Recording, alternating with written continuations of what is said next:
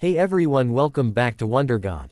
Today we will see second part, what if Harry became the mastermind who outsmarted Voldemort. Here is short summary. Harry stops reacting to Lord Voldemort, and starts controlling the game. With strategy and deception, Harry Potter becomes the mastermind behind his enemy's ultimate defeat.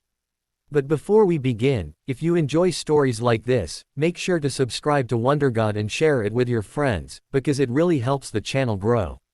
Now, let's begin the story. The creation of a dryad was a thing of pure beauty. Inwardly Harry was amazed that he'd been so crass as to not appreciate it the first time around. The magical effect was something on the order of the Northern Lights, only more special because you knew you were never liable to see this again. It was an amazing kaleidoscope of magical energy accompanied, like a good symphony often had fireworks, by lovely bursts of growth of a fantastically beautiful tree.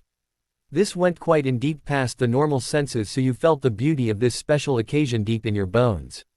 And speaking of bones, thanks to the potion now integral to her being, Sybil Trelawney still considered Harry her best friend, and immediately after her creation as a dryad seemed determined to show him what benefits there were to being friends with a wood nymph.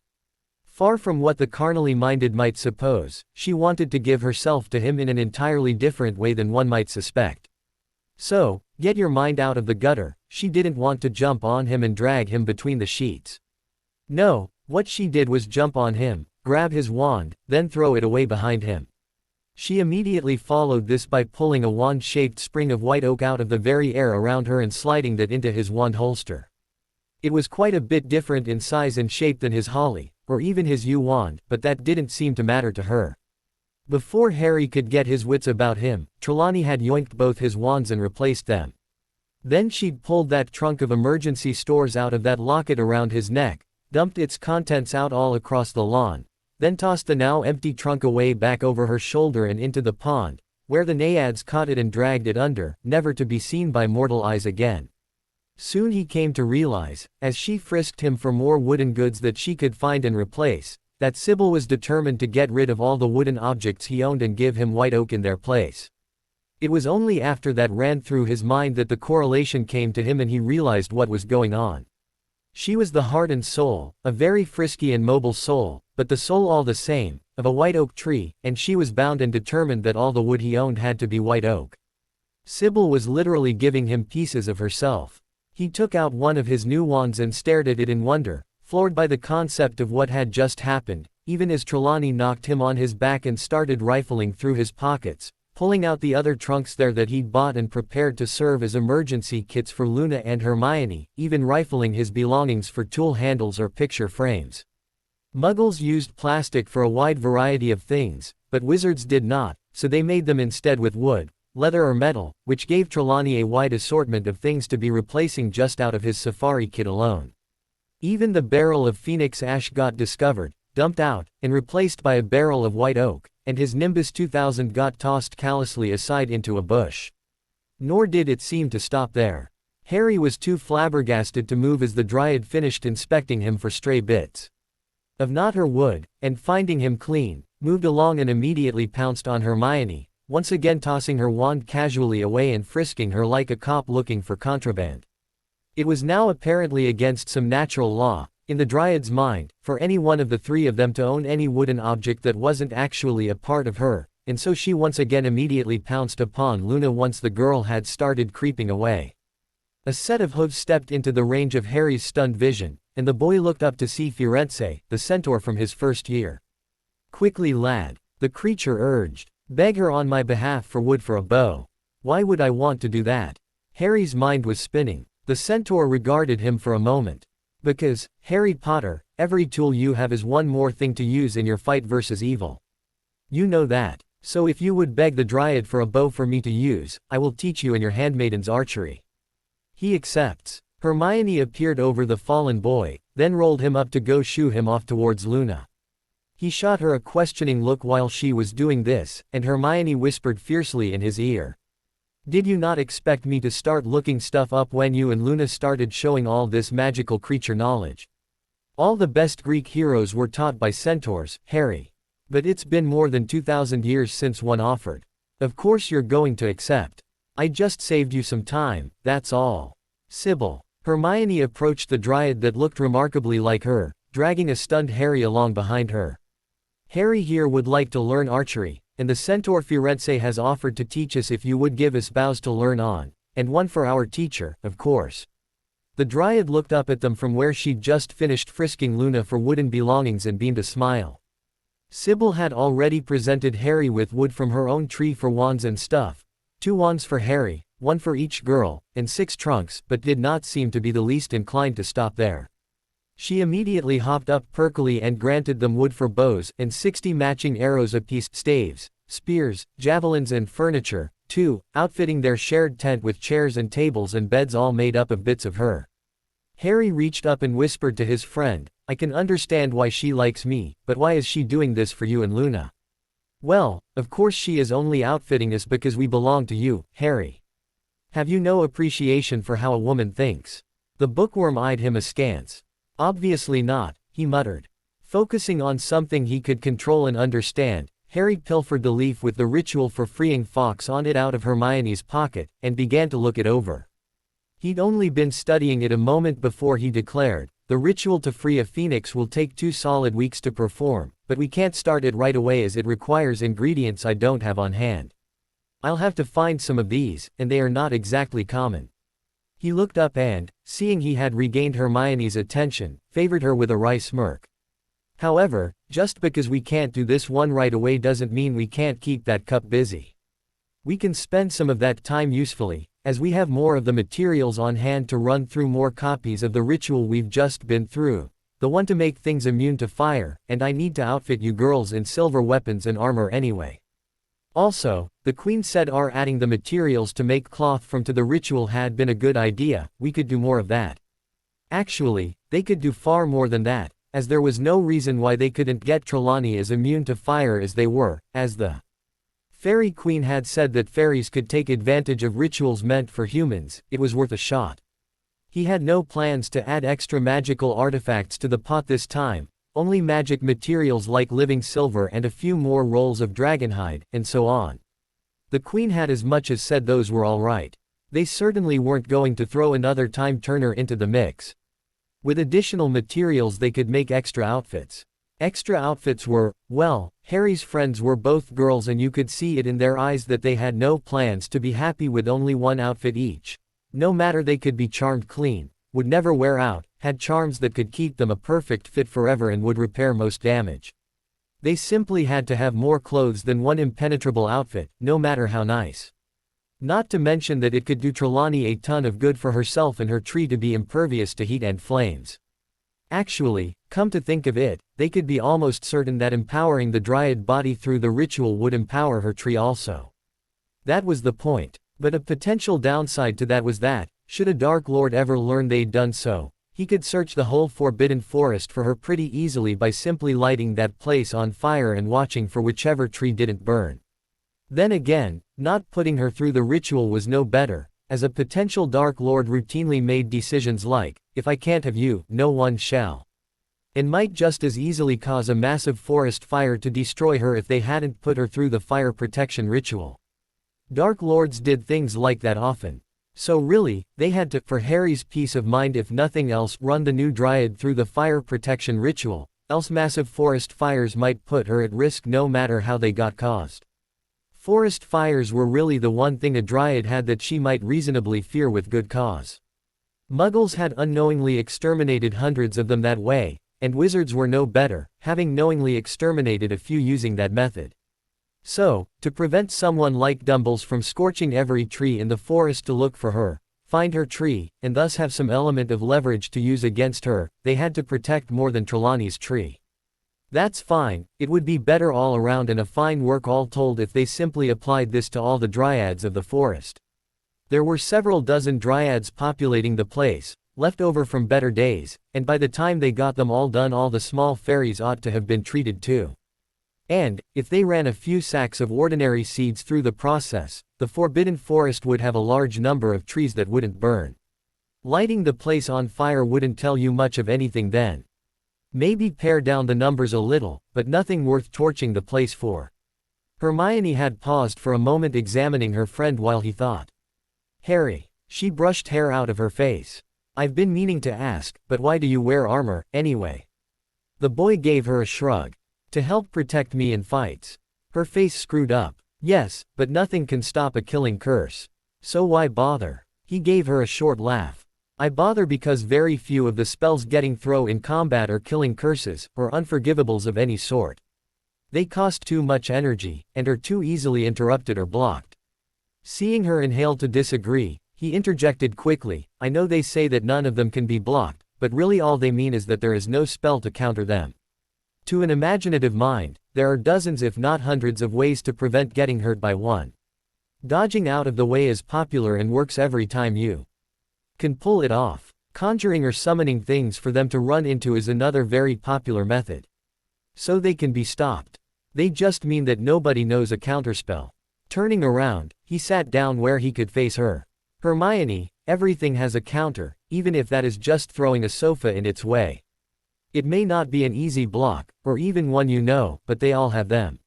Now, what happens in a fight is that one person throws all he can at another person, while that person does the same, throwing it back at him. Each person blocks what he can, dodges what he must, and tries to throw enough variety at the other person so that something gets through.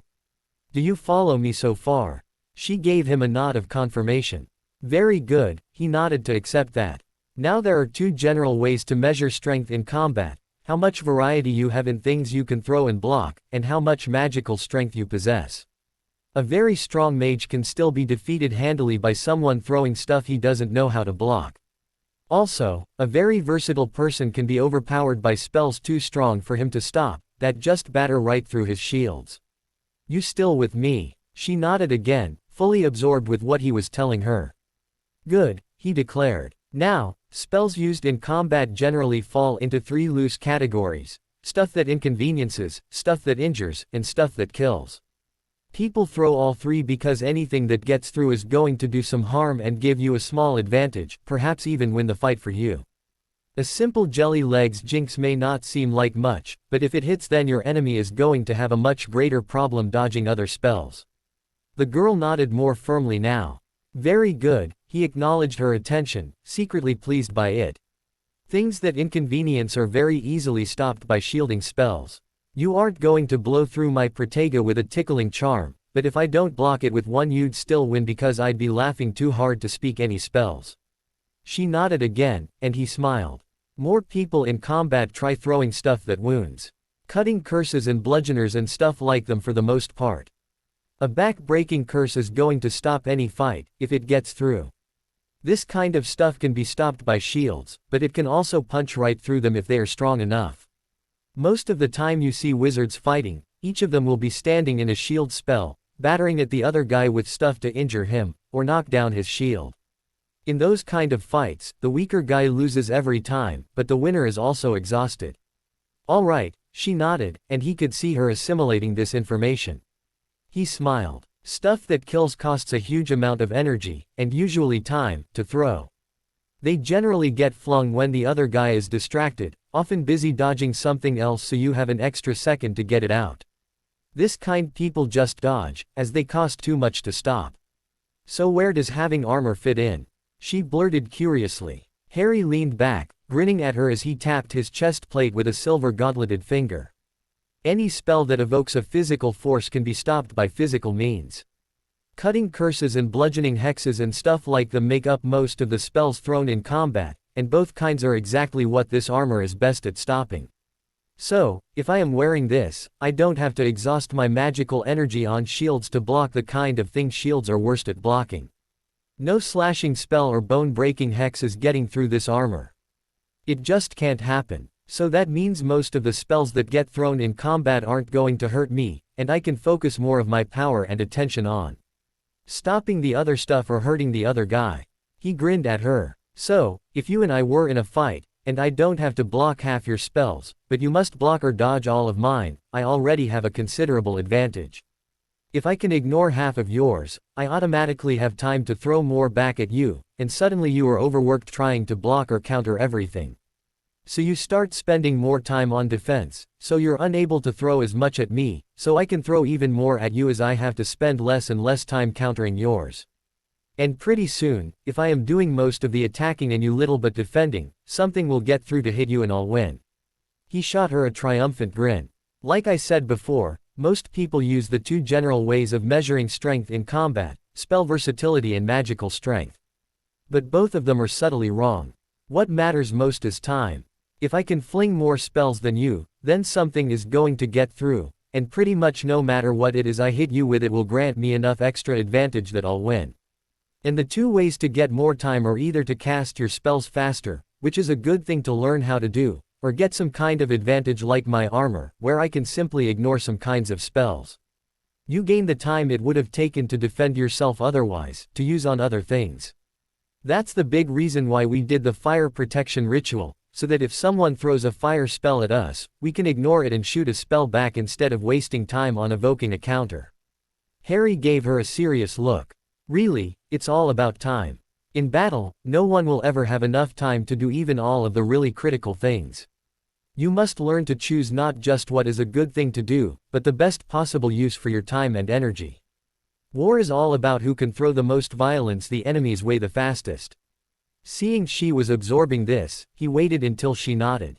So he smiled. Good. Now, if your enemy came upon you wearing armor like this, how ought you to attack him? Killing spells, because wounding spells won't function, she answered firmly. Close, but wrong, he corrected, raising a finger to admonish her.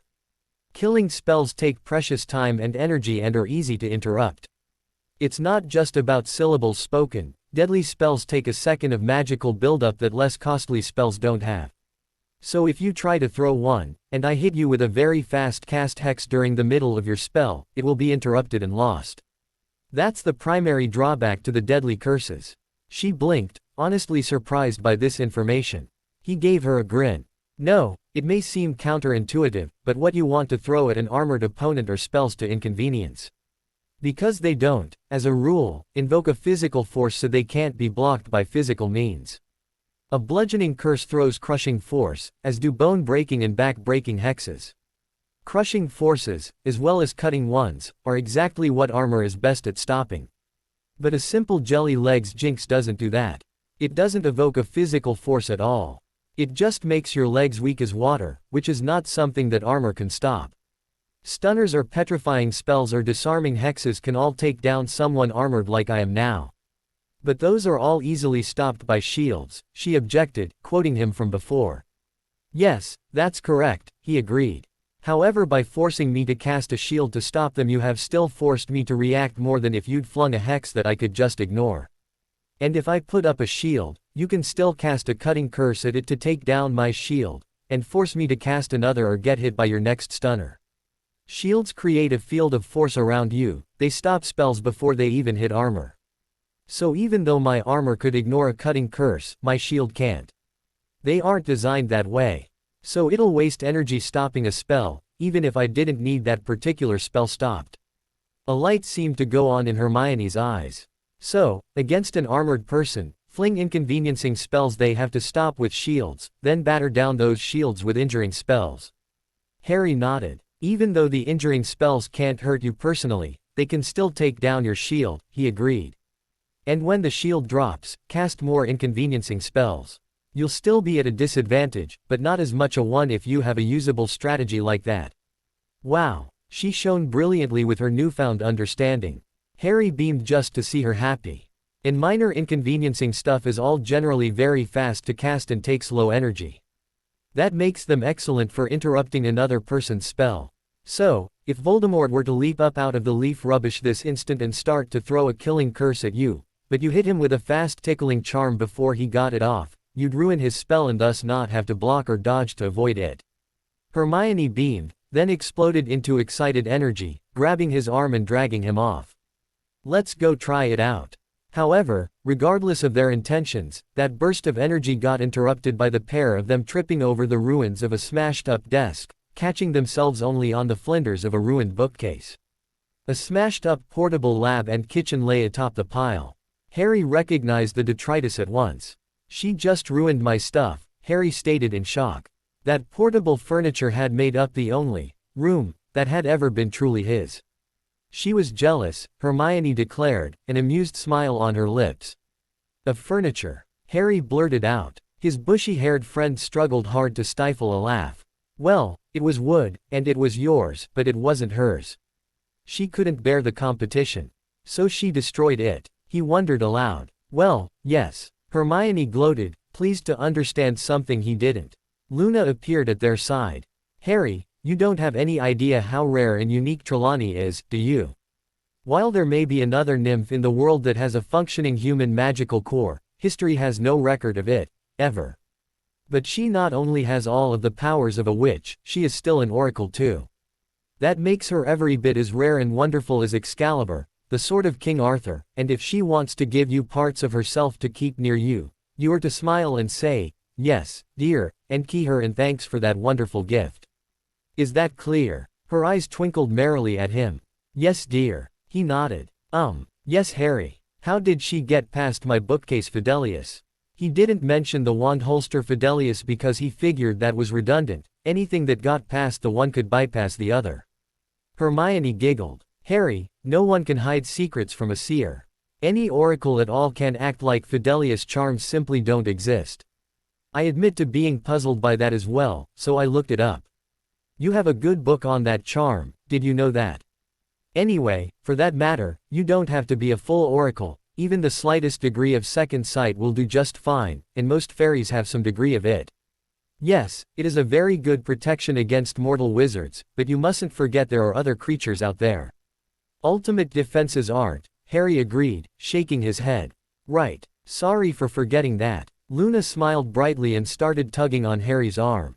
Trelawney has been including one of her acorns in every wooden piece she gives us. Wanting always to be with you, there is a small acorn hidden in the handle of each wand, staff, etc. Plus, she has just given you 24 bookcases to enchant for yourself, and replacements for all these other things. Hermione, who had just rushed off, came running back with a radiant smile beaming on her face. I gave Trelawney a posh antique furniture catalog so she could study options and features. I had it on hand because I was thinking about making myself a set of portable furniture like Harry's, but I think she likes it better. Both girls met gazes with laughing eyes. What neither said, but both either knew or could figure out, was that Trelawney had instantly taken to studying it like it was an underwear catalog and she was plotting a seduction. There's no nails, Harry objected, inspecting one of his new bookcases. Nails are actually a very bad way to secure things together. Hermione said authoritatively, brushing hair back out of her eyes, disturbed by her short run. My mother likes to restore antiques. So I know. Nails work themselves loose, and enlarge the holes they are driven into, eroding the strength of an object over time. They are only ever used because they are fast, cheap and easy. Joinery is far superior as far as strength and durability are concerned, fitting things together like interlocking puzzle pieces, but it costs more time and effort to do it that way. Only Trelawney can do better yet. She doesn't need to create planks or boards. She can grow objects that are solid wood in any shape she desires, making them all one piece without any joints at all. The bushy-haired girl glowed as though the triumph was her own.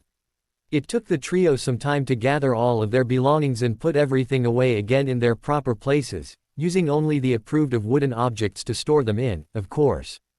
By then it was late enough in the day that when they got back to the clearing of solstices and equinoxes they found it as they'd left it after reclaiming their belongings, and they wasted no time in getting everything started again in order to get it ready for the Dryads as soon as possible.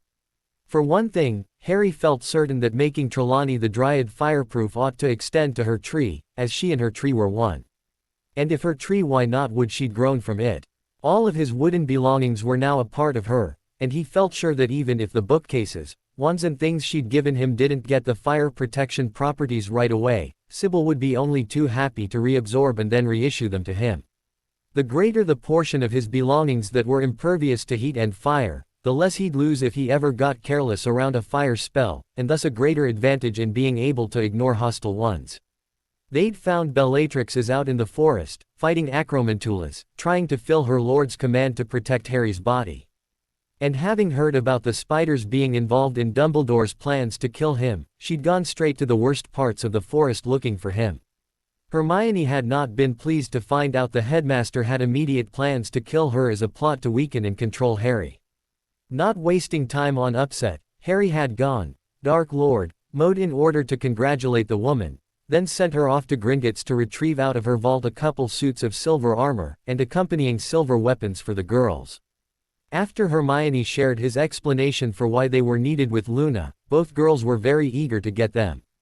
But then of course he had to explain why and how he was in control of a Death Eater, an infamous one at that. That explanation, the full one anyway, promised to take some time, so he put that off by offering a partial, yet still accurate one, telling them about the prophecy where Voldy would mark him as his equal, and that had apparently included memories and skills that had been locked away in there somewhere until shaken loose by almost being keyed by a Dementor. That explains so many things. Hermione trailed off thoughtfully. Yeah, well, just keep it quiet, Harry muttered darkly. Can you imagine what the rumors would be if anyone thought I had a Dark Lord in my head? They got bad enough when I was just a Parselmouth. Hermione suddenly stiffened as the implications hit her. After all, Quirrell had been possessed during their first year. Luna giggled merrily. Hermione, don't forget, Harry survived a visit to the shrine, something I can assure you no evil thing could ever do, regardless of invitations. And there is also the fact that we've all been reborn, remade as fairy creatures by the Fairy Queen. If there was any extra soul in there, she would have gotten rid of it. It's not like she wouldn't be able to tell when she was changing what bodies our souls reside in. The Granger girl relaxed visibly, then looked embarrassed about it. As if to hide her shame for having suspected Harry in the first place, the girl went over to the still sleeping salamander in its kiln, drew her new oak wand, and cast a spell to begin harvesting blood from it. Only nothing happened. Luna sidled up to her and slipped the girl her original vinewood wand with dragon heartstring core, saying, "Here. I picked it up from the lawn while our dryad wasn't looking." Harry got both of his, and I also retrieved mine. I also retrieved my broom, Harry added sheepishly. I even salvaged the broken desks and other furniture. I can't keep them, but I can give them to the Weasley twins as a present.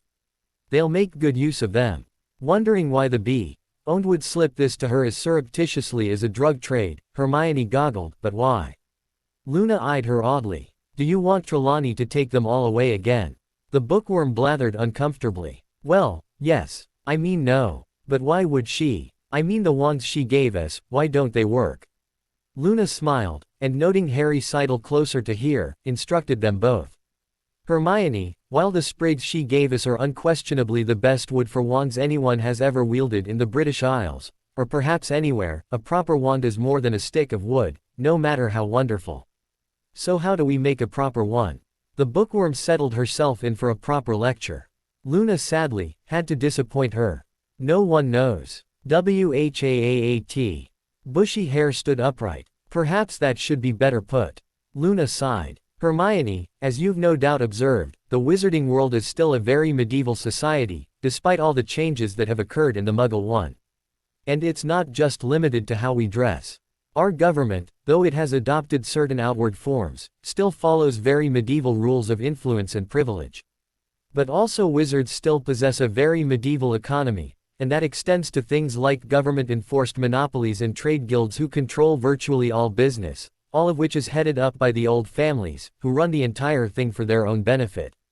She briefly met both Harry and Hermione in the eyes.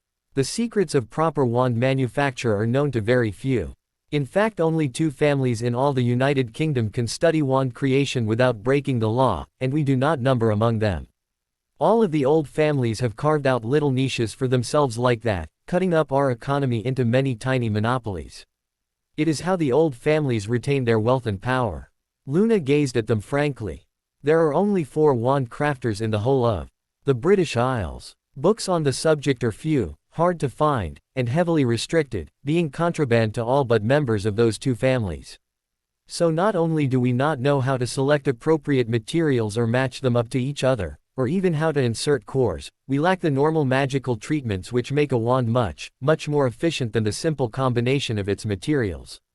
Luna raised her own wand and twinkled a smile. So, tender feelings of dryads aside, we need to keep our old wands. So the old wizarding families work on a system of monopolies. Hermione blinked in shock, astounded that anyone could be so backwards. Yes, Harry confirmed. So, what's the Dumbledore family one? His best friend questioned. The boy considered. Loads. They've acquired dozens over the years of Albus Dumbledore's tenure in government, most held in a complicated array of proxies and so on, as they were never legally his, but practically they are, as for all intents and purposes he controls them. He certainly gets all the money from them, which is despicable, as most he controls are ones he holds in trust from his own followers he's destroyed, like my parents. Both girls goggled. Harry sighed. But if you mean, what did they start out with? I'd have to say they became a true, pureblood family when Dumbledore's grandfather got the ink monopoly in the magical world, and then convinced a giant squid to take up residence in a Scottish loch so he could get an infinite, free supply. Dumbles later moved the squid to Hogwarts Lake when he took up residence here. Is that all? Hermione blinked. It didn't sound like much. Is that all? Harry boggled. Do you have any idea how lucrative the ink market has been for that family? First, consider how many people use ink. It is the lifeblood of bureaucracy. Every government memo, all the records they keep, every notice sent or everything government does involves ink. And that's not even the lion's share of it.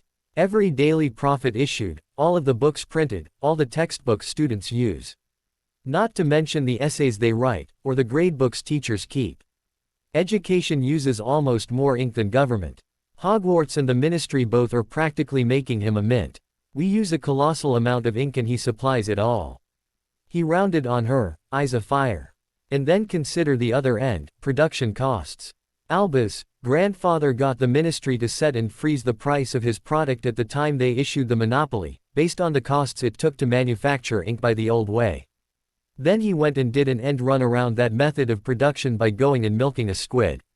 It costs him nothing to produce that product. Nothing at all. There's no machinery, no workers to pay off, no herbs or minerals to gather.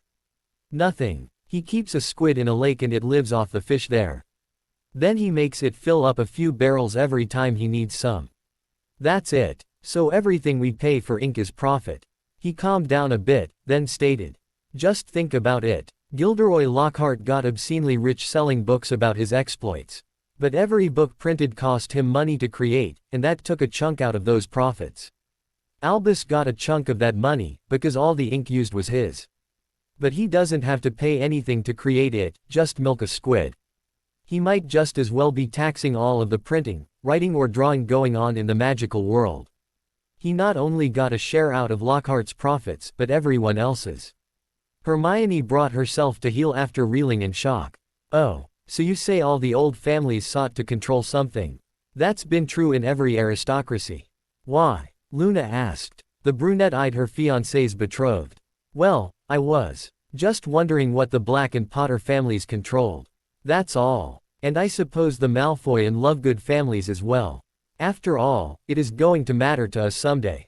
Luna nodded calmly. You're right. The Potters controlled farms, only food sales were not an exclusive monopoly but a shared one they controlled along with a handful of other families, and their production costs were so close to their sale costs that it never really made them rich. But the Potters have since lost that concession to Dumbledore, who stole it from Harry while he was being beaten at Durskobbin. That's terrible. Yeah, so what else is new? Harry winced at her incoming glare. Sorry. Luna smiled. The Blacks controlled certain mines, most of which have since played out, and thus we get their recent financial decline. Also, before the ban on private ownership of dragons, they had a rather large ranch for them, but that has been defunct for some time, although its loss did contribute to their loss of status and eventual decline. Harry himself contributed. The Malfoys controlled, among other things, the import and distribution of erumpent fluid, not something there was any great degree of call for, so it was only a side interest for them. The public reason for our alliance is that erumpent fluid blasts like nothing else, so with a ready supply of it available at discount the Blacks could reopen some of their more valuable mines, which otherwise had too low a payout to be profitable. The public reason? Hermione questioned, knowing better than to accept at face value something Harry prefaced with something like that. Luna and Harry both smiled. She was learning fast. Luna offered first. Both families kept many secrets. For generations there have been rumors the Malfoys controlled a secret and very illegal dragon preserve, and what better place to hide dragons than the way goblins hide theirs in downtown London. Played out mines are nothing but big caves and tunnel networks underground. So it would have been simple for both families to work together and expand that secret dragon farm tenfold by opening up breeding areas in old played-out black family mines. Both then could have raked in more profits. I suppose that sounds logical, the brunette allowed, though she showed some distaste for the skullduggery involved. Harry tossed her a grin. Anyway, it had to involve some deep and ugly secret neither family wanted to get out, otherwise they never would have put down the punishments for breaking faith with each other they did. Frankly, even if I knew more I couldn't tell you, in spite of being engaged to you. It would be against the secrecy oaths of each family to do so. All we can do is repeat some rumors that are already out there. Hermione glared at him severely. You know, Luna has alluded to those punishments several times, always calling them dire or terrible, and now here you are doing it as well. What exactly happens if those families were to break faith with each other? Harry returned her gaze soberly, and said in level tones, all members of each family would be publicly filled with erumpent fluid, and detonated. EEEP. We take secrecy vows so no one reveals anything by accidental or careless statements, Luna reassured her. There are many such oaths available, ranging all the way up to unbreakable oaths. But as the current heads of both families, Harry and I were going to tone down the repercussions a bit. Make them something approaching sane, Harry agreed, before acquiring a grin. After all, as I've got all those special exemptions and hereditary licenses, even if the rumors were true and we did hide a secret preserve, the dragons on it are no longer illegal. I own them, and can own any number of magical creatures I like, including dragons. So dire punishments no longer seem required, Luna agreed. By the way, not to change the subject but before we get too far off topic and forget what we are here for, what does the Queen's note say? Harry inquired, starting once again to gather ingredients to restart the fire protection ritual. Luna handed it to him. It didn't take long to read it, and so he handed it off to Hermione, who'd been trying to read it over his shoulder.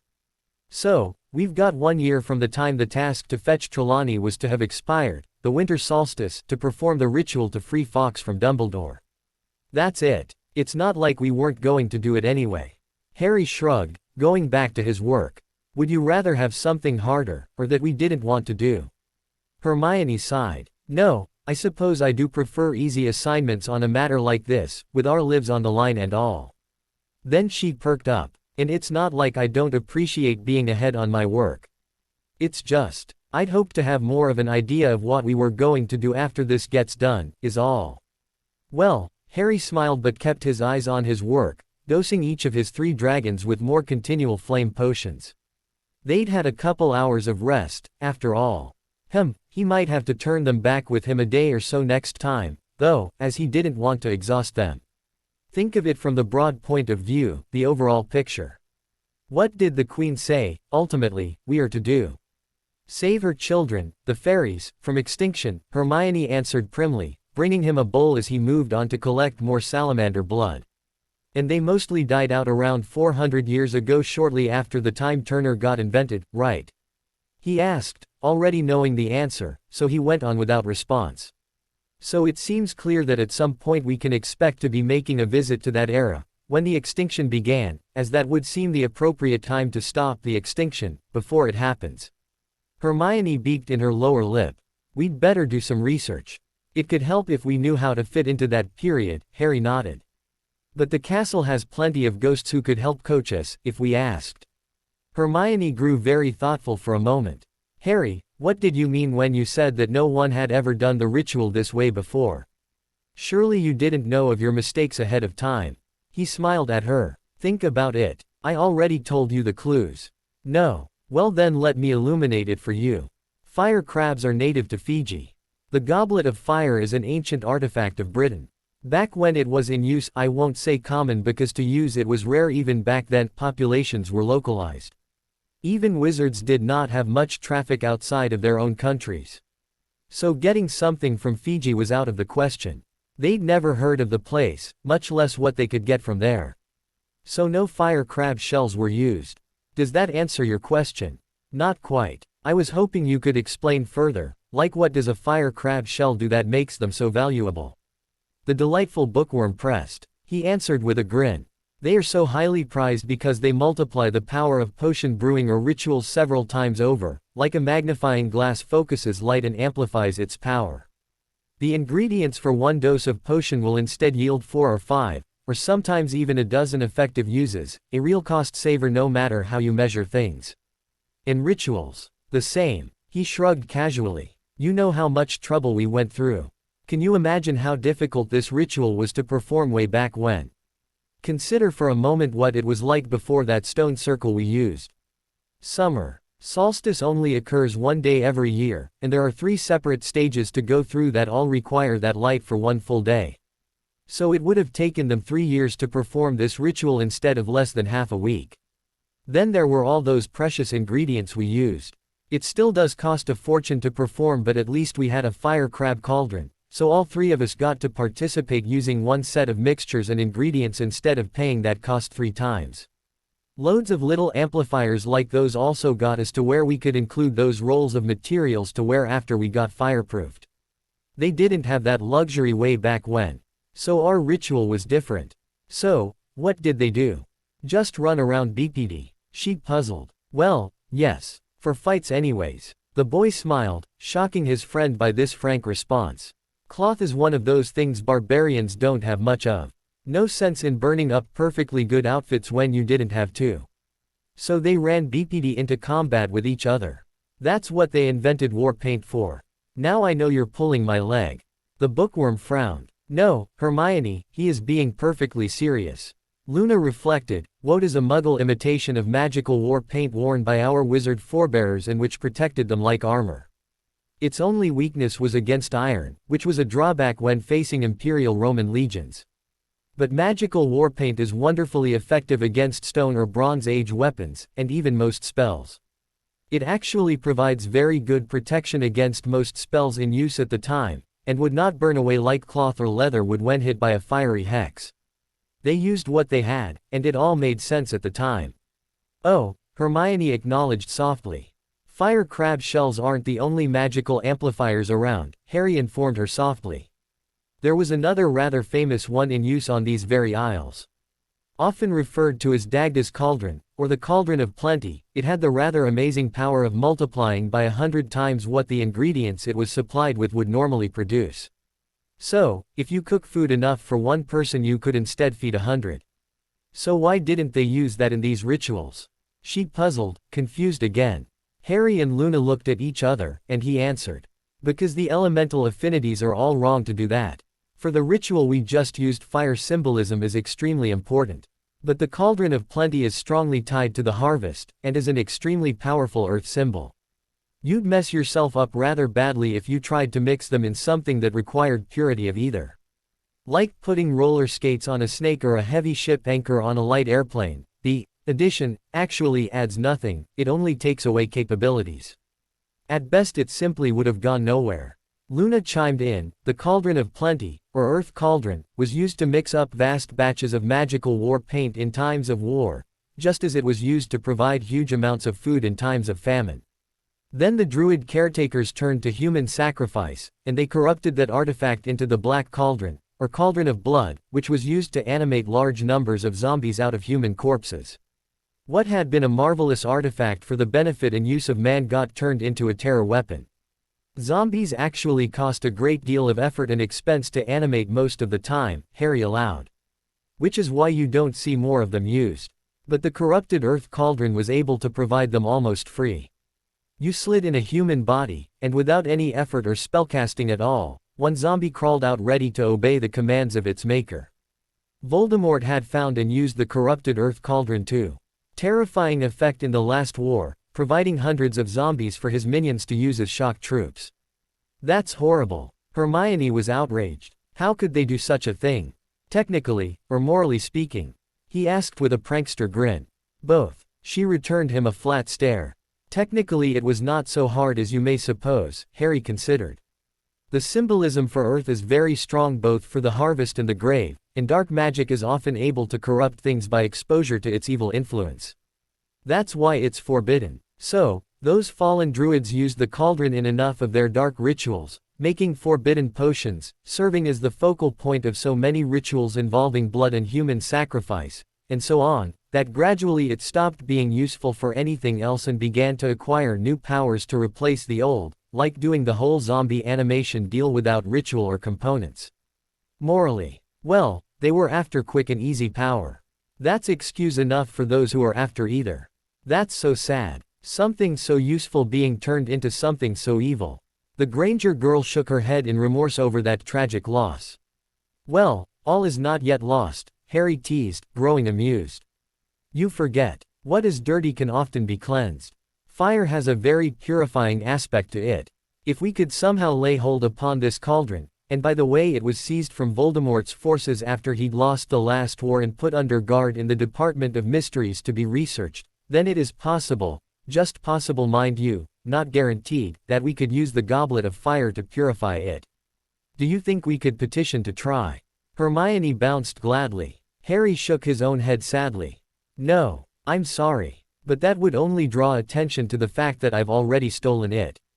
He produced out of his moke-skin pouch a rather large black iron cauldron.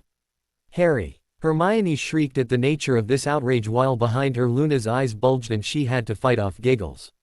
He put his finger over her mouth. Hold for a second, Hermione. Point 1, they had no legal right to it, save for the right of conquest, and as the one to actually defeat Voldemort that right belongs to me more than it ever did to them. Point the second, recall what we'd said earlier about unspeakables. They didn't actually plan to do any research on it.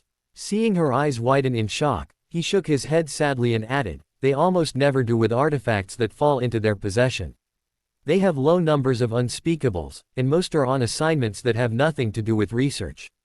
This was so far down the pile on that list they never could have gotten to it in 1,000 years, and by that time virtually everything known about it now would have been forgotten again. So all we are doing on that point is preventing them from sliding backwards in knowledge of this object. He shot her a wide grin. So effectively we've already done more research on this than they will ever do, even if they did continue to hold it in their possession, and thus we are more suited than they on that point as well. Point the third, the Ministry has never yet authorized experimentation on an ancient object, so even if they did get a few theories about how to restore it to its previous powers they'd never use them. We might actually fix this device.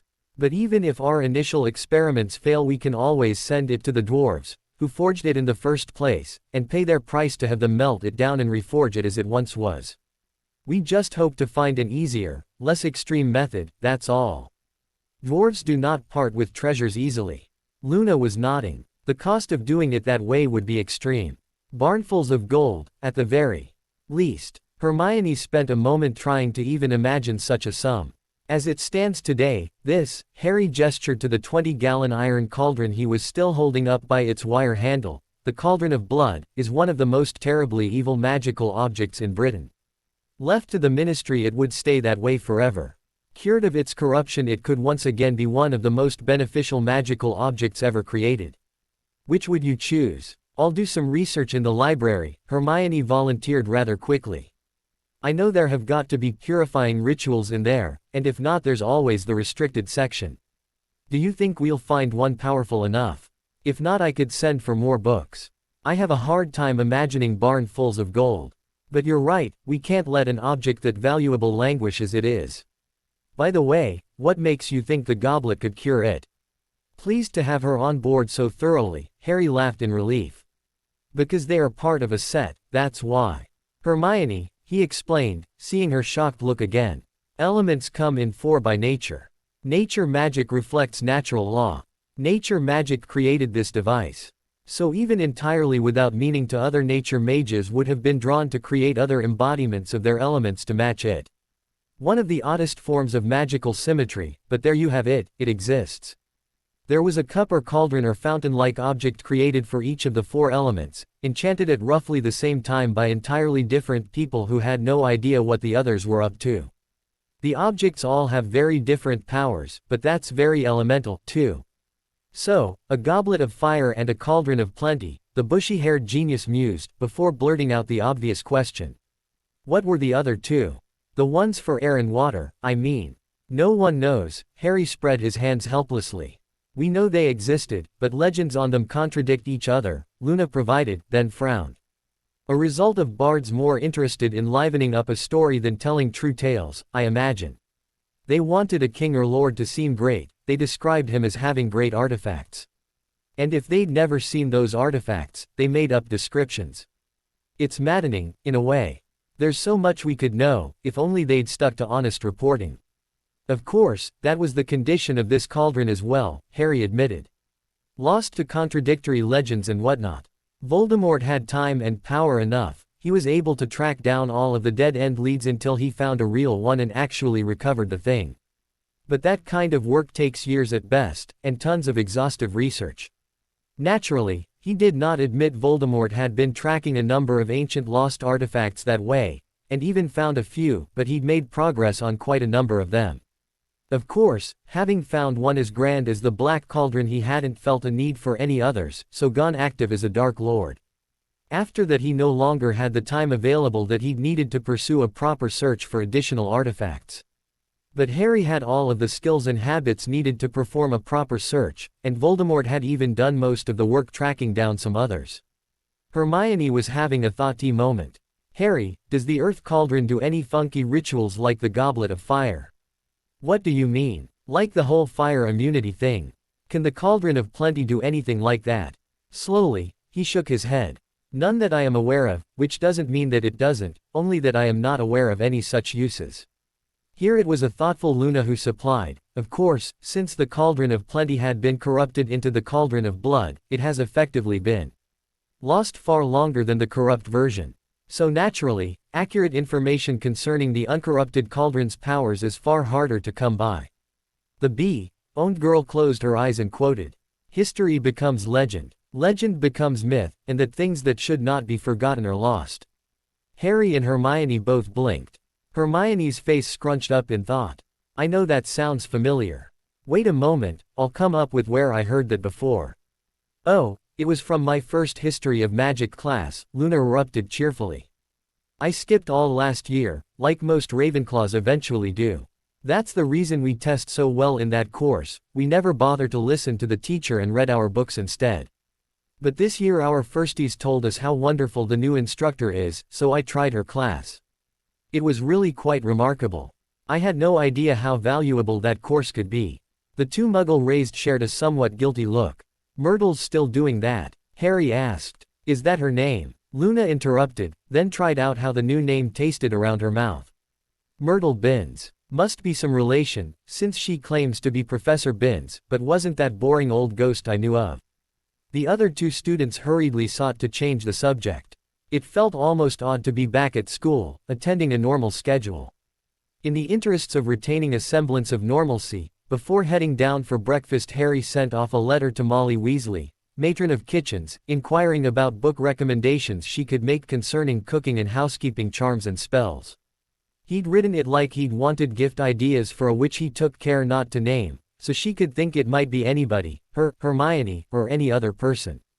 Hopefully that would draw out the widest range of good books on the subject. He would then buy them all, giving a few out as gifts to witches, but keeping a complete set for himself, as housekeeping the Muggle way was difficult labor and he wanted to know how it got done magically. Voldemort, naturally, had always relied upon borrowed house elves he'd been able to charm out of people. Just send it over to my apartment for a few hours during the day, when you won't miss it, and all. This was part of Harry's ongoing campaign to appear as harmless as possible before Dumbledore's scrutiny. Learning stuff like this did not appear on any Dark Lord's agenda. What potential Dark Lord would be interested in charming his own cheese? Or in spells to enchant dish scrubbers to work on their own? Voldemort hadn't been. So, by investigating such simple spells, Harry appeared more innocent. And he knew Dumbledore intercepted and read his mail. For that matter, before going to bed last night he'd tasked both his fiancées with mingling out among the girls of their houses, asking about personal care and beauty charms, not because they had any special need for them. No, they actually had less use for beauty charms than most, being already gorgeous in his opinion. But it was a normal-looking thing to do. Looking normal left many of their other activities outside of closer scrutiny, and that was important for any number of ongoing operations. For example, they had put a large number of dryads onto boil, and that was something not too far into the forest, so Dumbledore could easily find it if he went looking. Although, when Trelawney had shown up for the ritual, she'd gone spacey for a moment, then warned the trio about the headmaster wanting to collect their time turners when they got back to school. So they'd hidden their real ones, caching them outside of the castle, fitted the originals Dumbledore had given them with new glass, filling them up with an approximation of fairy dust using sand and fine muggle glitter. The fairy energies on the gold parts were enough to conceal the change, as those gold parts had been through quite a lot with them. First thing to happen as they stepped back into the castle had indeed been Dumbledore calling the two students he'd loaned those to his office almost the first moment they'd entered the doors. And the first item on his agenda was to ask, with twinkling eyes, for those devices to be returned, explaining their class schedules had been altered so they no longer had need of them. Prepared ahead of time, neither student objected.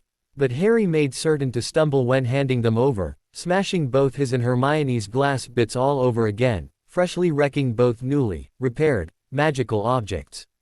The headmaster had winced most powerfully when, in an effort to help, Hermione had vanished all of the dust and broken glass bits.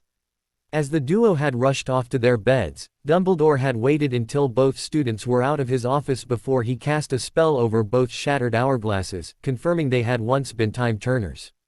Then he cast a little-known spell, causing both devices to show what and when they had been used for. He was particularly interested in the case of what happened to his pet Oracle, and though he didn't suspect the 2/3 years of being minions of Colonel Sanders, it was always best to be sure. The intrusion agents had used their faces, after all. However, the time turners' records checked out exactly, having performed only the repeating schedule that had been approved by Minerva. Bad luck on his part, but the students had been using stolen devices for all of the non-approved temporal activities they'd performed. They'd been forced to use stolen time turners for the extra stuff, as the ones given to them by the headmaster had been ruined by the ritual before they'd gone to do those illegal things. Still, the headmaster didn't know that, nor did he need to. It had been his plan to reclaim the time turners he'd loaned out as a way of getting replacements for his own use. He'd lost his along with the rest of his silvery devices. The ministry, alas, had run out, so he'd thought to get caught up on his information backlog by correcting the class schedule so students no longer needed time travel, something that had originally been arranged to separate Harry from Miss Granger, to a degree, by forcing them to different class schedules, a plot that no longer had any purpose as it had failed to achieve its point in reclaiming the devices lent to them. An act foiled, to all appearances, by the careless accident of Harry tripping over his own feet and smashing what were, as far as Dumbledore could discern, the last two time turners in England. A few more probably existed out there somewhere, but tracking down ones hidden from the ministry for so long would be a nightmare, and possibly not worth the effort. Getting some from another country would be nigh unto impossible, as each magical nation held them as strategic national resources. Still, it was something he could put Mundungus Fletcher on. The shifty little criminal could find most things he wanted if the price went high enough. Even so, a search of the illegal markets could well take months, and whoever had one of the precious devices would be unlikely to part with it for anything less precious in return, especially since the price of a functioning time turner had just skyrocketed, as supply had never come anywhere close to demand, but now most of those had vanished or been destroyed. Thinking upon it in those terms, Dumbledore resolved that it might be easier to get a few of his shadier acquaintances together and generously allow them to go fairy hunting in the Forbidden Forest. They'd leave a few hundred dead, which Hagrid could then collect. The trusting giant would then take them before Dumbledore, who could promise to dispose of them respectfully, and once the funeral was over and Hagrid had departed the scene, dig them up again to harvest all their wings. Yes, that might be the best strategy, as that would leave Albus Dumbledore in possession of a totally untracked and unknown time turner or two, when no one else ought to have any. Yes, the headmaster felt that might be a very good plan indeed. "Are you two doing all right?" Hermione asked, coming up to the breakfast table. Luna was eating while Harry was buried in paperwork. Luna smiled serenely as the older girl joined them. "Just fine. Harry was nice enough to help me open my mail." Hermione looked across the table at the stacks around Harry. Finally she noticed one open letter by Luna.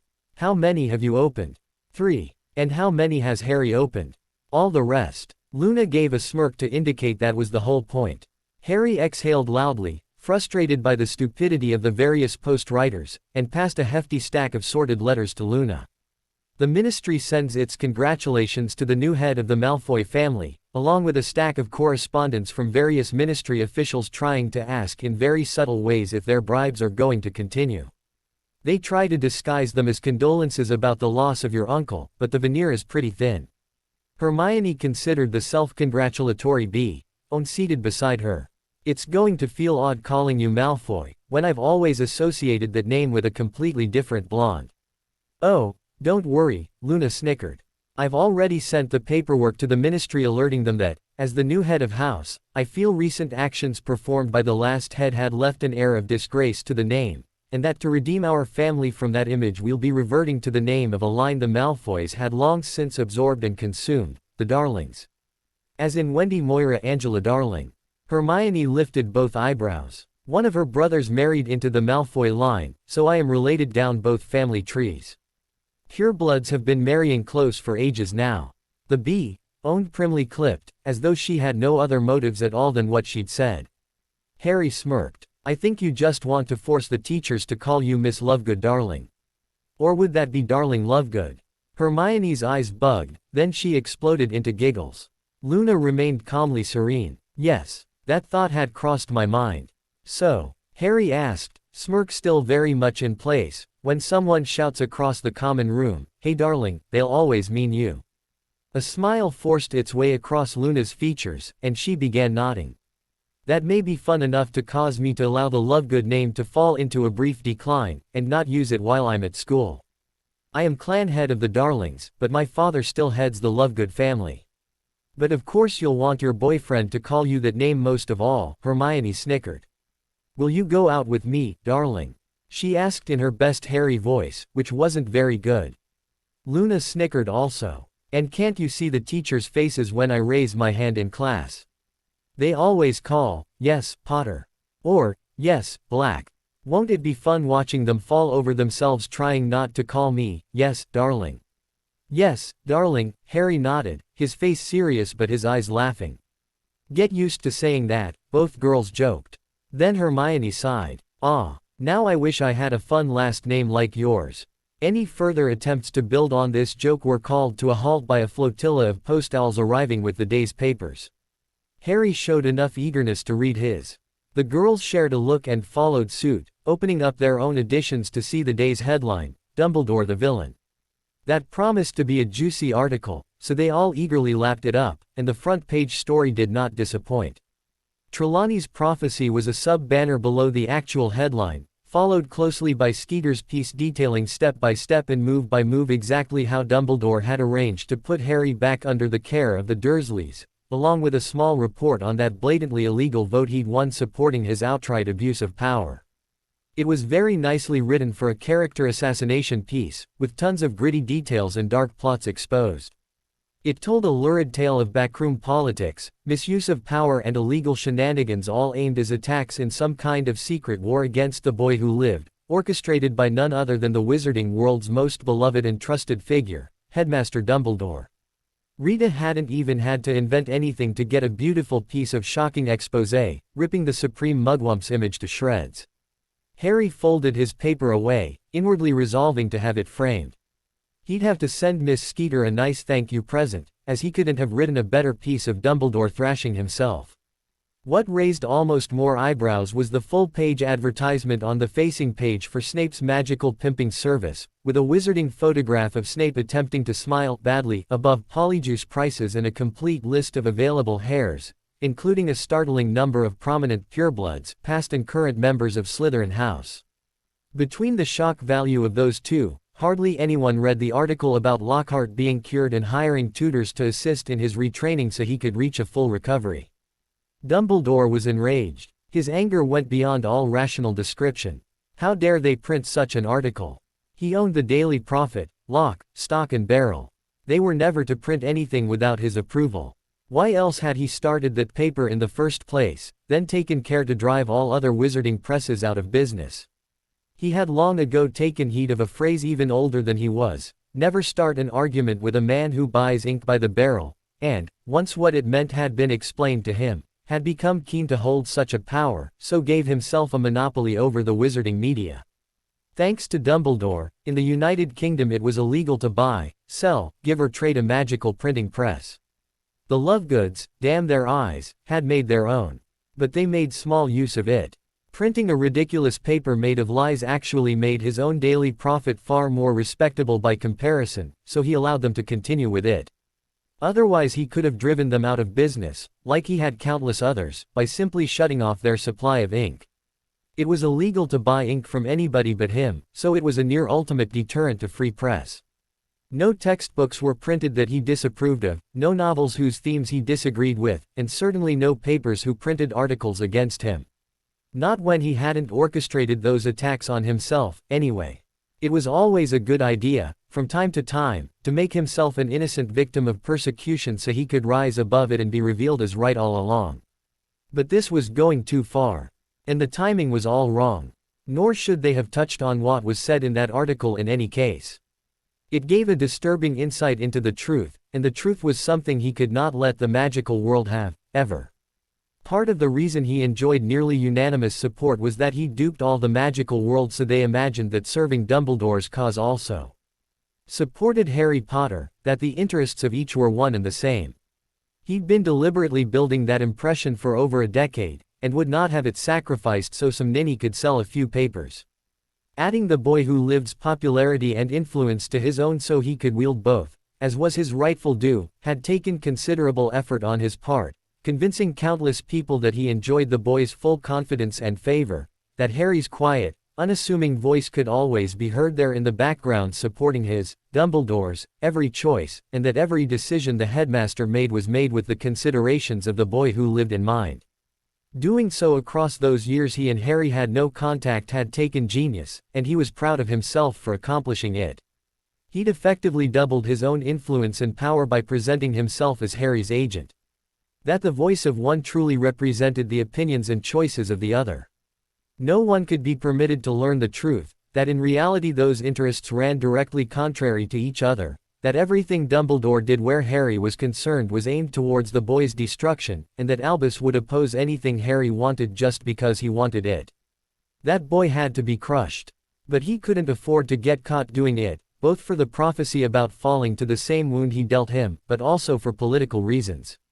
Albus now held more power than he'd ever achieved before, and no small part of that was due to his being seen as Harry's voice in the world of politics. For anyone to see the truth could cripple his influence and restrict his power.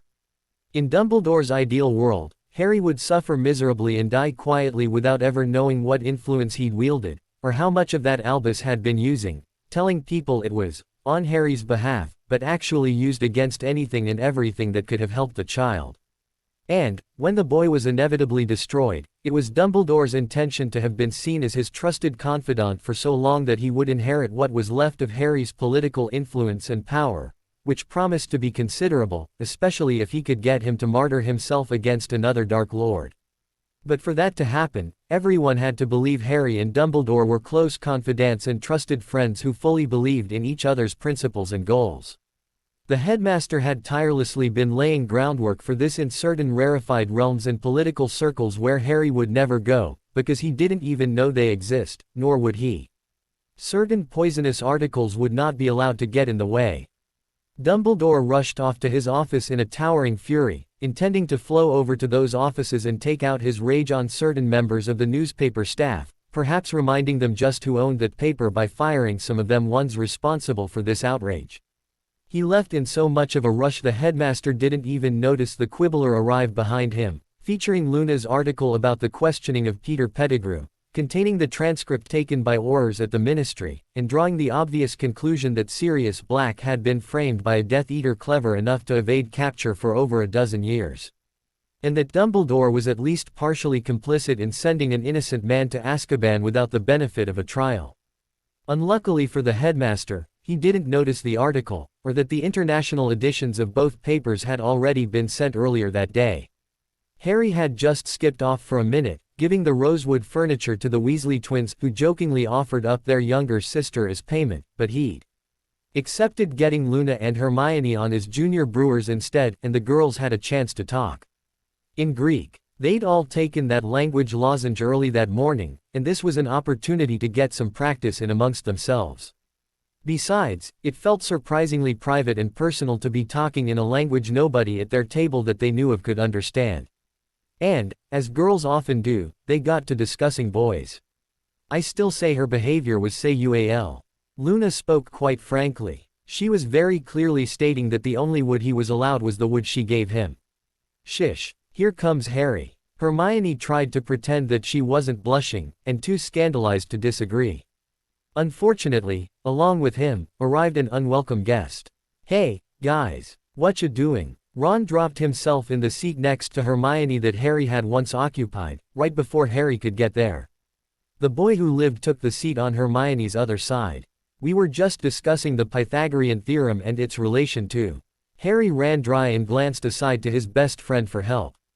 The frogs of Aristophanes, Hermione finished with a weak little shrug to Harry that she hadn't been able to think of anything better. But she'd been studying ancient Greeks at the table and that was what was in her head at the moment. Unfortunately they hadn't been mathematical Greeks. They'd been playwrights. And while with Greeks those two were far from exclusive, in this case the one hadn't been the other.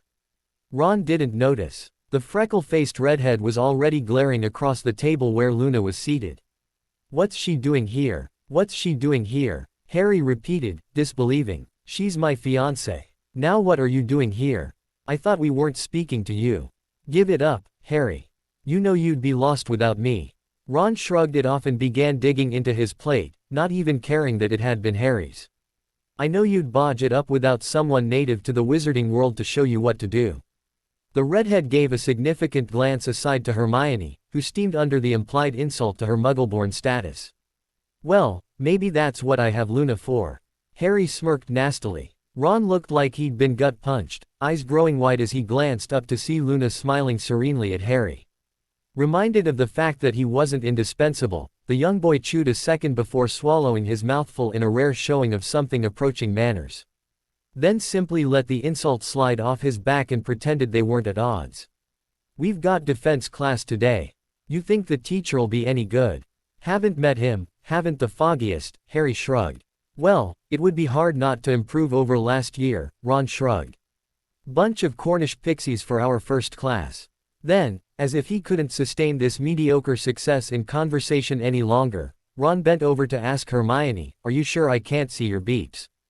The resulting slap could be heard clear over to the Slytherin table. Harry was ready to call Ron out for a formal duel then and there where he could smack him around more toughly and longer than if he'd just started hitting him but got interrupted by Hermione shrieking. Ronald Weasley. Just because I let my fiancé enjoy boyfriend privileges does not mean I am a Arlet woman. He put a ring on my finger. She shouted, raising the digit in question and showing off a glittering piece of jewelry some among the purebloods were able to recognize as a Potter family relic. An insanely valuable one, she continued in quieter tones, but it wasn't peaceful, more like MT. Vesuvius waiting on the verge of erupting again. Now Ronald, why aren't you off bugging someone else? Ron went scurrying off, like a frightened rat, winding up near his brother Percy, who favored him with a brief glance. Why did you go stirring a parlets? That hornet's nest, Ronald? The head boy inquired casually, still eating his food. Ron settled down and began filling another plate, heaping it high with food. Well, I figured since Harry got Hermione to put out, I should try to get some too. I've been asking all the girls of our year. No luck, so I guessed I'd just try her again. I mean, she has to be easy. After all, Harry got her. You look like a cat that caught the canary, Harry quipped, seeing how smug and self-satisfied Hermione had become. Harry Potter, she told him in warning tones that got spoiled by the playful smirk playing at the corner of her lips. I've been waiting to reclaim my reputation ever since you ruined it. And that was a perfect chance. Ron doesn't look convinced, he surmised, glancing down the table. No, but the rest of the school is, she reported smugly.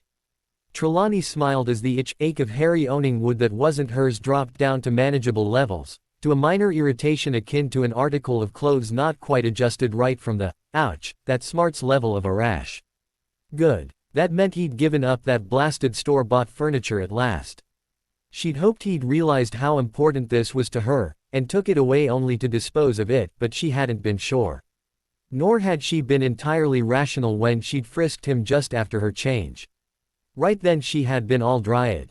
As her witch brain started to resurface, she'd realized just what a problem she'd caused by taking away their wands. But all the dryad part of her had known was that it hurt. Well, she could deal with a small discomfort such as this.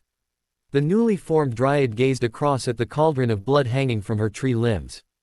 The students hadn't dared take it back into the castle with them. For one, dark arts detectors alerted the headmaster to every vile and evil object crossing the wards. This certainly qualified, nor did they think he'd elect to ignore this, as he did so many objects brought in by Slytherins. Trelawney wasn't happy about it being there, but had to admit this was the safest. Her mind went blank. When consciousness came back, she knew what to do. The Greeks had loved and relied on their oracles for practical things. It was no use making up convoluted riddles no one understood until they were all over. They'd wanted their predictions short and simple. Troy will not fall unless you go get the arrows of Hercules, and all that. Actually, there had been about 5 or 6 of those. Troy will not fall, oracular conditions, and Odysseus had accomplished every one of them. In a similar vein, she knew what to do now. Or rather, it had come to her what had to be done regarding that one object. The dwarves didn't have the same ancient smithies, nor even the same smiths they'd once had. It would take them a generation or more to rebuild their civilization and skills back up to where they could reforge this cauldron. And something important inside of her told her that would be too late. Actually, she felt deep inside her bones that it would come far too late if left to that. Nor did she think. No, it wasn't a thought. It was a prediction. She did not feel that Harry and his friends would succeed in their efforts to cure it of its vileness themselves. Too much ancient lore had been lost for them to read of it anywhere, nor would their experiments bear fruit in time. They'd end up turning it over to the dwarves, who'd accept the commission, only not tell them how long it would take them to carry it out. And somehow she knew that would come far too late. But the answer was already there, inside her head. She could do this. She must do this. Trelawney could even accept the shortest road to doing this, one that she desperately wished in her deepest heart none of Harry's friends would so much as consider. She walked calmly over to the object, even as her tree limbs lowered it to the ground. Her face was calm, her outward form resolute. The other dryads and fairy creatures, sensing in the way of the Fae what she was about to do, cleared a circle around her of the appropriate size. Her tree set the awful thing down a sufficient distance from the pond. The naiads couldn't keep it because of its strong earth powers, but no need to tempt the deers. Then, once Trelawney the dryad reached the awful black cauldron, she took a deep breath, and crawled in. She died instantly. Fortunately, she was a dryad, so she was reborn out of her tree right away. It was one of those bits of ancient lore about the Black Cauldron. Its powers were destroyed if a living being were to climb in of their own free will, but the person would die on doing so. Luckily, she was a dryad. She could die as many times as she liked so long as her tree was safe from danger. Even so, she could be reborn from one of its descendants, or seeds. True destruction of a dryad such as herself was virtually impossible, something she was not so secretly quite glad for. But true and permanent death wasn't required to stop up the powers of the Black Cauldron, only a willing sacrifice by a sentient creature, who knew what it was going to do and the consequences thereof. Such an act, backed up the shaft, so to speak, of its undead animation powers. A living creature turned dead blocked up and reversed the death to undeath nature of the animation, and caused the entire mechanism to be destroyed. This had happened at least once before, in the long ago past, but the druid caretakers of the device had simply resumed its powers after going through sufficient rituals to repair them. But it was a necessary first step to take in the fast route to cleansing and restoring that artifact to its true powers as the Cauldron of Plenty. To put it another way, the magic of the Earth Cauldron could be compared to a processor, and the functions that magic could be put to could be compared to a program. The processor, or potential, was the same no matter what program was running. But you couldn't run a good program and a bad one at the same time, as they were incompatible. One would crash the other. As the Black Cauldron, it had been running a tremendously evil program. The act of sacrifice stopped that program. The druids of yore had restarted it, after some difficulty, as they enjoyed using the functions it had that way. But stopping that evil program was a prerequisite of turning the magic back to its original purpose of running the good program it was once known for, and returning that item to being the cauldron of plenty once more. Due to just who and what she was, however, not only a willing sacrifice but an earth-natured nature spirit, killing her not only stopped the program, it shattered the device. Destroying someone of its own nature caused the cauldron to explode, scattering bits over a small but significant area. Fortunately, that too had been expected by the surrounding nymphs, and they and the fairies had instantly swooped in to begin a collection process, forest creatures large and small not stopping until they had every last scrap and speck of iron gathered together in a chest she'd grown for that purpose. It was easy to tell they'd done a complete job. Not a few fairies were highly sensitive to iron, and by doing sweeps they could tell not one bit remained. Nor would any creature there knowingly conceal a trace of something that evil willingly. The naiads even threw out a chunk that had landed in their pond, and the hedge around the clearing would not permit any such objects to pass. Not only that, but the cauldron, even in fragmentary form, knew itself, and could tell, just as she could tell if her tree was all right or not, whether it was all there or not, nor did anyone stop looking until it was. It was not quite noon. Trelawney enlisted some centaurs to help her, carrying the heavy chest now sealed and locked that held the earth cauldron fragments. Escorted by more dryads and fairies, they left the sanctuary of the hedged clearing and made an armed dash for the clearing of solstices and equinoxes, where Harry and his friends had set up another ritual.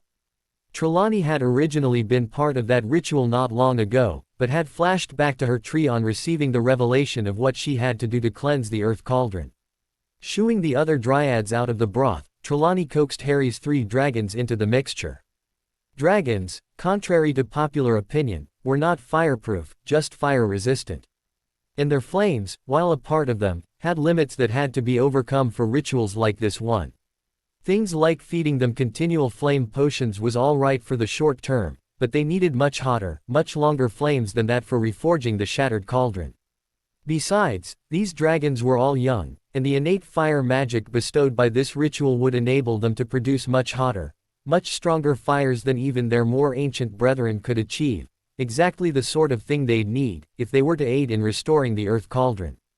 The light of noon came down, and Trelawney watched as the trio of dragons got illuminated by the transformation to creatures of inner flame, made all the more impressive because dragons already had a touch of inner flame to start with. No sooner was that done than the dryad was orchestrating her helpers to retrieve and awaken the dragons, putting them back to work blowing flames on the goblet of fire. One day. That's all it would take for their new and invigorated fire breath to get the goblet to reach full power. The goblet at full power would be enough to melt the fragments of the earth cauldron. They were already loading the bits into it now. Once that was achieved, they could pour the melted metal out into a mold she was already making out of a giant acorn and its matching cup-shaped hood. Pressed between 2 layers of fireproof wood, the liquid iron would conform to that shape somewhat. Then, out of the next crop of creatures to pass through this ritual she would have a number of fire-immune dryads. With their help, and the help of their trees, they could press the metal harder than any hydraulic press, shaping it as they desired. The force of growing wood was sufficient to splinter stone or tear steel. Directed by the dryads and immune to the heat, they could forge the cooling cauldron pretty much as they pleased and restore it to its necessary shape. Then, to quench it, they could throw the cooling cauldron into the Naiad lake. The water nymphs could not keep it, it was too strongly earth-natured. But fire was not the only cleansing element. Quenched by their pond and washed by the naiads themselves, the earth cauldron would be completely free from the taint it had borne for the first time in many long years. They could then plant its legs in the soil beneath her large oak and fill the cauldron with seeds, to remind its magic of the bounty of the harvest and reawaken those ancient powers long since dormant. It would take 28 days in that condition, 1 full cycle of the moon, to truly be restored to the cauldron of plenty it had once been. Sadly, it would pass the fall equinox in that condition. Happily, they could return it to the clearing of solstices and equinoxes where it would still be fall equinox, and there use those powers of the harvest symbol to more fully awaken the cauldron of plenty's powers and make them available for use. They would succeed, only if they weren't interrupted. That thought terrified Trelawney a bit, as it stood a distinct chance of happening, and security on this was necessarily light, as they didn't have much to defend it with. She hoped Harry returned soon.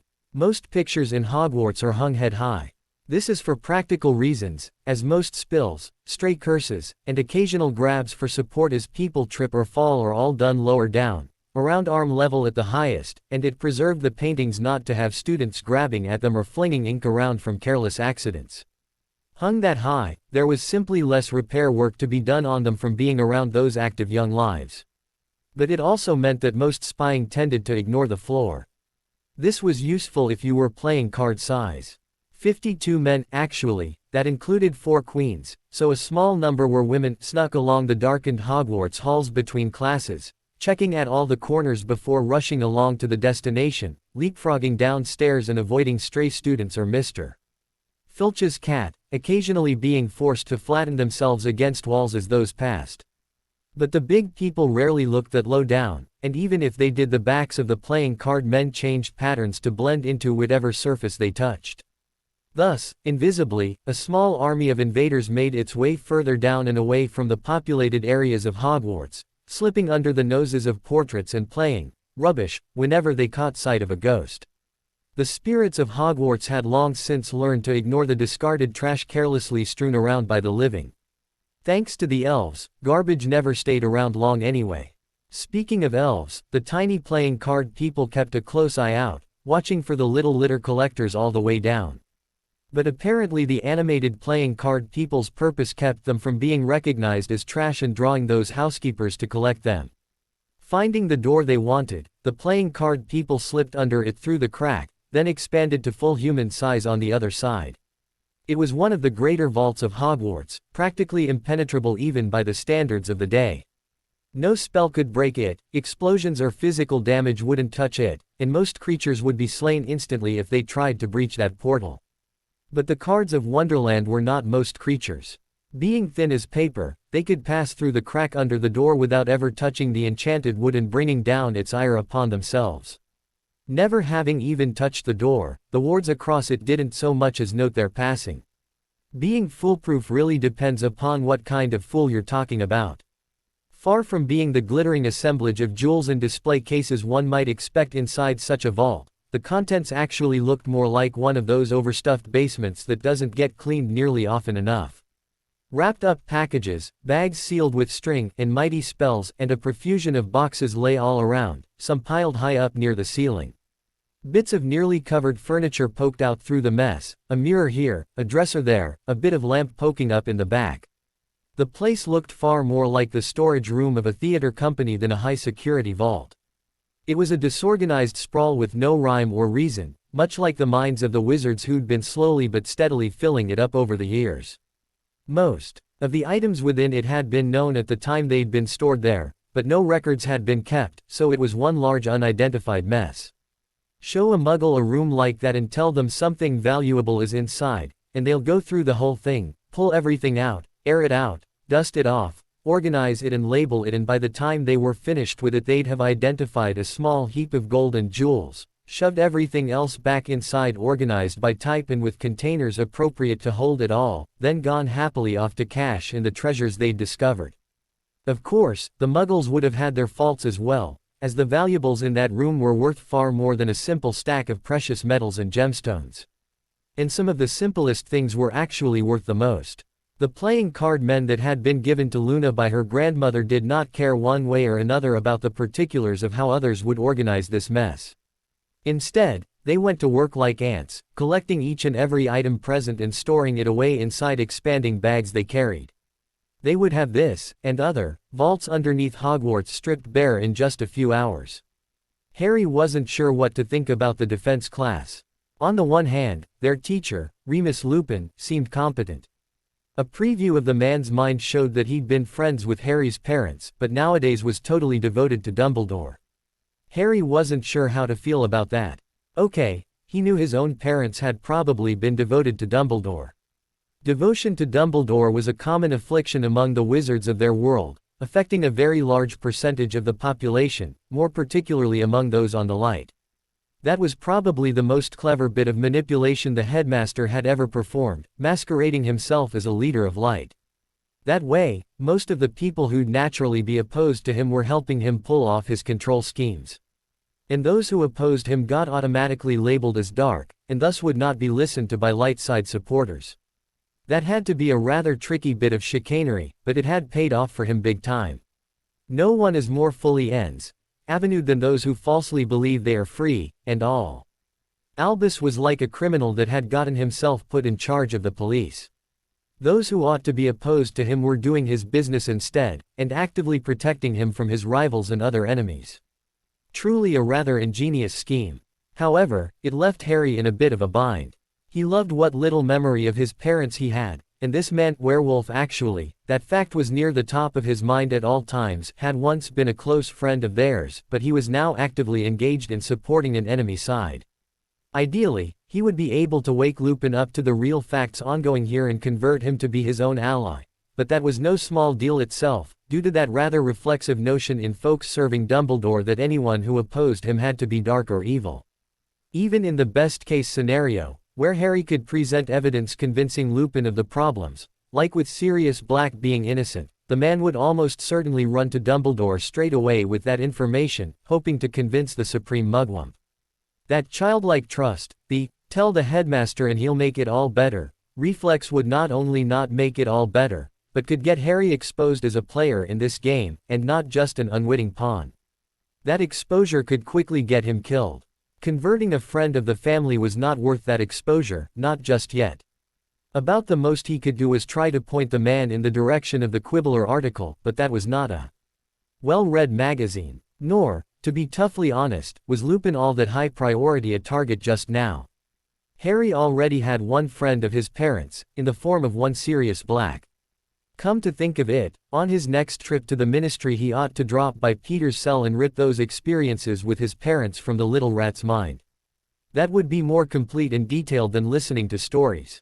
Once Harry had already been exposed as a player in this game, he could make the attempt to reclaim Lupin. Preferably once he'd torn down Dumbledore's reputation just a bit more, and collected some more convincing evidence. It was hard to say just what would work to change the man's allegiance, so the more tools the better when it came time to make the attempt. But, for now, it was best to maintain his distance and keep his cover. The boggart had been a good lesson in self-defense. But it left Harry with another question, namely, what was he afraid of? He couldn't think of anything at the moment. Voldemort. No. The man was no threat at present. Besides, with the man as he was, despite having greater resources and probably the ability to defeat Harry if they fought a duel, due to the Dark Lord's willingness to use spells Harry would not, Riddle was making no progress on any of his goals, whereas Harry was. Dumbledore was like a volcano, one that could go active at any moment. Immeasurably powerful, but one was not so much afraid of it as one was conscious of a desire to flee its range as soon as possible. The farther you got away from it, the less damage it could do to you. Also, one doesn't really think of volcanoes in terms of, how do I fight it? It was way too big to fight. You just got out of the area, and that was Harry's plan as well. Both men, being presently unaware of Harry's activity, were not responding to his actions effectively and so, for the moment, were like stationary objects that could be dodged around.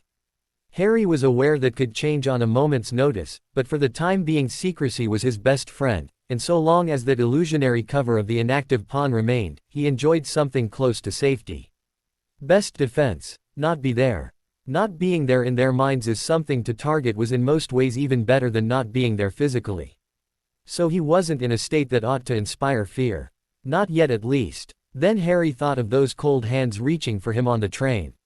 Okay, Dementors were scary. But that, again, had some distance to it. He knew how to defend himself from them.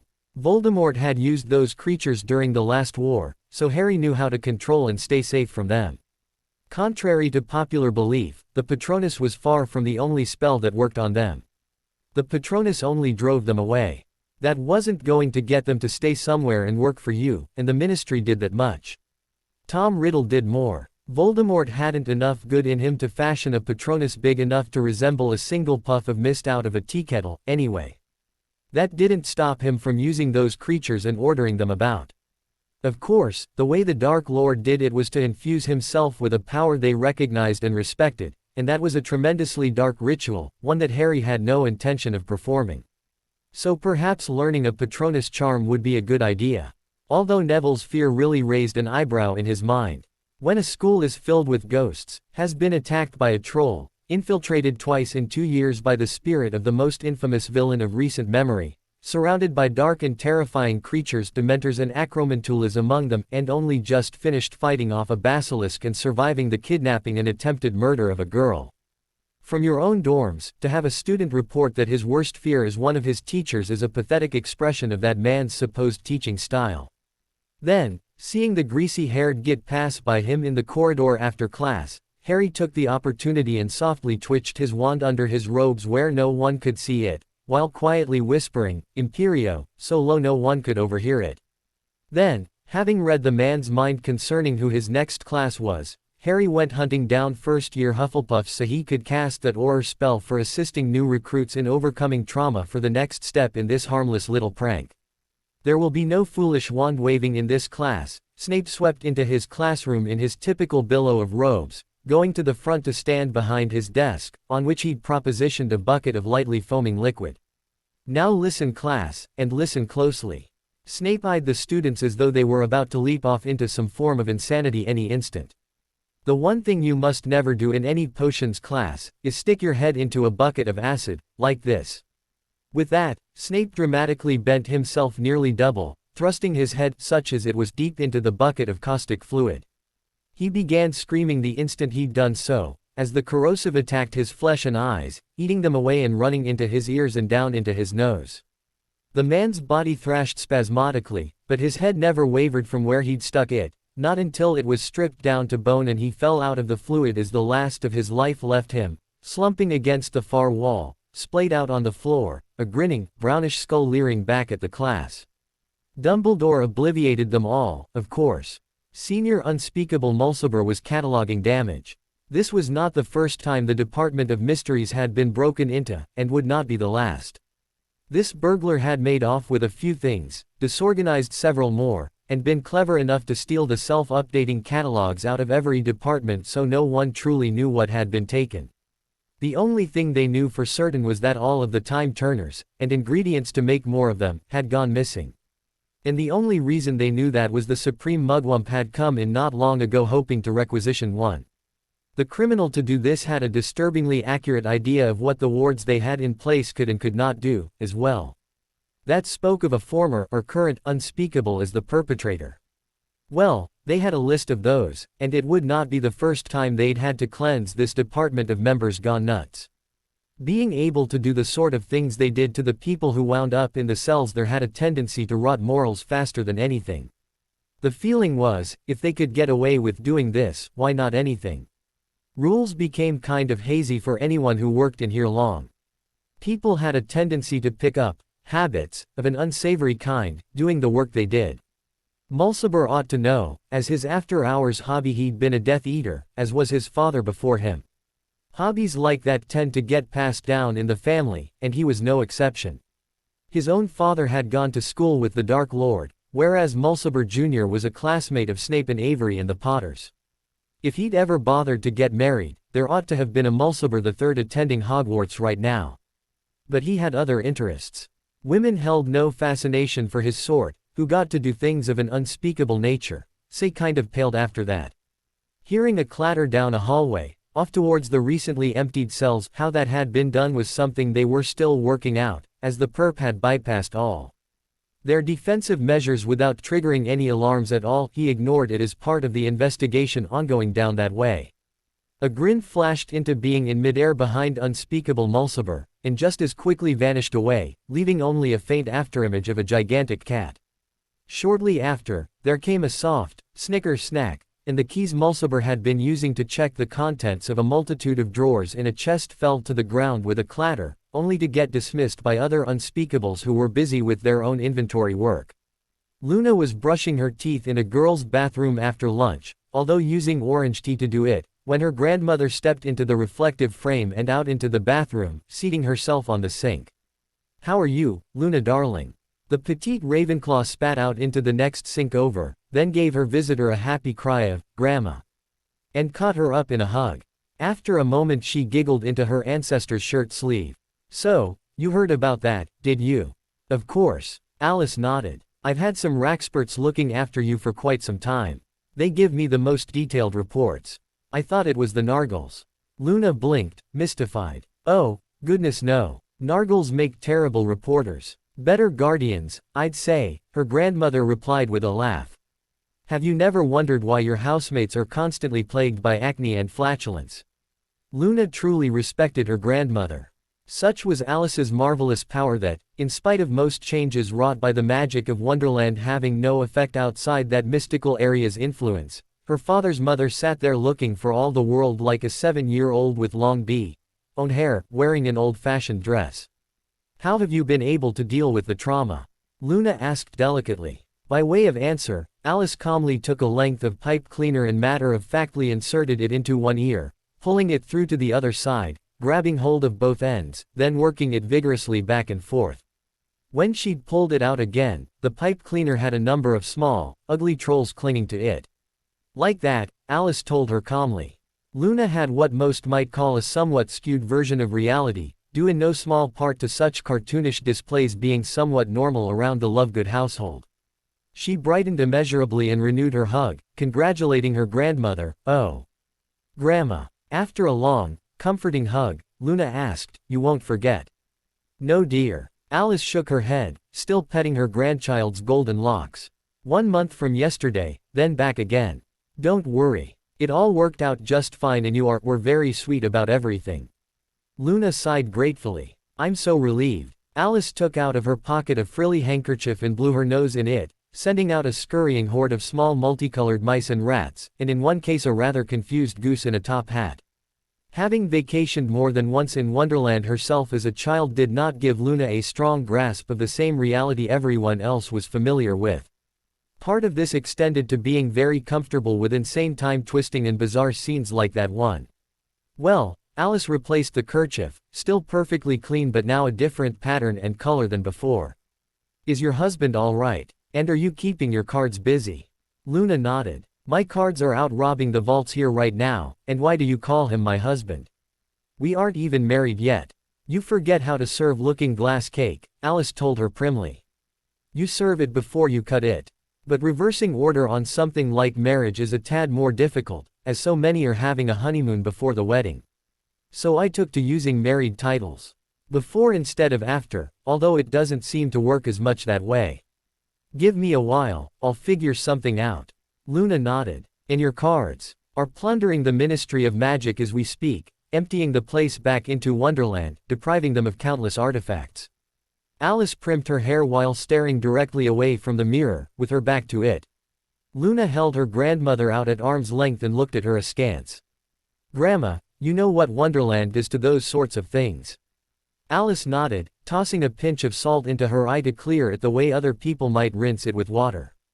That it worked was no surprise to these two, who'd expected it to do so, although Luna knew better than to try that herself. The last time she had done so it had stung, as most would expect, and her grandmother had had to work her ear with a toilet plunger to get the salt out again, only it had emerged as a duck. That's why I won't be keeping anything. I'm sending it all to your great-aunt Dorothy. Oz is just the place to keep those sorts of things, and Cousin Glinda can research them for us. It would be nice to see what our family got from that place, which reminds me. Alice drew out of the pocket on her dress a pair of ruby slippers, which she popped down and put on Luna's feet, somehow replacing the shoes she had worn there without ever having removed them. Aunt Dorothy was foolish enough she lost these on a trip to Kansas, but she doesn't need them now, so agreed they ought to be passed on to you. We have no idea how those fools at the ministry got hold of them. Luna posed in front of the mirror, examining the reflection of her new pair of shoes. Her reflection very helpfully sat back on a table that wasn't there and lifted her feet so Luna could inspect them. She did so, leaning closer to get a better look as her reflection presented them, putting person and reflection in completely separate poses that had nothing to do with one another. They are lovely, aren't they? Alice cheerily agreed, before reaching around her granddaughter's waist and attaching a wide belt embossed with a cat motif. I won't explain what that is, so you'll know all about it by morning. Thank you. Luna agreed happily. Alice stepped back into her mirror. Don't forget the Lovegood family motto. We don't do normal, both be, owned girls chorused. Perhaps you could tell that to my children. Luna asked sweetly. Alice was momentarily confused. You haven't got any. Exactly. Ah. Alice nodded calmly. Yes, that makes perfect sense once you explain it. Thank you for the idea. See you yesterday. Luna departed the bathroom as her grandmother left the frame. Before returning to the castle yesterday, Harry had obtained for himself a dodo. Oh, he knew wizards called them Dirica WLS, but he'd known of them by the Muggle names since long before he'd come to Hogwarts, in both lives that he could recall, so he'd stick with the more comfortable Muggle name. The reason he had acquired it was the flightless bird's tremendously useful ability to vanish in a puff of feathers and reappear elsewhere, much like a phoenix. It was this ability, along with a standard set of owl charms modified to work on a different avian, that he hoped to use to re-establish smuggling of contraband goods and letters in and out of Hogwarts. Not as useful as Dobby, as the bird was quite stupid and unable to follow very much in the way of instructions, but still very much untraceable, and if he could somehow arrange for the bird to carry packages, could not one of those packages be Dobby? Getting the elf in and out of the castle could accomplish all sorts of deeds. Ever since getting sacked by Dumbledore for having disposed of his supply of phoenix ash, Dobby was no longer considered to be a servant of the school and thus able to pass more or less unnoticed through the wards. Actually, the little elf had bound himself to Harry long before Dumbledore fired him, but they had neglected to tell the headmaster that as it kept open opportunities. Now Harry was hoping to go right back to secret correspondence. He'd also gotten himself a large number of Krups, magical working terriers bred for control of an assortment of magical vermin both above and below ground, and immediately put them to work hunting vermin around neglected for decades Potter properties. One Krupp in particular he'd kept for himself and immediately named Spaz, on seeing its hyper-personality, always bouncing, eager and alert. That was perhaps a bit unfair. Because the preservation of its working ability was of highest importance to most registered breeders, Krupps, like the Jack Russells they so closely resembled, tended to be extremely intelligent, athletic, fearless, and vocal dogs. Harry understood it was not uncommon for them to become moody or destructive if they were not properly stimulated and exercised, as they had a tendency to bore easily and would often create their own fun if left alone to entertain themselves. It would be a daunting task for their owner to provide all their stimulation, but provided sufficient work to do, they were loyal and diligent dogs. To understand the Krupp's temperament, one had to understand that, like the Jack Russell Terriers they so resembled, they were first and foremost a working dog. In other words, they were designed to aggressively run, chase, and flesh out foxes and badgers in the great hunts of England. These traits, so passionately guarded by breeders since the 19th century, had delivered a dog that was fearless, happy, alert, confident, intelligent and lively. A dog that was ready to meet the world on a moment's notice, with high energy and drive that made them ideally suited to those tasks, and very poorly suited to sitting around houses waiting for their owners to come home. Harry had paid extra to get trained dogs, as he did not have the time to train them himself and the properties had begun running rampant with various destructive vermin. Luckily the animals could be put to work under house elves that Harry had also begun acquiring to look after those properties. House elves that were flocking to Harry in droves, recruited out of the pool that worked at Hogwarts. House elves there almost outnumbered students, and so there'd been fierce competitions among them for who got to perform what service. Dumbledore used the bulk of them for spying, but that was not what those elves wanted to do. So, promised good farm work, they were eager to go. Although apparently having the Founder's artifacts had something to do with it, else every home in England would have been able to recruit a house elf or two out of Hogwarts. The elves were certainly eager to go, as they had almost nothing to do in proportion to the numbers that worked there. They liked work, and didn't want to be bored. Just like the terriers. Caring for animals wasn't as satisfying as caring for humans, but it was better than spying, so the house elves leapt at it. Also, there was a distinct and very real chance that Harry might be hiring human workers once he had the farms closer to running. So the house elves went and worked with Krupps. However, marvelous as they were, Krupps couldn't hunt every kind of vermin, so Harry got Kneazles to go get stuff that required climbing up trees. The first step in restoring his family's possessions was simply to stop the decline, and a generous influx of Krupps and Kneazles to work the vermin problem, and house elves to handle home care, was a definite good start. And, considering how many of those animals he had to own in order to cover all of the homes and farms and things lying neglected, Harry was considering becoming a breeder of both Krups and Kneazles. Actually, not every kind of magical pest was useless, either.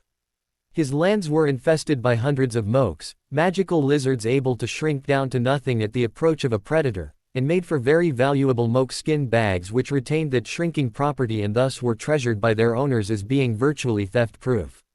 Krups couldn't hunt mokes. The excitable terriers would bark and charge and get them to vanish, but after the lizards disappeared the excitable dogs would go off to find other interests.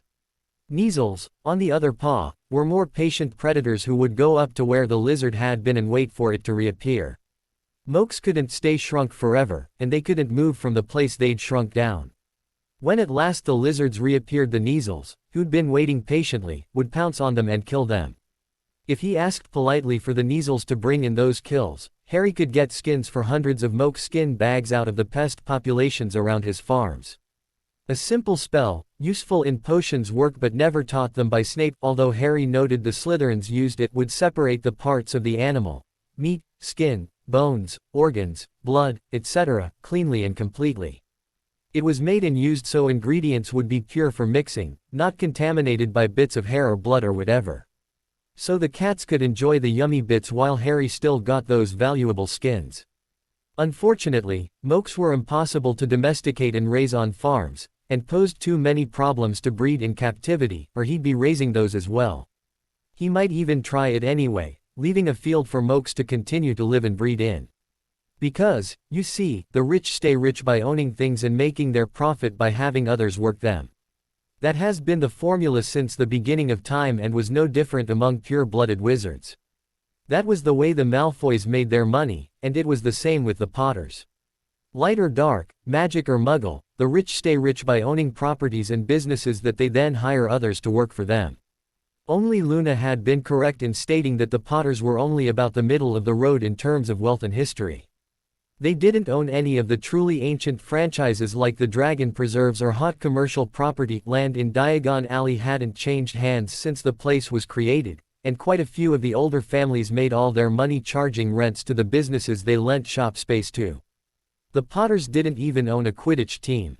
Ministry-certified groves of registered wandwood trees were another one of those products that were zealously guarded by those who controlled them.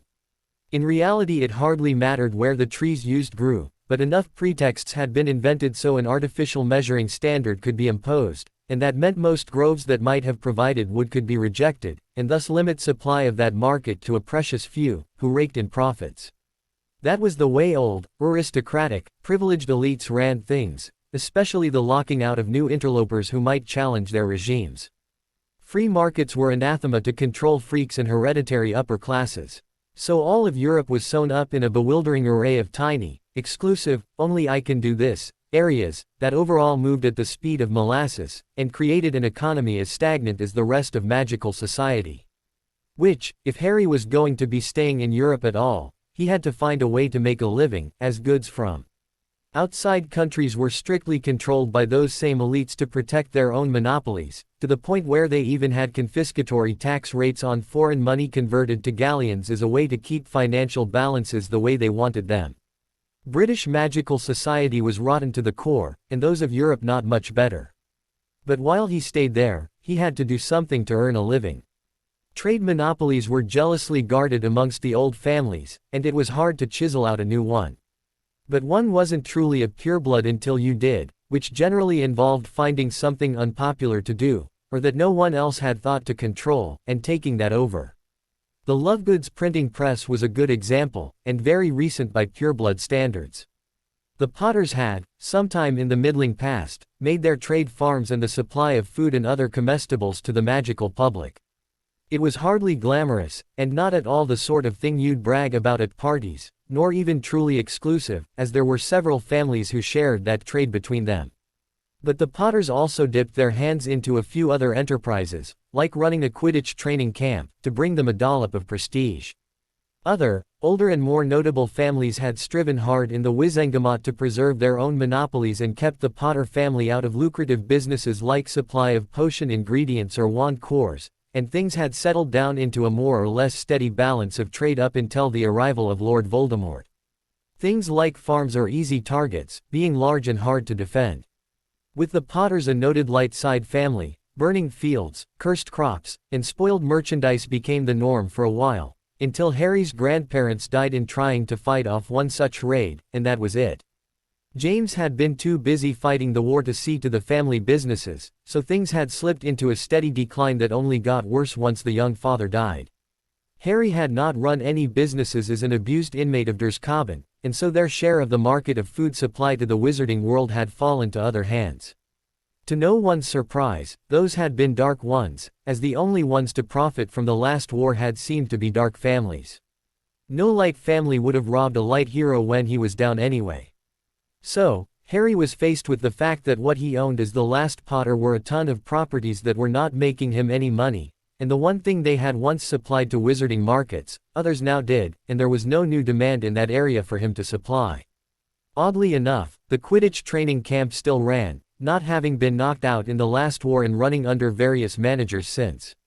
But in other areas he'd lost his hold. The Potter's place in the market had been taken over by a family that hadn't gone inactive due to near extinction, and to get that place back would take a battle in the Wizengamot, one Harry didn't think he could win. Why? Because Dumbledore had taken over that franchise himself, and now he had monopoly on providing the magical world their food, indirectly, of course, through a network of proxies and guardianships. Having collected a piece here and a piece there, then consolidated it all, Dumbledore didn't have to share the monopoly of food production with anyone.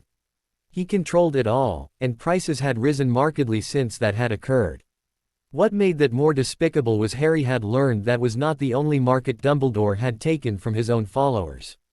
That left Harry only one option to exploit, his newly invoked ability to keep and raise any number of magical creatures. It had been this situation with his inheritance that had provoked him more than anything into asking for those special hereditary exemptions and perpetual licenses in the first place. As otherwise he'd have been en route to being as poor as the Weasleys. Previously, magical creatures had been too big a franchise for any one family to have a stranglehold on. It had been one of those things where many clans had controlled tiny pieces, with tons of hard-defended pockets and exploited gray areas. Even Harry didn't have a true monopoly, having come by this a very non-standard way, so the Ministry didn't see what they were offering. The magical government didn't insist that everyone go to him for all of their creature needs, like they did with many other businesses. They'd only granted him immunity to their regulation on that one thing. Even so, they never would have granted Harry anything of the sort if they'd realized the implications, as it stepped on too many dark families' toes for him to be able to raise anything he wanted, even otherwise illegal things. Others had to take care not to get caught. Rumors had persisted for generations that the Malfoys had an illegal and hidden dragon preserve, and he knew from memories of riddle-reading Lucius' mind those rumors were true. Fortunately, Harry had a lot of raw material to work with. Having run farms, his family had left him a lot of valuable land, orchards, vineyards, wide open spaces, the lot. That was plenty of space to keep a menagerie in, and once the farms got restarted, enough food to keep the animals fed so he didn't have to pay someone else to provide feed for them. Farms can be turned into ranches fairly easily. He could raise plants to feed animals, and more plants to feed to pigs, sheep, goats, cows and so on. He could feed to meat-eating animals, and thus save himself a fortune on costs to run his little creature collection. It's just, what the law can give the law can also take away, so he wanted to be far away from England and Dumbledore's seat of power when he started this, otherwise he'd lose it all before he even began. And for that, he was going to have to invest in one of those devices that can move landed property. It was evening after a successful, if somewhat boring, day of classes. Their first full day without the use of time turners, or any exotic adventures, and Hermione sat, nibbling on the ends of her hair, with an encyclopedia in her lap. "Whatcha reading?" Harry plopped down beside her. Rather than summarize, she just began to read the topic aloud. White oak is relatively rot-resistant and has a cell structure that makes it watertight, and white oak barrels are used in wine and whiskey manufacture to prevent leaking. Throughout history it has been used for construction, shipbuilding, cooperage, agricultural implements, and interior finish of houses, although woodworkers should beware that ferrous metal hardware reacts with oak, causing corrosion and staining the wood. Brass or stainless steel fittings should be used instead. White oak is used extensively in Japanese martial arts for some weapons such as bakken and jo. It is valued for its density, strength, resiliency and relatively low chance of splintering if broken by an impact, relative to the substantially cheaper red oak. Having finished the article and learned what she'd wanted to know, Hermione closed the encyclopedia and went back to the shelves to replace it before returning to her own desk. "Hooray!" Harry caroled in triumph moments later, holding up his book. "A sleepwalking spell. I've been looking for one of those, and this one just might be exactly the one I wanted." Sleepwalking. Hermione looked up out of the pile of books she was working in. Brushing hair out of her eyes, she asked, "What use is that?" Harry bent down to study the spell he'd found in Glee. "More than you'd think. And, yes, this is the spell I'd heard of. Amazing. I didn't think they had a copy in here. What's so different about that spell?" The bookworm inquired curiously. Harry looked up at her from a book copied out of the restricted section, face beaming with joy.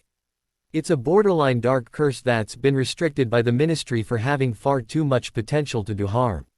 The reason for that is that this particular spell lets you program certain actions for the sleepwalker to do, even before he falls asleep. It nearly got banned after a hag used it on a wizard to make him murder his wife in his sleep." "That's horrible," the girl decried. "Yes, but horrible acts can be done with all sorts of spells. Someone healing a guy like Voldemort gets him back in action, and putting a guy like that into action causes more pain and suffering than any spell ever invented. That's not to say there aren't true light and dark spells, there are, but this spell is not inherently either one. It can be put to good or bad purposes, like most things in life. It's simply a tool." Hermione brushed errant hairs out of her face again. "What good purposes could you put a spell that makes someone walk in their sleep do?" "Sleep workouts," Harry cried out excitedly. "Laps around the lake, aerobics, bodybuilding, they're all boring but necessary things. So, instead of getting up a couple hours early, just do them in your sleep.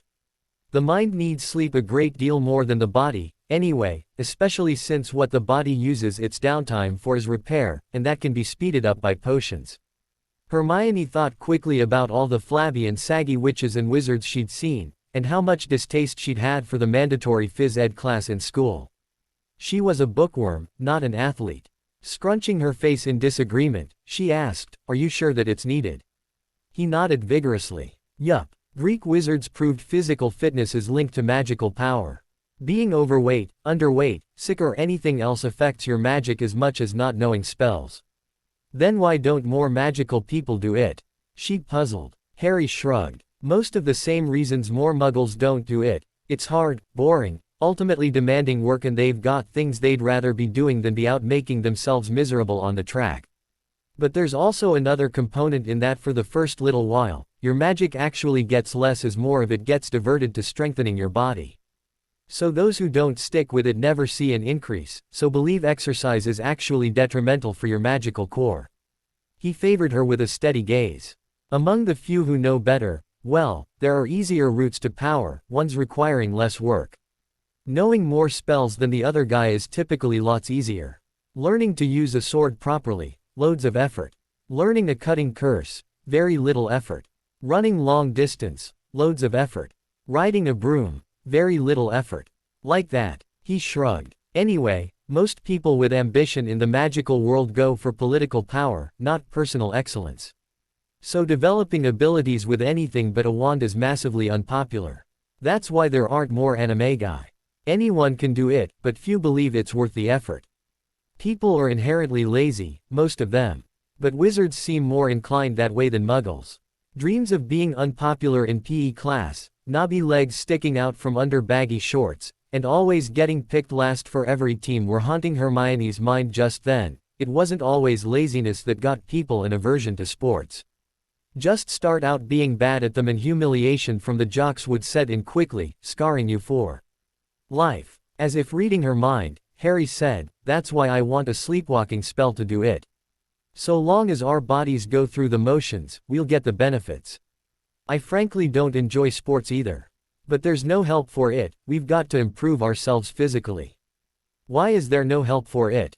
She challenged, thinking she could go on in her life quite happily never having to do another pull-up again.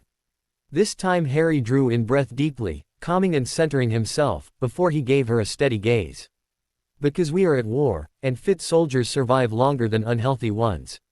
She gave him a wry smirk. Harry, you can't fool me. I've seen what you really look like when you're not morphed back to the way you were. Outside your weak little human, disguise your actual Fae body as a solid mass of muscle. You're the most fit 13-year-old I've ever heard of. I know, he rubbed his eyes.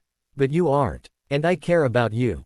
Harry raised his beautiful green eyes to pierce her with his concern for her well-being. Hermione, the military spends a great deal of time getting soldiers to run around, do push-ups and sit-ups and so on, because in battle you never know when you're going to have to leap over a ditch, drag a wounded comrade out of danger, break down a door, lift heavy debris off of something you've got to use, dig a trench, or any number of other physical demands. He sighed, putting his arm around her. Many people postulated that with the introduction of guns we wouldn't have to condition our soldiers as much, that pasty-looking skinny guys could fight just as well as big buff tanned ones that made up our armies back when it was all swords and shields, but it's just not so. Because war is chaos and chaos is navigated by being able to manipulate your environment, which is what physical conditioning allows you to do. We condition our soldiers just as much now as back when it was all swords and shields, perhaps more so now because we do it in highly organized ways. She lifted her wand and pointed to it wordlessly, her eyes alight in laughter. Smirking, she told him, as if speaking to a child, "We are magical, Harry. We don't exactly have to lug heavy packs around. Or if we do, we can always cast featherweight charms on them." Harry nodded soberly. And the same kind of thing can be said of the wand instead of the gun. It'd be easy to think that magic could replace physical fitness. After all, spells can be used to cross ditches, levitate comrades, open doors or lift debris, but if you have to cast a spell to cross a ditch that slows you down, and if I or someone else was firing on you, you don't want to pause at the edge and speak an incantation. You want to go over that as fast as possible, if you have to cross it at all. A guy who can hurdle a fence crosses it in an instant, without breaking stride. But scrambling across will cost you time, and time is something you can't afford to lose in a battle as there is never enough of it for even the most vital things. Most of the same arguments that apply to armor apply to being physically fit as well. It saves you time and effort that you can spend to do things like kill the enemy. He looked at her gravely. But there's more to it than that. A strong person can take more damage than a weak one and keep on going. Part of it is being used to working out conditions you to keep on going in spite of discomfort, but also muscles are their own kind of armor. Strong, muscular tissue is several times more resilient than weak flabby stuff. So spells trying to hurt you either have to be more powerful, and thus take more time and energy to cast, or they'd end up doing less damage to you, which is why giants are so hard to hurt with most spells. A curse that might crush the ribs of an ordinary man might not do more than bruise a really fit one. Also, wands can be lost. Most clever duelists even focus on disarming foes as their favorite tactic. 1, 2, however many wands you carry, you can still lose them to accident or enemy action or whatever.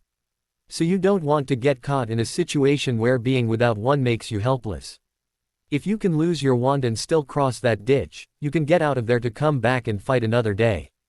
Also you have to consider that disarming hexes all exert a physical force on your wand, and that physical force has limits, so being strong might easily permit you hold onto it when an ordinary mage might lose it. The boy grew distant, as if reviewing a memory. People don't plan to get wounded, Hermione. It just happens. Bad things happen all the time in war, mostly because each side is trying, full time, to cause them to their enemy. You don't want to get hit, or wounded, but realistically you'd better have medical support for your side anyway. This is just exactly the same. It is an emergency support to have something to fall back on in case the real easy stuff doesn't work.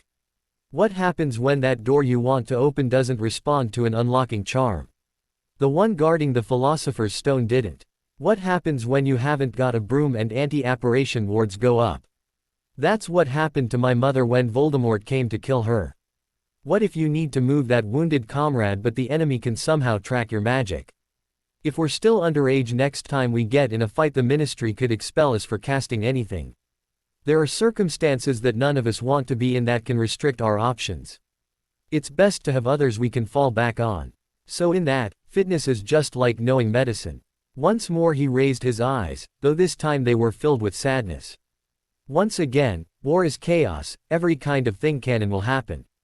The more types of possibilities you can deal with, the better off you are.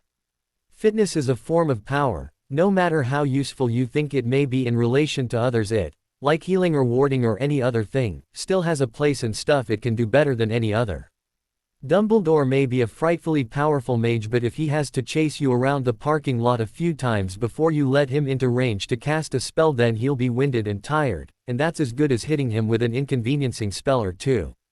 A man panting for air is not going to be able to speak as well for casting spells quickly or often. Having thought about it for a second, the girl shrugged. Well, so long as I get to sleep through it. I suppose I'd like to become fit.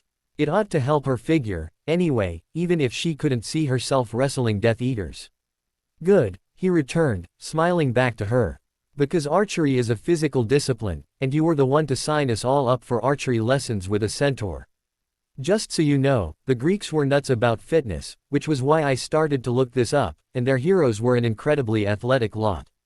So, by signing us up with Firenze, you put us all on the path of the best of their best fitness nuts. That's not exactly a path to living a life of leisure. Oh no, Hermione groaned, dropping her face into her hands. Luna was just finishing up her notes for astronomy class. The class began at midnight, one night each week, and she was always the last to finish up. Part of that was her housemates just being Ravenclaws, always competing to use the equipment. But most of it was they still had not shaken the roots of their former treatment of her, and when they weren't paying attention they slipped automatically back into old habits. Of shoving, Loony Lovegood, out of the way to get things first. She really didn't mind. Sometimes. Times like this it was an opportunity to get some more work done, and it was so peaceful after everyone else had left. As a result, she could do her work at her leisure, and take better care getting it right than the frantic for equipment members of her house. Finished up at last, Luna turned from the telescope she'd been using that she'd checked for lampblack before trusting, as some members of her house were not above little pranks like that, especially on her. Turning to face the stairs, she instead saw Draco rushing up at her with a face twisted by rage, and the next instant came a flash of light and the larger boy had shoved her. Then she was falling off the top of the tower. Draco had pushed her off the top of the astronomy tower.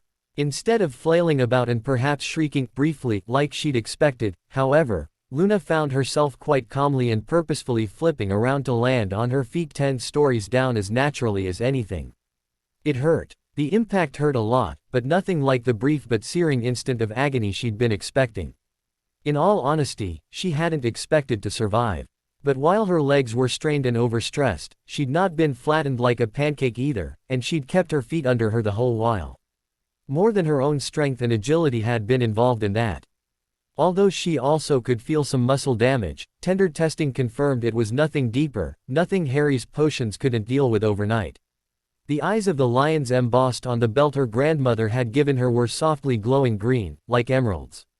Wincing, but able to walk, Luna marveled at herself for not having reacted more strongly to that. Draco had just tried to kill her. Poor fool probably felt, incorrectly, he could get his family name and fortune back if she died. But, at the time, she'd been too shocked, then reeling with disbelief, and now she wanted desperately to be cuddled. Nearly being killed didn't agree with her, and the encounter reaction was just starting to catch up to her. She'd be feeling faint soon enough. Spotting the outside of Gryffindor Tower, Luna walked up to it and began to climb, knowing somehow that she could do it almost effortlessly. It hurt less than walking, that was for sure, as she could support most of her weight on her arms, which was another thing she didn't think she could naturally do. And it gave her something to concentrate on so she didn't pass out. No question about it, her life had been saved by this magic belt grandmother Alice had given her. Next, she would tell Harry. And then they would kill Draco, or at least make him suffer. She didn't want the little snake making a second attempt. Ouch. And if he did, she was going to try and be more athletic so the next time she got assassinated by being pushed off a tower it would hurt less when she landed. As Harry came awake he was astonished to hear crying in Luna's soft, musical voice. The dreamy girl was usually so calm and collected in that baffling way of hers that he had trouble picturing her so upset. Then he felt her hand on his shoulder and instantly roused, ready to do battle or he didn't know what. Luna had pulled herself along the floor. Somehow he was able to tell the girl had become unable to walk, and thoughts of battle instantly took a back seat to be replaced by the casting of diagnostic charms and reaching for his bandolier of potions and the medical ones stored within. But the thoughts of battle didn't truly go away, and he reflexively scanned the area for dangers even while he levitated Luna up onto his bed. What happened? Draco came up on me after my astronomy class and pushed me off the tower, Luna winced. Grandmother Alice gave me a belt earlier that saved my life from the fall. But landing on my feet after 10 stories, even if the impact was reduced, has AAIIEAAAH. She gasped as he touched a sore spot, trying to arrange her legs to get her more comfortable. Caused a bit of damage. It's all muscle tissue, Harry declared, having checked his diagnostic charm results against one of the medical magic books he'd been studying. I've got the right potion for this. We can have you fine in a couple of hours. Administering the potion came even as he explained this. She drank it eagerly. It was poppy flavored, not exactly her first choice, but better than that swill served out to students in the medical wing. She gasped as the potion went to work knitting together torn muscles and her pain began to drop measurably. Luna sighed in contentment even as Harry finished scribing a note. What are you doing? Instead of answering, Harry gave the note to Spaz. The little terrier had been bouncing around barking in excitement already. Fortunately he'd been put under a silencing charm so their dorm mates could go to sleep. Come on Spaz. Take this note to Hermione, then bring her back here, okay? The little dog went off like a shot. Tom Riddle had been able to make animals do what he wanted them to do without training them even before he'd gone to Hogwarts. Later this had been part of what led him to being a supreme magical creature's genius, able to get more advanced beings like hags, vampires and werewolves to join him. But Harry found it enormously useful just with animals. Spaz might not be able to bark due to the silencing charm, and he didn't dare remove it because he didn't want to wake the entire tower, but Spaz would be coming back with Hermione whether she wanted to go or not. Useful when you were a boy that couldn't navigate the girls' staircase, but needed one of them late at night for an emergency. Owls just didn't have the same force of personality to drag a girl out of bed. Sure enough, Hermione appeared in her nightgown, herded like a sheep by the little dog, bushy hair all awry and note clutched in one hand, to find Harry was belting on his armor and gearing up. What are you doing? She asked, wiping wild hair out of her eyes as Spaz pulled on the hem of her nightgown and, presumably, growled. Seeing that its charge had reached her goal and it had achieved its assignment, Spaz let go of her gown to bounce high enough in the air to lick Harry's face. The boy paused in his outfitting to give the dog the attention it deserved, glancing up to his friends even as he rewarded the terrier. As I said in the note, Draco just tried to kill Luna. The bastard has to pay. Yes, but he's gone back to his dorm room by now. Luna surmised. Prying the little snake out of his Slytherin nest would alert the old bumblebee that you aren't an easily controlled tool anymore, and getting a teacher involved would be pointless. I'm sure he's got an alibi, as he expects there to be a body found in the morning and wants to escape blame for that. Hermione just sat down heavily on the edge of Harry's bed, not quite believing until then that someone she knew had just been subject to a murder attempt by a fellow student and finding that reality just a trifle difficult to adjust to. Are you suggesting I not string him up and hang the little beast with his own intestines? Harry asked politely, pausing and strapping on his sword.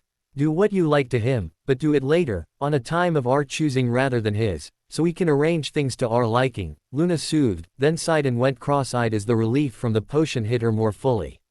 I find I'm too angry to not do something now, he replied in a reasonable tone of voice. After all, I very nearly lost you, and if Dumbledore has anything to say about it, I'm sure Draco will never get punished for this.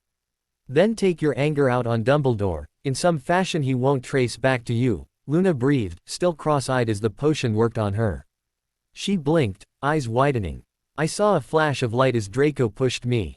Colin's camera, Harry nodded firmly. I'll get it now. The two looked at each other and grinned.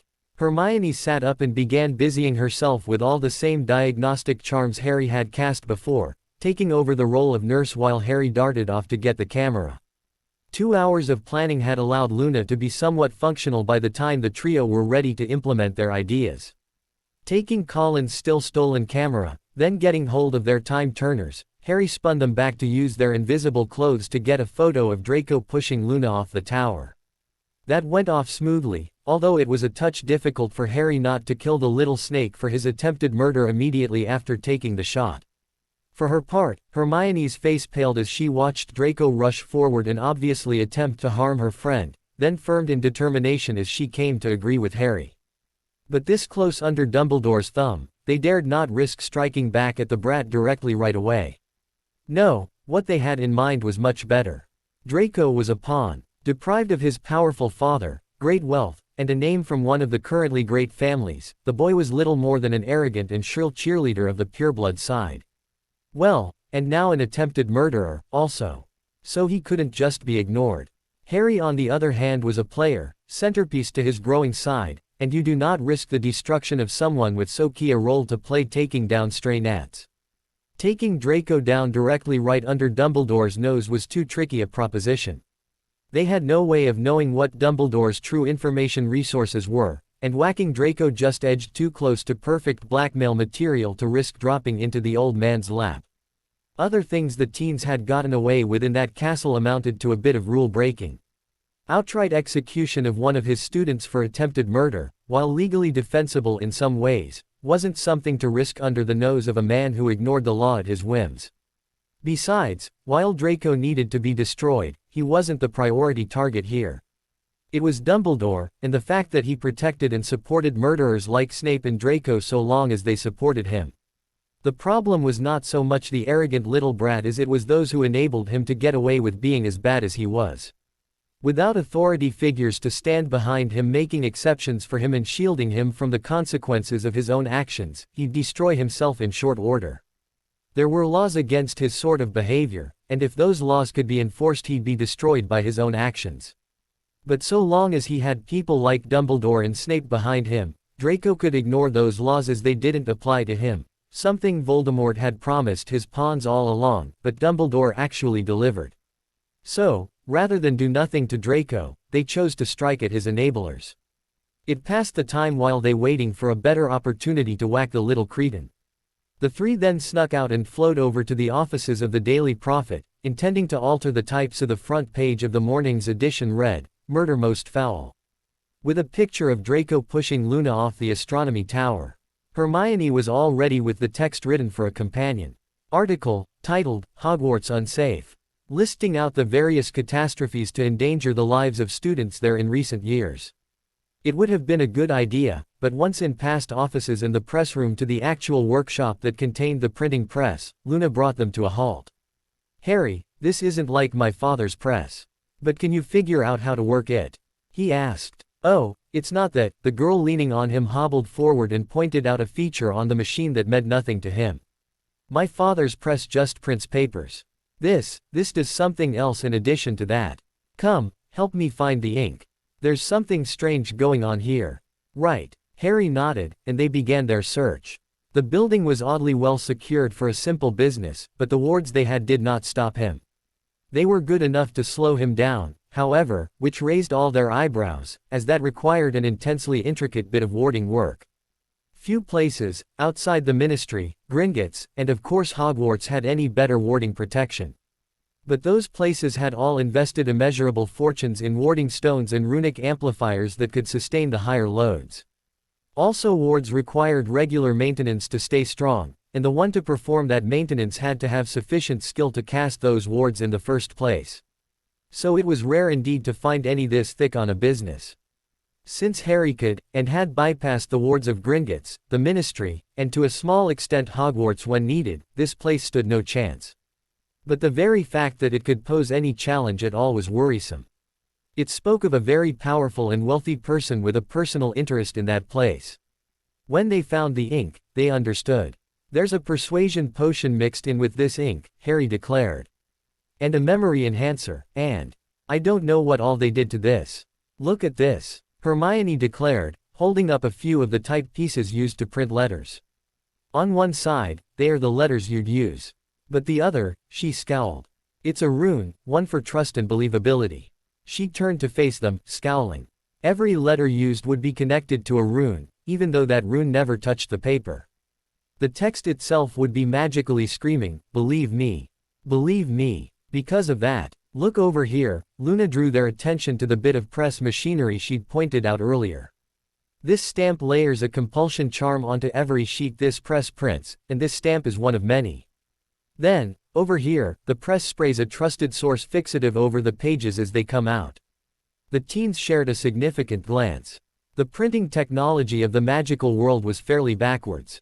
Muggles of the same day and age were using blotters and other methods to dry ink so it did not smear over a page. But wizards, as with most things, solved it magically and used magic to dry their ink quickly. Using a spray-on fixative potion was the only way to run a high-speed press like this.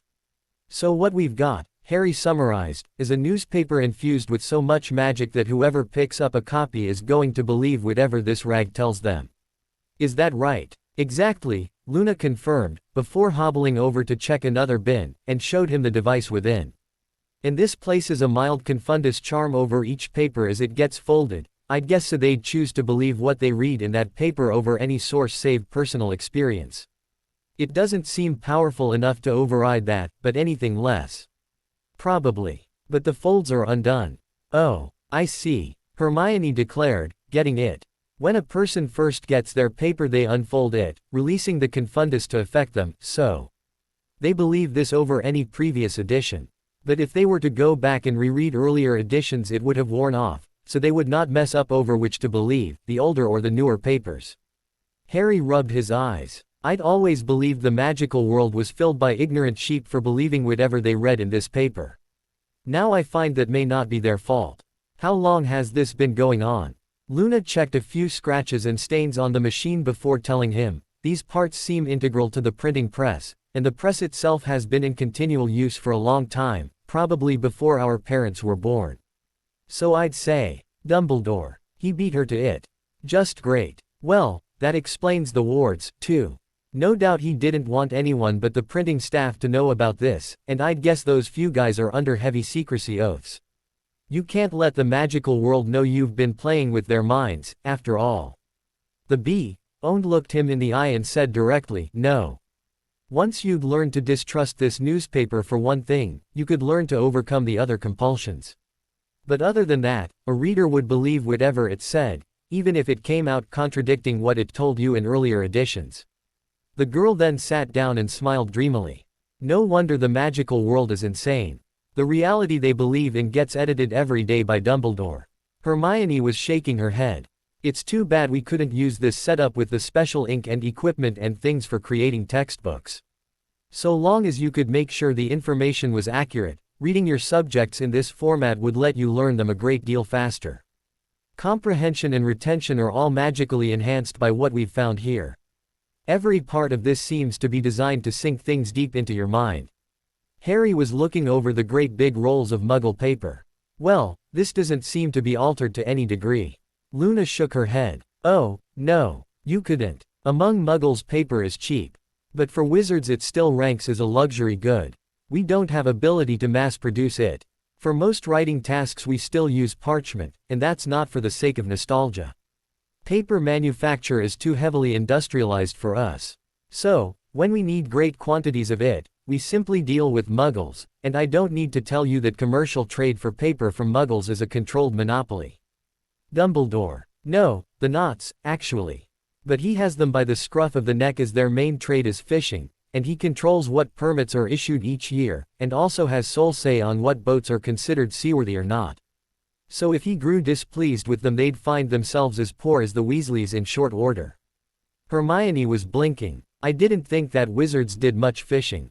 Luna smiled softly. Oh, we don't. But that made an excellent cover for their real trade, which is smuggling. Although I hear rumors in recent generations they've had their prices undercut by the competition and are struggling. So actual fishing now represents more of their income. Taking all that was around him, Harry drew in a deep breath and let it out in one gust. Okay, he said, now that the stress was partially relieved. This is what is going to happen. We are going to publish the most scathing paper we can, calling Dumbledore to account for all his crimes we can find out about. Then we are going to destroy this press. Harry. Hermione cried, outraged. He raised his hands to placate her. Now hear me out. Since we can't possibly leave it intact for our enemy to continue to use, we must destroy or remove it so he can't just get the whole magical world to forget everything we've done and love him all over again. I favor removing it, Luna stated with a glance towards Hermione, who relaxed from her apprehensions upon her saying so, and she followed that up with a fond smile. Because Hermione would never stop grieving otherwise. The bookworm pretended outrage, but was seriously happy. Harry reflected that happiness right back at her. It does raise our risks, as there is a chance he could trace it to get it back from us, but okay. Before we tuck this into our pockets, however, we do want to issue one last paper, one that will hurt Dumbledore as much as we possibly can. Right. Nodding, everyone agreed, and they spun back one full day so they could get enough sleep before starting out on their assignments. First thing they did on waking was go out and visit Trelawney. The Oracle was almost pathetically glad to see them, and told them all about reforging the cauldron. Harry bolstered her defenses around the goblet by transfiguring several dozen more 6-foot-tall wooden soldiers, arming them with air rifles based on a French design that had once been considered a terror weapon as they left no smoke and could kill a man silently at long range. Of course that was in a day of muskets, but they were still plenty deadly against spiders, which were the worst danger in that forest.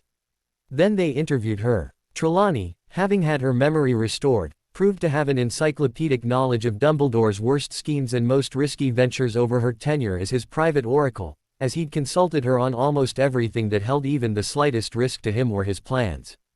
Now with those memories restored, she could lambaste him better than any other person alive. They needed several pages for that article alone, making it practically a pamphlet by itself, and entitled it, Confessions of an Oracle, beginning it with a paragraph detailing how she became N's avenue to one of the most respected men of modern times. Then what kind of a man he was under that utterly false mask. The article throughout proved how exactly contrary to the facts that popular impression of his goodness was, and it held enough material to even shock Harry, who'd thought he was beyond shocking. Clearly, the Trelawney piece was going to be one of the feature articles of the Daily Prophet's last edition. But there was more. Harry went off prowling the castle invisibly, broke into the Slytherin dormitories to catch Snape early on that day so he could beat the greasy man's mind for details on his and Dumbledore's plots together. Dumbledore spent most of his time at the castle. His staff knew more about him than some supposed, although less than they thought they did, as most had not yet discovered his foul side. Or, if they had, they'd not been allowed to remember it. However, Snape was one of those exceptions. He, as a willing participant of some of the ugliness going on, was allowed to retain those memories, and so by skimming through them, Harry was able to discover a great deal. Doing so he learned several important things, namely about the pair's shared oaths to each other and the Horcruxes they used to revive the other, but also the security methods on those Horcruxes. Now, a soul anchor wasn't used up when employed any more than a ship's anchor was. Its purpose was not to bring one back to life but to keep one from really dying. It prevented complete death by keeping a part of the soul in the living, so to speak. That way the rest of the spirit could be recovered and embodied through other means. To use a childish comparison, having a Horcrux was like touching, safe. Or, to use a better expression, it was like an old-fashioned diving helmet, one with its own tube going back up to the surface. The person could enter the water or, with a Horcrux die, yet still breathe because of that connection to the surface life. And it was a trivial effort to haul them back out by that attached connection. And you could use such a helmet again and again. It wasn't used up by this. So it was vitally important the kids get to and remove those if they wanted this little war to end in their favor. But the security on that room was far more modern than on the nearly forgotten vaults. It made the headmaster's office look tame, and that was a place Harry had not yet dared to venture. Regardless, they'd come up with something. They had to. But it might take a bit of work thinking over the problem, as this wasn't something they could approach with just cards. Well, maybe they could. But a failed attempt would be worse than no attempt at all, as that would only serve to put Dumbledore on guard, and that would make things harder. The real trouble there was their potions professor didn't know most of the security around that room, and knew he didn't know it. Although, Harry did pick up countless useful insights into the spying methods used at Hogwarts, including one rather special trip down memory lane where Snape had reported theft of his potion stocks, and the pair of pure-blooded wizards had come to the conclusion they had been infiltrated by agents of Colonel Sanders. That was funny, and could be useful. The fact that Dumbles used watch skulls was informative too. Knowledge of security methods used, as well as a fair degree of placement of same, counted for most of the battle in avoiding their attention, although it scared Harry more than a bit at just how extensive those spy nets were. Regardless, they had to continue, and part of that was this last edition of The Prophet, for which Harry decided to make Snape's contributions another leading article, Confessions of Dumbledore's right-hand man on murders he'd committed and so on. It was going to be another multi-page feature article. That ought to smart. When it hit, public opinion of the two ought to drop like rocks. And it deserved to. Not surprisingly, Snape proved to have a wealth of knowledge regarding Dumbledore's many secrets. But Filch did as well, when Harry got around to checking that bitter man. The angry caretaker had been involved in countless cover-ups over the years, and knew where the bodies were buried, in some cases quite literally. Dumbledore himself was too canny and powerful at the mind arts to check, so Harry didn't bother. However, most of the other teachers knew bits of the puzzle that was Dumbledore's private life. By themselves, those pieces were nothing of consequence, or slightly odd but not disturbing. Once added to the rest of the picture, however, they became downright shocking. Food for companion articles, if nothing else. Luna, Sybil and Trelawney were all engaged full-time converting the mess of plots and memories Harry uncovered into usable articles, writing at desks Trelawney had grown for that purpose. Oh, and the Dryad had taken this opportunity to filch all of Harry's books too. He was too busy to ask why. What shocked him most, but shouldn't have, was the depths to which Minerva McGonagall and Professor Hagrid had been engaged in supporting the Dark Ravenclaw. Minerva had been engaged in no small number of cover-ups of school affairs, like diverted tuition and such, while Hagrid had been a fetch-and-carry man for Dumbledore over countless schemes. What was odd was how both maintained the illusion that it was all for the greater good. Both still firmly believed Dumbledore was a great and good man, something that blew the minds of Harry and his friends as they went over the material discovered from those two minds. Harry suspected both had something of an unwillingness to see real problems with the man they trusted so much, and he resented that but couldn't change it. The next Daily Prophet might though. They snuck into the newspaper office right after closing, as they needed all the time they could get for resetting the type from what the editors and Dumbledore had wanted to print, one that defended Dumbledore rigorously, and contained retractions of everything bad they'd said the previous day, to this new edition, which did far more damage to him than the one before. Luckily, Luna knew all of the spells for resetting type and running a press. Harry set some extra wards so the print staff would be disabled when they came back, so they couldn't interrupt the new paper printing, and the teens began to compose the most sensational magical newspaper of all time. They had so much to include. The last edition of the Daily Prophet was going to come out as a small book, and that was crammed as tightly as they could get it, and only summarizing the worst of it. The newspaper would be as thick as the largest Muggle editions, almost beyond the ability of owls to carry. The full details of everything they'd learned about the man were out of the question. It would fill an encyclopedia set and then some. They hadn't finished processing it yet themselves. Things got so Harry was considering dropping some sections so they could make certain to print the most vital ones. However, when he suggested they didn't need the Draco as murderer article as much, Luna's face clouded over in anger. I must insist we destroy Draco. He tried to murder me. I cannot just ignore that. Agreed. Harry was a little stunned, having never seen her angry before. By way of apology, he added, it's just, sooner or later, we're going to have to destroy the twinkling tyrant of Hogwarts, as well as Voldyburger and his band of fries. I thought it best to focus on them for now. Luna smiled and keyed him on the nose. Of course, Harry. Just don't neglect the enemy pawns, for any one of them could become a queen. Yes, darling. Hermione giggled. And now we have a name we can refer to Dumbledore within the entire edition, the Twinkling Tyrant. I'll bet we can have the entire magical world using it by morning. All Dark Lords need their doing business as titles, Luna agreed demurely. So the Draco article got included, plus photo. It even got expanded to include a made-up story about how Luna had been rescued by her fiancé, who'd been out doing some late-night flying on the Quidditch pitch and seen her fall, then saved her in time, as one might expect so brilliant a seeker to do. Printing the truth would have worked, but it also would have exposed how she had really survived. And if your enemy knows your defenses, he can work around them. So, depriving Draco of tactical data like throwing her off tall objects isn't going to work. They could hopefully frustrate any further attempts. In the end, they decided 2 owls could carry each paper, and simply make multiple trips to get the papers out to their full circulation base.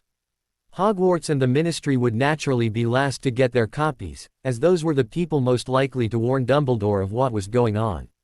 And that freedom to grow as large as they wanted within the limits of a newspaper allowed them to include extras that would otherwise have been neglected, but that really could be appreciated by certain parties.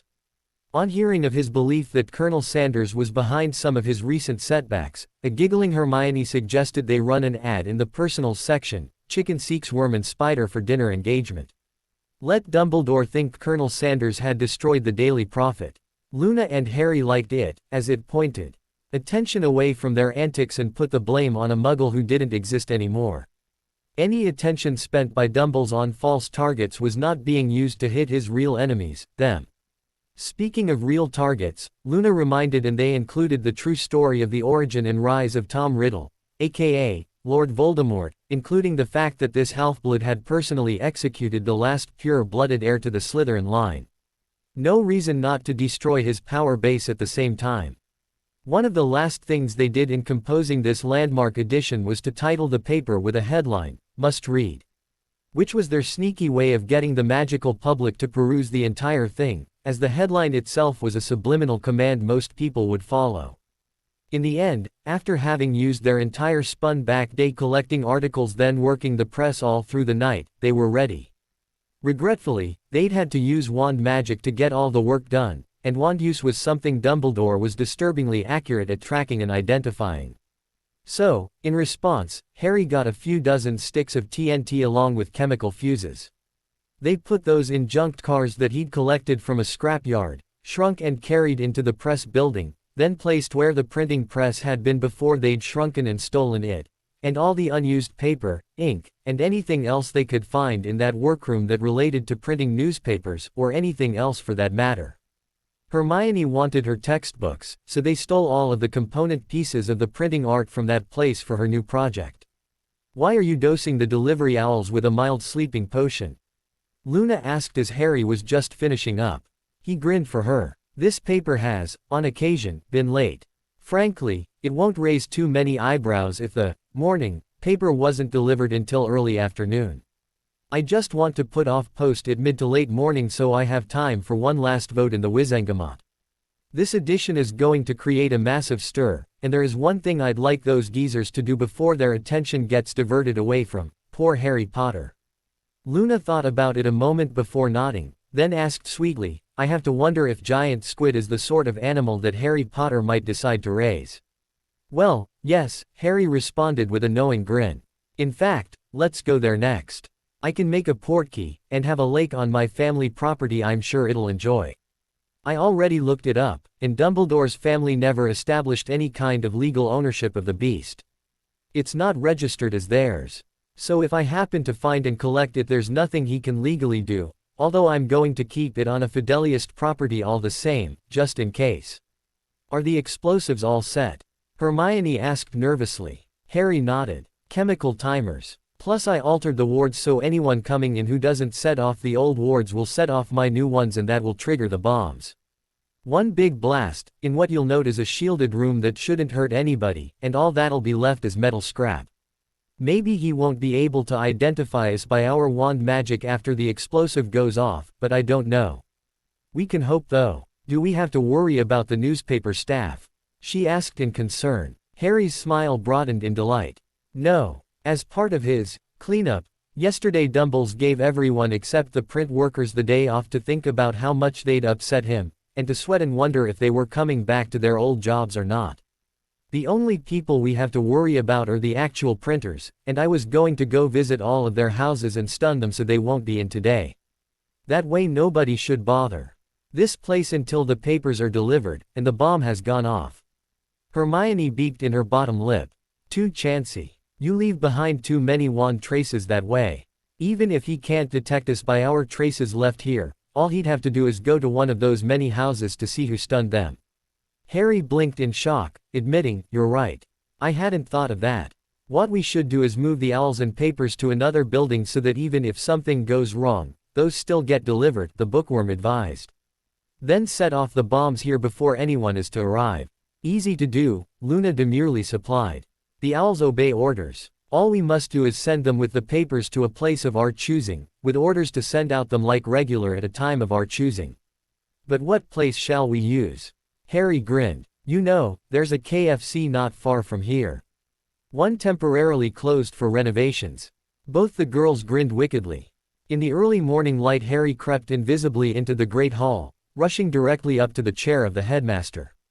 Quickly and efficiently, using a knife of living silver gotten from the Lestrange vaults, he cut the wooden legs so they would collapse outward the moment someone sat in the chair, dropping them straight down. Then he bored a hole in the center of the seat from the bottom up, leaving the wood on top on paper thin. Then, taking out of his pouch a muggle pipe sharpened on one end so it came to a wicked point and coated in Tebo grease so it would be invisible for a few hours, he set it up on its stand so it fit directly under the nearly through hole. After that, Harry screwed a pre-made device to the bottom of the table, also coated in Tebo grease, then scurried out of there as fast as he could go.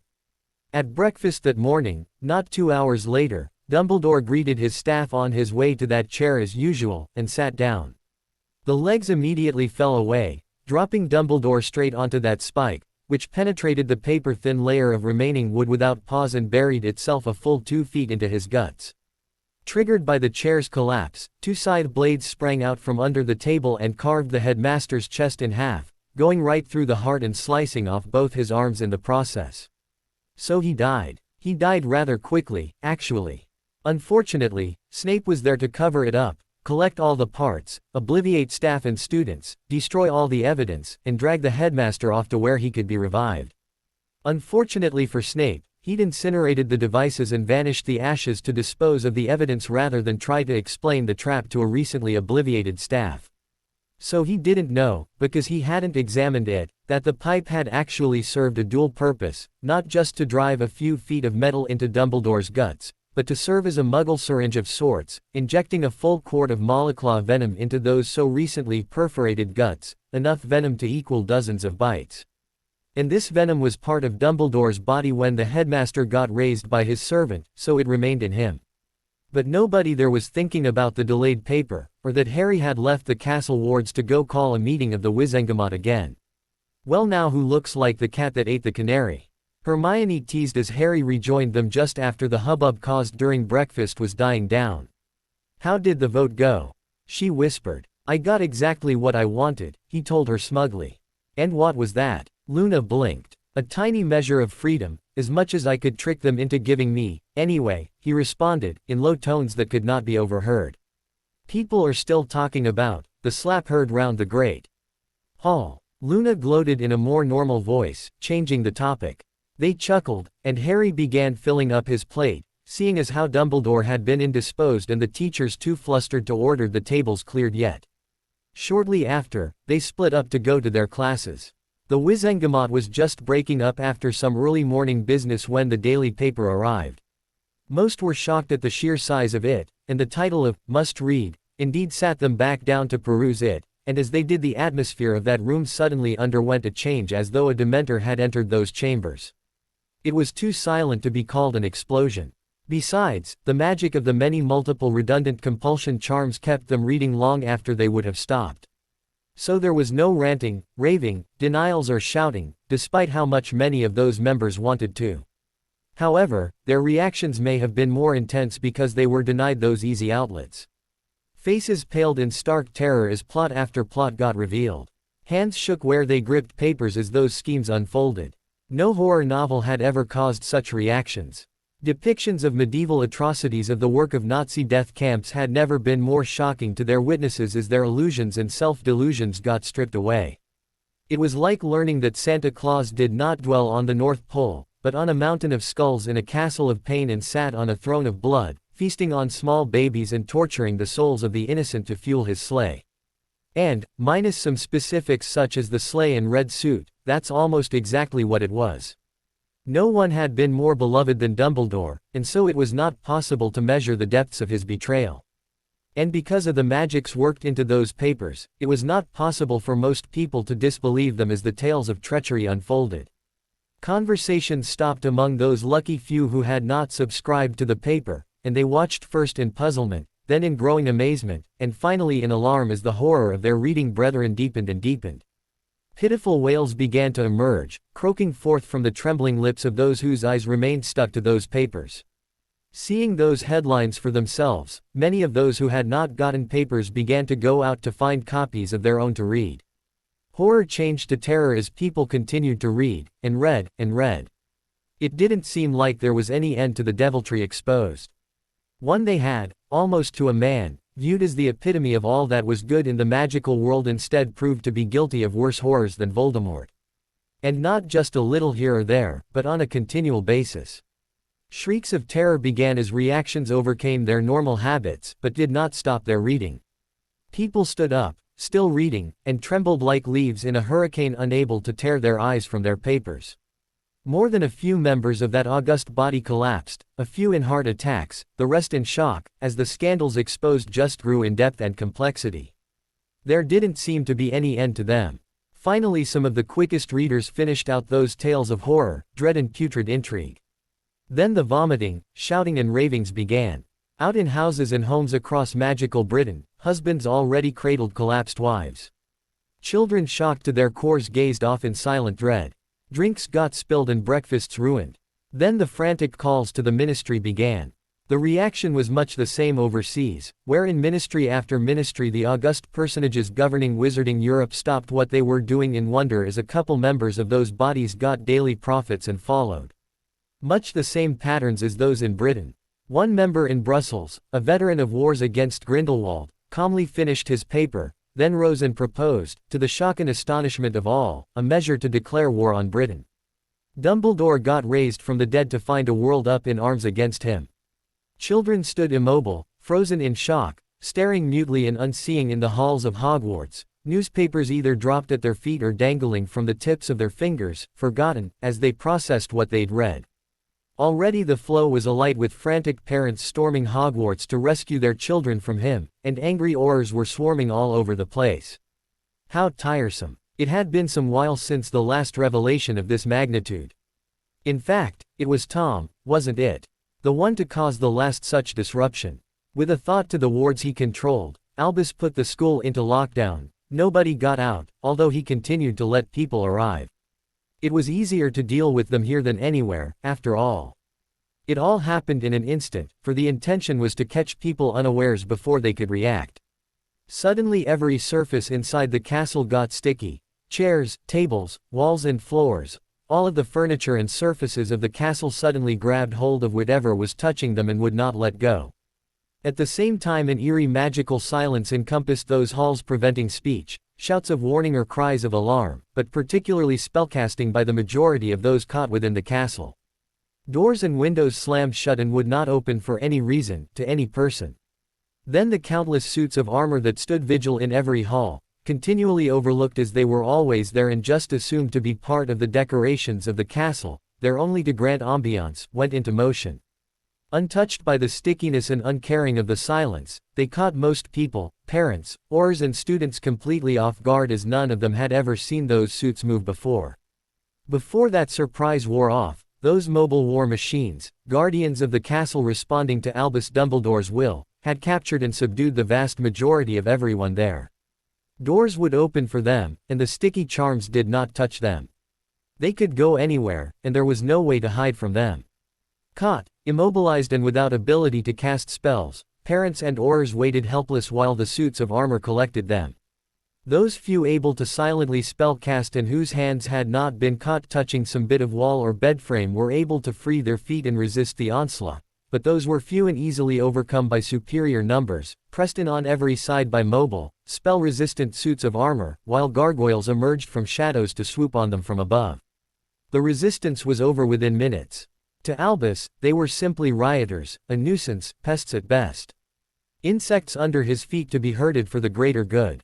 and they had dared to come disrupt the peaceful operations of his castle. People had died for less. No one, but simply no one, challenged him at the seat of his power. Hogwarts was too ancient and too well protected for that. After his control of the castle was secure, people arriving by flow simply fell into a trap, caught by the sticky floors as they tumbled out of fireplaces and silent as well. They became easy prey for the suits of armor waiting nearby to capture them. Once that was taken care of, a slight review of the warning alarms discerned what caused this ruckus, and Albus sent the house elves about gathering every issue of that newspaper, not just within this castle but wherever they could find them. Unfortunately for him, due to his bad luck, while many of the elves would find and collect a paper or two from outside the castle, they ran afoul of wards recently raised by newly paranoid individuals, and very few of the elves that left the castle to collect newspapers returned.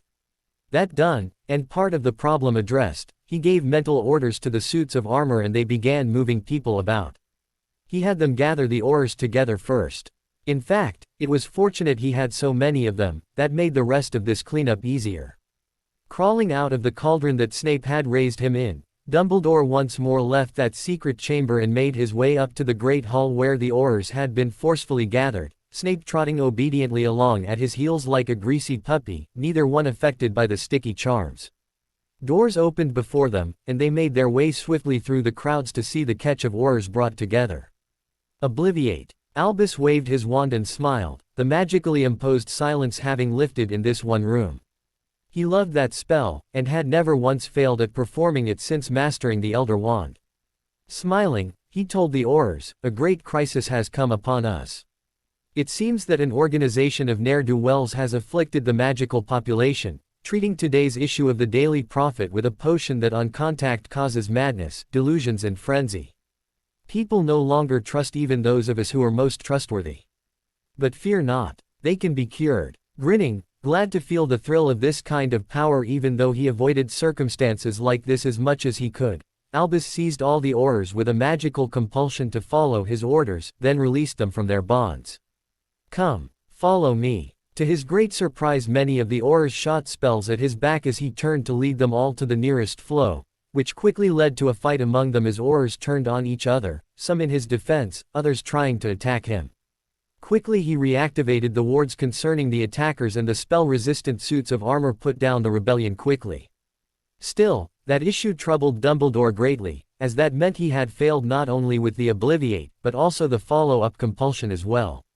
It had been decades since he had flubbed any spell so badly.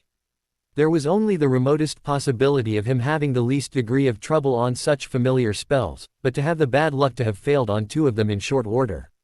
That troubled him greatly. Suspecting something, he was not a great genius for nothing, Dumbledore quickly scanned himself. When he found what he did, he quickly turned and, in a rage, cast a Crucio on Severus, holding for several minutes until the man had gone quite mad. Then, having worked out his rage, he obliviated the memory of that experience and told Snape curtly, "You failed to check for residuals, my friend. Not only did some enemies slay me, they also injected Moleclaw venom into my body." Curled up on the floor trembling and weak as his body spasmed from the aftereffects of exposure to the Cruciatus, Snape could only simper weakly that he was sorry. Sighing, Dumbledore dismissed the man from his concerns and summoned a bottle of the antidote from his office, only to have the wards report that it smashed on the inside entrance to his tower, the door having failed to open. Cursing himself for having forgotten his luck, Dumbledore stormed up to his tower himself to fetch a bottle personally, slipping on 2 banana peels before he'd even left the Great Hall, cracking his head each time, and running into countless faces he'd rather not see on his way there. Finally getting to his office, he yanked open a drawer, in the process jostling it and getting several bottles caught in the mechanism and smashed, their precious contents dribbling out, mingled with other fluids and ruined. Forcing himself to move more calmly, he selected a vial of antidote, uncapped it and was about to drink when something occurred to him. Setting it back down, he cast several diagnostic charms and found to his horror that this vial had gone bad, turning from an antidote to a lethal poison. Checking over the remaining contents of the drawer, he found that to be the case with all of his vials of the antidote. Although there was one bottle mislabeled as antidote that instead contained a potion that violently reacted with Moleclaw venom, and would have caused an explosion tearing his body to shreds had he drunk it. He hadn't even noticed the switch on the first pass, only growing suspicious on finding that one bottle did not react to his spell detecting spoiled goods. The potion within that bottle had been perfectly fine, not spoiled at all, just lethal in combination with molecule venom. And he never would have known if he'd not checked a little further. Suspicious one antidote had survived when his luck had been bad enough to ruin all the rest. The recent destruction of his office had destroyed most of the equipment there, and he was still not done moving back in, but he still had private labs inside the tower that remained untouched, and he had always made sure to keep those cabinets well stocked. Going there, he found an experiment he had been working on had reacted negatively to his activation of the wards locking down the castle, and the resultant explosion had caused a fireball that spewed out corrosives and ruined the place more thoroughly than if a giant had picked up the room of delicate glassware and shook it vigorously. Still, he was far too old and canny to be entirely out of options. Standing still, Albus cast several medical charms upon himself, ranging from well-known to obscure, to both diminish the effects of the poison and reduce its duration. Then, having done what he could with a wand, he very carefully went back to his office, over to another cabinet where he kept another drawer full of less restricted potions. Not as good as full cures, yet still something. There was a small stack of books lying on top of this, left there haphazardly when he'd been reorganizing his office from the recent fire, and they slipped backwards off the top of the cabinet and fell out the window behind it as he stumbled and bumped the case. Biting back a curse for not having replaced the missing glass from that window as yet, Albus focused on the task at hand and cast several security wards and unbreakable charms on the bottles in the drawer before he cautiously opened it. As he'd thought, several of the bottles had gone bad, some visibly shaking as the materials inside them had become volatile and would have exploded in his face had his charms not made that impossible. A streeler had also found its way inside of that case, and its corrosive slime had ruined everything else. He spitefully flung that animal out the window in full knowledge the snail-like creature would have its shell shattered below. Sitting down in his chair to think over the issue, Dumbledore tumbled over backwards as a minor fault in the wood chose that moment to break and spill him on the floor, where a bookcase also mysteriously failed and fell on him, crushing both his legs after burying him under a pile of books. Cursing and struggling, it was half an hour before he was able to wandlessly levitate the heavy piece of furniture off of him, as things kept going wrong as he tried. Finally able to reclaim the wand that had skittered out of reach as he'd fallen, Dumbledore fixed both his broken legs, and the arm and ribs that had been broken in. The subsequent struggling, with quick and efficient medical charms, instantly restoring them to function. At last a house elf responded to his repeated calls, and brought him a potion out of the medical wing. It was a general-purpose antitoxin, not nearly what he needed at all, but all of Snape's own stores of molecule antidote had also mysteriously gone bad. Dumbledore had no doubt that his luck was bad enough all of that antidote in England had mysteriously developed flaws, or would if he went after them. Finally he had to content himself with consuming a dozen bezoars and the general-purpose antitoxin. That caused the cloud to lift enough that he was able to obtain a dose of aging potion. While not his first choice, the magical age it caused would to some extent consume the remaining duration of that terrible venom and reduce its effects substantially. To counter the rest, Dumbledore drank a vial of liquid luck whose own good fortune had been sufficient to preserve it when all else in his office had gone bad. He hadn't dared reach for it until after taking other measures, however, as the conflict between luck, both good and bad, could have caused nearly anything to happen if both had remained at full force when combined. Thus fortified, Dumbledore left the office to go muster his troops, casting all of the obliviates and compulsions over again and checking each person down the line as he did so. Once reassured that this had gone well and luck was no longer totally against him, Dumbledore led his Aurors to the Ministry where he again used their own wards to lock down the building and subdue those inside, interrupting the vote of the Wizengamot that would have removed him, and using his Aurors to help him subdue the Ministry Obliviators. Dumbledore then converted them as he'd done the Aurors sent to Hogwarts, along with a new supply of Aurors found at the locked-down Ministry, and sent the trained corps of Ministry employees out to correct the prophet problem. Ministry Obliviators were accustomed to cleaning up after large-scale events. Although their normal work was done erasing the minds of Muggles, they could do the same to witches and wizards without trouble. He told them the same story he'd given to the converted Aurors, then let them get to it and erase the magical world's memory of that newspaper. He sent along Aurors to stamp out any resistance to their memory-modifying efforts, but also to collect and destroy any of those newspapers they encountered. They started working on those already inside the ministry building, then went off to Hogwarts. From there, they would spread out to cover the rest of the magical world. Dumbledore himself stayed behind and personally did the work correcting the minds of the members of the Wizengamot, then made doubly sure of his work as he did so. Dumbledore had so much power to throw at his problems that barely a thing could hurt him much, or for long. Of course that had limits, particularly in this case where the scope and scale were so broad that not even the most thorough efforts could clean it all up. Even the best magical compulsion clouds the mind and prevents thinking on the part of the person compulsed. People who aren't thinking don't do their best work, particularly on large or complex problems, and this was both. Dumbledore's remedy would solve a lot of problems and save him a great deal of effort, but due to the nature of the compulsion he'd laid to get most of the work done, there would be inevitable errors and bad patches in his fix. A handful of Aurors among those gathering newspapers chanced to glance at the headline and fell prey to another magical compulsion, this one to read that paper yet again. Some of those would continue dazedly about their work of protecting the men and women, obliviating the memories of that paper out of the minds of others, even while fighting an internal battle with their own compulsions the whole while. A few would break free of Dumbledore's hold and, after seeing other Aurors objecting and getting subdued, obliviated and recompulsed, slipped away quietly, only pretended to help, or otherwise threw wrenches in the gears. They were only a handful, but it was a few. One young Auror, who'd recovered yet seen the problem as yet another of her fellows got subdued and recompulsed after a memory wipe, made it her business to simply tell her compulsed companions, "This home has already been done," and the not-thinking squad moved on over and over again. Many parents had been so horrified by what they'd read they had not stuck around Hogwarts to stay and chat.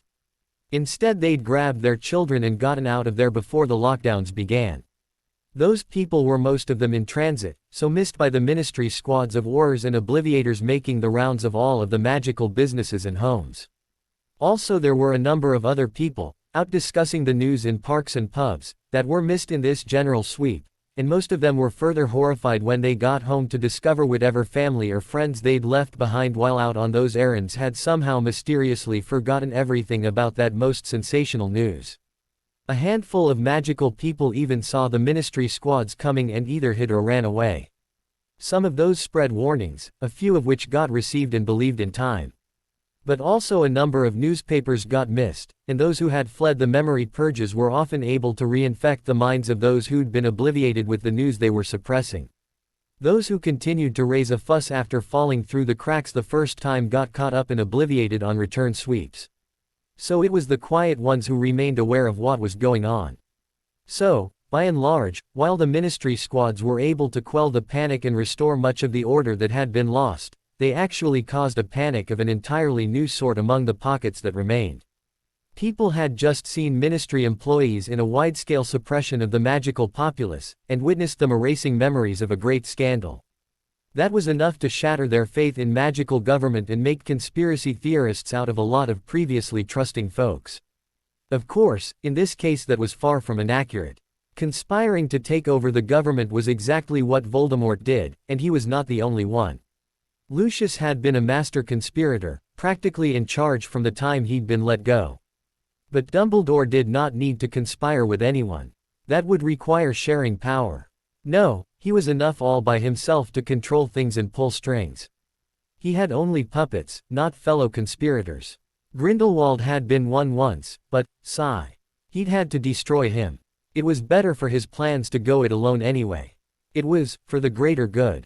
Still, this movement of those who had somehow escaped magical mind mods had given birth to a brand new class of paranoids as they saw and witnessed how easy it was for their government to simply make it as though something that huge hadn't even happened. And a level of fear and distrust set in that would lead to a partisan-style movement not unlike the French Resistance, as those who knew used carefully stored newspapers to waken a few fellows to the awful reality of their situation. A small but significant sliver of the populace now regarded themselves as under the rule of a Dark Lord, and began wondering what to do about it. Also, the British ministry could do nothing about the international reaction to the news, or stop its spread there. And those other nations couldn't help noticing that Britain had an unusual silence on the whole affair after its very brief uproar. Nor did they suppose that, on looking into it, those obliviators had been called up for no reason. That they, and their Auror escorts, had been called up by Dumbledore was a cause for alarm even among those who'd still trusted him. Other nations even looked into the claim of a contact potion causing madness and found that it just was not so.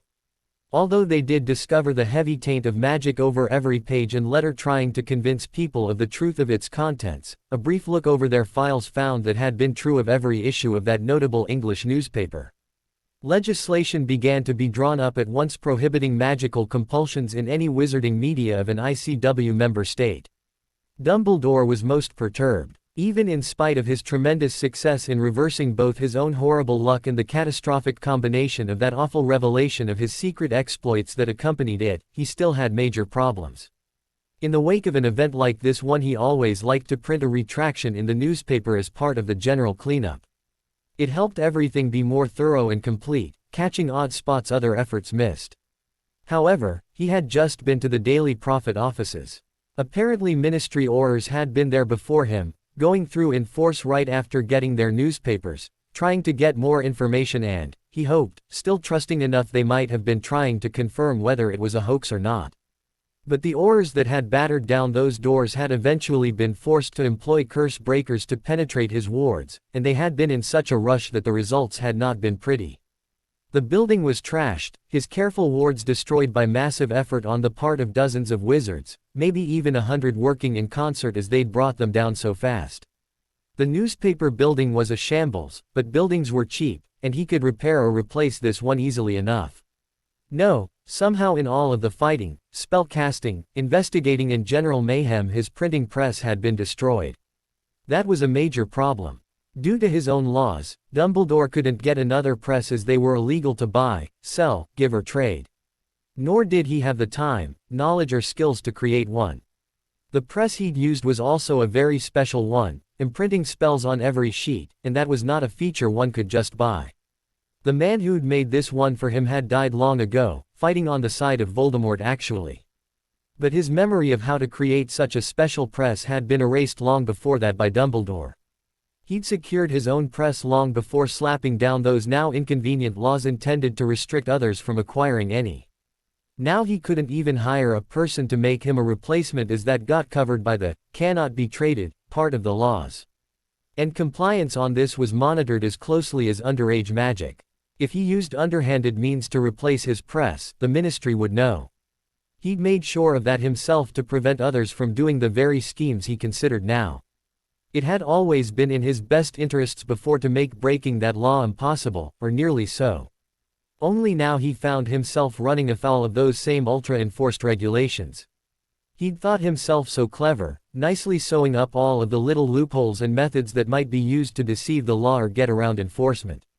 But he hadn't considered the Lovegoods, and he hadn't considered this. It was actually harder to break a small law like this one, and get away with it, than obliviate the entire Wizengamot, something he couldn't permit himself to do too frequently as, like stealing cookies out of a jar, done too often the dropping level of their intellects would betray him no matter how stealthily the actual work was done. Just like an empty cookie jar bespoke childhood theft. And his intellect would remain much like smears of chocolate on that child's face. The telltales would be too obvious to ignore. So he could either dismantle some part of that set of laws, and the web of traps he'd laid to ensure enforcement, or go without a press himself. Both were completely unacceptable, as any loopholes he created would open up the possibility of someone else getting hold of a press at the same time. There were countless political opponents who had been seething over the Prophet's effectual monopoly, having recognized the propaganda value it gave him, and some of them were clever enough to recognize whatever loophole he opened to acquire a replacement and make use of it themselves. Many, many more were clever enough to copycat those who did. Pressure had been building on this for some time, other clans wanting their own newspapers. His opponents had been too canny to grant the Prophet a legal monopoly. It was perfectly legal for other presses and newspapers to exist. But he'd outmaneuvered them, shutting down all competitors to lock that niche down himself. Only now, like a boiler under pressure, the least hole opened up in that lockdown could release an explosion of others getting their own printing presses using whatever methods he did, as soon as he'd opened the laws enough to do so. But how was he to print a paper without a printing press to do so? Not only that, but his special ink and type were also missing. He could tell those at least had been stolen, removed by some unknown party, as had those ink barrels been ruptured the ink spill over the floor would have been terrible, and none of the metal fragments strewn about the room were his special runic-enhanced font. He'd tried summoning for the letters but nothing happened, and at least one among those many small pieces ought to have survived. Trouble was, so many ministry workers had already been over the place that between all those recently cast spells, and the explosion in the workplace, that he could not identify any usable wand signatures out of the mess. So anyone might have done it. He simply had no clues. Albus stared closely at a hubcap, wondering where that part had come from on his printing press and pondering what could be done with a few repair spells, when the liquid luck potion he'd taken, whose duration had also been reduced by the aging potion he'd taken before it, chose that moment to run out and the building collapsed on top of him, squashing him like a bug and killing the man miserably over a painful few minutes. Unfortunately for everyone honest, a standing order he'd given his phoenix required it to immediately reclaim his body and return it to Hogwarts should he die outside it. So Fawkes showed up and flamed out with his corpse, taking it to that secret room in the school dungeons where Snape, grudgingly and still spasming over the cruciatus cast on him earlier, went about raising him from the dead yet again. Unfortunately for Dumbledore, they'd run out of mandrake that very morning on the earlier raising of him from the dead. Thus a total restoration to his original state was no longer so easy. A plentiful supply of phoenix tears made it possible, but not guaranteed as it was possible to heal badly. Indeed, Snape was spasming so much his post-cruciatus potions had all been destroyed in an unlucky accident that he got the ritual wrong 3 times. Harry was having a bit of quiet time in an outside courtyard, waiting for the insanity to start. But his thoughts were not on the impending madness. No. He had been reviewing his move at the Wizengamot previously that day, and projecting the possibilities that presented forward. Chess games often went to the one who thought farthest ahead, after all. Actually, cards might be a better analogy, he felt, as you never knew what each new deal was going to turn up. He certainly hadn't expected this latest opportunity to milk the Wizengamot, not after what he'd done with his first. But before being blotted out by the Prophet scandal, the public tide of, "Save our poor boy hero," had risen yet further, cresting higher than he could have supposed on the revelations about how put upon he was at court. The feeling was that the entire Wizengamot had cheated him on that vote, which they had, and eager to save their jobs those people on that body had been willing to do just about anything to regain some popularity in the public's eyes, and top of their list had been to be seen doing something nice for Harry. The question had been, how to exploit that. And quickly, before the Daily Prophet captured public attention and he lost this chance. Left to their own devices, they'd grant him a measly cash reward, pin a few ribbons on his chest, throw another title at him, then let him starve as the wolves came down to devour him after being left out in the cold again, if they did anything before the Prophet's scandal wiped it all from their minds. So it was a definite case of, use it or lose it. Even without the distraction today's morning articles were going to provide, left to themselves they'd say a great many gracious things but never actually do anything to improve his situation. So, if he wanted anything substantial to happen he had to make a request for it, and fast, before they got something else in mind. Ideally, he would make his suggestion in such a way as to prove them all absolute heels and tyrants if they refused him, pushing them into whatever he wanted. But such things had limits, rather sharp ones really. No. They needed to be seen doing something to make up for voting against his freedom and for the roundabout way they'd been used to send him back to the Dursleys after the first criminal exposure of their actions, but they were still canny old politicians, backbiters by profession. Harry had to be canny himself if he wanted anything useful out of them. In short, what the members of the Wizengamot wanted was some way to give him something that turned out to be nothing, and what he wanted was a way to trick them into granting him what looked to be nothing but actually turned out to be something, and the more valuable the better. What Harry would like most was something like he already had, the perpetual licenses and hereditary exemptions for keeping and raising just about any type and number of magical beasts. The first thought to cross his mind was to do the same for magical plants, except that lay too close to what he'd already achieved. The ink was not yet dry on those laws waiving the government's ability to restrict him there, and if those rights were vulnerable to removal at any time, the time was now. So he didn't want to draw any attention to what he had until he'd already been doing it for a while and the rights and precedent were well established. Similarly, he didn't want to ask for anything expanding those creature rights beyond what they already were, lest by drawing their attention those cunning crones in government begin to restrict and retract what they'd already given to him, passing exemptions to his exemptions and so on. Oh, you can do that, but not for this, or this, or this, or this, or this, or this, ad infinitum until those new rights were useless. Which they would do. They'd eagerly snatch the bread from his mouth if they could get away with it, just on the general principle of, the more for you, the less for me.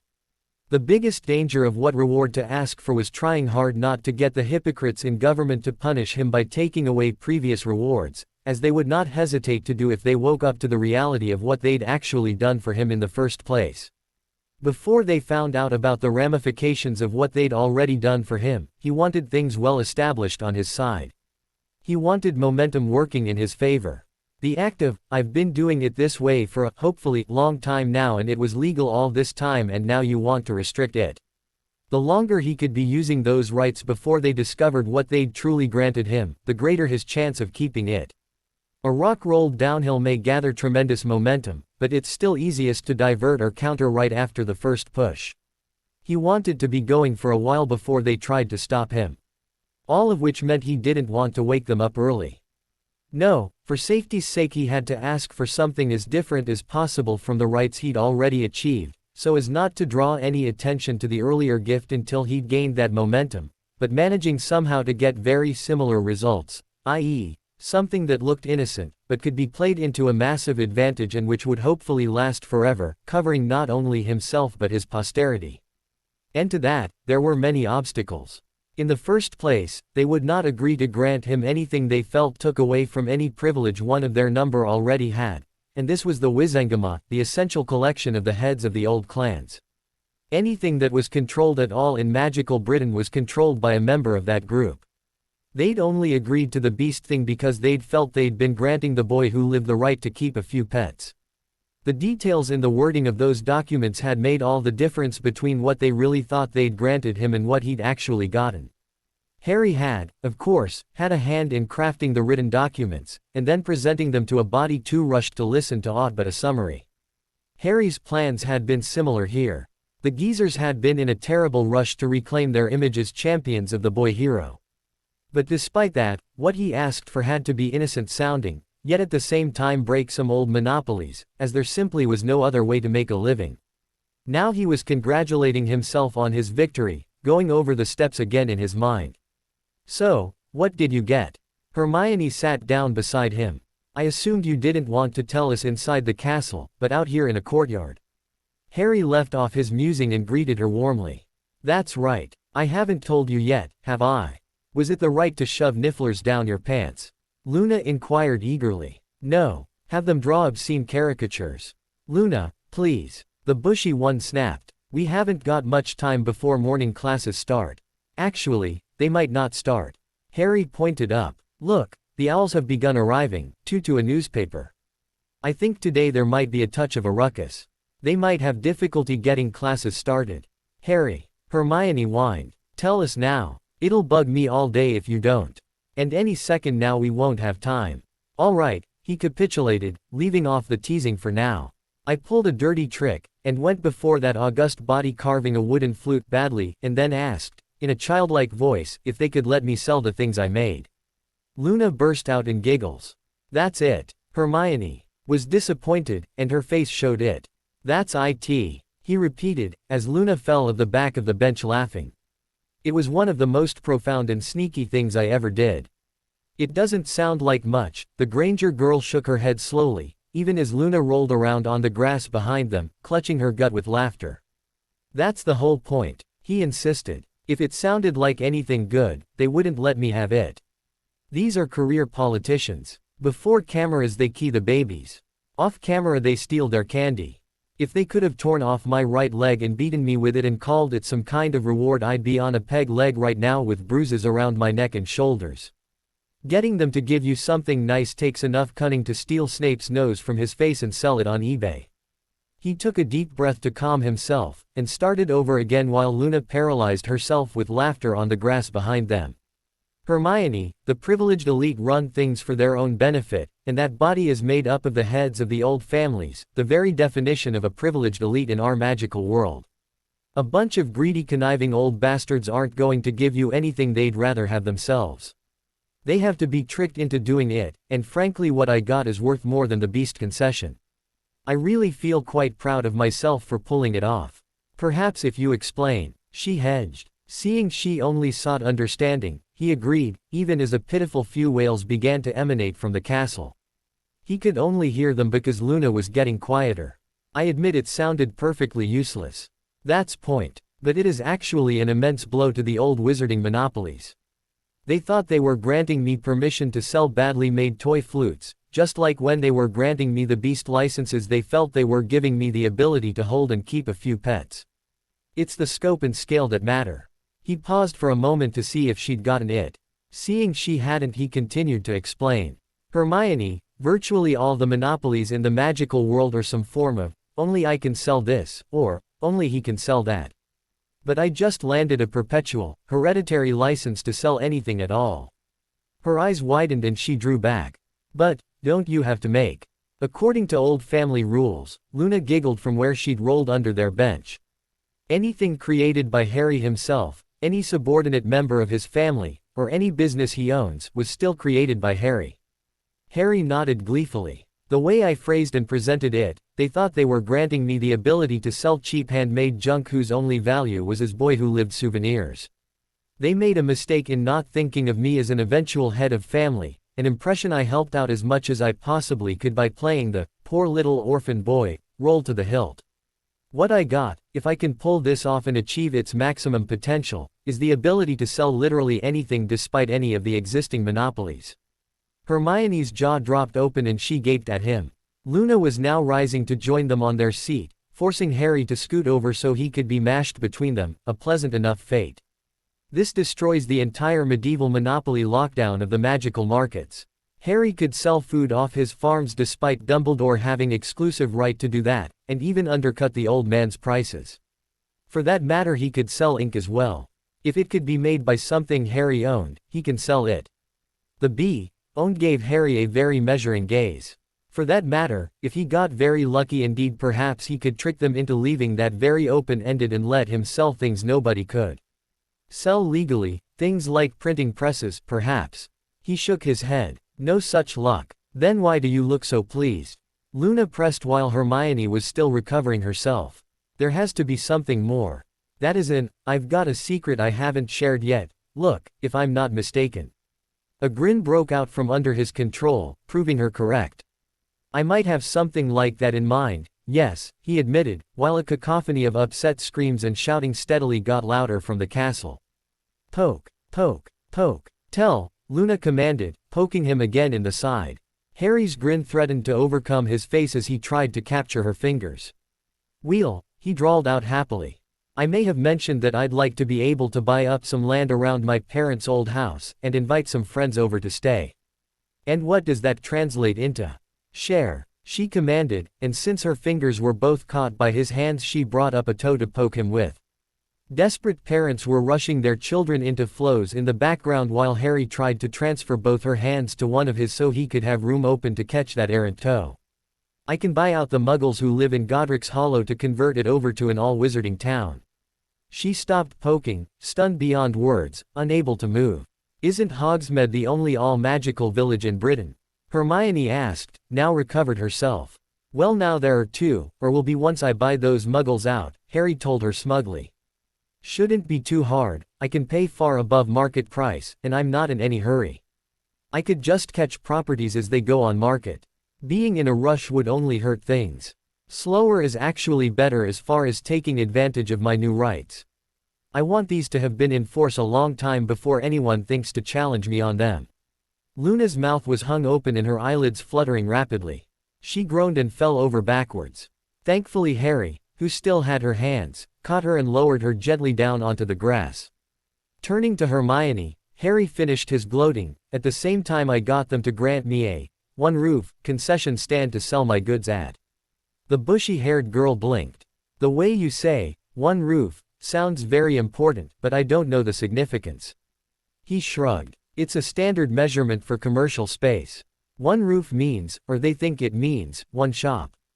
A place like Ollivander's or Flourish and Blott's, both of those would be one-roof shops."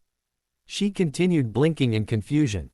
"I could see how that could be helpful, but you act like it's way more significant than I believe I am getting. What do you mean when you say, they think it means?" He grinned triumphantly. "Why Hermione, have you never heard of shopping malls? Wizards can't get it through their heads how much sheer space can be covered by one roof these days. I can make a shopping arcade bigger than Diagon Alley all put under one roof before any magical expansion charms."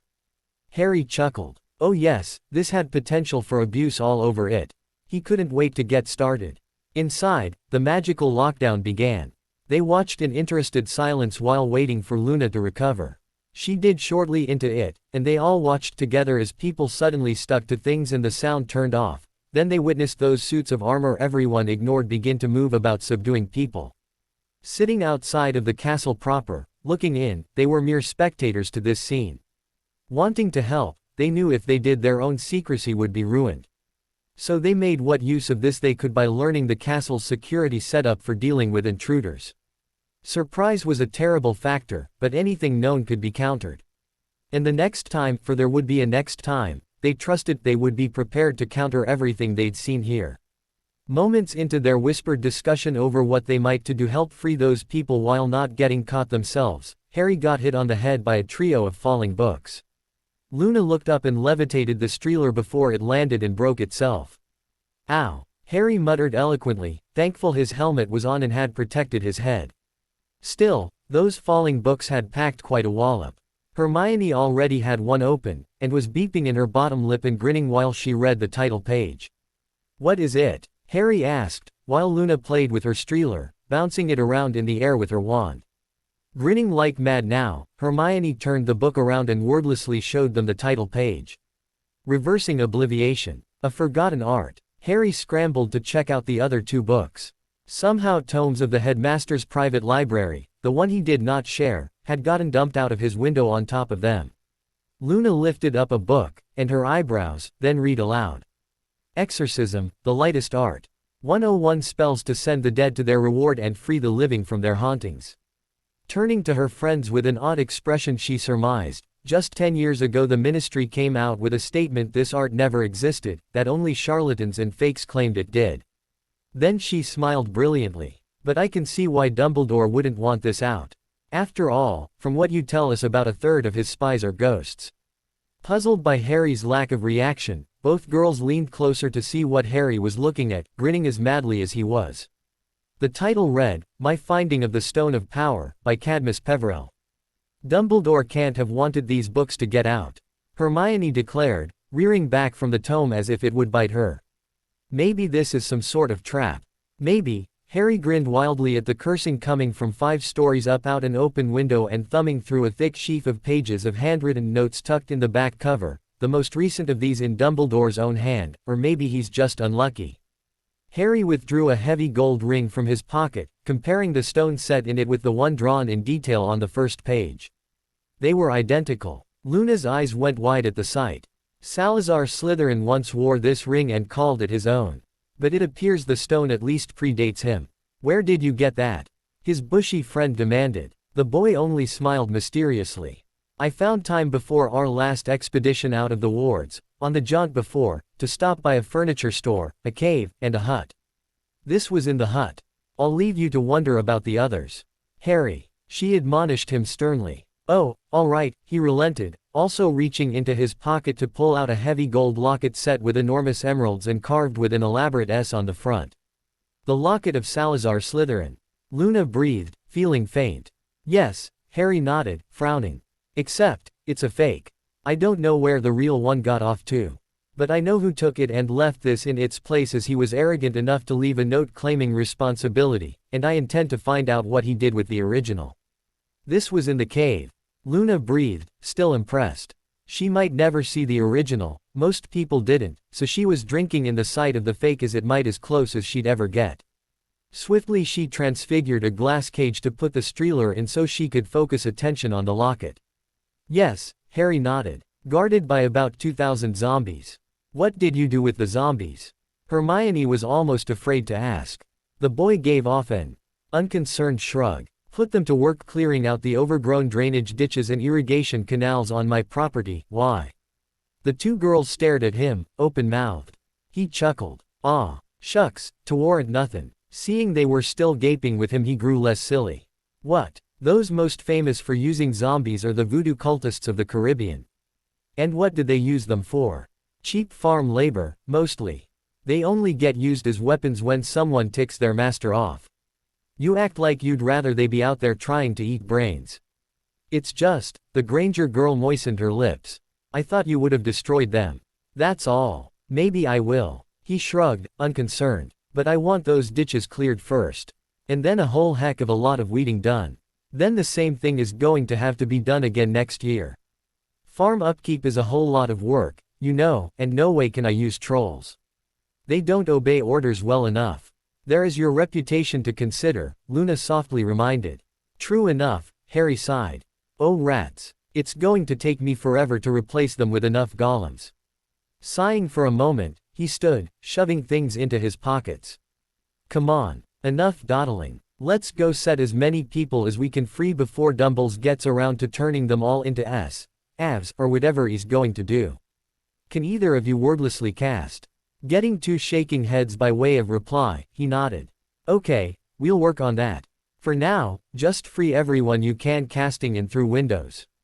First vanish the glass, then cast unsticking charms on the people, then levitate them out.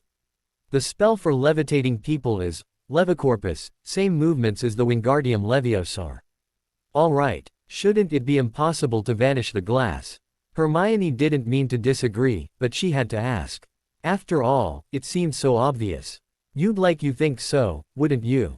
He teased back. Normally, yes, it would be. However, I believe I've told you how most of the wards had been converted over to an information network. Ward stones can only sustain so many spells, no matter what runic amplifiers you've got on them. Protection stuff has largely gotten pushed into inactivity to make room for more of the information gathering spells he likes. So most of Hogwarts is not quite as safe as he'd like us to believe. There are exceptions, of course. Any place he wants defended is defended, quite rigorously.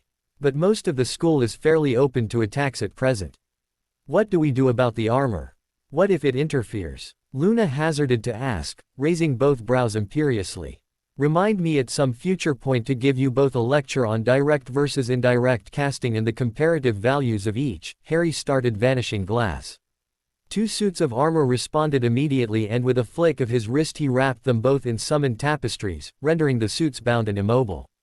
They appear to be strongly resistant to most direct spells, so cast spells on their environment to disable them, he quipped good-naturedly.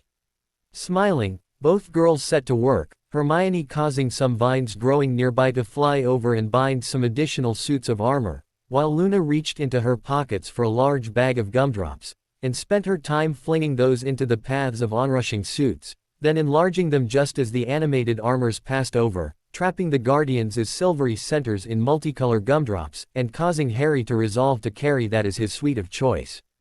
Harry grabbed the arm of Oliver Wood, who'd been among the people just summoned out of the castle. Wood, go down to the Quidditch pitch, to the broom shed. Bring back all the brooms, not just our team ones, the school brooms, even the Slytherin ones, anything that can fly. Then bring them back here right away, all right. But why? The keeper paused in confusion. Still holding his arm, Harry pointed back to the castle. The floors in there are too sticky to walk on. So we'll have to fly over them if we want to rescue everyone. Also, he pointed upwards. The Gryffindor and Ravenclaw dorms are in towers. If we fly up there and vanish the glass, we can begin saving the people trapped up there. Now go. He gave his team captain a little shove and Oliver took off running, Katie Bell, also newly rescued, not far behind him, with her parents following after. Good, that many more arms to carry brooms in. Percy. Harry also grabbed the newly rescued head boy by the arm. Go tell Hagrid to hitch up the Thestrals. Then get the older years organized, casting featherweight and floating charms on the carriages. Thestrals can already fly, all the carriages have got to do it not fall so they can be pulled through the air behind them. They've got enough of them to carry all the students. They do it twice every year. Do that, and we've got our route out of here. The flows are all being blockaded by those suits of guardian armor and not many of the students can apparate. Harry, Hermione grew concerned. While the carriages may be able to carry all the students, we've got so many parents here as well. I don't think they can hold everyone. They can't. He agreed. But no one ever made a greater mistake than he who did nothing because he could only do a little. We'll get out as many people as we can that way, pack them tight, then use older kids on brooms to ride escort in case there are any problems. Others can make it out their own ways if they have to. Or maybe we can do it if we enlarge the carriages. For now, we concentrate on getting our people out of the castle. Susan, Filch, the recently rescued bee, owned Hufflepuff, gave pleading eyes to Harry. Harry, I heard your plans to rescue the Gryffindors and Ravenclaws. But what about my house? Hannah is still in there. I heard her go back to her room for some things she'd forgotten there in the rush. He smiled roguishly for her. Don't worry, we won't leave any puffs behind if we can save them. Now Filch, turning, he faced the caretaker, who'd walked out of the castle as casually as you please and stood waiting attentively for orders. As if that didn't make it obvious, he could see in her eyes that this was Bellatrix, and still unswervingly loyal to him. As caretaker, the lockdown does not affect me, the disguised Death Eater informed him. And I can order the armor around, but only one suit at a time and only while it is with me. Harry did not pause to ask why the magic recognized her as caretaker when she wasn't truly Filch. Questions like that could wait for later. Go back inside and start clearing a route to the Hufflepuff dormitories, the shortest route to the outside you can find, he commanded briskly. Order the armor to follow you, one at a time, around corners out of sight, and leave them there so the path is clear, then open all of the doors and grab all of the buckets you can find. Dump the buckets in their common room, enlarge them and get the puffs and their parents to climb inside of them. After that, go around opening doors inside of the Ravenclaw and Gryffindor dormitories. He knew she could wordlessly spellcast, so could be trusted with the enlarging. Bellatrix, Filch nodded firmly and was already on her way back inside, wand out and summoning buckets from every closet in the castle even as Harry was turning back to face Susan, telling her, we'll get our teams to double up on broomsticks and form a chain, levitating the buckets out from broom to broom down the line. Can I trust you to organize that?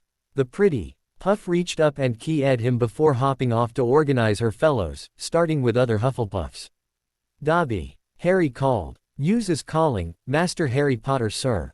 The little elf appeared. The boy who lived bent down to speak with the elf on an equal level. Dobby, the castle is in lockdown. Can you still move about inside without sticking to anything? The elf nodded so vigorously he ended up slapping himself with his ears. Yes, Harry Potter, sir. Onlys, we can't be moving no body. Living creatures is not to be touched during lockdown, sir. Thank you, Harry gladly put a hand on the little elf's shoulder. That's just what I wanted. Can you gather together my elves and get them to move all of the luggage and student belongings out from there? Also, he breathed deep, grinning. We're going to have a very big, very long outing and we need picnic lunches and dinners for everyone. So if you could gather enough food for, say, a week-long field trip out of the Hogwarts pantries. Yes, Harry Potter, sir. The elf raised a hand to snap his fingers and vanish, only to be stopped by Harry. One last thing. I'm going to need everything from the come and go room. Can you get that for me? Oh, yes, Harry Potter, sir. The elf bounced, snapped his fingers and vanished. All right everyone, listen up. Harry shouted, after casting a sonorous charm on his throat. Stepping clear of the growing crowd, he enlarged a rock into a platform to stand on so he could be seen clearly. Many of you have not thought any further than getting out of here. Those of you who have can ignore me, but if your only thought so far was getting away from Dumbledore, can I ask you where you intend to go? Most of us here are students, who need to continue our educations. Transfiguring a stick of wood into a small billboard, Harry slapped a piece of parchment on it, then enlarged it so it was about 9 feet across. This is a transfer request to Beauxbatons. I got it earlier this year, and Madame Maxine agreed to take not only me, but any of my friends who wanted to go. Those of you who want to transfer, all you have to do is sign this scroll. Carriages to France will be flying out as soon as we can get them organized, and I have already made arrangements to move your luggage for you." Harry then turned and signed the scroll himself.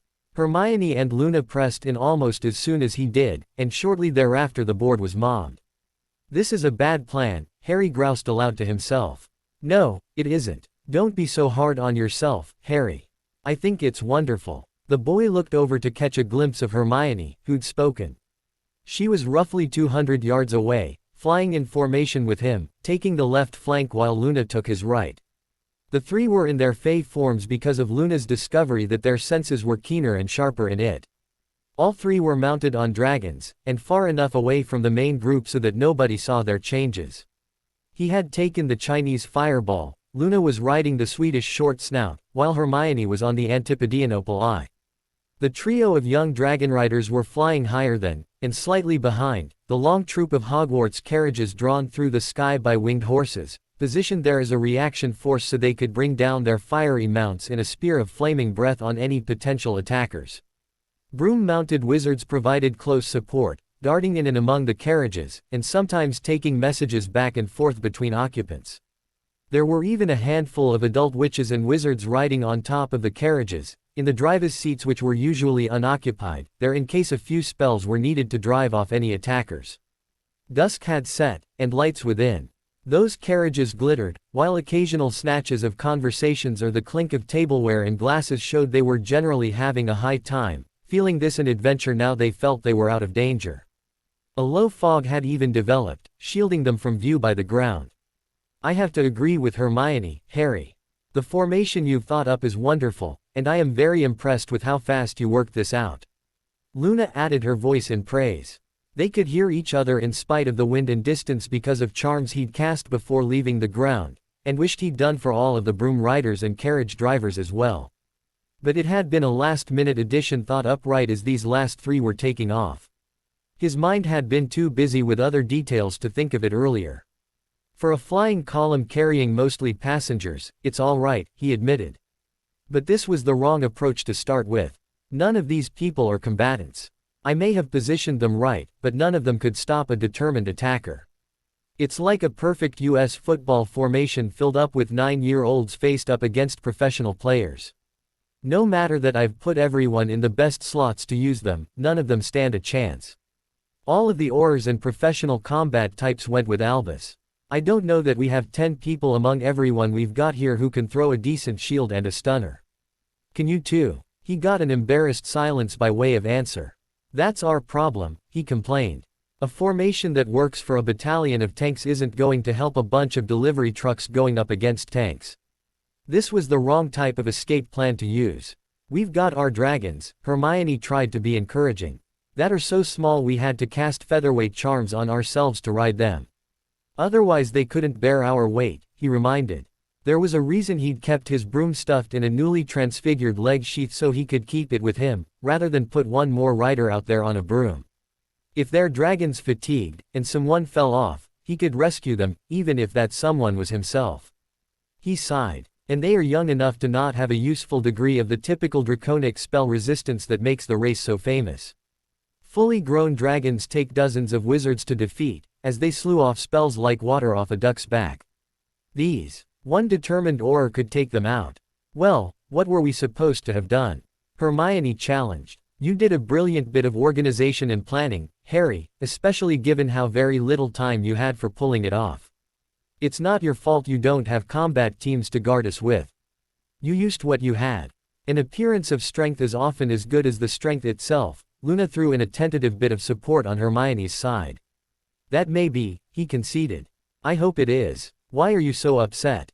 Hermione wanted to know. "Because if I'd been using my brain we would have been there by now," he beat himself up verbally. "Flying was the wrong decision. I made it after I'd already gotten on the track thinking of flying through the castle halls to rescue our people. What we should have done was go down to Hogsmeade, flow everyone to the south of England, and taken ferries or the Channel across to France. One more trip by flow and we all would have been in bed at Beauxbatons by now." By now he'd reach full tirade. It all comes down to time. Thestrals scarcely travel much faster than the Hogwarts train, and that takes 8 hours to go from London to Hogwarts. That's more than enough time for people to notice we are missing, find the carriages or two, put them both together and start searching for us. Simple. Point me, Charm tells them where we are, and then they've got shops full of brooms and all the oars in England to bring us down. Brooms are at least twice as fast as horses, so they'll be able to flow ahead of us, fly up, catch us and capture us. I wasn't thinking. Both girls were silent for a time. Is there any way to fix the problem? Hermione asked at last. None that I can think of, and I've been racking my brain for hours now, he admitted rather sadly. Halting this column once it got started would have been worse than letting it continue. The moment we were clear of Hogwarts there was no safe place to land so large and obviously magical a group. And, as a great general once said, a good plan implemented now is far superior to a perfect plan too late. And we had to get out of there as fast as we could, because we had no idea when Dumbles or any of his cronies were returning. We'll be across the channel in another hour, Luna declared. If they are clever enough to do as you say, they are running out of time to do so. And we can rest our mounts on the other side, soft-hearted Hermione reassured, and he could somehow picture her patting her dragon on its flank or shoulder. Poor dears aren't used to long flights like this. About the only thing good about it was that it got caught as criminal. The Aurors had not been thinking on their own, nor had Albus been available to direct them most of the time. So it was some while after putting down the revolt that he came back from doing necessary business at the ministry and down out of his office, and noted the school was suspiciously silent. The Aurors that had been sent to Hogwarts had been told to make sure that everyone there got obliviated, then to move on to doing the same to the rest of England. In no part of their orders were they told to report that no people had been there to obliviate, so they'd just moved on. But as he came down Albus couldn't help noticing that his school had neither faculty nor students. It had been too much to hope for that he wouldn't notice at all, or that he wouldn't notify the Aurors who were still under his compulsions. However, it had been his bad luck to have been busy so long that he could not retrieve them without a major effort. What Dumbledore's bad luck had granted them was a delay, enough delay so that the train of flying carriages were over central France by the time he appeared with every British Auror in tow, having followed exactly the plan Harry wished he'd used. The first those in the air knew what was going on. Their horses had diverted toward the ground and no one could get them back on course. The headmaster of Hogwarts had grand authority of things belonging to the castle, and that extended to trained service animals who worked under charms to ensure their obedience. The Thestrals brought those carriages down in the midst of Britain's entire Auror force, with obliviators standing by. Those on brooms were brought down by more Aurors on brooms. All were going to do is watch. Hermione shrieked from their high-altitude holding pattern. Harry was watching this mess through a field glass. They have every Auror in England down there, Hermione. Merlin himself couldn't stand against that force, not alone. If they all cast tickling charms and 3/4 of them missed they could still blow through the strongest shield I can raise. And don't forget, they've got Dumbledore there in person. He's one of the few I'd say could face a full-grown mature dragon, which none of us have got. She watched, sickened, as a Ravenclaw Quidditch player dodged left when he should have dodged right, or just plain run away as some had done, and the spell that hit him flung him off his broom. She couldn't tell if his fall had been arrested or not. Can I borrow your telescope, Harry?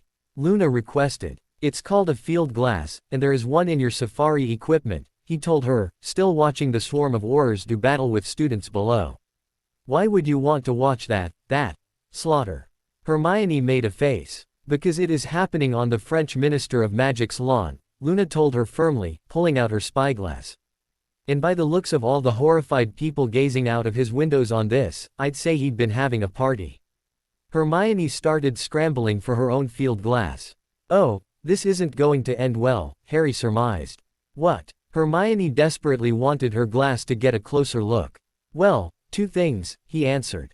The French aren't going to be able to bring in enough Aurors to stop Albus from making his escape with all those newly captured and obliviated students and their parents. How can you tell? They've got to have an emergency alarm or something, right? She found her glass, but in her haste it got an edge caught on a bunch of live capture animal traps and it was tough working it out. Not to bring all of them in one place. That'd cause more problems than it would fix most of the time, They are spread out for a reason, to provide coverage and control crime. And less than all wouldn't be enough because the British concentrated here could overpower them. They've got enough men under arms down there to qualify as an invasion army. But that only brings up the second reason why they won't be able to stop this, Harry quipped. What is that? By this time Hermione had her telescope up to her eye and was looking through it, wishing she could make sense of the chaos below the way it seemed Harry could. Luna answered for him. Because security for international affairs is always tricky, and it looks like the French minister was having a dinner party for the International Confederation of Wizards representatives. The men they have on hand could do nothing against Dumbledore's force, and a rush of new French reinforcements would alarm all of the independent security details and grant France a black eye almost as bad as Dumbledore is giving himself. Oh, Hermione grunted, seeing diplomats surrounded by bodyguards hastily escaping through floors in the mansion. No, that can't end well. More unlucky for Dumbledore even than letting us get away, I think, Luna smirked. Having gotten caught like this. Harry smiled. Come on, let's get back to Hogwarts. We'll land, and I'll hand over our transfer paper to the French minister, or whichever of his staff I can talk to, proving that Dumbledore just kidnapped a few hundred students enrolled at Beauxbatons. Then we'll take a float trip or two ourselves. We'll shrink our dragons. But there's something back at Hogwarts that I just have to do. Such was the strength of his grin the two girls followed him without question. I can't believe you were so careless.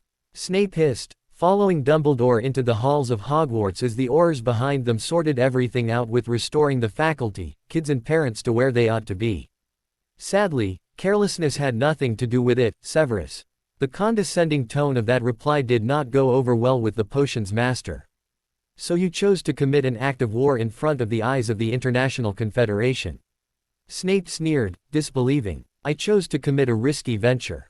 Dumbledore returned in a less patient tone, getting frustrated with his servant's bile.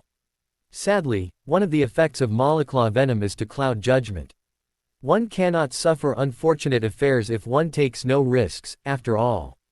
In spite of the dread nature of this emergency, the twinkling was back full force, as was the grandfatherly smile. Bah, Snape sneered. If, Severus, the headmaster cut him off. As powerful as it is, this venom can only exploit chances that exist. You cannot suffer a heart attack if you are not at risk, for example. For another, you could not get pregnant if you are not a woman. Nor could you lose a bet you never made. The luck can only exploit random chance when there is some degree of randomness involved. Dumbledore waved to indicate the stone halls around them. This castle, for example. Its wards notify me promptly when there is violence or panic in its halls, most especially that caused by uninvited strangers. There is no degree of chance there. I was aware of it the moment you revived me this morning. Similarly, the wards are ancient, and have not been used to stop an invasion in a very long time. Their secrets have been very well kept, with particulars modified by every headmaster, so asking for someone to be on their guard against what they could not have known about was impossible. There was no random chance there. The invaders had no chance at all. What surprises me was that my luck was bad enough putting down the insurrection took entire minutes, when it should have been over in mere seconds. It took 100 times as long as it should have, a powerful perversion of luck indeed. They turned a corner together.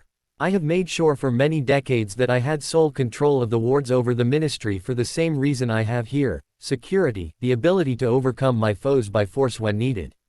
And there was no amount of luck involved. Once more I reiterate, Severus, it is only a skewing of probability. Not the most powerful dosage of liquid luck could cause gold to materialize out of the sky and fall into your pockets. But if there was a chance someone might spill some coins on the street before you, they likely would. Where there is no chance of something happening, not all the luck in the world, good or bad, will cause it to. And yet you nearly lost the vote there, Snape sneered. He was good at it. A remarkable turn of fate, Dumbledore agreed. When you consider that the last vote to remove a Wizengamot head took 5 days, and the record on the fastest such vote ever was a full 9 hours. It was amazing that in the span of 1/2 hour they had come so close, when over half the offices necessary to hold or even propose such a vote are held solely by myself. It took an amazing number of coincidences, large numbers of people suddenly recalling obscure codes and rulings. In one case a man who'd glanced over an old law book, then not thought of its contents for 100 years, had it suddenly spring to mind in time to foil one of my protections. And some of the others recalling workarounds to bypass my otherwise necessary offices were no less remarkable. No, I find myself astonished most of all by the power of this bad luck in how suddenly and completely our government was working efficiently at last, when I have striven for years to ensure that it could not function without me at all. And my delay in reaching those halls was also entirely a product of bad luck. There ought to have been no delay at all. Yet you conduct war operations on the French minister's lawn, the oily professor snapped in biting tones. As I said, the venom inspires poor judgment to have opportunities to exploit. I must say, in my almost 200 years of life I have conducted over 1,000 similar operations and never been caught. The scale of this one was unusual and the consequences regrettable, but a complete cover-up would have been impossible had most of our students and staff escaped. So I had to take a risk, and with my current luck the results went bad. Nothing more. When bad, he says. Snape shook his head, disbelieving. Severus. Dumbledore rebuked him sharply. I will not have you needling me like I was one of your students. I took a calculated risk on measured odds, in a field I am quite familiar with. I dare say you would not have done half so well had it been you saddled with the operation, with luck so bad. And I fail to see, headmaster, how it could be any worse. Crucio. After Snape had screamed and writhed for several seconds, Dumbledore released the spell and asked calmly, I asked you to keep a civil tongue in your head, and you refused me. Will you do better this time? Spasming badly on the floor, blood filling and spilling from his mouth, Snape nodded fearfully. Voldemort's pain curses had nothing on Dumbledore's. Good, back was the grandfatherly tone and smile. In my defense, Severus, it was an easy mistake to make. I located our fugitives, plotted their course and speed, consulted maps and brought them down in a low population zone in an area clear of buildings, all on very short notice. The operation itself went splendidly, recapturing close enough to all of our wayward staff and students to allow us to pretend those no longer with us left for innocent reasons. But the French government is no more in the habit than ours of marking on maps given out to foreigners. Our head honcho lives here. Having never traveled there by anything but flow, I did not mark the location either.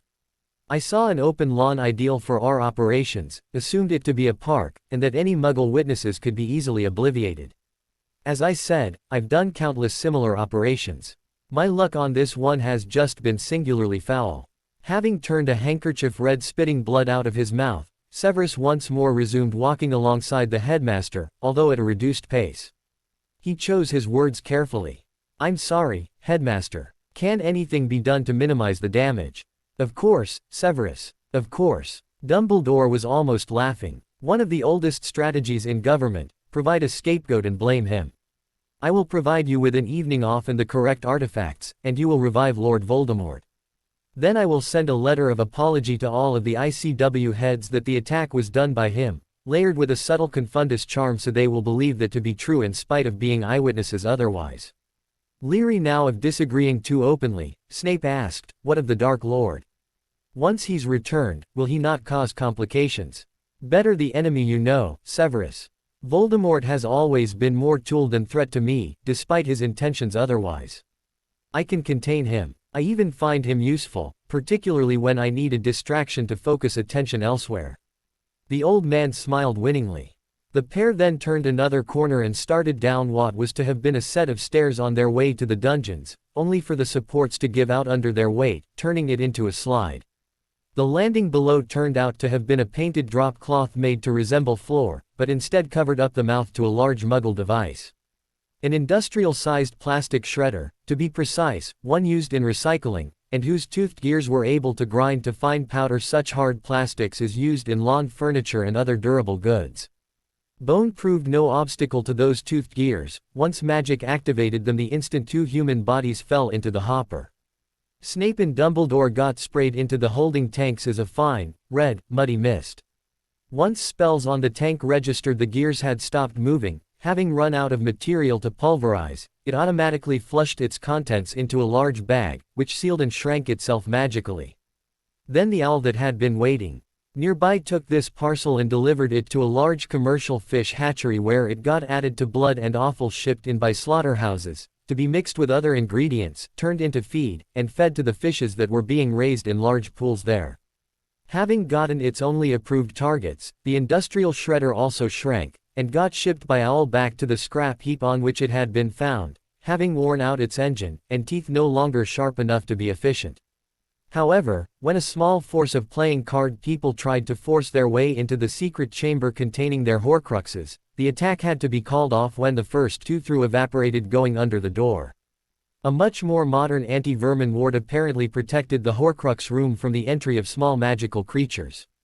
Madame Pants was in the library, having recently been returned and forcefully obliviated. She'd just glanced at a calendar and was wondering where the day had gone. None of the work she'd planned to get done that day had happened, and books due that morning had not been returned. As quick as that her train of thought ground to a halt. Her eyes flashed gold, then red, and the woman started off like a sleepwalker, moving purposefully but not thinking about what she was doing, her actions programmed.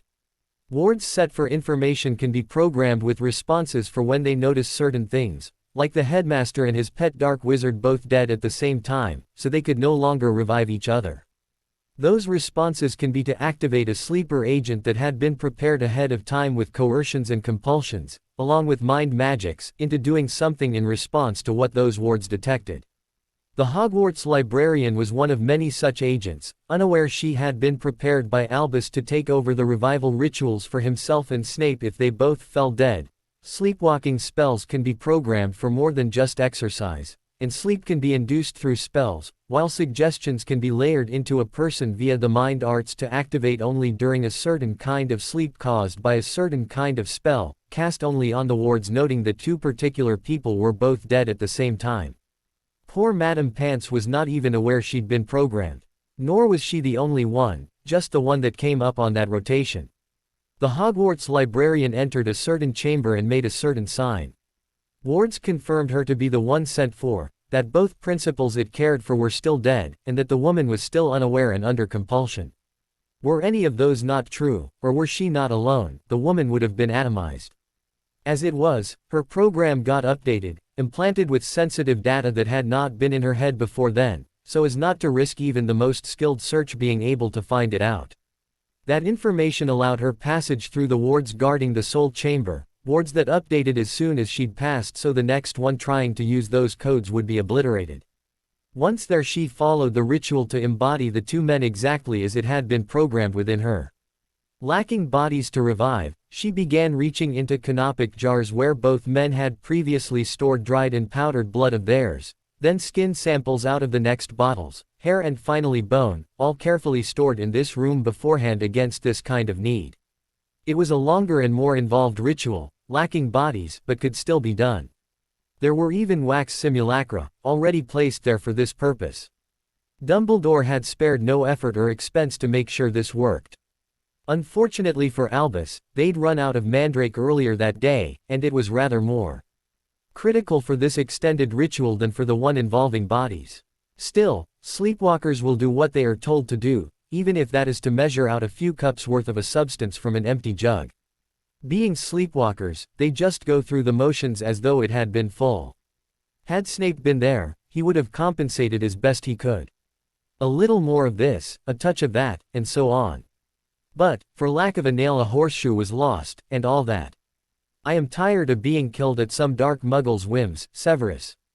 APBW. Dumbledore spat as he was hauling his misshapen body out of the cauldron. As am I, headmaster. As am I. Severus Snape did not look so good. One of his eyes had migrated up to his forehead, his ears hung too low and neither were even with the other, and his chin now looped up to a point that almost touched his now exceptionally long nose. The effect of being liquefied then brought back without mandrake had left him looking like a partially melted wax figure of a human. Dumbledore, however, how not gotten off so easily. He'd already been through 3 failed resurrection attempts before this latest debacle, and the results on him were much worse. The headmaster was grossly humpbacked from where fallen beams had crushed him in the Prophet building. From the same source, half of his face had been crushed and never properly reformed, granting him a perpetual half-leer and an uncontrollable trail of drool out of one corner of his mouth.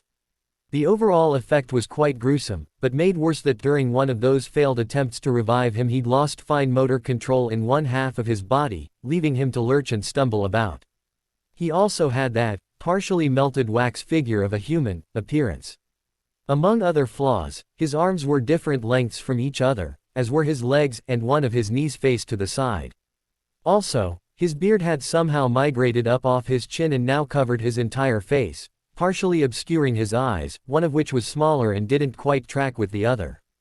Stereotypes were very unfair, and for the most part inaccurate, but the common perception was still to view handsome people as good, and ugly people as bad, and while before Dumbledore had lived a life of regal good looks, now he could put Igor, famed servant of mad scientists, to shame.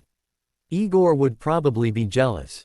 Dumbledore no sooner lurched out of the cauldron and had taken up his wand than he first obliviated Madame Pants and sent her on her way, then set about performing transfiguration on himself to correct most of the errors. Alas, it was only a temporary cure. Using human transfiguration to correct the latest set of problems was at best a mediocre solution. Even if every detail could be gotten exactly right, which it couldn't do as humans were beings of infinite complexity, they were still only a finite incantium, from ringing bells at Notre Dame. Even so, they would still be as badly misshapen as hags by the time they'd corrected all of the major structural faults of their current bodies.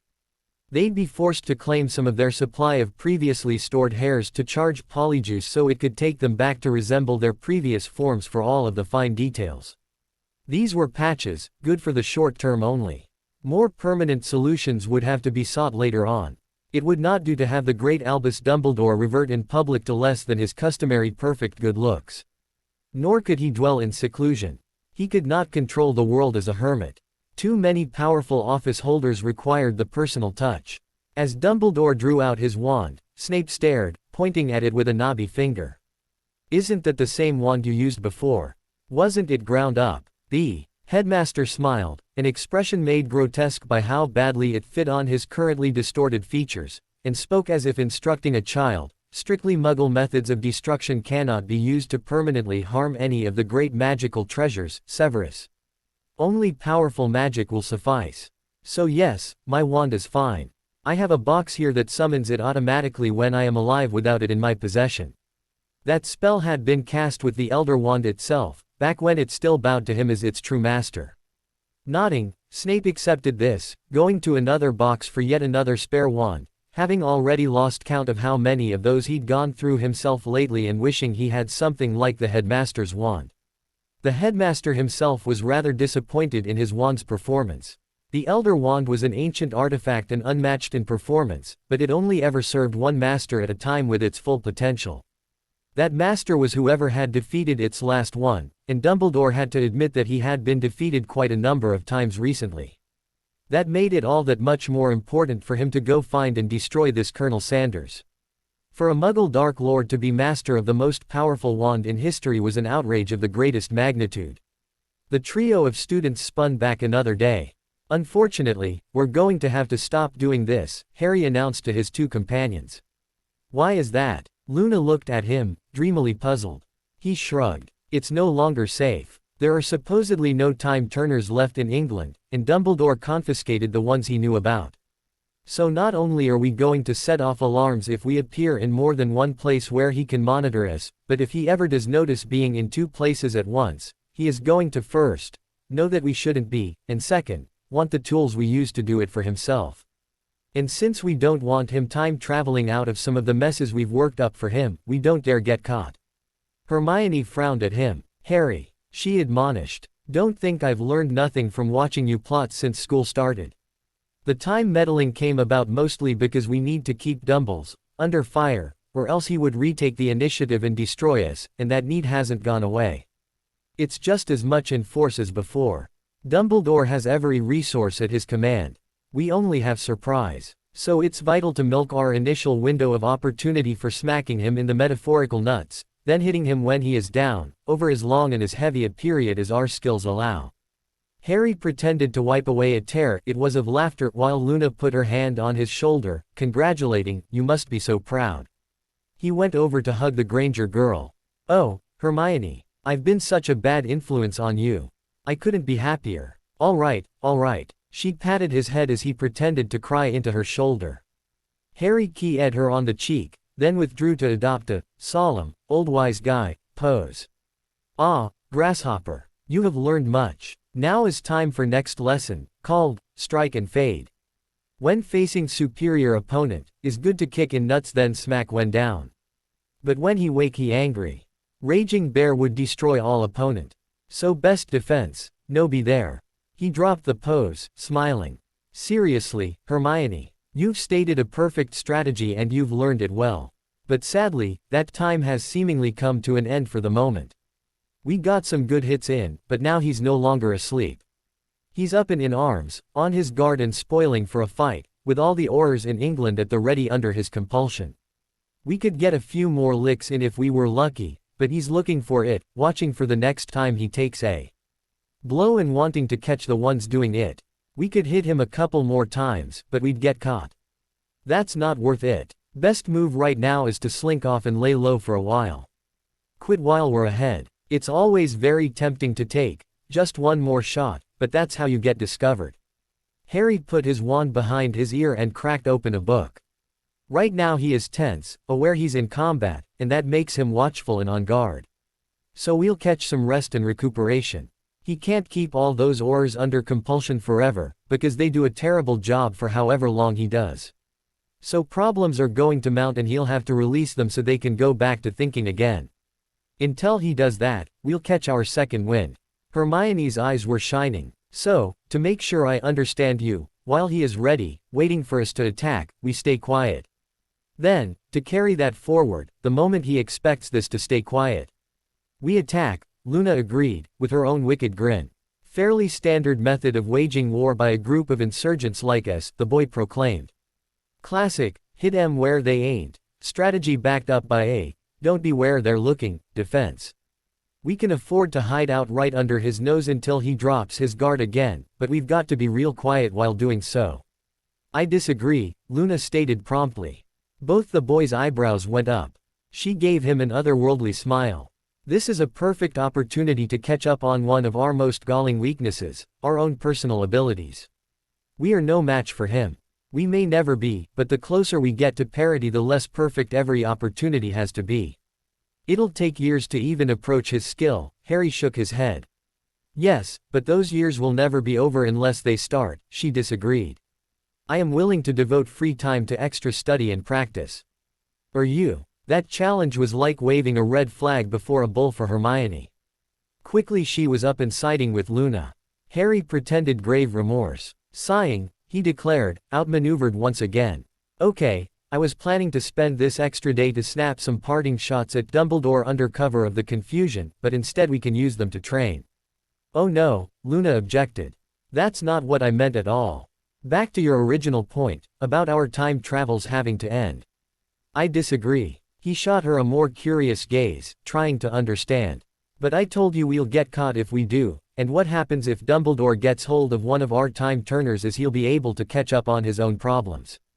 That's bad. Luna patted his head condescendingly. Where you go wrong, Harry, is by assuming we'll be caught. All right, I admit, if we appear in two places in the castle he'll know we are time traveling. But why should we have to confine our efforts to the castle? Harry touched his head where she'd patted it. Because after having all of his students and staff try to run out on him he'll make some excuse to cut off all outside contact for a while. Even though most people don't remember it, he'll make up some excuse just to be sure to catch any strays. He likes layered approaches like that. So we make up our own excuses to counter them, she replied reasonably. If we were to, say, run laps around the lake every morning for our exercise, that goes far enough outside the castle wards without actually leaving the Hogwarts grounds, don't you think? Then later if we were to join Hagrid on those little trips of his out to see his animals, that would get us out into the Forbidden Forest, would it not? Then we could use both those occasions to slip away, even if just for a second, and time turn. Couldn't we? It could, Harry allowed, recalling previous ward patterns and assuming that any new protections would be the same, if done carefully. The next thing to do, Hermione interjected briskly, would be to decide how to spend our extra time, since we no longer need it for official lessons. Or assault missions, Luna added with a smirk. Hermione had frozen, spending a second pondering a sudden, disturbing thought. Harry, where do you get your tactical knowledge from? From Voldemort. He was about to explain further, when she cut him off. Didn't he lose the last war? She interjected rather quickly. Harry opened his mouth to say something, then closed it. I see your point. Luna, too, was frowning now. I overheard Dumbledore on the microphone we planted boasting to Snape that he found Voldemort useful despite the Dark Lord's intentions otherwise, that he could contain him and viewed him as a tool and distraction, nothing more. Harry was now frowning. So, what do you suggest? Luna's face transformed into a bright smile. Why, what would you think? If you know someone who'd lose the war would do one thing, try the opposite. Increase the pressure, Hermione confirmed. Kick it up a notch. You said yourself once that one of Dumbledore's greatest weaknesses was that he had to think through every possible angle of something before he could act. Giving a person like that breathing space only guarantees he'll be thinking on his problems, and one of them is how to deal with you. So, if that's what he wants to do, we ought to deny him any chance to do it, as best we can. Luna began nodding. Keep him off balance. Deny him rest. Demand that he keep putting out small fires, and continually upset his plans. Never let him stop to think things over. If that is where his strength lies, always deny him chances to go there. Thinking requires time, so always keep him too busy. This isn't a war against the world so much as it against one man. Hermione was now smiling brightly. Exactly. I like to think myself, and so my quiet times when there are no distractions are precious to me. But this man controls so much of our world it ought to be easy to always be causing him problems somewhere. Nor can he defend it all at once. Or focus his attention everywhere, or even keep all of his servants busy doing the right things if he never has a chance to stop and examine the situation. Make his head spin. I do feel much better about this plan, Harry, Luna told her fiancé. I agree, Hermione primly stated. I know it would drive me bonkers to be on the receiving end of it.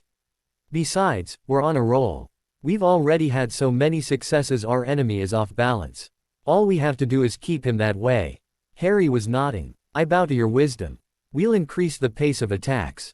That point you raised about Voldemort losing is chilling to me, because you're absolutely right, he did, and I was about to go the same way he would in this situation. So despite my instincts telling me to go one way, we'll do the alternate. Luna was regarding him sorrowfully. Due to your past I would say both sets of instincts are probably wrong about how to deal with this. Dumbledore had so mastered the Voldemort situation he views him almost as a play toy, and the past of Harry Potter is of running away from bullies, or bowing down to accept their abuse. Both have the wrong sets of experiences for taking this dangerous a foe down. Lessons they learned in their pasts do not apply here. Not if we want to succeed. Neither one could neutralize this enemy. Hermione also endorsed this, speaking as the kind of person Dumbledore may once have been, a thinking person who loves knowledge, and who he may still be deep down. I know that increasing the rate of attacks would only drive me batty in short order. I'd hate it, were I in his place. Well, let's do it then. Luna chirruped brightly. War is chaos. Harry found himself quoting his earlier words in a musing tone. Then he raised his head. Too bad we don't have any Americans. One of the German generals in World War II was also quoted as saying, war is chaos, but he followed it by the statement, that's why the Americans are so good at it, because they live chaos in their everyday lives. Luna's eyes had begun twinkling. Well, I don't know about any Americans. But I know where we can get a hold of some Cornish pixies. They do chaos awfully well, Harry agreed, eyes wide. Now Hermione was straining to hold in laughter. I can do better than that. In fact, we've already got the perfect advisors for this war, Fred and George Weasley. All we have to do now is convince them Dumbledore is the enemy. The masters of mischief. The boy who lived raised his eyebrows. I like the way you think, Hermione. Yes, I agree. I have to move beyond moldy rot and pick up a better set of tactics than I inherited from Riddle. He smacked his lips. And I really can't think of a better pair to learn from if I am to be discovering how to annoy and bedevil someone to death. Luna began softly stroking his hair. Harry, you are going to win, and that is because you have an abundance of a trait Vulturewort never had, humility. Hermione nodded vigorously. No matter how smart the person, a willingness to take instruction and receive correction is necessary to their progress. It is something I've always had to keep in mind, although mostly I've applied it to listening to my teachers, she admitted with a deprecating grin. I love you both, Harry blurted out, taking them both in hugs. Here I have two of the most perfect girls on this planet, one an expert at thinking in the box, and the other outside of it. With both of you, how can I go wrong? Next step, as it was still quite early in the day and before the cover of chaos that could later shelter more sinister activities, they went to visit Lockhart where he was recovering. The man was actually better than he was before obliviating himself. Already his skills had surpassed his previous level and he was rising strongly toward the abilities everyone had always believed he'd had. It was amazing what a bit of drive and dedication could do to a person. 7 years of formal education had taught Lockhart practically nothing. He'd been more than a bit like Ronald Weasley in that aspect, lazing away having as much fun as possible while avoiding every gram of study he could get out of. Actually, the jealousy of others' achievements was bang on the dot as well. In fact, Harry reflected that it was a touch scary just how much Lockhart and Ronald Weasley were alike. They both loved fame while being too lazy to accomplish anything themselves, and were willing to attach themselves to anything that might bring them glory. That last point they held in common with most Death Eaters. As interesting as it was to explore the character flaws held in common by large and disparate sections of wizarding society, the point was there was hardly a spell Lockhart could do outside of his one narrow specialty before Harry had rebuilt his mind. But now, with drive and dedication, he was picking up material fast to make up for lost time. It had only been a few days and his spell repertoire was nearly 5 times what it had once been. Not a patch on what it should be, or even needed to be, but appreciable progress all the same. All to the better, as this man was rapidly becoming important to Harry's plans, and they needed him to be a leader, someone with experience that other wizards would follow into battle. In other words, a counter-Voldemort, because Harry was going to be too busy countering Dumbledore to be able to oppose them both effectively. One Dark Lord was as much as he could handle, and even then he'd be lucky to actually succeed in opposing him. Facing both by himself was just too much. The experience they planned for Gilderoy to get by going out and doing some of those things he'd written books about. If he could survive that, it would temper him and make him the kind of leader that could actually counter Tom Riddle, rather than merely pose and look good in front of cameras. Although that last skill was something Harry was willing to admit he'd do well to pick up himself. The wizarding public adored Dumbledore in part because he was always careful to be there and available. He was approachable, which was rare in legendary figures, but gave him a stranglehold on the country's loyalties. Harry, while he might have been popular, was a mysterious figure that no one knew much of anything about. They might love him, but they gave him no loyalty, and that had to change. He'd accept Lockhart as his tutor for that. The man was used to being a celebrity and did it well. While visiting Lockhart, Harry made a stop in the long-term spell-damaged ward and revived the Longbottoms, plus some other patients. This was important for several reasons. For one, it was the decent thing to do, and ought to go a long way toward making Neville happy. For another, it was the responsible thing to do, as he had the ability and they had need. But the last and best reason was they were the next best thing to family he had left. Alice Longbottom was Harry's godmother. Harry had grown suspicious about that and done some looking. The story he'd been told was that Bellatrix and other serious Death Eaters had sought out the couple to torture them for Harry's location. Well, why? Why did they do that? What reason did they have to suppose that those people in particular ought to have Harry's address? That wasn't being handed out to just anyone. In fact, it was one of the best-kept secrets of the wizarding world, up until Lucius Malfoy bought his pardon.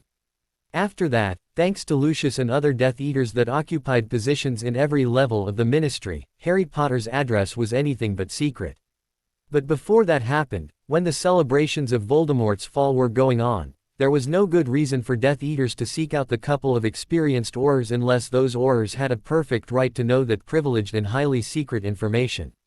So Harry had done some digging and discovered that Alice Longbottom was his godmother, the person who had legal custody of him after his parents died and Sirius became ineligible. To repeat an old phrase, once was bad luck, twice was coincidence, and 3 times was enemy action. Harry had lost his guardians 3 times in 2 days back then, leaving Dumbledore unopposed to decide his future. If he hadn't already known the headmaster was out to get him, that was proof enough. 3 times in 2 days Harry lost his guardians, and every time there was Dumbledore's influence hanging somewhere around the scene. He'd been the one to convince his parents to go into hiding. He was the judge who let an innocent Sirius go to one of the worst prisons imaginable without even the most perfunctory show trial. And his Death Eater might well have whispered in the ears of other Death Eaters where to find the Longbottoms, in spite of the fact that couple was also under Fidelius. Both families were members of the same organization, facing the exact same risks, and went into hiding on the advice of the same man, their leader. It ought to have been obvious the same spells had been used to protect them when that was the best they had. That both such protections had failed was just way too convenient for the headmaster to have been accidental. So Harry cured his godmother and her husband to the accompaniment of Luna's jokes that if he was a fairy, and she was his godmother, did that make her a fairy godmother? Hermione spent minutes in unhelpful giggles after that choice comment. Although it made him feel guilty to do it, Harry included the same loyalty imprints on Frank and Alice Longbottom that he had for Gilderoy Lockhart. It made him feel bad, but he felt it was necessary to do it, as both these people had been loyal to Dumbledore in the past and Harry couldn't allow possible guardians for himself to fall into the headmaster's camp. He may be acting head of the Black family, which came with emancipation. But Albus Dumbledore had pulled seemingly impossible stunts before, and it was best to leave no flank unguarded. He just didn't need to be a minor under the master manipulator's thumb anymore. Besides, Frank and Alice were both Aurors.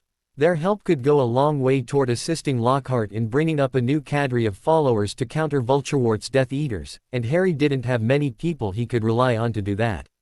While they were there, the trio visited Peter Pettigrew in the secure ward and Harry ripped the memories of his parents from the rat's mind.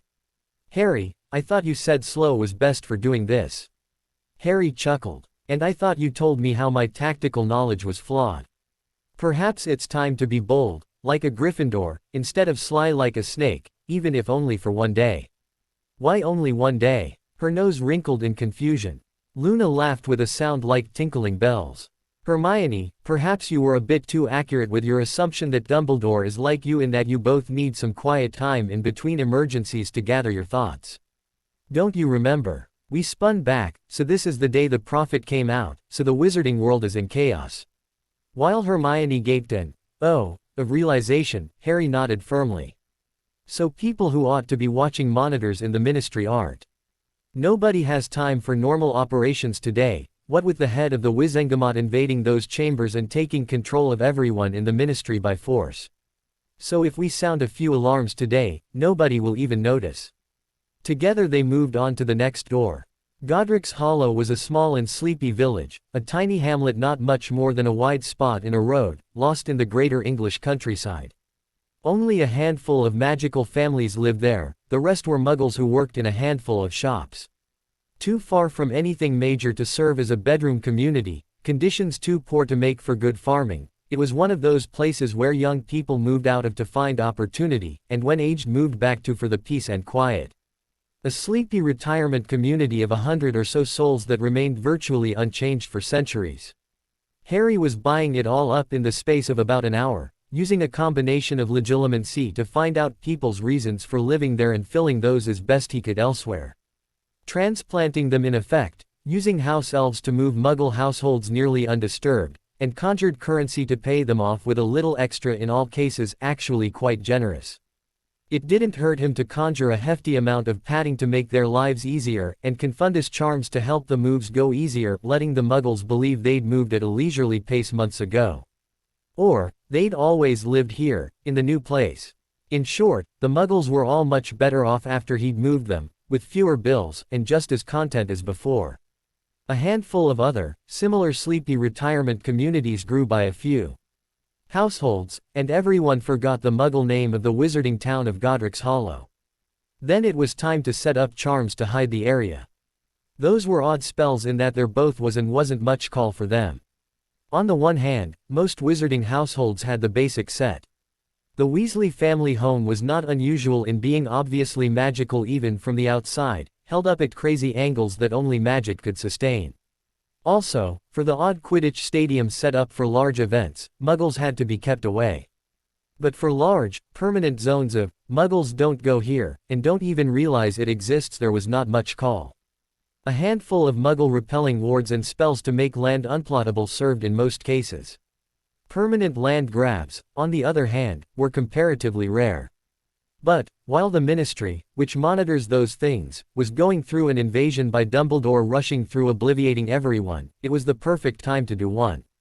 Harry bought up everything he could in town, then for several miles in every direction to establish a buffer zone, then got to work. Luckily, anti-Muggle wards were among the most common in existence. Every student of warding started with them, as most magical households wanted them, and their businesses had to have them.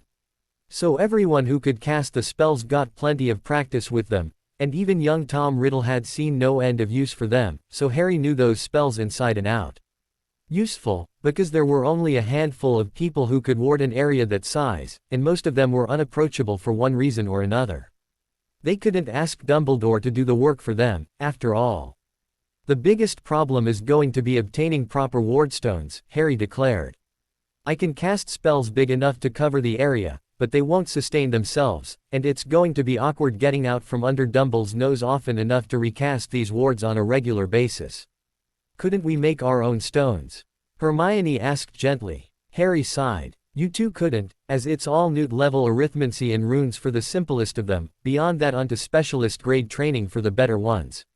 I could, because Voldemort got that level of training as part of learning how to break through wards as well as he does.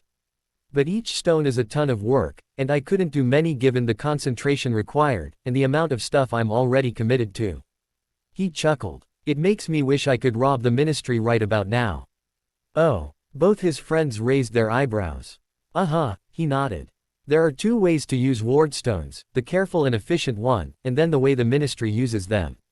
Harry waved his wand to conjure some Muggle blocks. Here, these make a good metaphor. With children's blocks you have the same two general ways to build tall.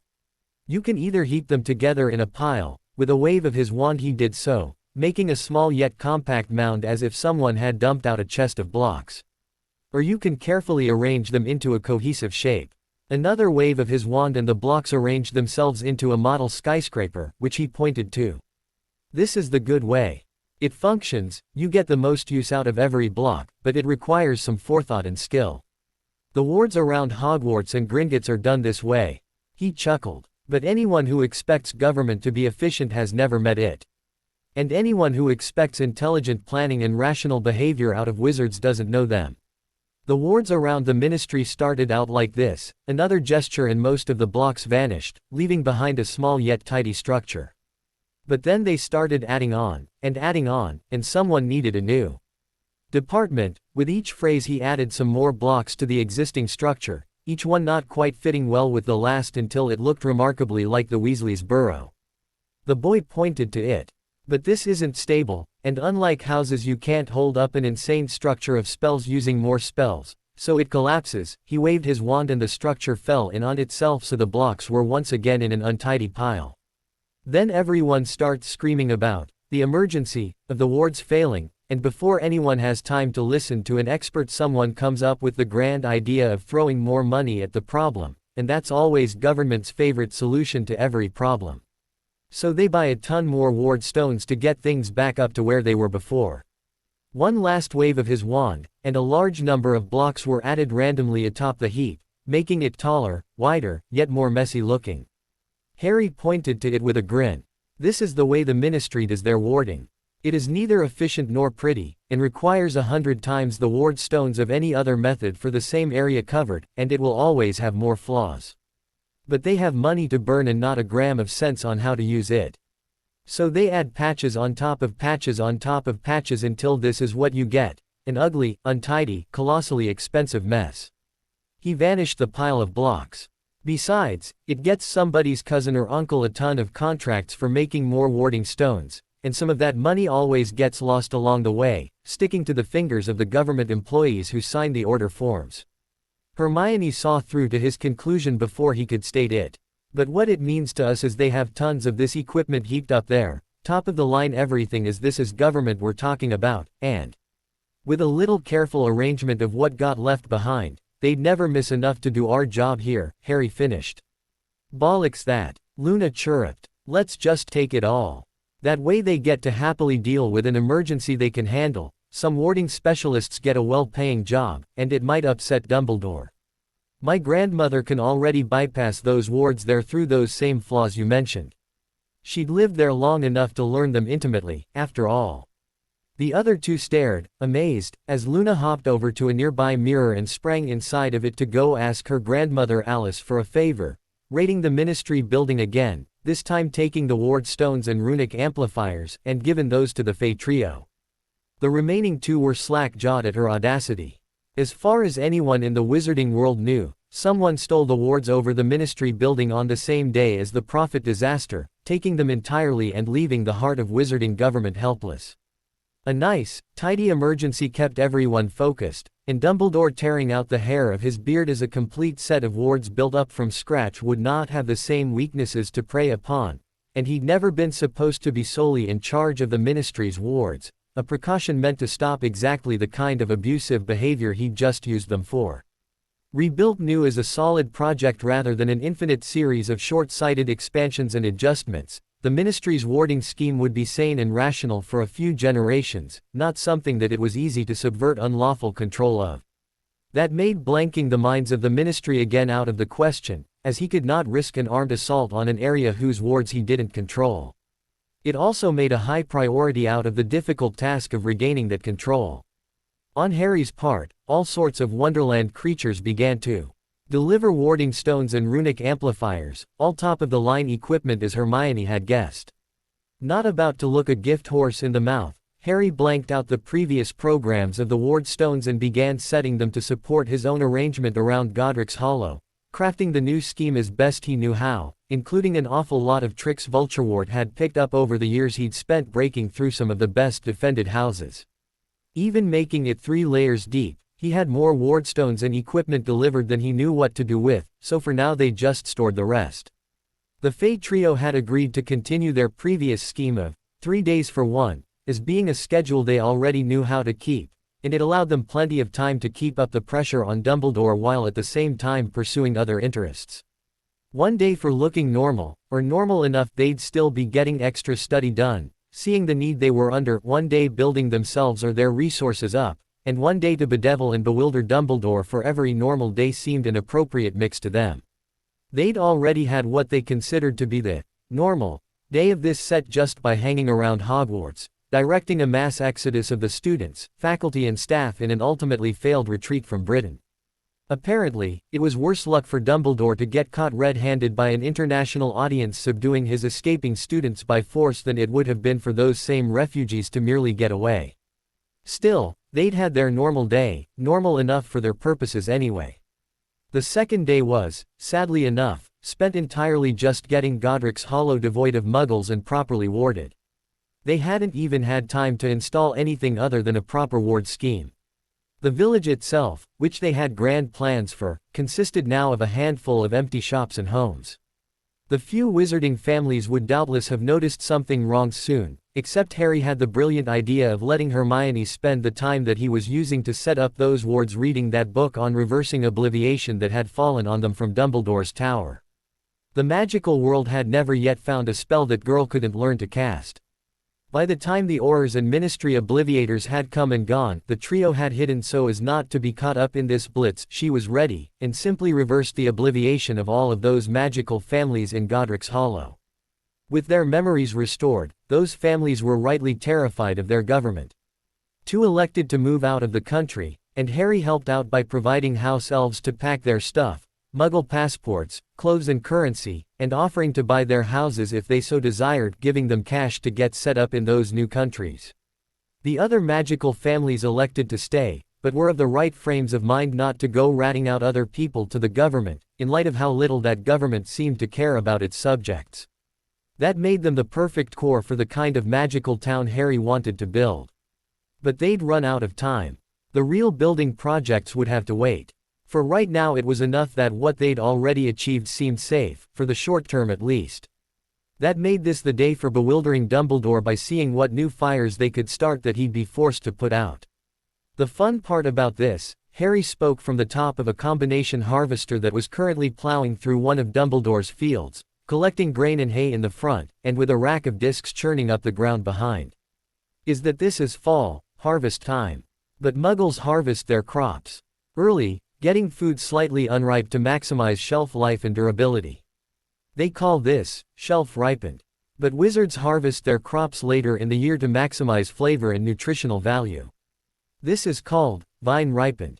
So Dumbledore is a couple of weeks yet before noticing that the crops our world depends on him for have simply disappeared. Luna was still examining the Muggle contraption they were riding, that was borrowed, actually rented. Harry had conjured enough cash to pay off the farmers' loans on this machine. So it was loaned to them quite gladly, from a local Muggle farmer. The anti-Muggle wards around farm properties under Dumbledore's control kept any of his Muggle farming neighbors from even noticing the place. But if a witch or wizard wanted to drive in Muggle equipment, well, there wasn't anything stopping them.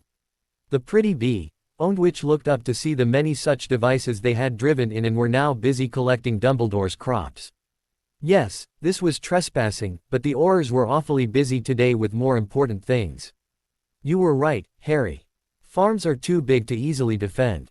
The wards on this property were extremely light, and whatever alarms they are giving the ones who ought to be responding to them are too busy elsewhere. Harry shrugged. It's just an example of the same principle Voldemort used against my grandparents. Farms are big open spaces, and big open spaces are costly to defend adequately, so few people bother. Also, crops can be destroyed in a raid that lasts mere minutes, or stolen like this in a couple of hours, and it takes all year to grow them. So farms are easy targets. Hermione had been looking out across the field to the adjoining orchards, where scores of house elves Harry had hired away from Hogwarts were hard at work. They seemed to know their jobs quite well, the girl observed. Harry felt mirth as he informed her, that's because they do this every year. Part of Dumbledore's efforts to increase profits on all of the farms he's stolen were to fire all the human workers and use the elves of Hogwarts instead. It takes them a few minutes to move all of the students' luggage in or out of the castle, and that's one of the biggest tasks they have all year. So it is easy for him to get them to spare the time for harvest or planting.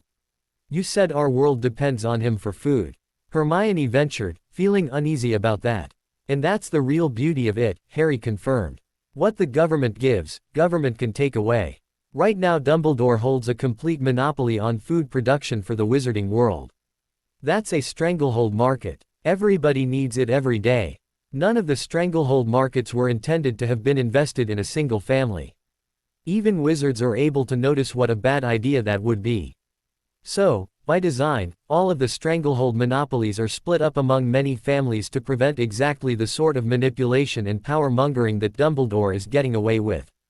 By holding all the scattered parts of that vital monopoly himself, he is actually breaking the law. But he's Dumbledore, so no one cares. And even if they did, he's disguised his control by holding them all through proxies. Luna had begun nodding. Only when he fails to deliver, they will suddenly care very much. So they will seek for who is responsible. And find Dumbledore, Harry concluded. Those proxies he wields are pretty obvious to anyone who goes looking. He's the one who wields all the power, and he's the one collecting all the money. Even the most incompetent beings in the world, by which I mean to include Minister Fudge and most of those who work for him, are able to tell that on even the most cursory inspection. And though the ministry may be a startling collection of incompetent morons, even morons care about what they're going to eat. And there is no food. Not even the minister is blind enough to think starving voters are going to re-elect him, or that they can be distracted from their gnawing bellies by good press or an article here or there. Something is going to have to be done. Hermione looked back toward the great bin on a trailer towed behind them where grain was collecting, suddenly having an epiphany. And if one of those people Dumbledore has stolen the rights to their own monopoly from have a reasonable quantity of food available for sale. That we'd been intending to sell on Muggle markets, since we'd been blocked from all magical ones, Harry intruded for her. Her grin threatened to split her face wide. Then it would be simple for the Ministry of Magic to conclude the best fix for this problem would merely be to restore control of those stolen monopolies to their original owners. And Dumbledore gets a great big swift kick in the pants. Harry nodded. It is assumed that some amount of arm-twisting and backroom politics are going to result out of any monopoly, People raising prices for their enemies or reducing supply to others if they're not appeased by return favors. That's standard wizarding politics, and a big part of why no stranglehold market is allowed to be an exclusive one. There's just too much power to abuse there. But even so, politicking like that has limits, and the standard punishment for getting out of line is removal of the monopolies you've been abusing. So the inertia of the magical world's traditional response is even in our favor here. Luna was now peering closely at the dashboard of the Harvester. And that hurts him dearly, because all monopolies are granted with a certain amount of trust inherent in the one receiving them. Having one monopoly stripped away means that trust was damaged severely, and calls all other monopolies into question.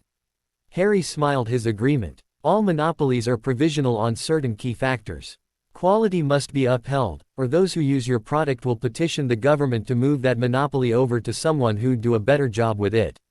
Normally, unless you are doing a really bad job, a few complaints of that nature can be ignored. All the old families are holders of monopolies, and they don't want them to be too easy to take away. So keeping one is 1,000 times easier than getting one in the first place. But failure to deliver on set minimums of quality or quantity calls a monopoly into question. Luna smoothly purred. Standards are set when a monopoly is granted, and failure to meet those can result in its removal. What we are getting to, Harry added, is that once there is no food, Albus will lose his farming interests. Those will revert to their original holders, and both Potters, Longbottoms and Weasleys are on that list.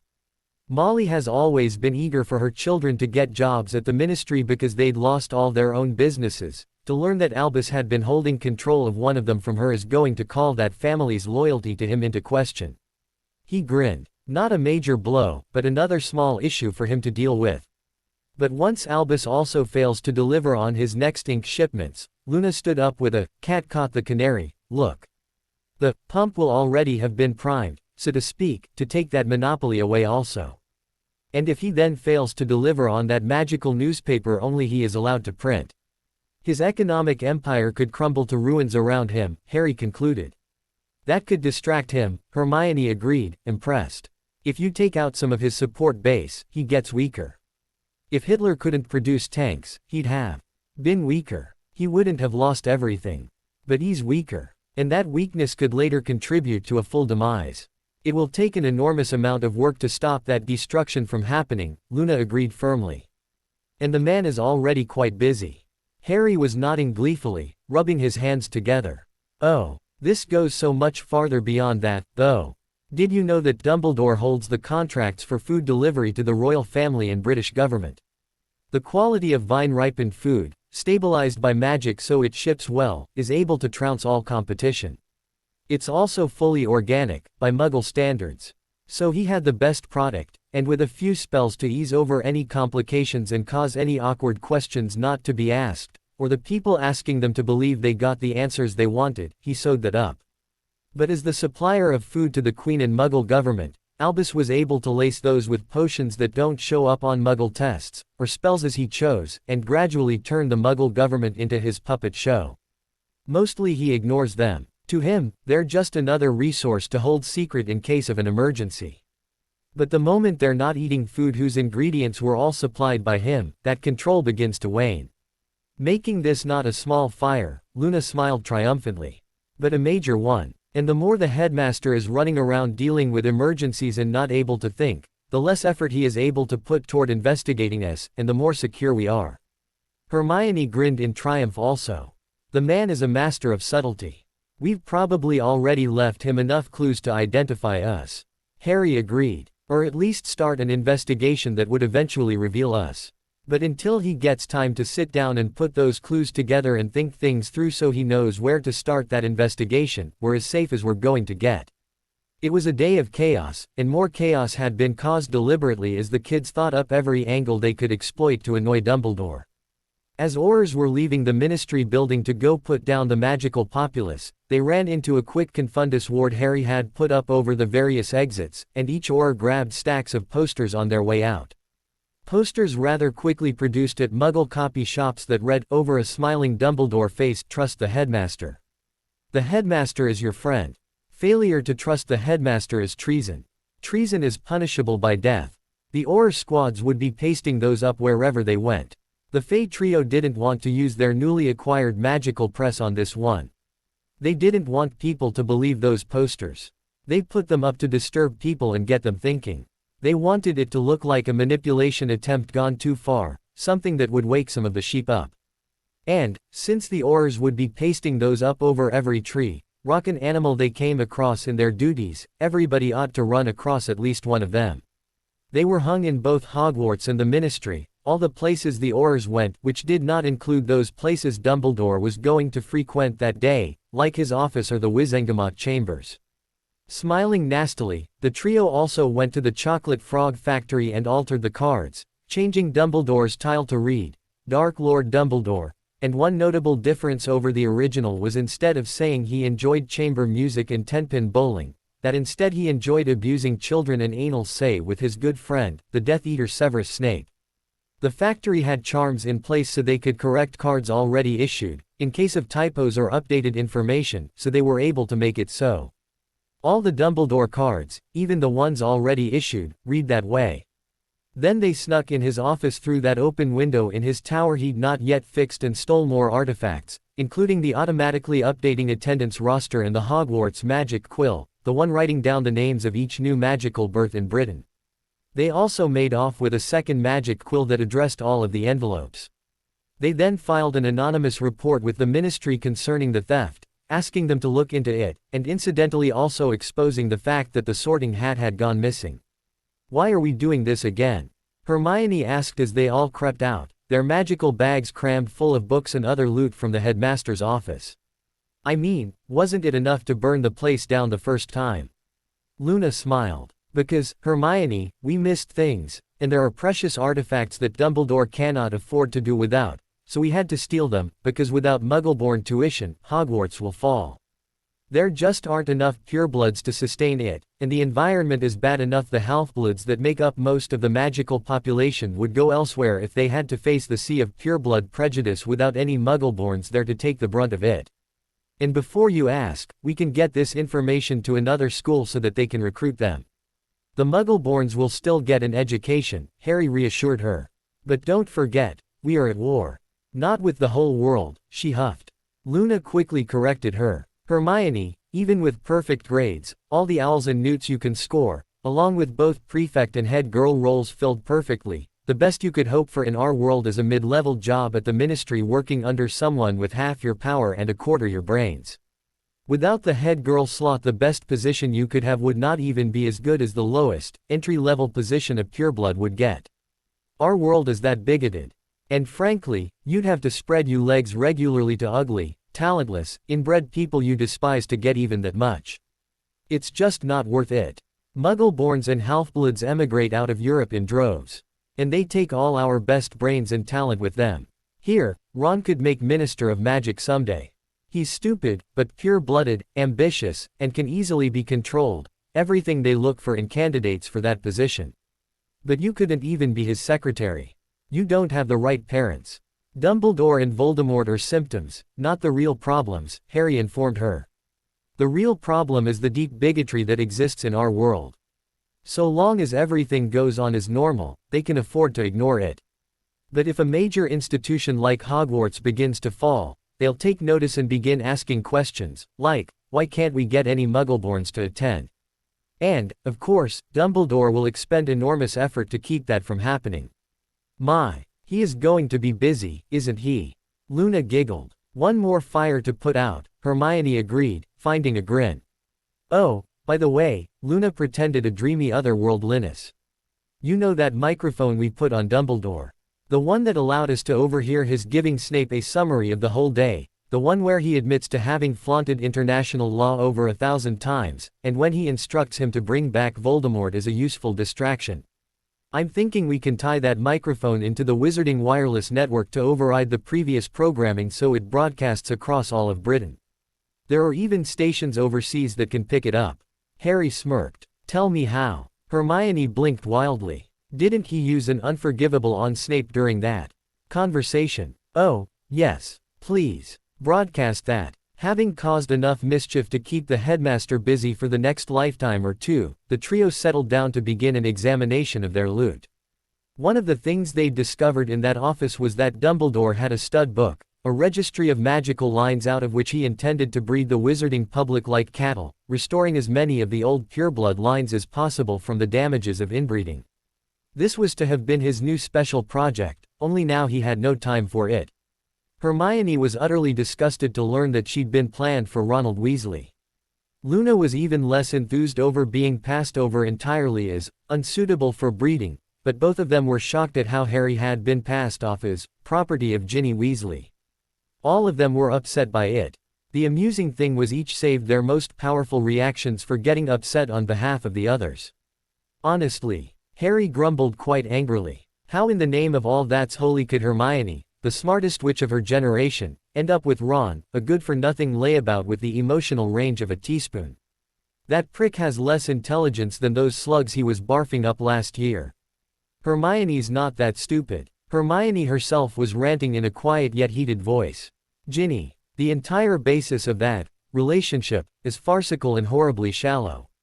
It's no different than young ladies who marry rich, old famous men.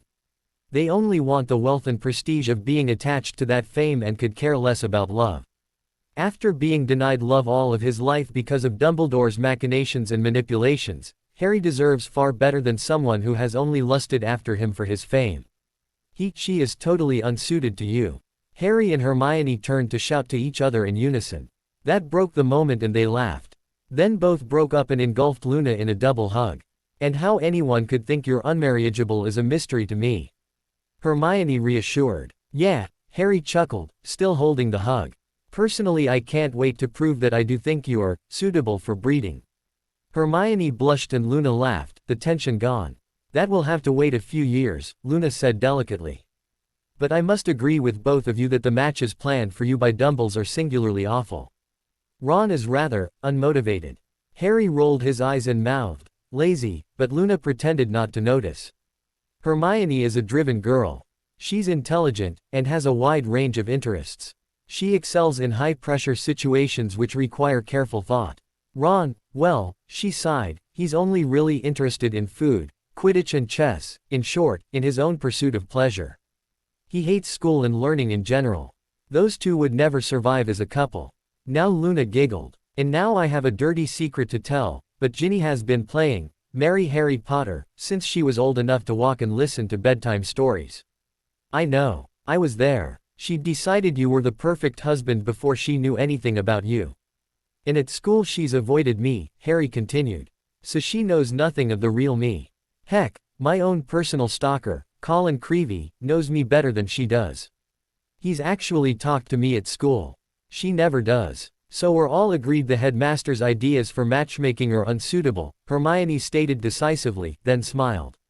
Well, that's a relief. Now Harry got playful, grabbing them both in renewed hugs. Although now I'm waiting for the rumor mill to get started on the fact that both of you are my fiancés. That should make for some interesting talks. Luna shrugged. Hermione was openly smug. Frankly, I'm hoping it will get started soon, as well. I have a few things to say to this culture they aren't going to want to hear. Still, it explains so much that Dumbledore is devoted to the principle that government by the purebloods and for the purebloods should not perish from this earth. Luna nodded. He wields too much power for this atmosphere of bigotry to have achieved so much influence, unless he was in favor of it. The trio turned back to the crates and bags full of things they'd grabbed. They had a whole afternoon to spend going through the treasure trove of loot they'd taken in this and other raids. But this was barely enough time for a brief overview of the previously unexamined stack, and sadly very little of it was labeled. With smiles, they started in. Out of the vaults of Hogwarts they'd gotten an ancient version of those devices to move landed property. The device was a staff with a crystal globe socketed in one end of it. The difference being that the new ones filled up and that was it, whereas this ancient one could fill up a crystal ball, then switch out a full ball for a fresh one. There even came a case of landed properties in snow globe form, in stasis, with it. Harry was able to recognize it only because he'd been shopping for something similar. But it was the case of snow globe properties that tipped them off. This one was different. Harry whistled, holding up the staff. Do you know these things go for a cool 50 million? That's why wizarding properties aren't more migratory. They can actually pick up a house, orchard, farm, lake or what have you to move the whole thing elsewhere. But no one can afford one. It's cheaper to sell your house and buy a bigger one where you want to be. Couldn't someone buy one, then rent out their services using it for much less? Hermione inquired. You're thinking like a muggle, practical. See it from their point of view for a moment, that of status-obsessed glory seekers. Harry smirked, then went on instructing. Sure, they could do that, but the only families rich enough to buy one or too proud of their breeding to stoop to creating businesses, much less perform any labor. And most of the downtrodden masses who are spineless enough beep-ups to be close enough to those families to be chosen as servants are so dishonest you put something this valuable in their hands and they'll run off with it. So the only reason to buy one of these is bragging rights, aha. Look what I can do that you can't. And all that. But, like all fads, the passion fades and they toss this stick up in an attic somewhere and forget about it. After all, you don't have a legitimate reason to move property all that often. Easier by far just to buy houses at both locations. Harry, I think you ought to see this. Luna, who'd been looking through the snow globes, pointed him to a shoebox full, the only ones in this collection to be labeled, and by the lack of dust, more recent than the others. The boy went over to inspect her find and paled momentarily after looking in on them. Lifting one up to examine in the light, he scowled angrily. What is it? Hermione asked innocently, concerned over what got him so upset. The personal possessions of the Potters, as well as countless other families either orphaned or destroyed by recent battles. Luna answered. We'd thought these had been destroyed along with my grandparents. Harry retained his scowl, gently placing down one globe to pick up another.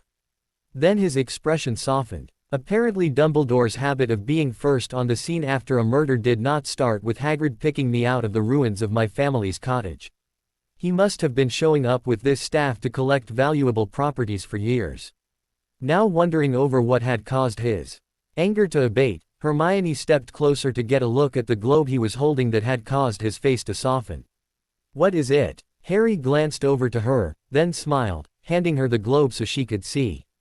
Only the original Crystal Palace, built for the Great Exhibition at Hyde Park in 1851, bought by one of the previous Lord Potters when the Muggles thought it was being moved to Sydenham Hill. They got a replacement while we got the original, which the Lord Potter of the time had greatly expanded for use as a greenhouse, increasing its original 990,000 square feet to over 4 square miles and incorporating 2 other of the designer's creations in its new design, including the previous Great Conservatory, which was the largest glass building in the world of its time and was heated by 8 boilers using 7 miles of iron pipe, and was lit at one time by 12,000 lamps. For the Muggles it was too expensive to maintain, but their attempts to demolish it with explosives concealed our acquisition of it quite nicely. Hermione's eyes bugged out as she stared at the elaborate glass structure depicted in the round crystal in her hands. Luna chuckled. For a family whose fortune was based on farming, having a greenhouse of that size was a prize beyond measure.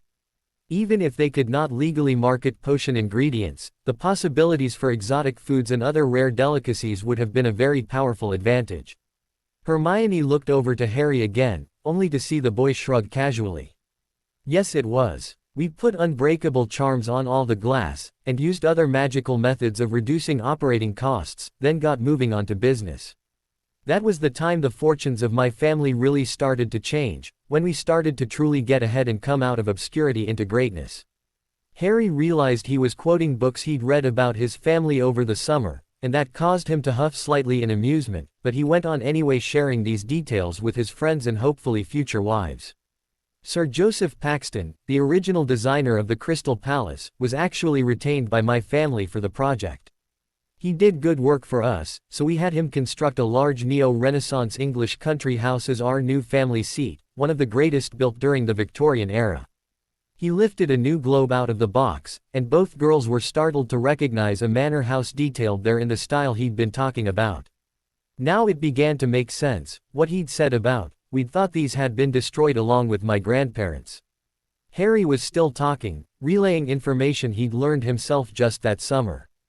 Those were prosperous times for us, as the Crystal Palace Combe greenhouse was raking in all sorts of profits from exotic fruits grown locally that none of our competitors could match.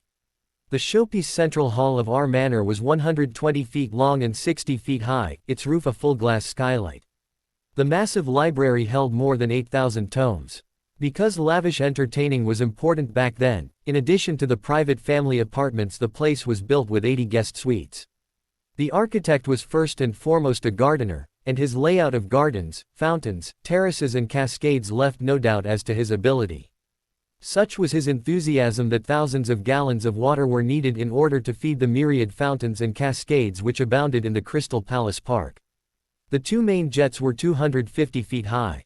Harry sighed, turning away from the globe both girls were examining, where all of the details he'd been discussing were contained in miniature. But it, and the Potter family country house, was evidently stolen by Dumbledore on my grandparents' death and brought here. I'd assume he wanted to wait until enough other people had forgotten about them to bring them out as his own properties, excusing their appearance on some pretext or other. Here is Weasley Hall, too. Luna cried out excitedly, pulling out another globe from the box, rather purposefully and successfully distracting Harry from his thoughts, wondering just how long Dumbledore had been an enemy to his family and reminding him there had been other victims as well. Successfully distracted, Harry turned to look at the ball, containing a well-built manor composed mostly of wood, as suited shipbuilders, and with some amount of shock he exclaimed, "Why is it orange?" "Oh." Luna lifted an eyebrow playfully. "You mean you don't know?" Seeing him shake his head. "No," she continued, "the Weasley family once owned the Chudley Cannons, didn't you know that? Actually, it's odd, but they were primarily shipbuilders for the longest time. But the market for magical sailing vessels has gone down and down until they are as you see them now. I believe they even had to sell their monopoly to get by." Hermione turned to look at Harry. "I thought you said the Weasleys were on that list of families who had farming interests stolen by Dumbledore." Luna chuckled brightly, answering for him. Farming was a sideline interest for them. Only the weakest families specialize in a single area, since markets change and new laws get applied that can crush any single interest. But the general weakening of our economy caused by Dumbledore grabbing all wealth-producing interests for himself has hurt any number of families. Also seeing the value in distracting Harry from thoughts of wondering how long Dumbledore had been an enemy, Hermione grabbed something from the nearest box. Fortunately this item was labeled, "A pot of plant protection." She blinked several times at the flower pot in her hands before reading the tag for further instructions. It says any insect entering the pot, or alighting on a plant within it, dies if it is of a species harmful to the plant. Genuinely distracted herself now, she began reading more. It also has instructions for how to make more of these. Luna peered over her shoulder. A magical patent application includes one sample of the item, a summary of what it does, and instructions for the process by which they are made. This looks like one, although since I've never heard of this before, I'd say whoever prepared it died before they got it to the ministry for registration. Who is it signed? Edgar Bones, Hermione read. Do you think he could be a relation to Susan? Her uncle died along with his wife and children during the last war. Many felt them to be among the greatest witches and wizards of the age, Luna replied. That would explain them coming up with new inventions. Hermione looked at the pot more closely. Neither mentioned that this pot had probably been looted from the ruins after the family's murder. And for it to have been stored here, in the school, said that looter had probably been Dumbledore. But the idea went through everyone's minds. We should give this to Susan, Hermione proclaimed. It would be worth a fortune to her family, Luna agreed softly. Nearly every witch or wizard growing rare or valuable plants would want them, and it would make some species that are delectable to insect pests much easier to grow. Hold on a minute, Harry stopped them from taking the pot away to go carry out those plans immediately. He was taking notes off the label. Harry, Hermione scolded. We can't hurt her by making our own. That would be wrong. Susan Bones is not my enemy, nor is her Aunt Amelia, Harry answered. I would not hurt either of them. But I think I can convert this charm formula into a potion recipe. That's the same thing, she insisted. Harry stopped what he was doing to look up at her. Oh, really? Look, if this does yield the recipe for a potion of plant protection, I'm not going to release that to the general public, just use it for our own interests. And before you get your clothes in a twist, think a moment. Because I don't think they'll be making pots big enough to plant a dryad's tree in, and it'd make it bloody obvious what tree it was if they did. Hermione's eyes went wide and her mouth formed a silent, "Oh." Even from the short amount of association they'd had with her so far, they'd learned through Trelawney that dryads regarded dangers to their trees as seriously as ordinary women viewed harm to their complexions, and insect attacks were seen much the same as ordinary women did. Ew. Bug. Get it away from me. In short, their trees were invariably well cared for, and treatments to keep them safe were as assiduously sought after as normal women sought beauty care. Harry tapped his notes and rolled up the parchment. "Okay, that'll do it. I'm pretty sure this can convert over to a potion. And if it does, maybe I can experiment to make an everlasting version to be drunk by our favorite dryad. Maybe even something ordinary seeds can be soaked in so theirs aren't the only trees in the forest untouched by harmful bugs." Luna smiled sweetly. "Harry darling, if you do that, can you also ensure that the protection extends to wood furniture made by the dryad? I'd like to be protected from people spraying attraction serums to get bugs to migrate into my clothes drawer, and moths into my clothes closet." Hermione's eyes had gone wide as she thought over the possibilities herself. In bookcases, countless books get destroyed by bookworms, beetles and wasps carving up the paper to use as food or nesting material. In beds, Harry agreed. "Personally, I could go the rest of my life quite happily without ever having another spider scamper over my face as I sleep." Both the girls shuddered. Heartened by this discovery, and what it could mean for their lives, they went on cataloging what they could, until midway through the process Harry leaned back to stretch and declared, "Well, out of the loot we stole from Hogwarts during our little escape attempt, we have everything we need for our little ritual to finally free Fawkes. Everything, save for one, that is. And that last one, I don't know how we're going to do for it." "What is it we need, Harry?" "A live Ashwinder," he answered, shaking his head. "But they live for only a few minutes and spawn randomly out of magical fires. They are a hazard, not a pet. There are spells that can be used to keep them alive, but trade in the snakes is considered illegal, and the uses that fire serpents were once put to forgotten, so nobody bothers anymore.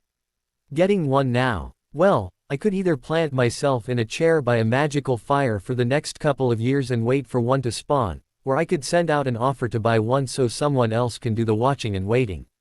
But there are so few uses those beasts could be put to that it would probably tip Dumbledore off as to what we are attempting." Fawkes the Phoenix then flashed in, holding a living Ashwinder in his talons that he dropped right on top of them. Harry stunned the fire serpent as part of an instantaneous reaction, then cast the spells to keep it alive as his brain rebooted soon after. Fawkes then flashed away again, leaving the Ashwinder behind. "Call the dryads, we've got a ritual to start," Hermione quipped with a smile. Out of all of the reactions Dumbledore was known for, screaming frustration was not usually among them. But he did so as he paced around his office that evening as he contemplated the growing tide of events. The struggle between him and Voldemort, while on its surface a bitter one, had down beneath some of the markings of a gentleman's duel or a stately game of chess. Each side considered and contemplated their actions, then made a move. The other then waited, considered that move and thought about it a while before making a countermove.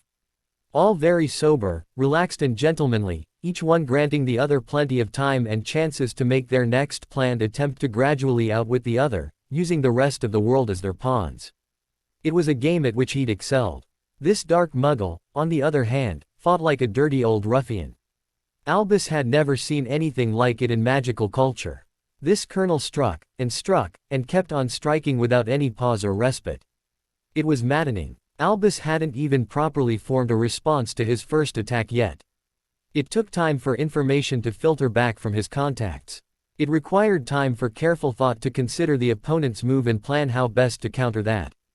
And, of course, the more there was to consider the longer it required to think things through properly. Dumbledore was shocked by the sheer volume of information pouring back to him about this colonel. He was used to asking his contacts and subordinates for anything you might know about someone or something. Most of the people knew little enough that it was the work of but a moment to put it all together and assemble a coherent whole. But information hadn't stopped pouring back yet. It was more than a little humbling to the old man to find out how widespread Colonel Sanders' influence was, and that made him really worry. So far he had found businesses openly proclaiming allegiance to him in almost every nation, and the image of Colonel Sanders was iconic in several of those. He made no attempt to hide who he was or that he was present and active. The implications of that frankly scared the old headmaster. Virtually all Dark Lords found secrecy to be their greatest ally. Dumbledore himself had achieved much that he credited to having kept his secrets better than the rival Dark Lords he opposed. But then, it struck him. Their patterns were the same. Both he himself and this Dark Colonel had deceived the public, holding forth a front of a kindly old man for their own dark natures to hide behind. The thought was chilling. This Sanders had seen through one of his greatest advantages, or done the same by himself. Albus had believed himself to be the only one clever enough to have pulled off such an immaculate deception. But here it was, he had a rival, no, an enemy who had flawlessly achieved the same general image. What was worse, this Dark Colonel had information sources that Dumbledore knew nothing about, and had been using them to terrifying effect in all of his strikes. Dumbledore was an old hand at secret wars. He knew the kind of data you needed on your foes before you could safely initiate attacks on them. Worse, the informational requirements grew more and larger to pull off the kind of success rate this colonel's minions had achieved, and worse still, they grew larger yet again to accomplish anything like his stealth. Those kind of strikes required a detailed knowledge of your enemy, his tactics and defenses, and precisely how to bypass them. One of the perfect examples of this was how they'd taken Trelawney, in and out without fuss or bother, even managing to strike his own office in the meantime. The most dismaying thing to the headmaster was how they had achieved all of this without setting off any abnormal alarms.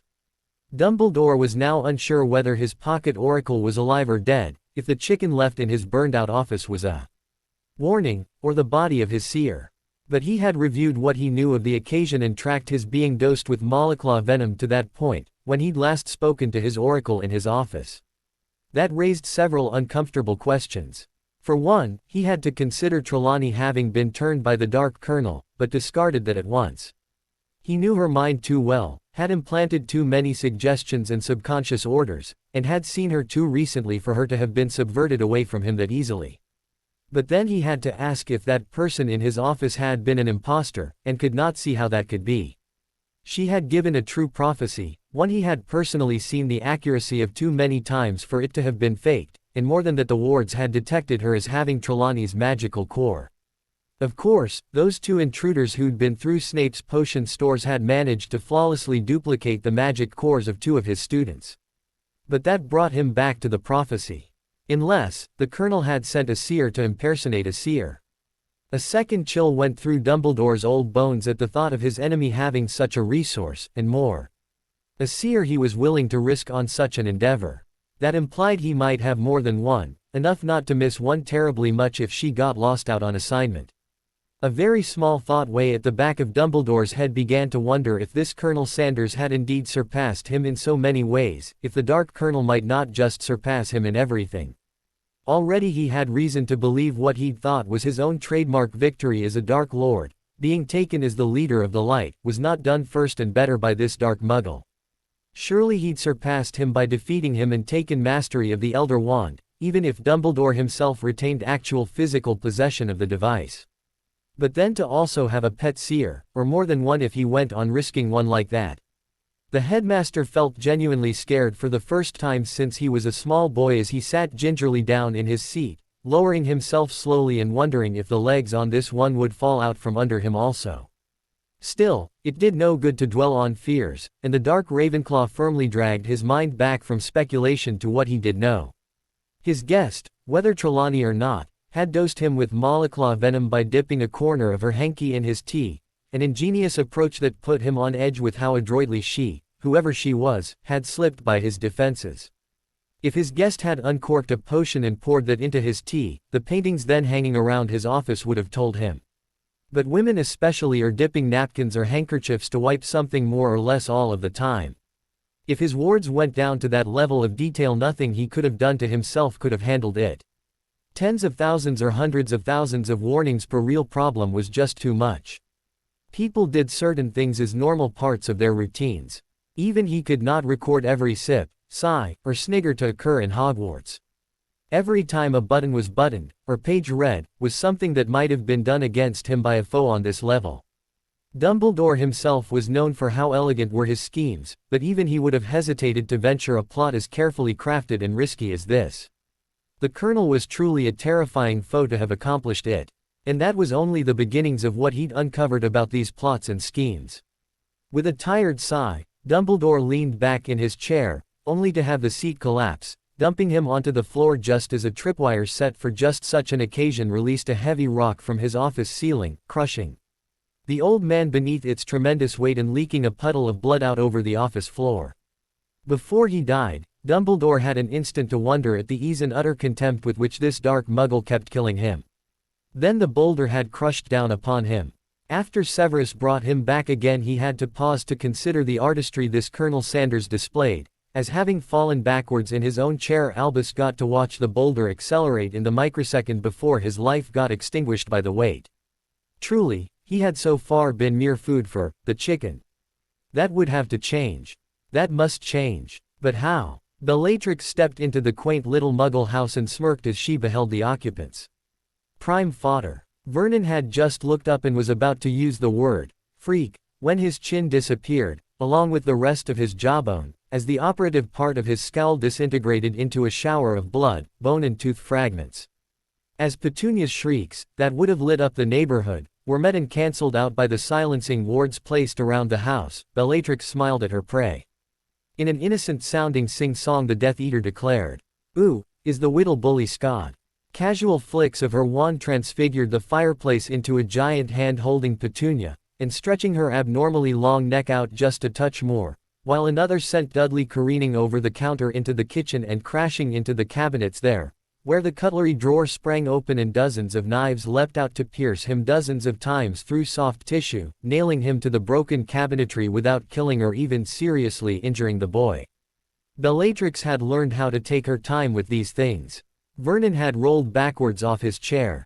One hand was investigating the bloody ruin that was his face, and from the shocked look in his eyes Bella deduced he was not quite able to bring himself to believe that part of him was no longer there.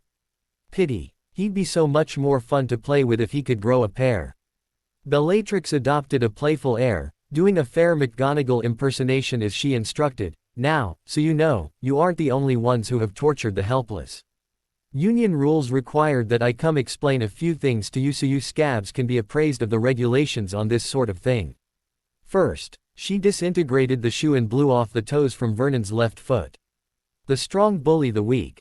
Second, the Death Eater looked into his eyes and smiled sweetly before doing exactly the same to his right foot. Magic users are strong, and muggles are weak. You've been upsetting the Union Board terribly with the way you've mixed that one up. She laughed. It was a disturbingly innocent sound, proving to her listeners that the woman could not be terribly right in the head. Vernon had run out of hands for clutching at his missing body parts, and now his eyes had begun to widen with a terrified belief. Petunia, on the other hand, though she clawed at the stone finger around her throat, had not yet been cowed enough to calm her rage at magic-using individuals. Part of that had to be that she could not tilt her head down to see what had already been done to her husband, and she had no personal experience with how dangerous a witch or wizard could be.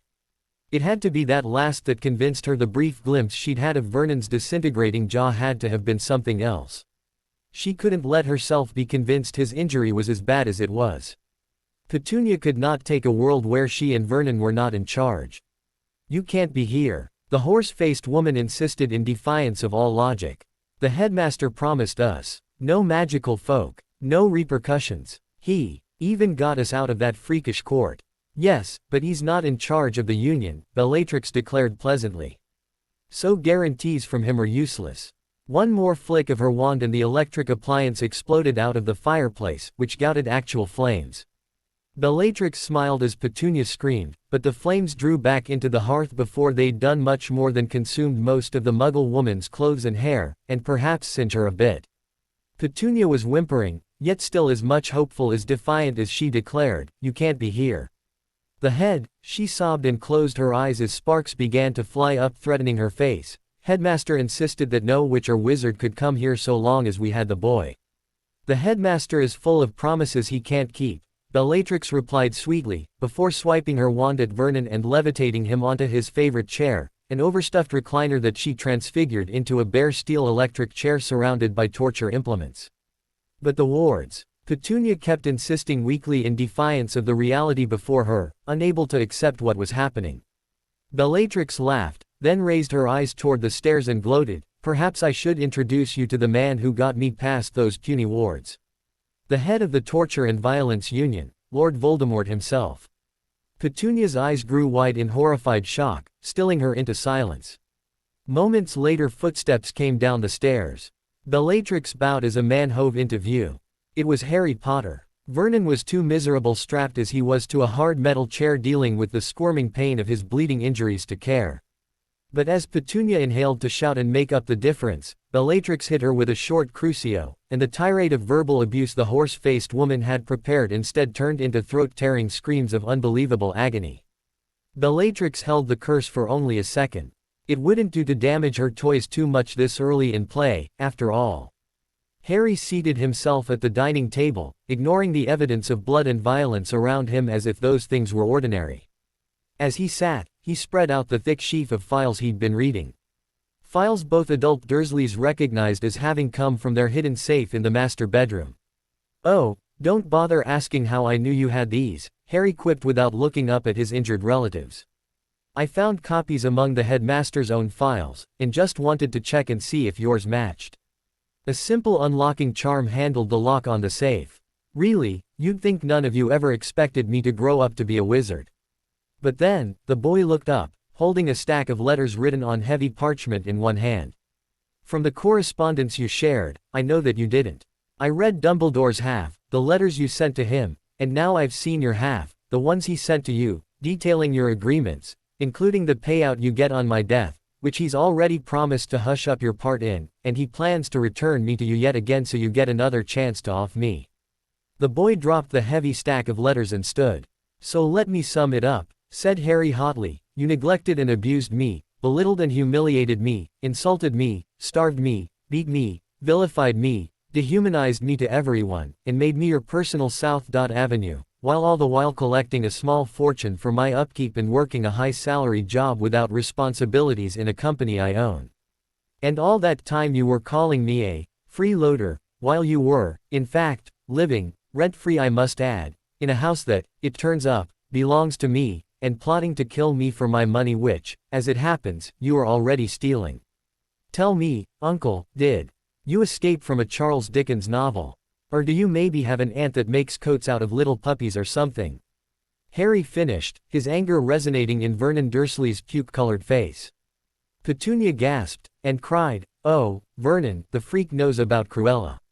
What if the neighbors find out?" "Oh, you have far more to worry about than that," Harry declared, and it was not in a nice way. No, his face was that of a boy who'd been a South Avenue for over 10 years coming back to get his revenge. It was not a pleasant face to look upon. He grinned in a very nasty way. "No, I am going to show you why Voldemort was one of the most feared wizards ever to grace the British Isles. You see, he did his research, loads of homework before he went active as a Dark Lord. As a ministry unspeakable he had access to literal tons of records most of us never see, most don't even know exist and fewer still care to look at, and he was a brilliant student who studied them well. Can I show you some of the truly ancient dark curses he uncovered?" Petunia furiously shook her head in the stony grasp, but Harry ignored her. "Did you know that most pagan traditions were just muggles worshipping wizards? That's part of why the Hindus have millions of gods and goddesses. But I digress. Over here in the West was a bunch of Greek wizards who lived on Mt. Olympus, and they still have a very nice city there, by the way, hidden from muggles of course. But before they came to power the Olympians had to overthrow another group of wizards who'd previously controlled that area and called themselves the Titans. One of the things Zeus did to cement his leadership over the Olympian wizards was to punish one of those defeated Titans with a horrible curse demonstrating why no one should dare mess with him.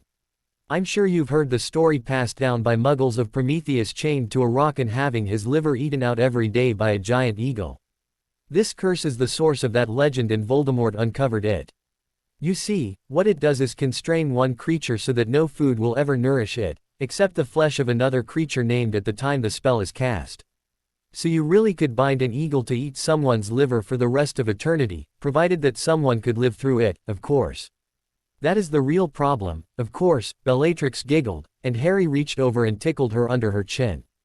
The woman purred, literally purred, as she leaned into his hand. The sight was more than slightly disturbing. For Bellatrix's part, she had enough flaws and quirks of her own that she didn't care if her lord chose to speak of himself in the third person. In fact, if he did it much more, she might take it up herself, emulating her beloved master by speaking about herself that way, too. In fact, she gave it a test. My lord makes Bellatrix happy. Harry grinned in reply. Bellatrix, my most faithful servant. Vernon here has plans to murder me. He was the cause of most of the physical mistreatment of my host body here. He is the muscle behind their violence, and the true enforcer of their hate. See to it that he won't strike me again, won't you? Alight with an unholy glee, the beautiful yet insane woman turned and quite calmly cast 4 reducto spells, the first one taking off Vernon's right arm at the shoulder, then his left leg at the knee, and finally his remaining arm and leg in the same manner. Then she applied minor fiery hexes to the stumps to cauterize the bleeding. Vernon's wordless howls of pain, for his tongue had already been blasted off along with his jaw, filled the house until he collapsed into weak burbles, already spent. Petunia had grown deathly still on seeing Harry's eyes flash red as he spoke to the cruel woman. His aunt didn't know what this meant, but she knew that whatever it was could not be good for her or her family. Harry's eyes kept glowing red as he spoke to her. It was a minor trick, but a useful one, and it was very intimidating imitating Voldemort like this. Besides, it made Bellatrix happy. Aunt Petunia, you and yours did all the harm you could to me, and you started before I was even out of diapers, long before I could have done anything to deserve your hatred. Dumbledore put me here, he says, because of the power of my mother's sacrifice protecting me, and the horrible thing is he is partly right. The energy of that love kept you from killing me, no matter how hard you tried. Don't think I've forgotten those times Uncle Vernon ran me over with his car, or the time you put me in my cupboard for 4 months at a stretch without food or water, or any of those lesser beatings, or the times you got creative trying to kill me. Harry's gaze was now as hard as the stone hand that held her. I could see you got a sick sense of satisfaction out of forcing me to do all the work that kept you and yours fed, the house clean, and the garden winning awards, even while you blackened my name to any who would listen. But have you never heard the phrase, what goes around, comes around? Well, today is the day. Let's start with the money, shall we? I know it's impossible to reclaim any significant portion of it out of your accounts. You 3 have already spent as much of it as possible on yourselves, and took a sick sort of pleasure out of not spending even a single penny on me. You made me eat leftovers and wear rags, even got my glasses out of a charity bin. So the money is not there to be gotten back. That's fine, I know the amounts. So this morning I dropped by an insurance place and cast a few confundus charms and filed a few papers. Now you, Vernon and Dudley all have high life insurance policies, have had for years as far as anyone knows. I even had some of the largesse of your bank accounts transferred to pay for it, and a few spells there, and the records all say, and the people believe, that these transfers have been going on for years. Harry took a specific piece of paper out of the pile. So, since I couldn't get the money you'd stolen back any other way, your life insurance gets to pay for it. I'm sure I'll be able to act devastated for a second or two when news of your demise reaches me at school, apparently the victims of some cult. A really sick one, too. There's plenty of blood and body parts around here to be convincing. An icy calm had descended over the boy as Petunia watched in silence. But the money is only part of it, and the smallest part of it at that. You hurt me in all the ways you could imagine. I wouldn't even have had these eyes had you not poured bottle after bottle of rubbing alcohol down my throat, hoping I'd die, or at least go blind. But this is hardly the time to go listing all of your crimes against your own flesh and blood. If I did, I wouldn't have time to pay you back. So, to cut to the quick, what was it you and your spawn always called me? A freak, wasn't it? 3 robed figures appeared behind Harry. He stepped aside to introduce them. Allow me to present to you your fates. Werewolves are real in the magical world. Real, but despised, hated and vilified. Your son gets to be one. Similarly, vampires exist among us, and are just as contagious. Guess what? Vernon gets to develop a pathological fear of suntanning. And as for you, don't think I've forgotten you holding my face against a hot burner whenever I made trivial mistakes cooking. You, my dear aunt, get to be a hag. An ugly parody of a woman with uncontrollable cravings for human flesh. Not too different from what you already are, actually. As he Named them. Each of 3 robed guests threw back their hoods, revealing Fenrir Greyback, a hag, and a vampire. Bellatrix waved her wand, summoning Dudley out of the kitchen and binding him to the sofa with thick ropes. As the trio of magical creatures moved to feed and spread their contagion, Harry kept on speaking. "Oh, and just so you know, this is not a power-up. I have no intention of giving you any more power to hurt me, so all of you will be cursed so they may only feed off of each other's flesh." Petunia was the only one not too wrapped up in her own pain to understand, and her face had become a mass of horror. Harry smiled. "Don't you see? That's the beauty of it. Due to my mother's protection, none of you will ever be able to kill the others. I couldn't kill you, and you couldn't kill me in spite of over a decade of trying. Now I get to lock the 3 of you in a tiny box somewhere so you can spend the rest of your natural lives torturing each other the way you once tortured me. Meanwhile, the Muggle police will report you dead, and I'll get some repayment, both in terms of actual damages and in satisfaction, for what you've done to me." Harry threw up in the toilet. Bellatrix and the other Death Eaters he'd summoned had taken the Dursleys away to begin their punishment. Each of his relatives had been outfitted with chain collars inscribed with most of the runes that made up a dark mark. He couldn't give them actual marks without them willingly committing murder to get one. The necromantic energies were required. But he did include the tracking portions of the mark, along with a few extra surprises, a remote die command being prominent. There was also a special surprise in that each of the Dursleys had been injected with a potent dose of basilisk venom transfigured by Bellatrix into a chemical the body stored in fat but could never use, so it stayed in tissues forever. Most transfigurations were quite temporary, but the necklace held it in place as one of its secret functions.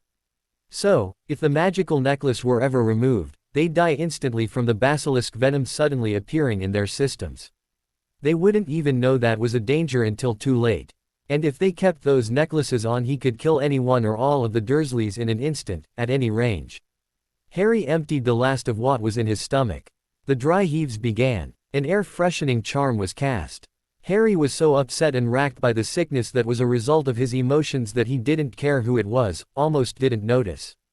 Only when hands began to work his weary shoulders did he crack a bleary eye open to see who it was. Luna was kneeling on the bathroom floor beside him, her hands massaging his shoulders while her face was a picture of concern. Harry grinned horribly for her. "I thought I'd wanted revenge," he told her.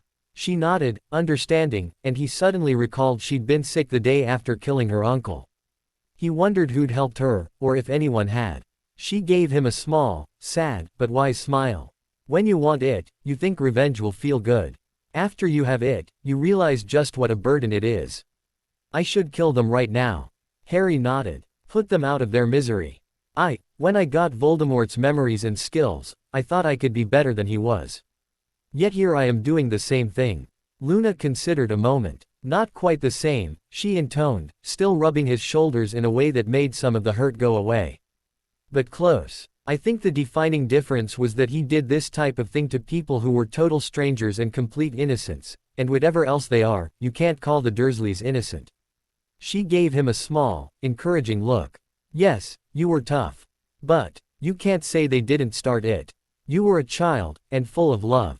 You still are eager to love those around you. You'd have cherished them dearly if only they'd been kind to you. Instead, they chose to do everything in their considerable power to ruin, maim and destroy you. And they kept chasing those plans still. You couldn't leave them alone, as they were still being used as willing tools in this war against you. They would have done the same to you had it been within their power. But all the same, you shouldn't let them succeed by turning you into something like them." "No." Harry shook his head with all the energy of determination his emotion-racked body could summon. "I'll never be like them, or Voldemort. Once was enough. Never again." He gave her a sickly smile. "I've learned not to like the taste of it." "There you are." Luna smiled at him radiantly. "That's your difference. It was Voldemort's favorite flavor, and the staple diet of the Dursleys. So long as you avoid any more of it, you should do fine." She began helping him gently to his feet, sparing a few glances to the Muggle toilet, wondering how to clean the vomit out of it. Harry answered by showing her how to flush it. "Who helped you through this?" Harry demanded as she helped him out of the room. Suddenly he had to know. Luna smiled softly. "Hermione has soft shoulders, a kind heart, and infinite patience for listening. I'd highly recommend her for all your future. I got my revenge and now wish I hadn't. Needs, except you already promised you weren't going to do any more of it. She held me all night long, Luna told him soberly. And I never stopped crying. Not once. All night. I know he was an evil man who hurt countless people. I know he killed my mother and was going to murder me. My head can accept that the world is a better place without him. But a small little girl deep inside my heart keeps insisting, but I shouldn't have to hurt him. He's my uncle, he should love me. Harry chuckled humorlessly. I wonder why we never feel like this after killing Snape, or Dumbledore. HMPH. Luna's nose sought the air and she shifted to mock effrontery. I can go on quite happily doing that. You should be glad killing them feels nothing like hurting family. Harry thought about it a second. You're right, I am. He nodded. Sirius Black was a happy man. He'd not expected to be. Not long ago it would have been hard for his life to get worse. First Azkaban, then life on the run as a hunted fugitive, eating table scraps and what he could catch as a half-starved, mangy hound. Then he'd caught a whiff of fried chicken and life had taken a decided turn. Now he was in France, exonerated and a free citizen. Amelia was right, the French had been only too glad to grant him a trial, if only to tweak the noses of the British, and what a tweak it was. Now half the newspapers in Europe were running the story of him having been framed then locked away by some of the most respected British citizens seeking to hide their own crimes. This would have been a minor flash in the pan save for the Prophet disaster following almost immediately on its heels, then the wireless expose later in that same day. Most people in the ICW had not lived through greater shocks. Even those old enough to have lived through the war with Grindelwald had not had so much information about their enemy dumped on them at once. As a result, the press were having a field day. Storms of controversy had erupted over the whole thing. It was the greatest issue the International Confederation had been called on to deal with since its founding, as over half the members of that body owed their allegiance and positions to Dumbledore. The sad thing was, so many people had loved the old coot so much. And been so well conditioned by minor blow-ups before all blowing over and revealing that he'd been right all along, that the old man's tremendous political credit might well be enough to carry him through this crisis, influence intact, and the fact that over half the members of the ICW owed their allegiance and positions to Dumbledore had nothing to do with that, of course. No, something would be done. But it would be some time before they knew if anything real arose from this mess. Sadly, the one speed of government that could be counted on was slow, and the only more reliable speed was slower. There were tempers alight on all sides of this. Some felt the headmaster was being manipulated or maligned. The French were upset and clamoring for repayment for the insult to their nation, but many other countries loved the old fossil just as much as Britain did. In any case, they'd be years chewing over this mess. It was not unusual, politicians could be years debating what style of table to sit at. When one side wanted the negotiations stalled, they went nowhere, and Albus still had many friends in high places who did not feel personally threatened by the latest news and revelations. But then, you could blow both wings off an aircraft and it still took a while to hit the ground. And one thing government could generally be counted on was, granted a clear choice between two options, was somehow to come up with a third that had the disadvantages of both and the advantages of neither. As bad as those provocations were, they'd be debating this for a while. That was inescapable as it was just the nature of government. And before they ever came to a decision what to do about him, there would be weak tariffs in unrelated countries, and the maintenances of buses involved in the bill. At least, in light of the recent Prophet affair, the international community was being wary of stuff mailed out of England, particularly to their decision-makers and important persons. So everything out of there was getting triple-checked, and Dumble's confounding letter had gotten caught, fueling all sorts of suspicions, including the question, how long has he been doing this? Almost overlooked in the rest of this scandal, an article printed in the latest issue of the Quibbler, Practical Defenses Against Mind Readers, pointed out that both Severus Snape and Albus Dumbledore were practiced mind readers who routinely scanned the thoughts of all those who met them. There was a substantial subculture forming that wouldn't meet Dumbledore in the eyes. Also, another article in the Quibbler contained a transcript of that prophecy session between Dumbledore and Hermione Trelawney, word for word, including his questions to her about controlling Harry. They'd viewed it in a pensieve to record. The article was entitled, Trelawney's Last Interview. Both were creating substantial undercurrents of discontent while leaders who owed their lives and careers to Dumbledore sought to defend him up in higher reaches of power. Sirius was not disturbed. You couldn't eat an elephant in one bite. Why should it be easy to destroy the political powers of Dumbledore, when he'd been building those up for more than a century? No one had more power than the old man. You'd probably get as far saying things against Hitler back in good old Nazi Germany. So many careers would go down with his that even those who knew he was guilty were defending him. It was worse than getting Lucius Malfoy on trial would have been. Sirius Black, no longer fugitive, smiled as he folded the paper and went back into his new cottage. Amelia's contact had been good to him, helping him get access to his finances almost as soon as he got exonerated. Hermione also had an uncle in France, which explained why she often went there during her summer holidays. But the man had been a font of useful information, helping the no longer fugitive Black find a property quickly.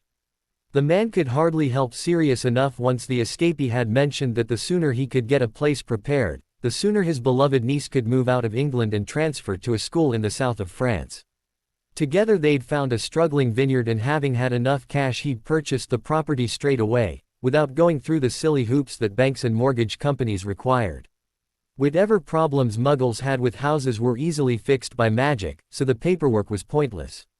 In a few weeks, they'd have warding specialists visit. He'd already made the earliest possible appointment. And a French hospital had prescribed a regime of treatments and potions to correct the long-term exposure to dementors and other general malnutrition and aftereffects of the horrors of Azkaban. He already gotten a replacement wand, new clothing, and was beginning to feel like a new man.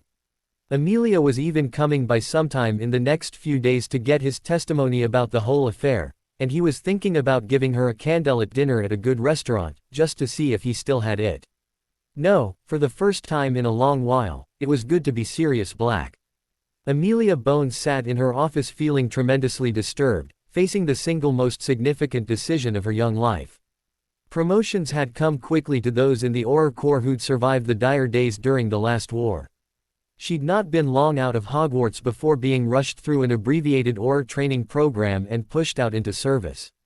So far as she could tell, nothing of any significance had been skipped, cramming what was ordinarily a 3-year course into 9 months.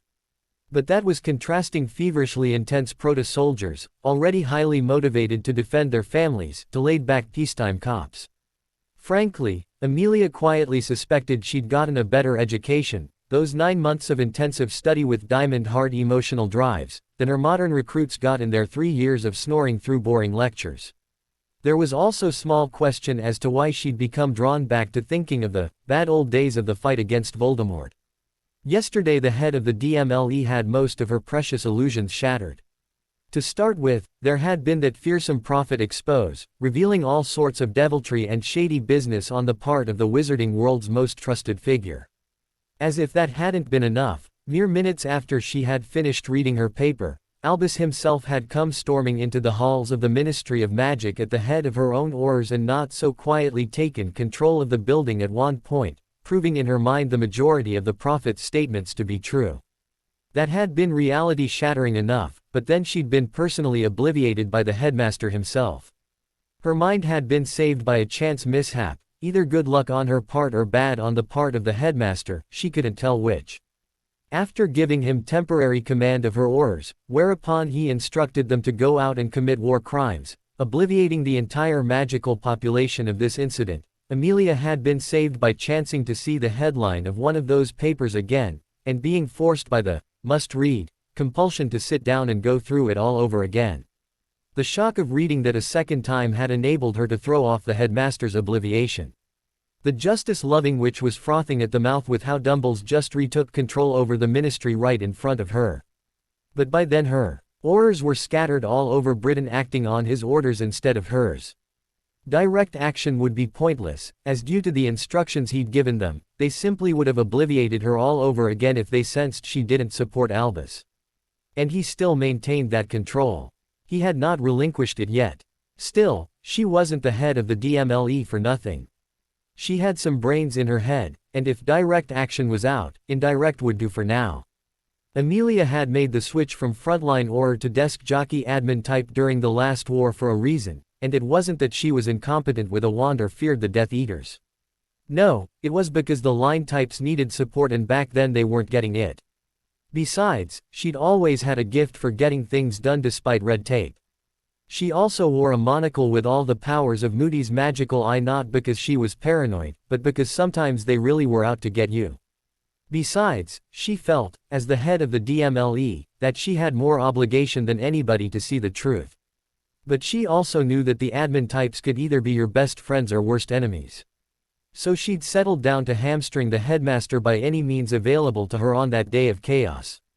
Among other things, she saw to it that newspapers gathered inside of the ministry were not destroyed, but rather collected and secreted away. She'd been partway through plans for how to cripple the headmaster, cutting away at his power base and influence, starting with getting her Aurors to read those papers she'd saved the moment he released control of them when the wireless broadcast that interview with Snape. Amelia had been thinking of a quiet campaign that would steadily undermine Dumbledore's power. Then the wireless had to drop the bomb about him plotting to raise the last Dark Lord. The fact he was willing to do so just because he needed a distraction drove her into fury.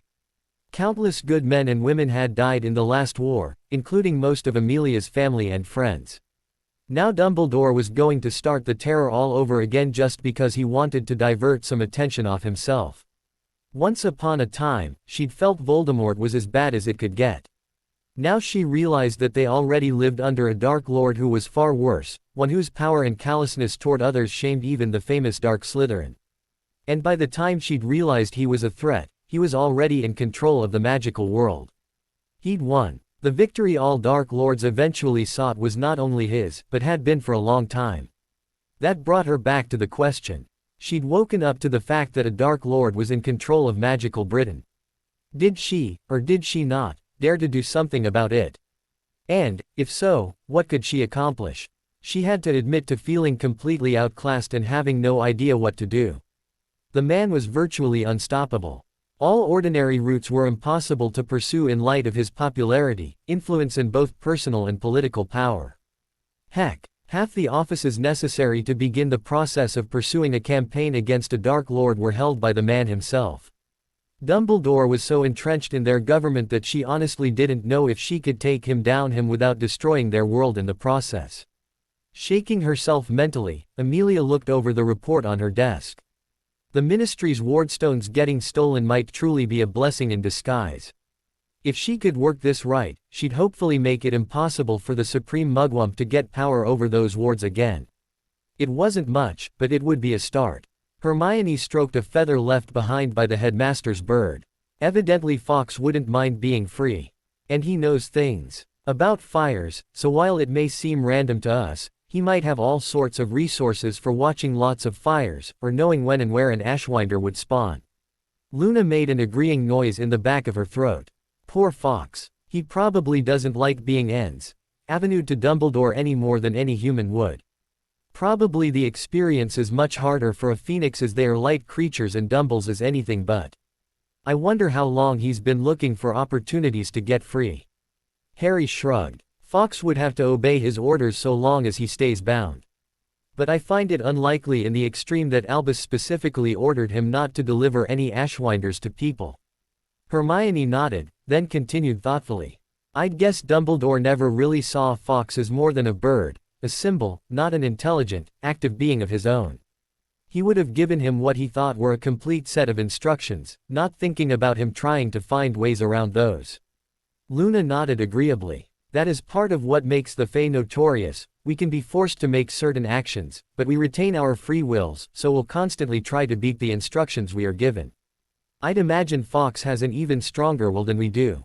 Harry stopped hissing out instructions to the Ashwinder and stood up. Well, the ritual to free Fawkes takes a full 2 weeks. Fortunately we have enough time before the fall equinox.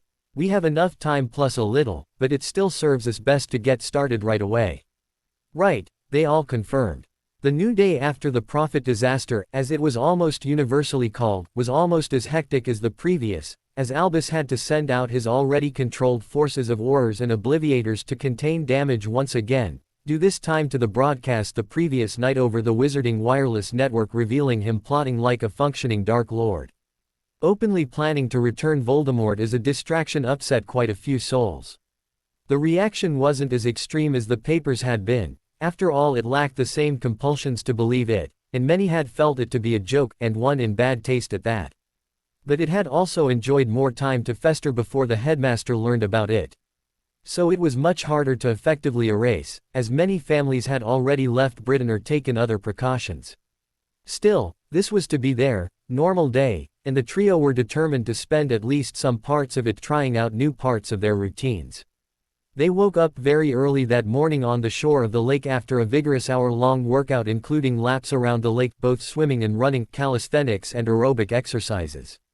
It was not expertly planned, but it was enthusiastically executed. Harry also cast spells meant for helping people recall their dreams, so they could each remember those workouts so they'd know how and where they needed to modify them to improve. In truth, they needed so much and knew so little that wasn't much help.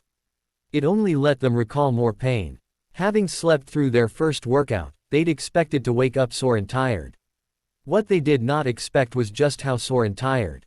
Having slept through the experience, it was not monitored by the conscious mind, which holds back when it can, but the subconscious mind, which obeys fewer limits. As a direct result, their bodies had been running closer to full out, and they were not physically ready for anything like that. But there Harry's nutritional regime came into play. Back when he'd first stopped by the ministry building to register complaints about the Dursleys, the healers had put him on stuff for correcting the damage. By now taking them was automatic for the boy, and he noticed when he did, the pain of sore muscles immediately went down. Having compassion on the girls, he immediately shared with them, reducing their pain to something manageable. Healing potions prepared ahead of time for healing muscle tissue damage and bruising, and things corrected most of the rest, leaving them a little wobbly but overall alright. They'd already noticed Harry's nutritional potions and things for healing the long-term neglect and abuse had finally started filling out and building muscles up on his human form. Now they elected to try it as supplements for their physical workouts. If it built up muscles without work, why not with? Besides, anything to make the pain more manageable had to be considered. So, while they woke up sore, within a short while they were not half so sore as they deserved to be, and they immediately resolved to have more potions from his nutritional regime handy every morning. Bellatrix had brought out of the Lestrange vaults enough suits of living silver armor for the group to wear, not only the trio but herself as well.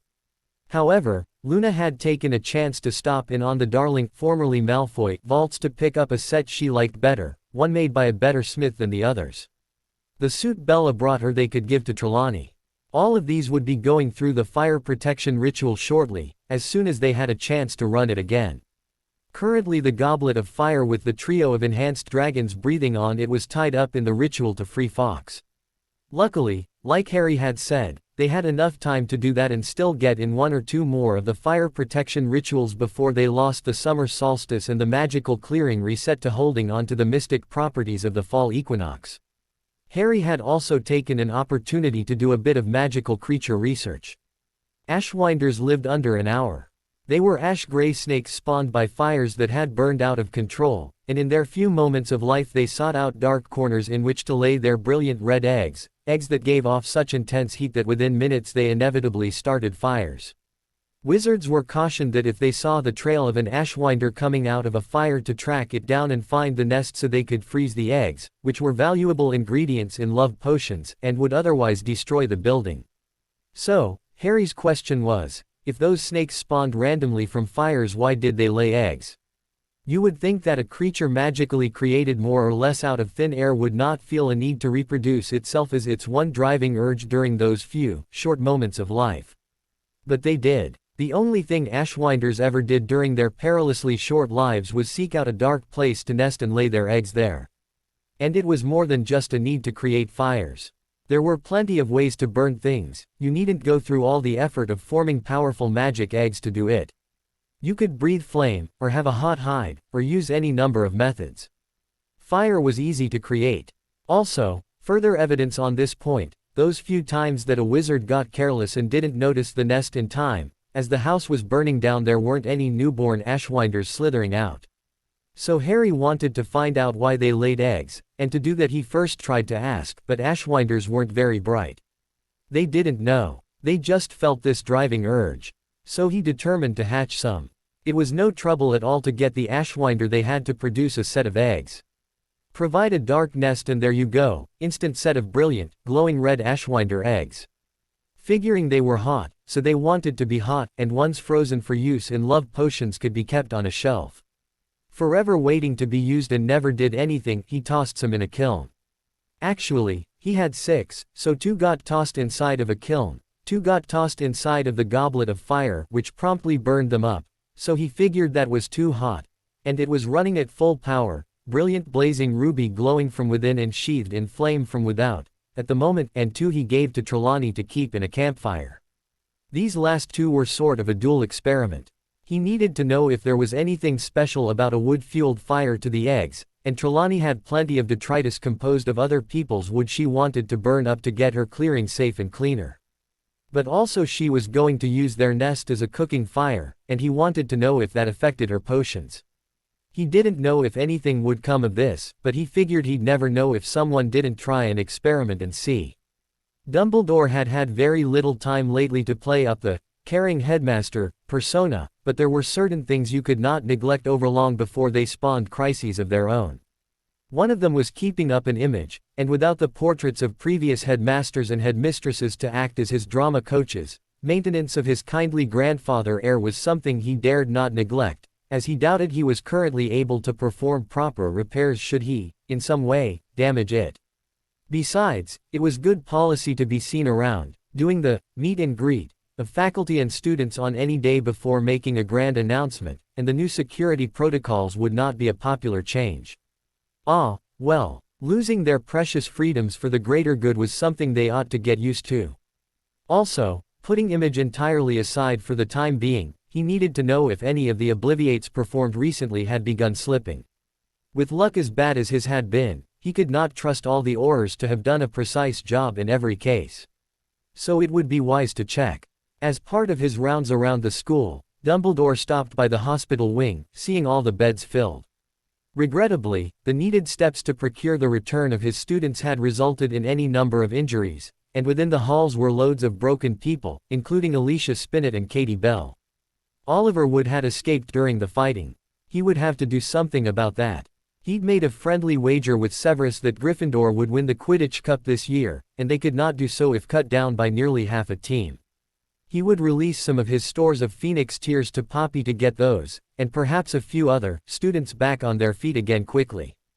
Also the mandrakes he'd special ordered from Tibet and China would be arriving soon, and he had sent for a generous enough quantity that he could release some for the making of restorative drafts for students. That would take care of the worst of the damage, though he would have to decide what to do about replacing Oliver Wood. The position of keeper was something he'd promised to Ronald Weasley in exchange for services rendered. But that was planned for later, when he'd arranged for bets on that team to lose. Something would have to be done in the interim. He would not be the one who had to polyjuice into a girl and hang out at the red light district of Nocturne, turning all money made over to the victor. He'd arranged that wager to take Severus down a peg, prove to him that he was not as great as he sometimes felt, not to demean himself. Besides, Albus didn't have the time. Things with this colonel were moving too rapidly to take time out for fun. He would simply have to arrange a better keeper for the Gryffindor Quidditch team, one who could be trusted to not be there in a year or two when he needed the Lions to lose. Pondering over this, and who to choose, Dumbledore made his way to the Great Hall, well before the food was to be served, so he could be seen at breakfast as the students started to trickle in. Unbeknownst to the headmaster, who'd had his mind busy on other things, one of the many problems he'd been overlooking as he dealt with more urgent priorities was the house elf population of the castle had taken not one but 2 substantial hits lately. The first came when Harry, holder of several of the Founder's artifacts, had hired away roughly half his help to serve on his own projects. The second great hit was yesterday, when he'd sent them out to go collect all of the Daily Prophet papers they could, and most of the little elves had run into hastily erected wards, never to return. The sum total of this was the previously plentiful to overflowing Hogwarts staff of house elves had been diminished to the point where it was no longer able to service the basic needs of the castle. A tremendous stroke of bad luck, but something they had to deal with. Where once they'd had over 400, now they had 14 elves. Down in the kitchens there simply were not enough elves to prepare the food. Even stripping the cleaning staff to the bone and neglecting all but the most mandatory spying roles, they did not have enough elves to get even half the customary amount of food prepared, even if they cut out all of the frivolity and made only the simplest and easiest to prepare dishes. While that food was previously prepared in generous portions, the elves got to eat the leftovers. They still could not manage to feed more than 3/4 of the students on the newly reduced amount of cooking, to say nothing of the purebloods who ordered customary dishes and home recipes which were hard to prepare in the best of times, or of vacuums like Ron Weasley. Feeding those would cause many other students to go hungry, to say nothing of leaving no food left over for the elves themselves to eat. The crisis had to be dealt with, and the headmaster was busy enough to have been neglecting their calls for direction. So, having been forbidden to speak to McGonagall about certain things, the miserable elves were left to make do as best they knew how. There were several unalterable priorities to a Hogwarts house elf, and one of those was that the students must be fed. So, since the elves themselves were too few to do all of the cooking, they altered their shopping priorities for the morning and picked up some already prepared food. No one had ever put hamburgers or pizza on the approved list, and certainly not Chinese takeout. So the little elves did what they could and found a place selling what seemed a traditional and long-approved dish, fried chicken. And that was why the headmaster shrieked like a little girl when, as the first few faculty and students of the day appeared and breakfast got served, he beheld a bucket of Kentucky Fried Chicken sitting at every place. "Don't. It will kill us all," he shrieked as McGonagall reached for a piece. Between the time it took to reassure him and test the food, which was all perfectly acceptable, and the gravy very tasty breakfast had gone into full swing. The hall was full, and it was time for the mail to arrive. Albus' eyes grew round with shocked horror as he beheld the tide of red envelopes descending on the head table, specifically, him. One thing Dumbledore had neglected in all his cleanup efforts, something that had plain slipped his mind. The Howlers. Thousands of them, worse that practically each and every one wanted to shout out words and phrases he'd rather people not know. The people around him had forgotten the events those missives wanted to shout. The senders of those messages had forgotten them, but the Howlers had been in transit and unaffected by the Great Purge. Yet he couldn't let people overhear them shout a secret out loud in public, and it was no longer a secret. The headmaster ran shrieking to his office, chased by flocks of hundreds or even thousands of red letters, already forming into mouths to yell angry phrases disclosing all sorts of what should have been well-kept secrets. His staff stared curiously after him. As he barricaded himself in his tower, Dumbledore began cursing. He had to do something about this luck. With his luck this bad, his brother might, next Wizengamot session, bring around a few goats painted up with makeup and dresses and demand that they get to vote. Breakfast was an unusually subdued affair, what with the headmaster having run screaming from the head table, and all the unease from the upset the previous day. Even though the majority could remember nothing of what had gone on, there were still disturbing signs, such as belongings having been left about by folks escaping in haste. Also, a prominent section of the school was at least aware of what day it was, and thus had unresolved questions about what had gone on the previous day that they could not recall, like the librarian missing her books that ought to have been returned. Unfortunately, or fortunately depending on your point of view, their Muggle Studies professor was one of those who'd escaped.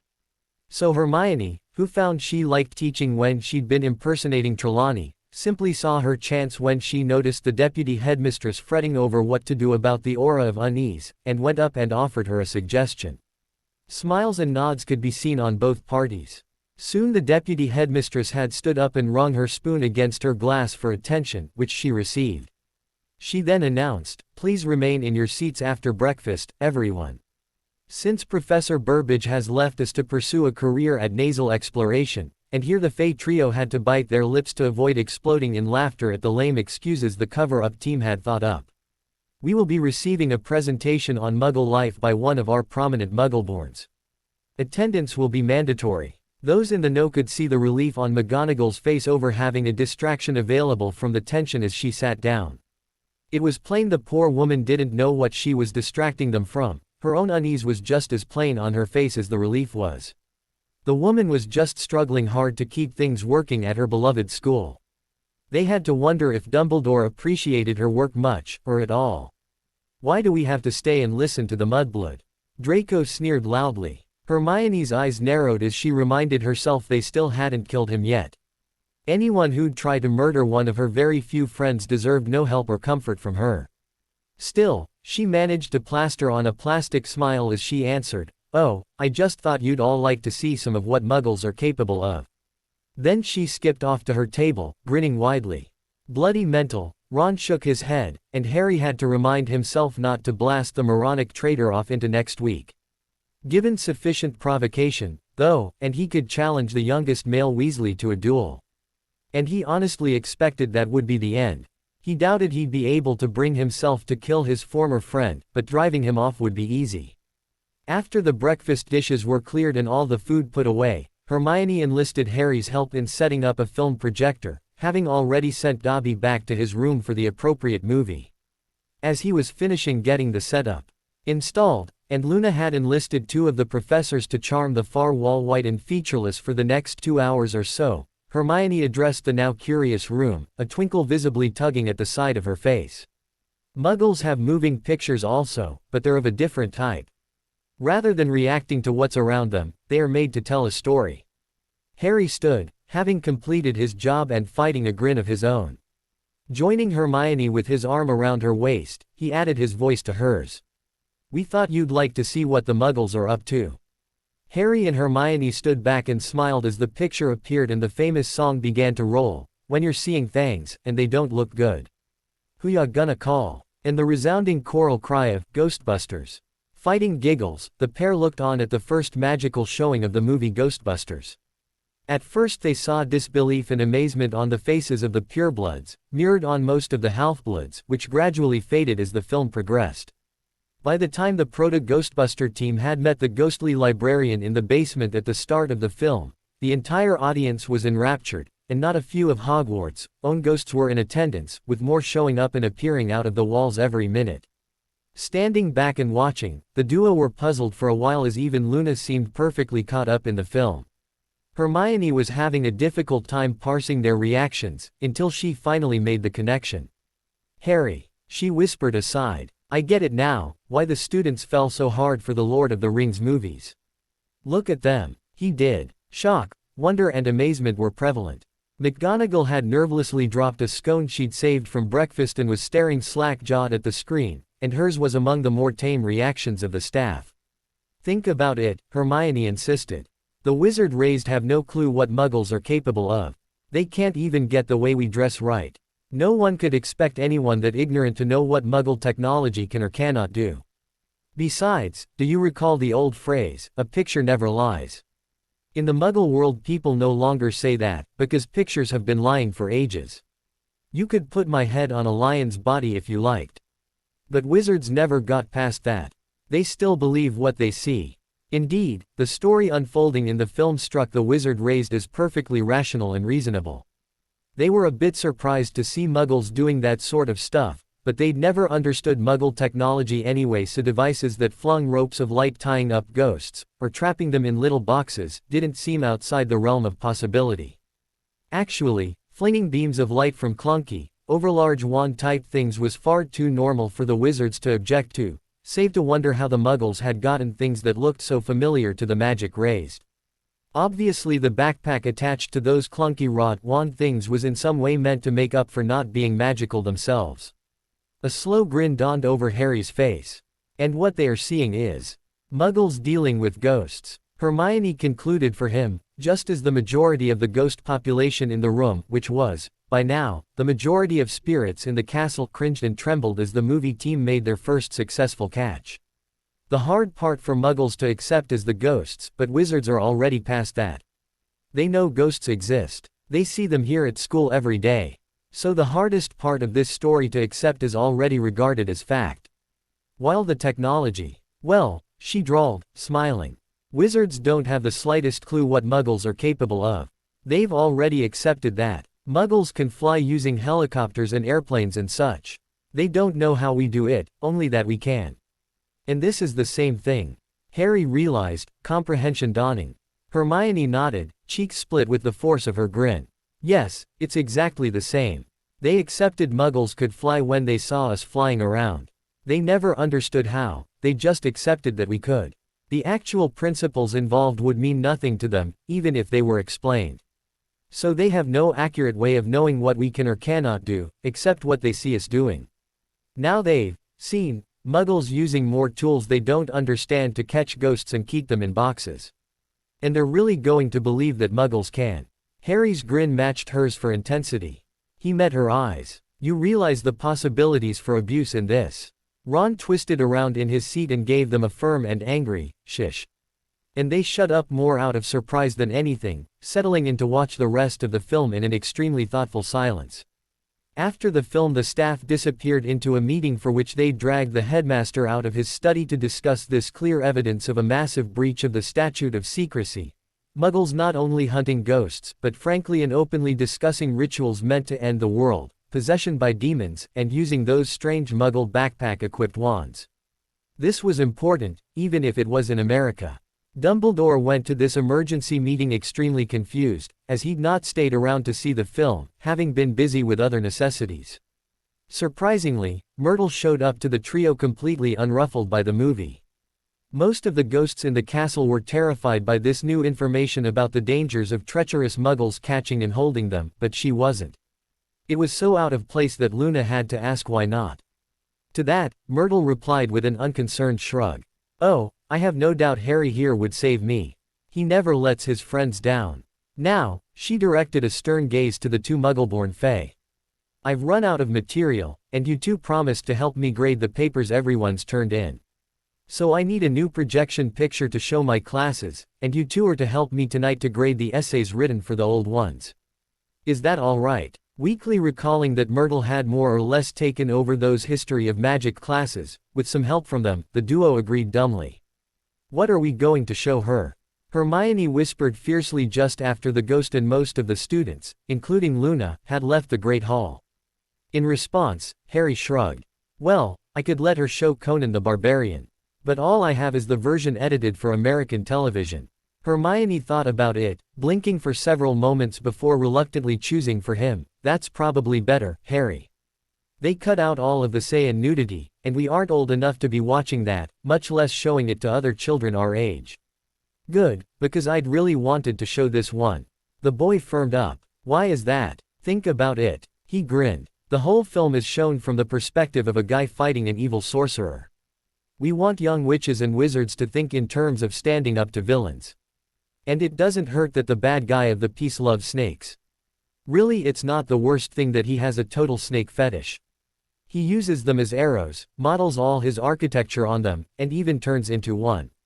"Not the worst thing," she challenged in surprise. "Yup," Harry grinned. "Because he feeds his followers to them, and we want people to think in terms of, why do I want to follow a guy who might decide to turn me into snake food?" Hermione thought about it, before sprouting a wide grin, grabbing his arm and dragging him off, declaring, "You're right. It's absolutely perfect." Firenze was waiting for them by the edge of the lake. The centaur was easy to recognize, even at a distance, by his white blonde hair and a palomino body. Up close, this recognizability was further refined by his astonishingly blue eyes. Today was the day they had agreed to meet the centaur for archery training. As the walk along the broad lawn to their teacher would take the trio a couple of minutes, Harry inquired aside to Hermione, "So, did your research turn up much of what we are about to learn?" The bushy-haired girl shook her head, biting her lip in concern. "Not much. In our day, archery is just a sport, and sports bear almost no resemblance to the ancient fighting arts they are based on. In modern fencing, for example, it is a tragedy if someone gets hurt, and through rules and new equipment they've rendered that nearly impossible to do. But in the ancient art, hurting someone was the whole point, and happened all the time. Also, the new equipment and rules change things to the point that the modern sport fencer does virtually nothing an ancient fencer would recognize, and I fear archery may be the same. But I do wonder what kind of bows he will train us to use."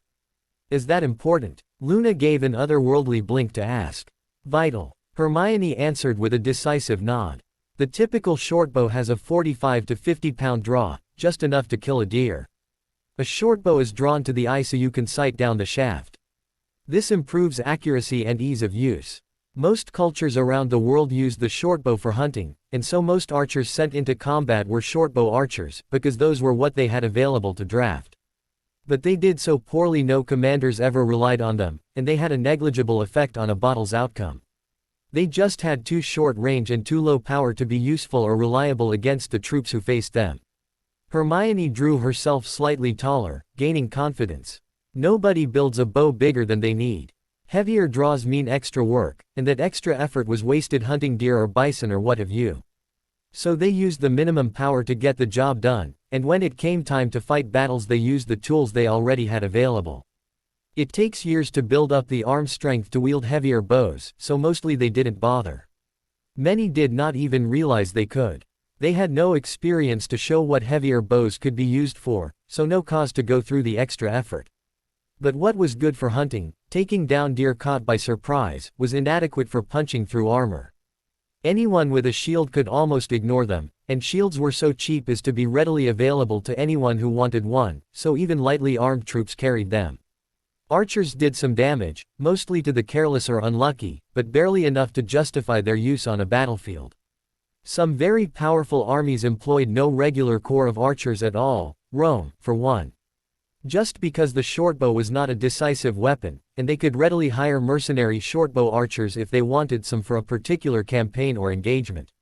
Hermione wet her lips, getting more fully into lecture mode. The longbow, on the other hand, so called because you could expect a 6-foot bow with a 3-foot arrow, was much more powerful, and appears quite rarely. Only a handful of cultures ever used them. It is not a tool for hunting so much as a weapon of war, and draws of 200 pounds were relatively standard, enough to punch through both sides of an armored knight and his shield. However, they drew to the ear, making it more difficult to sight along a shaft for accuracy.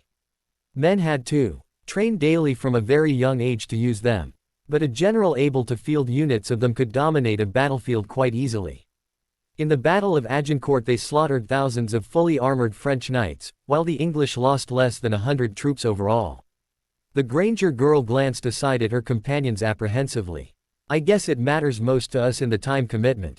If Firenze is going to teach us archery on the shortbow, we'll be decent in a couple of weeks.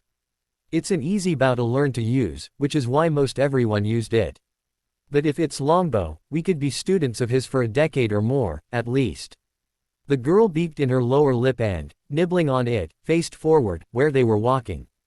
It's just, I'm not sure which I prefer.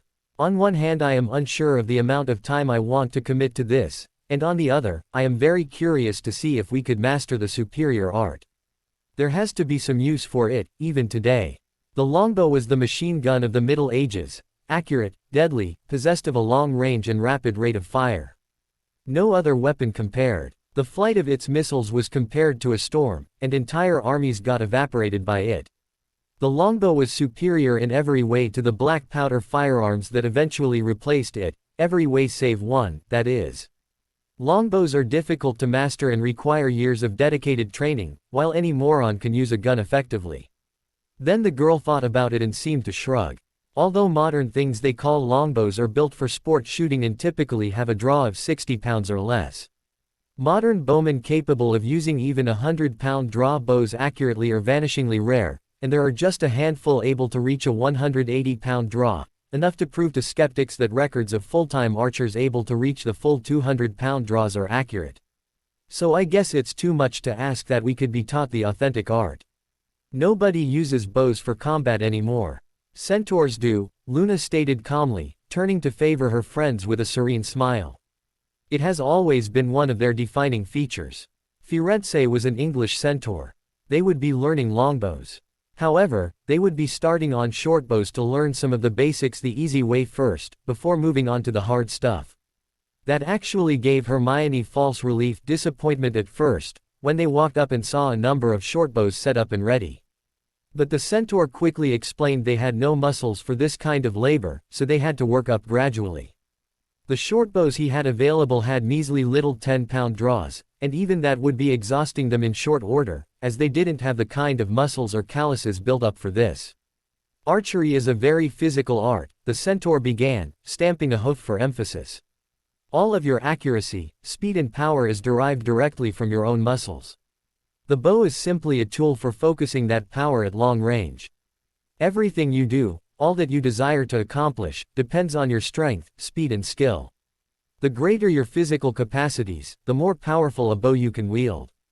The more powerful the bow, the longer its range and the greater the damage caused by it. Normally, you would need a different bow for each draw strength as they increased in ability to reach harder and harder pulls. The centaur snorted, tossing his head, and it took them a moment to parse that gesture as a happy one. However, one thing that makes a dryad's bow unique is their ability, as living parts of the dryad who grants them, to adapt to the user as they grow in strength and ability. For beginners, this is vital, as it keeps them from having to continually replace their bows. However, for those who've already reached their maximum strength, it is less interesting. The centaur flexed a human arm. It took them a moment to realize what he was doing, as he didn't do it in a bodybuilder way. But they could see, once they'd figured that out, that was a boast in his own ability. Harry raised a hand. "I'm sorry, sir," he said, as the centaur looked at him. "But I was hoping you would explain some of the usefulness of archery in this day of wands and spells." Firenze reared slightly. "A good question," he declared. Then, with one smooth motion he reached behind his back for his bow, strung it, and fired an arrow off, clearing the lake by some distance to lodge in a tree on the other side, sinking in several inches. Pivoting to face them again, he gave a contented tail flick. Virtually all spells are used within a distance of 30 yards. Most combat magic is actually cast in 10 yards or less to your target, to make it harder to dodge. However, to qualify as an English longbowman of medieval times, a man had to hit a man-sized target 12 out of 12 times at a distance of 200 yards. A longbow can kill a man at ranges greater than 400 yards. Also, arrows are not as easily spotted as the balls of light your spells create. Nor do they move so slowly they can be easily dodged. The trio all listened raptly to the centaur's explanation. All of them could see the advantage of being able to kill at 10 times your enemy's max range. Firenze grew serious and still. There is a historical battle where 2 wizards under invisibility cloaks firing disillusioned arrows killed over 400 invading goblins, and were never once spotted. They only broke off combat when they grew too exhausted to conjure more arrows. Wow! Harry was impressed. Firenze snorted. And the remaining 1,000 goblins slaughtered every man, woman and child in the town those wizards had been protecting, butchering their carcasses to roast as meat. Just as they'd been intending to do before those 2 wizards launched their desperate, last-ditch defense. The trio paled dramatically. The goblins roasted and ate their own dead, also. Deeming the privilege of dining on goblin meat too great to leave the carcasses for their foes to devour, the centaur concluded. As they have always assumed that all creatures do as they do and feast upon the corpses of their enemies. They just believe men and other creatures lie about it. Now the trio looked like they were going to be sick. It was a town of 4,000 people, Firenze instructed. If they had been willing to fight for their own lives, they had enough to have been able to drive off their attackers. Instead, they chose to rely on heroes, placing the safety of everyone in the hands of a few. The first lesson all centaur youth are taught is this: your safety is your own responsibility. Trusting someone else to guard your life makes you no better than a South Avenue. The centaur pawed a back hoof, staring at them haughtily. Likewise, the safety of a community is the responsibility of that whole community. If any decide they will not defend themselves, they are to be left without defense by others.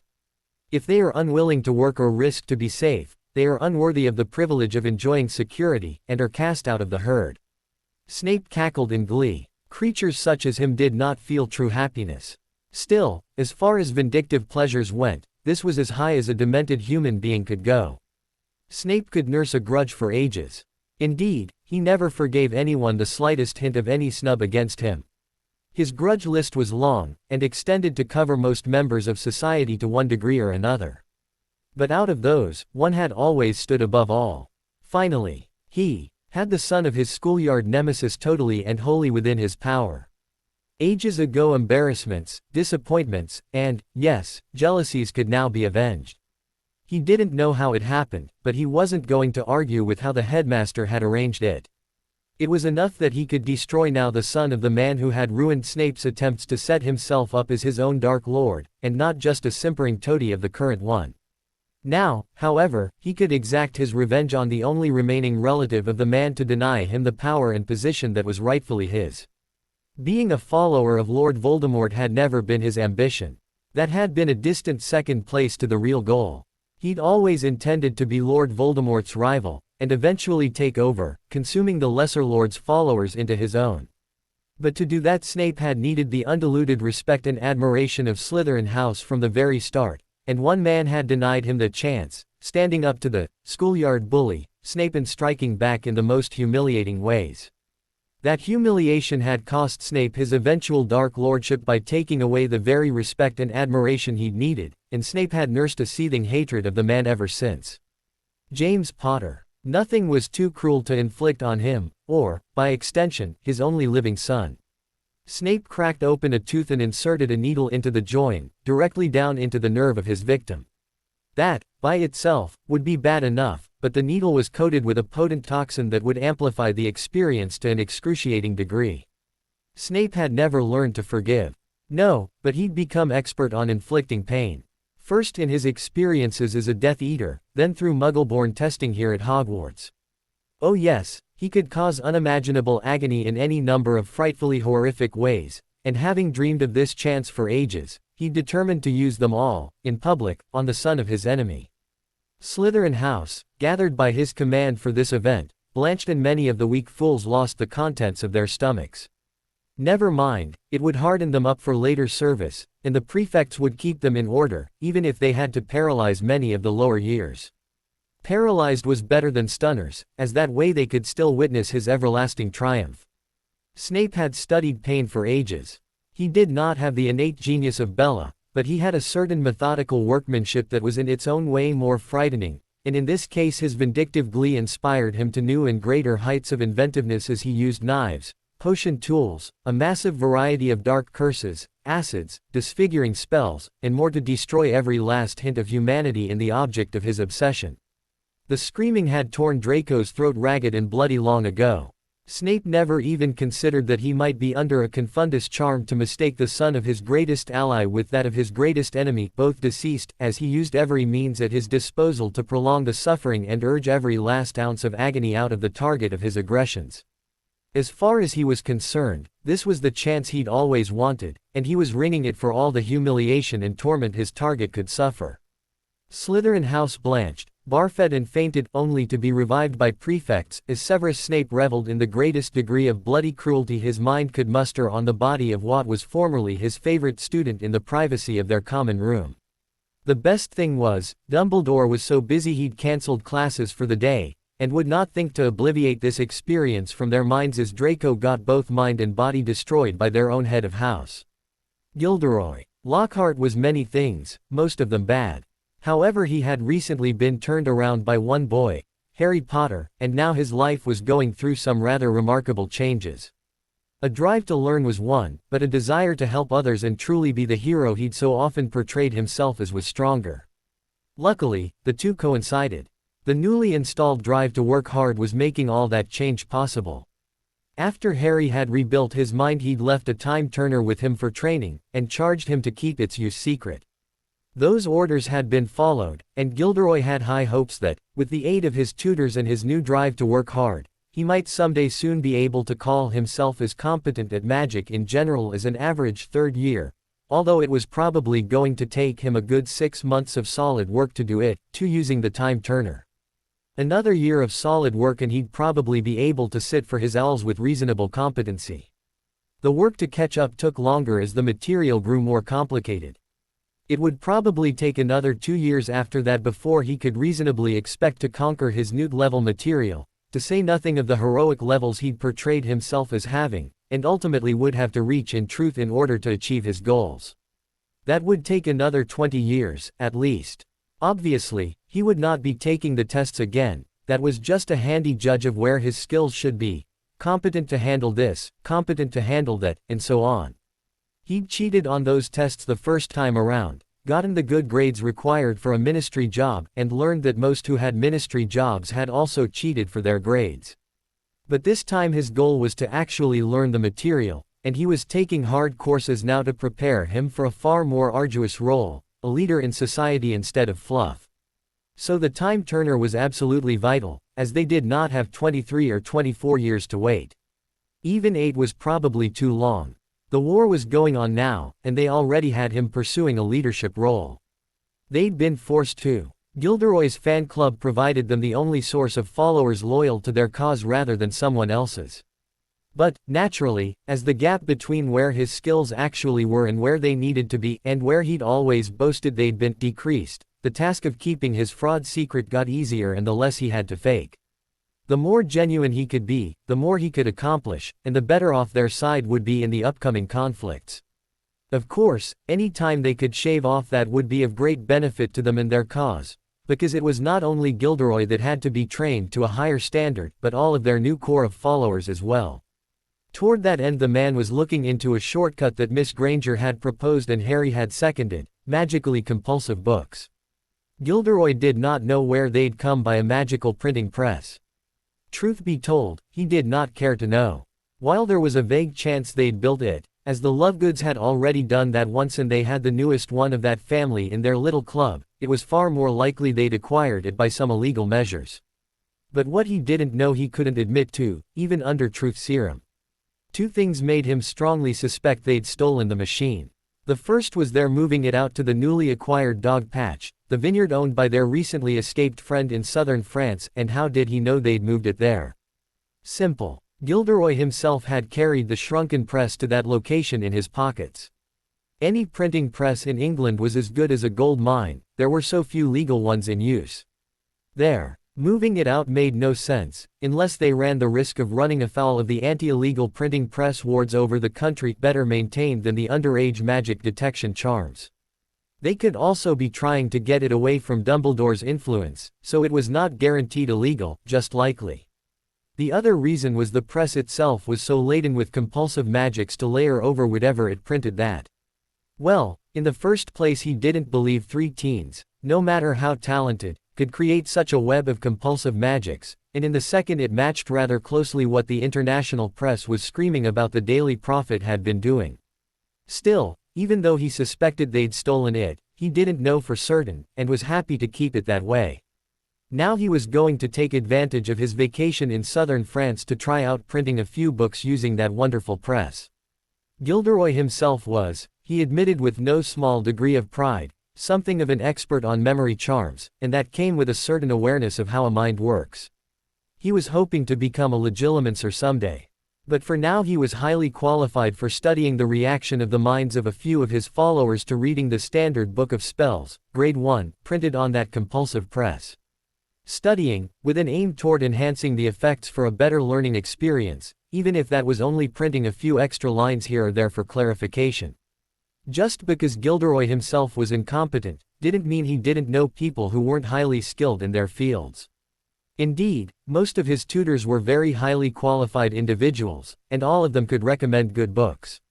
If this press could be used as Miss Granger thought it might, then they could print out sets of textbooks that a person could read in a week or two that would catapult them much further along the road to competency. Gilderoy himself could use such a boost, and knew most of his fans could too.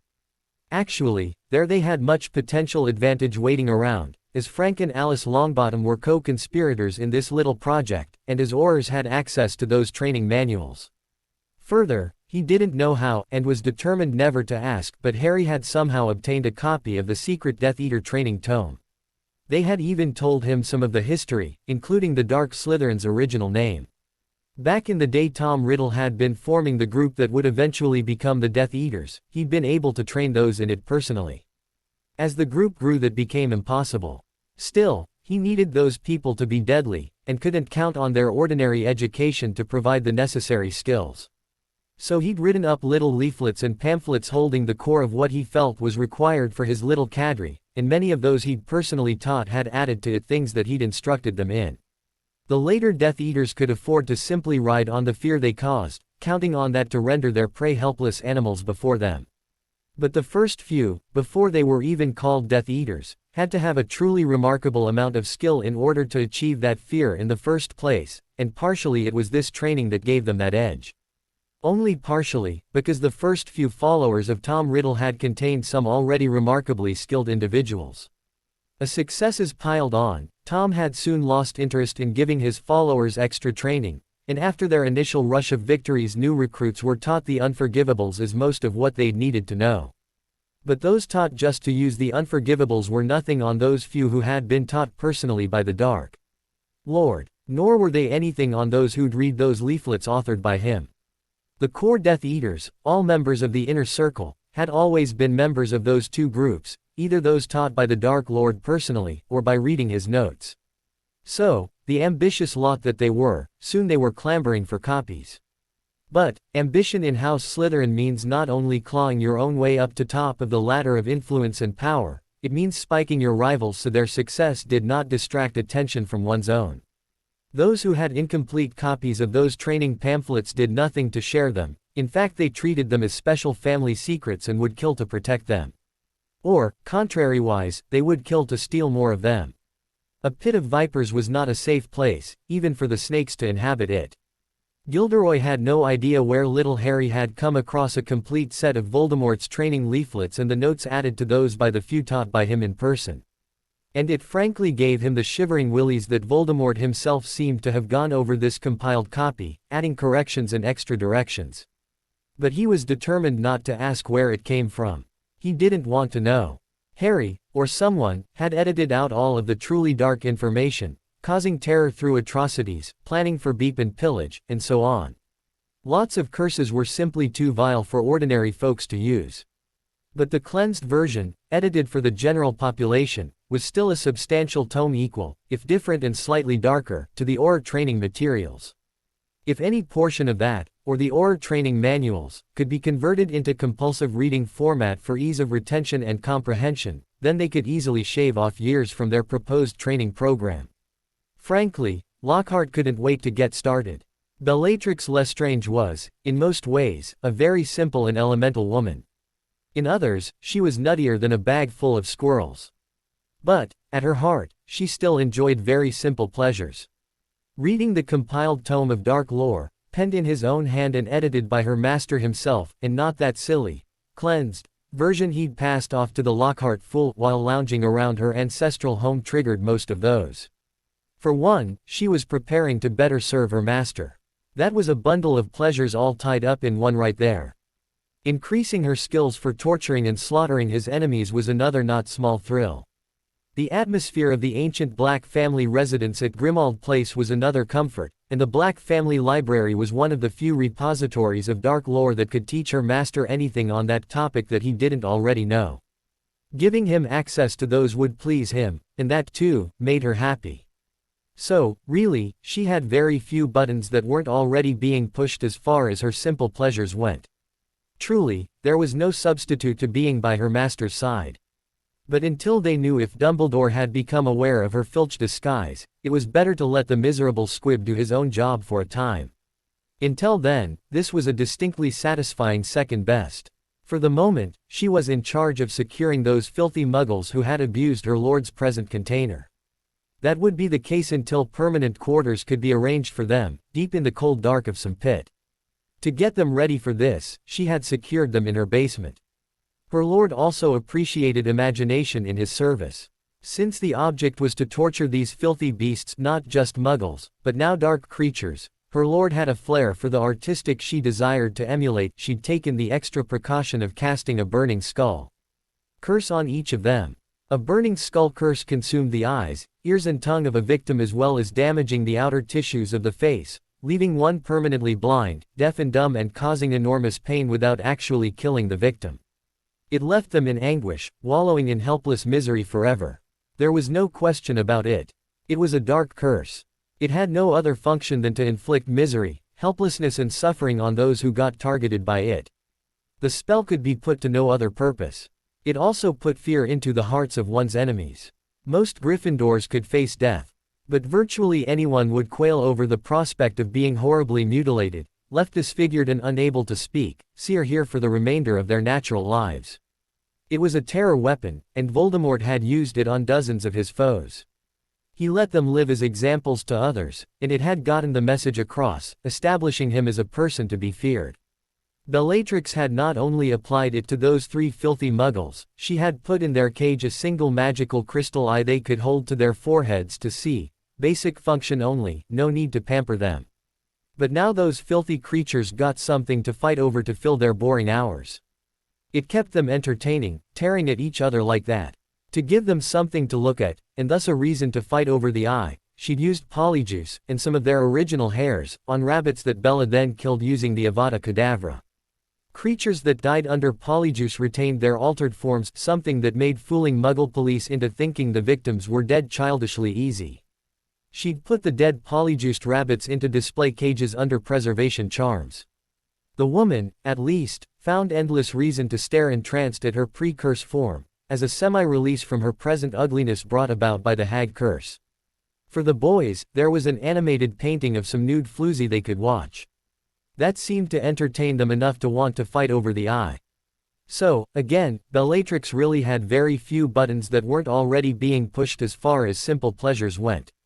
There were a trio of filthy muggles in the basement that she could torture whenever she was feeling catty, her master's book to read and memorize when she was bored, rooms for practicing her spells and other skills without the ministry knowing, and a house elf to keep the creature comforts coming.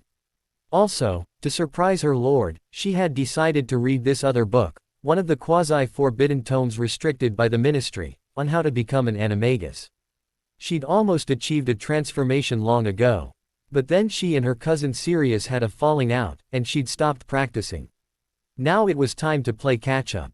She hoped to become a suitable pet, as that way she could accompany her lord to school. And who could guess a familiar could also be your bodyguard?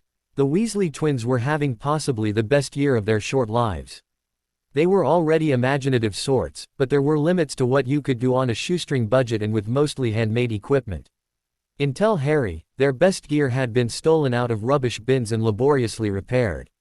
Against the odds, the twins were actually potions prodigies, among other things. Most of their pranks and special items came in the form of candies or other edible objects, although quite a few also came in the form of charms, at which they were no less geniuses.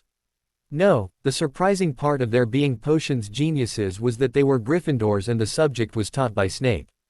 The biggest reason for that was the duo had twigged onto the fact long ago that the ministry didn't monitor potion brewing with anything like the same kind of intensity as they did wand magic, so it was something they could practice safely at home. Frankly, they had been brewing potions before they'd turned 8, using some of Bill and Charlie's stuff, and whatever old things could be scrounged out of the attic. They had managed to learn a lot already, puzzled out on their own. In fact, they had a near encyclopedia of uses for ghoul parts, as the one that lived in their attic had long been used as a source of materials. Then Harry had gone and sent that Basics of Brewing book to Ron, who never used it, and the twins had been unable to resist snatching it away in an instant to guzzle down the knowledge from it. The poor book was already dog-eared from overuse. It had opened up their minds to so many possibilities they hardly knew where to begin. Then Harry had come through for them with all of that brand new furniture, including a portable potions lab with advanced tools, and suddenly they had everything they'd need to conduct experiments on a large scale. Everything, that is, except a large source of potion ingredients. Frustrating, but after their first raid on it, Snape was keeping an unusually tight hold on his private stock of ingredients this year, and the potion supply cupboard for students was likewise unusually well watched over. The thing was almost worth a major prank over, but Fred and George honestly had no idea how to outdo whoever was already pranking him. I mean, dunking his head in a bucket of acid. How do you top that? They were sure they could find ways, and the challenge was intriguing, but of far more immediate concern was how to resolve their current supply difficulties. They had only so much money to spend in Hogsmeade, buying stuff. So, businessmen that they were, the twins had determined the only way this was going to work was to come out with saleable products, some marketable items they could sell around the tower and turn a profit on, then cycle into more ingredients. Thanks to the secret passageways, they had access to the stores in Hogsmeade any time they wanted. Still, it counted in both their minds as a crime that most of their shiny new equipment was sitting idle, just for the lack of material to use. Speaking of material for new potions, Harry had been giving the Weasley twins Kneazle hair starting only a few days ago, and again every time he brushed his cat. So, like with the ghoul in their family's attic, they were conducting experiments with that, because it was what they had available. It didn't stop them from hurting for more possibilities, though. Is that it? Papers were rustled. Yes, dear. I think it is. A soft yet concerned sigh of hope mingled with terror was heard, with a tiny note of relief hidden somewhere in there. Richard and Helen Granger looked at each other over the top of the box piled high with pamphlets, charts and tables. "Do you think it will convince her?" Hermione's mother asked softly, worried beyond belief at the things her daughter had been forced to go through. Richard took his desperately concerned wife in a hug, both still looking down at the box. "Well honey, we've got to hope for the best. There is the fact that our ever-logical little girl wouldn't have asked us for material on other magic schools if she wasn't at least willing to consider a switch. She's not a liar, either, and she said she wanted more data to base a decision off of. That's as close as she's ever come to considering it." Helen giggled into her husband's chest. "Only because Harry told her to. I swear, every letter is, Harry this, or, Harry that. I'd be scared if I wasn't so grateful. First that he saved her life from that troll, and now with this being willing to consider transfer to a safer school. Matter. The first point she made in her letter home was that he was willing to make a switch if she was. That may be all it took. It'll work out okay, hun." Richard gave his wife a reassuring squeeze, before he glanced up at a shocked and scared Hedwig the owl, then scowled down at the hefty box full of brochures on other magical institutes of learning. "Now our only problem is to figure out how we're going to mail this." "Firenze." Hermione raised her hand. "You pointed out one of the qualities of a Dryad's bow was that they could adapt to the strength of a user. But then you pointed out that was very little use to someone who was already expert, and didn't have to be constantly replacing bows. Surely you are an expert. So why did it sound so important to you to get a Dryad's bow?" "There are several properties more than I just stated." The centaur dipped and tossed his head with one pawing hoof. "Any wooden bow must have gentle treatment and be protected from excessive damp or dryness. Also, the slightest chip or crack can render them not only useless, but dangerous to the one using them. Both these problems are less extreme for the living wood of a Dryad's bow, which can self-repair. More than that I would prefer not to say." Luna spoke for him. "Centaurs have been master archers from their earliest history, and have not always gotten along well with wizards. So spells for deflecting arrows have been around for a very long time, even made it into medallion form so they are always on." She lifted a charm locket out of her shirt and showed it off. It had a pair of broken arrows inscribed on the back. Serenely, she replaced it under her shirt and went on explaining. "Those spells are potent enough to render archery all but useless against most wizards, so long as they are adequately prepared, which wizards fighting in wars against the centaurs always are." Here Harry spoke up, adding the weight of some of Voldemort's experiences to Luna's observations. "Incidentally, those same spells work perfectly fine against bullets, better than against arrows, actually. They weren't designed that way. But through stroke of genius, practical necessity or sheer dumb luck, those arrow-deflecting spells create a screen that resists material objects with force directly proportional to the object's velocity. So bullets, which depend on velocity for everything, are subsequently blocked better." Tom Riddle knew this from personal experience. He'd grown up during World War II when this had been a hot topic among mages, and later proved it himself in person. You slaughter enough muggles and sooner or later you run into one who tries to use a gun, illegal or not, against you. High-velocity bullets against those anti-arrow shields, you might as well be attacking the ocean with a bit of pocket fluff. It was pointless, absurdly so. Hermione began nodding, suddenly seized by a thoughty stupor. People are very impressed with modern guns, but the energy delivered ranges from only about as much as a thrown baseball, to not terribly different than a bowling ball at release. The equation is very well known. Energy equals 1/2 mass times velocity squared, and while a bullet may go very fast it has negligible mass. The largest personal scale bullet I know of is the 12-gauge shotgun slug, which weighs in at about an ounce. For other bullets an ounce is just way too big to serve as a system of measurement, so they get measured in grains. The trick about bullets is all that energy is highly concentrated, instead of being spread out over a wide area, like a baseball. The Hollywood myth of people instantly dropping dead the moment a bullet wings them is as much movie magic as Mary Poppins is.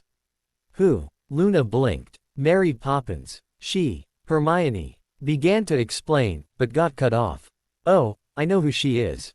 Luna interrupted, serenely puzzled. She was going to be my nanny, but she'd retired with her husband Bert 3 years before I was born. I was just wondering how you knew her. Hermione's jaw swung free as if unhinged for a moment. The bee-owned girl continued calmly, as if she had not just shattered one of her friend's childhood myths, proving that things she'd accepted as fake often do exist. Really, she was living in a world of magic and centaurs. How much more naive about, that can't possibly be real, could she be? No, one of the things that had to have interested our teacher here is something that most centaurs have been seeking for simply ages. Due to the magic properties inherent in a dryad's bow, they can be made to penetrate a wizard's arrow-deflecting shield, whereas unenchanted equipment could not. It is not the only way, Firenze supplied politely. There are more ways than petitioning dryads to get a magical bow. But we centaurs lack the spell ability to charm or transfigure parts to make them ourselves. Nor do we have the wealth to convince corrupt wizards to break their own laws to supply them for us. And the majority of us feel that consorting with evil to get them is too high a price to pay itself. Goblins would surely provide them, but we run into the same barricades of no wealth and incompatible morality with them. Do you seek war with wizard kind? Hermione asked, eyes round. Firenze pranced an irritated circle before answering. Just that we do not seek it does not always mean it does not come seeking us. He declared. In your dark arts there are several spells requiring the death of a centaur, or the harvesting of parts that requires our death. Your ministry turns a well-bribed eye away from predations against us. That is why our population is so small, even in this last refuge. Harry wisely kept his mouth shut about a centaur phallus being one of the more common ingredients associated with certain fertility rites very popular among purebloods. Once again Firenze pawed a back hoof, staring at them haughtily. Let that be another lesson for you, one always drilled into centaur youth: you do not have to seek a war for it to find you. If everyone who wanted peace was left alone by those who didn't, the world would have nothing in its history that we would recognize today. But it should be obvious to you that we do not live in such a world. We never have, nor will we. The nature of evil is such that it will always bring suffering and death where it can. Those who bring evil with them will always bring force to bear to compel compliance. When one is faced with them, you may either choose to resist or become a willing victim. If you chose to resist, know that you will have to counter their force, and that will require some force of your own.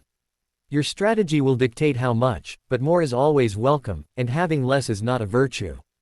Allowing his students a moment to absorb the new material, the centaur nodded. The capacity to fight should always be sought by those who desire peace. After waiting another moment, the centaur pranced and continued. So, for myself, a dryad is an ideal route for acquiring magical bows. And ultimately, for you as well. Indeed, for you this is far more important. Why is that? Hermione asked. Didn't you know? Firenze pranced aside in a gesture of surprise. They Fae have a profound impact on the world around them, and you are among the most potent of all fairy creatures. It is not just that fairy magic is hard to quantify. It may even be that their magic is more magic than others' magic. On beholding their universal confusion regarding what was, to him, a profound statement, this caused the centaur to rear somewhat in irritation. What did they teach you in that school? He demanded. I would like to reply that they prepare us for life, but obviously they don't, Harry returned. Could you explain more, please? The centaur took a deep breath to calm himself. Reading their faces, he said, I perceive that I must start at the beginning. You are aware of how ordinary magic prevents some Muggle technology from working. 3 eager nods. Do you know how? 3 shaken heads. The centaur released a barking sigh, rearing and circling before he brought himself back under control. Seeing a number of upturned faces around him, Firenze explained. Astronomy is not just the study of stars, although there are many that treat it as such. No, one does not get far in it without also being drawn into the study of mathematics, but also gravity and light. So it was with Muggle science and the same with centaurs. We are aware of some Muggle science, and can guess at the rest. Plus, we have overheard much. Quite a few of our young foals like to drink invisibility drafts and hang out at Muggle schools. And one of the basic precepts is this: to learn about one thing, discover how it affects other things. He noted 3 students listening attentively. Very well, the centaur continued. 1/3 of all matter is positive, 1/3 is neutral, and 1/3 is negative, existing on a level finer than the keenest senses can detect. Muggles have given names to these particles. They call them protons, neutrons and electrons. Muggles have discovered a technology whereby they employ electrons, stripped of their association with protons and neutrons. They call this science electricity, and it is the basis for a profound number of their tools. Seeing their acceptance, the centaur dipped and tossed his head approvingly. It is well known that Muggle devices using electricity do not function inside of a magic field. What is not well known is why. Let me tell you. One of the unexplained side effects of a magic field renders it impossible for electrons to leave their association with protons and neutrons. Without free electrons, electricity cannot exist. Radiation, as the Muggles term high-energy particles separating from the rest of matter, also cannot exist near magic since the parts of matter cannot be separate from one another inside of a magic field. For this reason nuclear weapons cannot function inside of a magical area, but that is a topic for another time. Hermione had acquired a frown. She raised her hand. I'm sorry. But how can that be? I know living organisms generate electricity along nerves, and bioelectricity is a different form, and not changed, the centaur explained. No one knows why. We centaurs are the only ones to study the matter, and we are few, nor are we wealthy. Indeed, for us it is only a side interest, one of limited importance, a hobby if you prefer. But we have learned two things. Bioelectricity does exist in a magical environment, and normal electricity does not. Theories as to why are not well explored. Firenze watched as the trio struggled a moment with this to various degrees before accepting it. Seeing he had their undivided attention, he continued lecturing over his crossed arms. Now we are drawn back to the precept, to learn about one thing, discover how it affects other things. Fairy magic may be more potent than anyone else's, although there is much debate about this. It may merely be that it obeys fewer rules, and is more uncontrolled. But the evidence is significant, in that, while a side effect of normal magic is to increase the forces holding the basic building blocks of matter together, it has been observed fairy magic makes a great many rules quite flexible. Much of that which is constant ceases to be so around fairies. So, time isn't the only thing that behaves oddly around the Fae, but other rules as well. Luna queried delicately. Hermione blinked, pondering, that would impact technology rather badly. Precisely. The centaur snorted, rearing slightly. And the many delicate adjustments and measurements they make are thrown off as a consequence. Living things appear to always be exceptions. But on that which is not alive, the same careful calibrations using the same tools to create one result, can easily produce an entirely different one around a fairy. Fairy creatures do not appear to do this intentionally, nor are results consistent. A delicate and precise machine to produce ball bearings, for example, if placed near a fairy, not only could but would be producing balls that are square, round, triangular or oblong, ranging in size from a tiny speck to a golf ball, all on the same settings for an otherwise constant machine. The centaur snorted, recrossing his arms. Although wizards are completely ignorant of it, their slaughter of the fairies kicked off a Muggle scientific boom. Previous to that, accurate measurements and reproducible results were all but impossible, as fairies were everywhere. Hermione was nodding, with a somewhat awestruck yet frightened look. And since science depends on accurate measurements and reproducible results, it would have been impossible in a world overrun by fairies. Firenze nodded at her, congratulating her comprehension. Yes. Until the swarms of fairies were destroyed, Muggles depended on weapons on which a slight change did not matter. So your sword feels slightly heavier today, so what? Does your shield feel a fraction of an inch thicker or thinner? Well, it will even out in time, and in the meanwhile can still do its job properly. But now, Hermione blurted, eyes wide in her eagerness of realization. The standard Muggle weapons today depend strongly on tolerances of tens of thousandths of an inch. Firearms are extremely precise and finicky weapons. The slightest variance of the mechanical parts, any change at all would render them completely unusable. If not dangerous. If your bullet or barrel was too tight, you'll get an explosion. If they got too loose, the gas would escape and bullet wouldn't go anywhere. Clips could fall out, the firing pin not reach the bullet today, the hammer be too wide to strike or a trigger so thin it breaks off. The weapon could jam for so many dozens of reasons. Firenze nodded soberly and spoke over crossed arms. I am told that Muggle chemists also have extremely precise mixtures, particularly for their weapons. Of course. Hermione began ranting, the subject drawing whole new scope to the problem. Gunpowder is relied upon to burn at exact rates according to precise mixtures, and carefully measured in precise doses. The properties have been exhaustively studied until they know exactly what to do. Yet around a fairy, the centaur interrupted. Those properties are subject to change without notice. So a mixture relied upon to burn at a certain rate of speed might go slower or faster. Hermione raised her head, realization leading to dawning horror. So a mix of powder relied upon to produce a certain amount of force could be stronger or weaker, and you'd never know until you fired it. A weaker charge could get your gun jammed, as the bullet failed to move properly, and the gas-powered ejective-used cartridges in most firearms would probably stick. But a much stronger explosion than calculated for could easily get the gun to blow up in your face, Harry reflected soberly. They build those things to have tolerances based on the expected charge.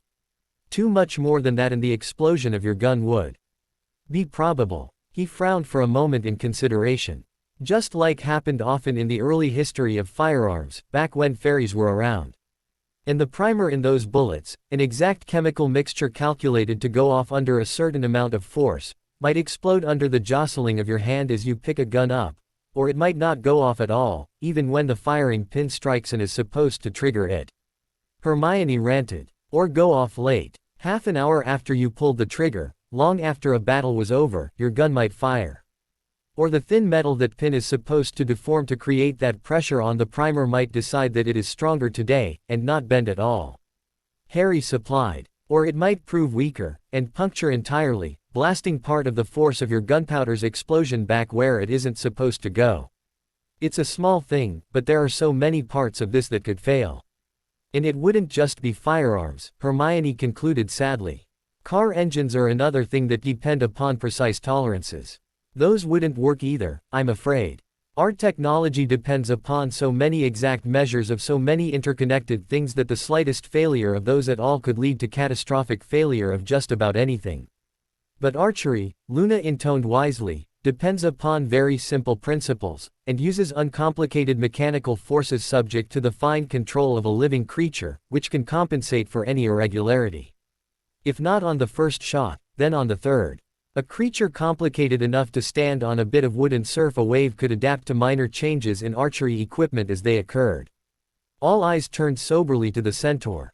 It is my regret to inform you, Firenze spoke seriously, arms still folded across his massive chest, that any connection you had to the Muggle world was most probably severed when you became Fey creatures. Any tools you were fond of, from telephones to computers, automobiles or airplanes, and of course their weapons, would no longer function either for or around you. Wizards create a magic field only when using magic. But fairies create one at all times. You cannot turn it on or off. If you wish to fight, Muggle tools are not an option. What seems simple could well not be. If you pull the pin on a grenade, the timing fuse, which depends on precise chemical reactions which have been laboriously clocked at exact rates, could well go off in your hand, or not go off at all. Do not forget, even time, that great constant, is a variable among the Fae. All lesser rules more so. But the Weasleys got their car to work around Harry. Hermione exclaimed. That was back when he was simply a wizard. Firenze corrected. Mages cannot use electricity. It does not exist around them. But they have, for some time, been exploring options, spells and charms to create equivalent tools and effects. It is not the same. It could never be the same. But they are, at times, able to produce equal results, though the particulars may be quite different. I have seen this car you speak of and it behaves more like an animal than a device. If it still required the things it did when it was purely a machine, it would have stopped functioning long ago. That's right, Harry mumbled to himself, allowing Hermione and the others to overhear because there was nothing particularly private in his musing. It's only been running on the same tank of petrol for about a year now. Firenze stamped a hoof. That is correct. It no longer runs on mechanical principles because it is no longer purely a machine. But that is after vigorous magical renovation. Because both the technological basis and the spells that modifies it are unpredictable around the Fae, such a device would be useless to you. Also, the more powerful the fairy magic, the stronger the changes. As you are among the most powerful of fairy creatures, technology is at its most unpredictable around you. Then why isn't everything malfunctioning around us all of the time? The bushy-haired one questioned. Luna pierced her with a steady gaze. Because we live at Hogwarts. Luna is right, the centaur told them in commanding tones. Allow me to explain. Life and magic may be the only pure constants unaffected by fairy magic. Things closer to life are more resistant to change. So, a blacksmith-hammered sword, made purely by hand, would vary very little, even in the strongest of fairy auras. But Muggle devices are made by machines, which in turn were made by other machines, using resources mined by machine and designed on more machines, and so on. It was once my privilege to see a group armed with Muggle rifles enter the Forbidden Forest, Muggleborns after easy kills on the rare creatures found there. But when they passed a fairy nest, their devices nearly ceased to exist. One turned into a simple wooden stick, like a branch freshly plucked from a tree. The barrel of another became as flexible as rope, and eventually slithered off. Other reactions were no less extreme. So handmade devices are more durable against the changes wrought by fairy magic, and virtually everything at Hogwarts, or in the rest of magical society, is handmade. I see. Hermione began blinking. I know Muggle smiths anciently would recite prayers over forges as they worked. Does that help? It would, the centaur answered. But more importantly, the stronger the connection to life force something has, the less fairy magic changes it. So an item made of wood and leather would resist far stronger than one made of metal. Magic also hampers the change. An item handcrafted by a wizard is better than one made by a muggle. One created from parts of magical plants and creatures may well be constant. So magic devices are generally safe, to a degree. I still would not advise anything requiring tolerances to within thousandths of an inch, Firenze cautioned wisely. Why hasn't our film projector broken down, then? All eyes turned to Harry, who blushed. Well, in the first place we don't spend too much time around that equipment, just setting it up and taking it down when it has to be moved between rooms, and most of the time it just stays set up in the history of magic class. And, Hermione delved, being able to tell there was more. Do you know my dog? Harry looked up, meeting all their eyes with a poker face. They nodded. He inhaled deeply. The film projector ate spaz. I've found it wandering the halls at night on those metal tripod legs, hunting other pets. It scared me. Firenze swished his tail, satisfied. The affect of fairies on technology does not have to be obvious, instant or immediate, though it can be all of those things, and it certainly is not universal. It obeys very few rules, and changes can be good as well as bad. Yet it tends to accumulate the longer you stay in an area. Still, at your level of fairy power, if you were to stay the night at a Muggle house, it would most likely be quirky until the day it got torn down, no matter the amount or extent of repairs done to correct its foibles. Harry raised an eyebrow. So, he postulated, we could cut a swath of destruction simply by walking down streets in Muggle London. Possibly, the centaur agreed. Again, do not forget every aspect of this is variable to a very great degree. You might do no harm at all, or none that would be evident. However, if you were to take up residence there, the area around your home would almost certainly be rendered uninhabitable to Muggles, who rely on devices that would break almost constantly. Ask me for specifics. The centaur shrugged, splaying his hands helplessly. I have none to give you. By its very nature, the subject cannot be exhaustively studied, as there appear to be almost no rules, nor can any measuring device be termed constant in their presence. Again, there are very few who even try to understand the phenomena, and I have told you as much as is known. So, to archery. Luna bounced eagerly, having already known much of the effect of fairy magic, and not having the close, personal connection to Muggle technology as the other two, who were losing something by no longer being able to rely on it. Ah, yes, the centaur smiled, reaching for and stringing one of the practice weapons. Another reason you should be grateful to your dryad friend is this: handmade wooden archery equipment changes very little around you, so it is an excellent martial discipline for you to practice.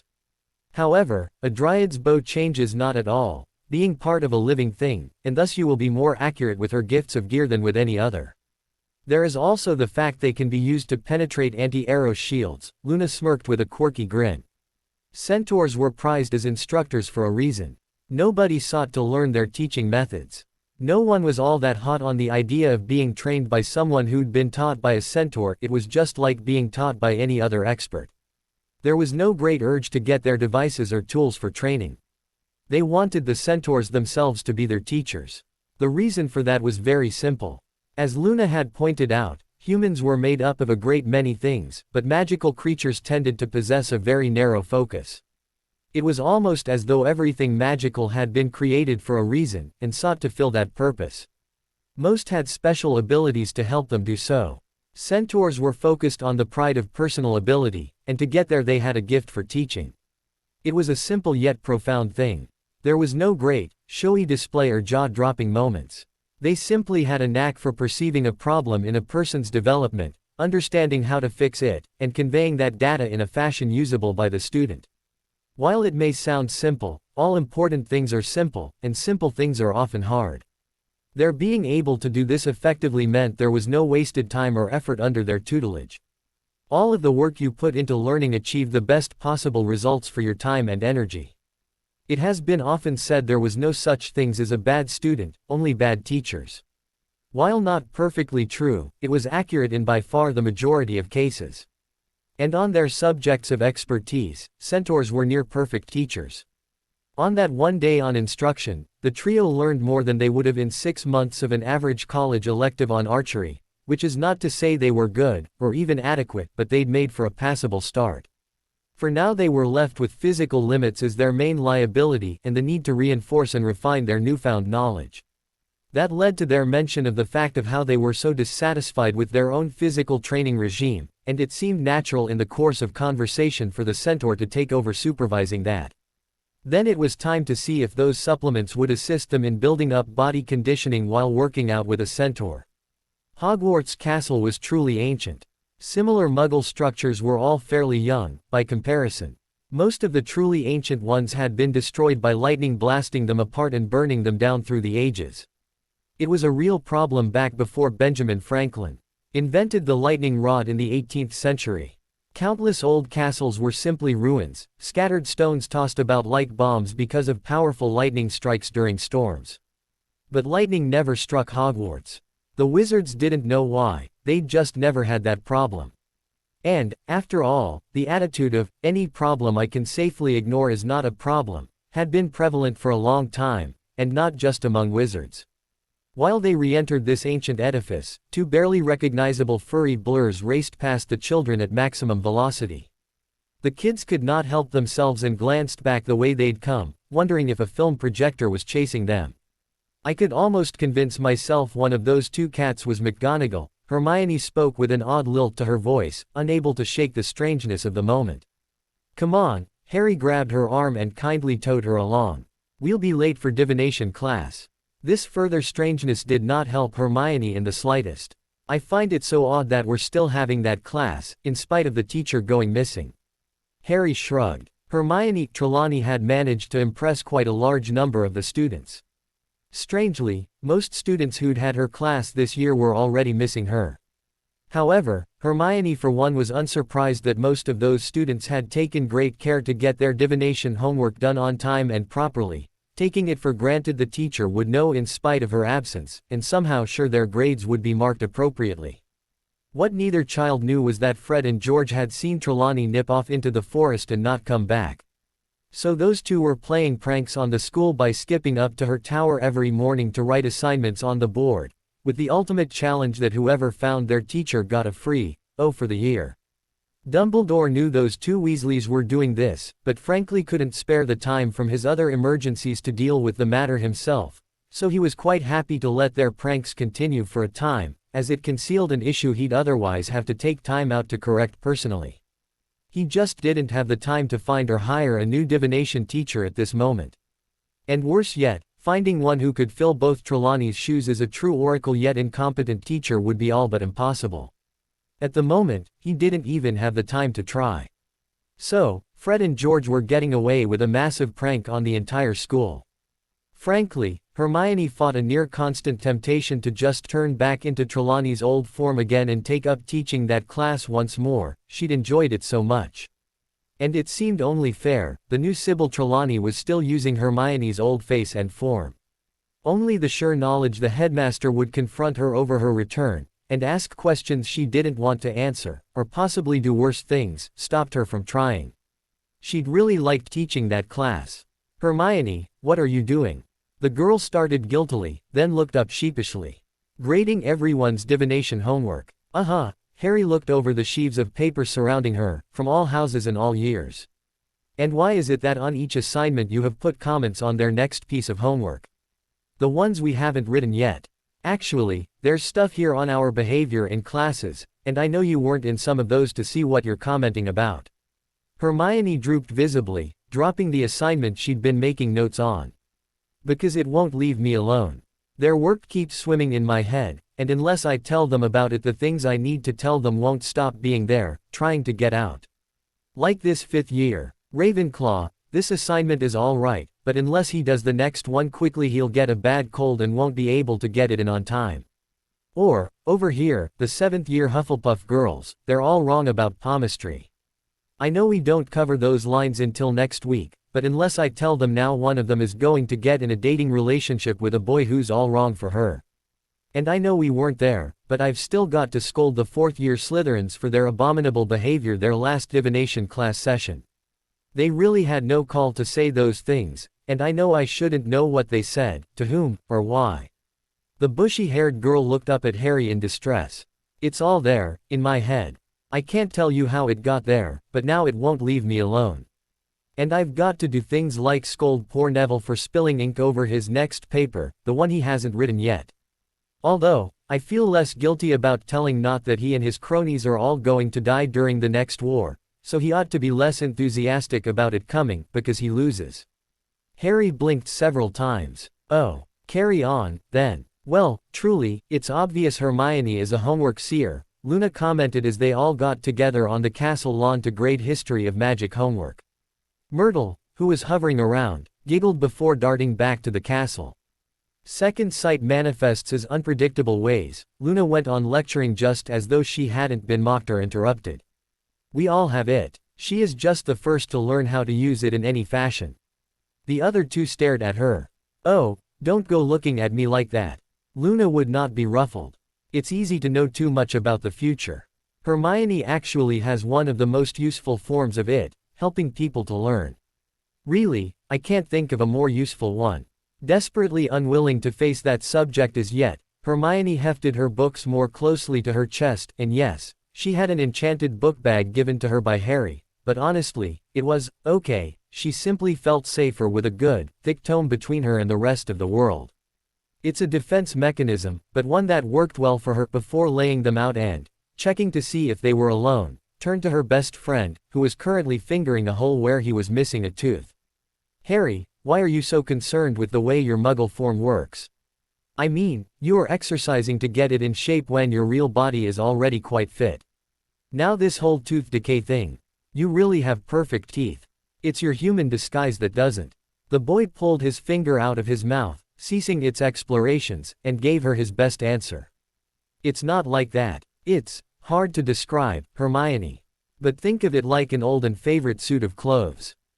Just because you have great workout gear or a really neat swimsuit or excellent casual dress doesn't mean you don't have to put on the old business suit from time to time, and you care that it has grown worn in the knees or it's getting scuffs on the jacket. You want it to look nice, because sometimes you still have to wear it. Hermione's eyes glittered, and she keyed him on the cheek. Thanks, Harry. I couldn't think of a more perfect way to explain it to a girl. Yes, of course you'd want it to look nice. How did you come to be missing teeth? Luna was honestly puzzled. Harry shrugged. Blame the Dursleys. Not only did I get a few knocked out of me by my kind relatives, in various beatings, but they also took pride in having never spent a penny on me. So naturally I've never seen a dentist. Well, you've seen one. Hermione giggled. Technically you've seen two, when my parents left me at King's Cross. But I'll admit that's different than seeing one in a professional capacity. Luna turned to direct a puzzled look on her. Why are you taking this so casually? The bushy-haired girl bounced a carefree shrug. I guess because it doesn't matter. I mean, we all know he really has perfect teeth under that disguise. Besides, I'm sure there must be some magical way of restoring them. Right, Harry. No, there isn't, Luna interjected sharply. I'm amazed you didn't know that, actually. Haven't you seen the toothless hags loitering around the Leaky Cauldron or Nocturne Alley? For that matter, Tom the barkeep doesn't have a full set himself. Don't you think they'd fix that if they could? That was enough to bring Hermione to a full stop. What? But, I know wizards regrow bones with ease. And they're almost the same thing. And boys are almost the same as girls, Luna provided calmly. But, almost, provides room for a world of difference in the fine details. You could also say with some accuracy that boys and girls are nothing alike, and the same would be just as true of teeth and bones. Well, they're made out of the same thing. Hermione began. With only minor differences, Luna finished for her, then blinked innocent wide eyes at her. Were you talking of boys and girls or teeth and bones? That was enough to bring Hermione to a jarring stop. Harry gave an unusually sober shrug. Recall that I've only just begun to study medicine, and didn't inherit any from before, but generally speaking wizard kind can only supercharge the body's own ability to repair itself. Skin, blood and bone can all be replaced by a body naturally. The potions and spells we use just speed that up. It can't do something like replace a lost limb, because a body has no ability to do that naturally. Likewise, if the healing ability of one's body is lost due to age or illness, they are helpless. Magical understanding of infectious, genetic or mental diseases is late medieval at best. And since human teeth do not regenerate, once lost they are gone. And a wise person takes care not to lose anything they cannot replace, Luna scolded primly, in effect somewhat marred by the fact her eyes were crossed, looking over one of their shoulders. Somehow both other youths caught the message. A secret once lost cannot be reclaimed, and decided to put off talking of fairies or secrets for now. Still, Hermione had a burr in her mind from the most recent topic of conversation and it worried her. She in turn nodded back. We do, you know, she declared some moments later. What? Both of her friends looked up at her. We do, replace our teeth, I mean, the bookworm shoved an errant lock of hair out of her face, gaze still down as she pondered in heavy thought. As children we get a set of baby teeth. Then, as we grow, those are no longer the right size for our much larger bodies, and they fall out and are replaced by a set of permanent teeth. Yes, Harry acquiesced, but they call them permanent for a reason. We don't get another. Actually we do, Hermione corrected. Wisdom teeth at age 18 or thereabouts. Another complete set of 4 molars at the back of the jaw, so called because you're supposed to have acquired a spot of wisdom by the time they grow in. Still, 4 teeth is not a mouthful. Harry rubbed where he was missing some. By now Hermione was sparkling as she looked up at them. But it could be, don't you see? Harry, you just told me yourself how magic healing focuses on supercharging what the body can already do. We can regrow bits of bone, yes, but replace entirely missing ones. Not hardly. Not naturally. That's one area where magic helps a body go farther and do more than it could on its own. And, frankly, the fields have got to be related. Boys and girls are different, yes, but not so different that what kills one won't hurt the other. Besides, since a body already replaces its entire mouthful of teeth once, why not magically trigger that over again? Then use magic to speed it up. Both her companions could see the light shining in her eyes as she declared this. They looked at each other. There are already examples of critters that replace teeth regularly. Sharks are one such, although there are others. Those could prove to be a source of ingredients. It's worth experimenting on, Luna conceded. For that matter, she's right, Harry allowed. Humans replace their teeth once during their lives, going from baby teeth to our adult sets. So, if we can just trigger that reaction over again, you'd get a brand new set of cavity-less choppers. Hermione overrode him excitedly to finish for him. Which is not a bad thing, she mumbled, as the mercury used in standard fillings has been proven to cause all sorts of health problems. Harry pondered, scratching his chin. If this could be made anywhere near as good as Skele-Gro, you could replace your whole set overnight.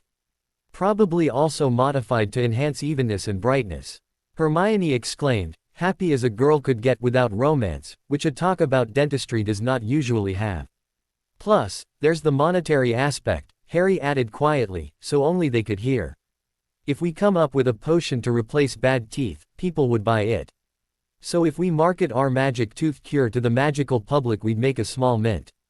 And, as you know, money is power, and on the scale of politicking, or even fighting, we plan to do, you can never have enough of it. More gold means more medicine, more weapons, and more food. In short, more ability to win a war. And the extra fame could hardly hurt any when it comes to future clashes with certain old men. It would be as large an item as those magical plant pots, Luna agreed with a strange, far-off look to her eyes. Possibly more, as it has more of a potential market.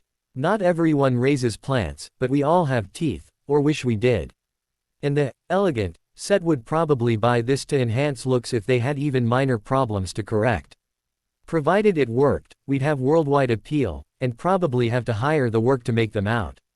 Hermione frowned, which would lead to the secret for how to make it getting out, so we'd have knockoffs appearing. That would happen eventually in any case, Luna agreed. We don't have the political clout to force through a monopoly such as this. Even if we did, it is vanishingly unlikely such a monopoly would extend beyond England. And what if it did? Potion monopolies are always on a single recipe. All it would take are some minor modifications for there to be fairly cheap imitations. Harry smiled darkly through his scowl. There are families in Britain that do that for a living, switching out a few ingredients on established potions to market their own versions. And due to national pride, people here would rather use the homegrown recipes than ones invented by foreigners. But due to the fact those families favor cheap substitutes to save on cost, it's given us the most foul-tasting concoctions in the world. Tastes like a British potion is a nasty epithet in most of the world. One frequently used in insults and other foul language, Luna agreed. Harry was thinking. Also, there's more to consider than just human teeth.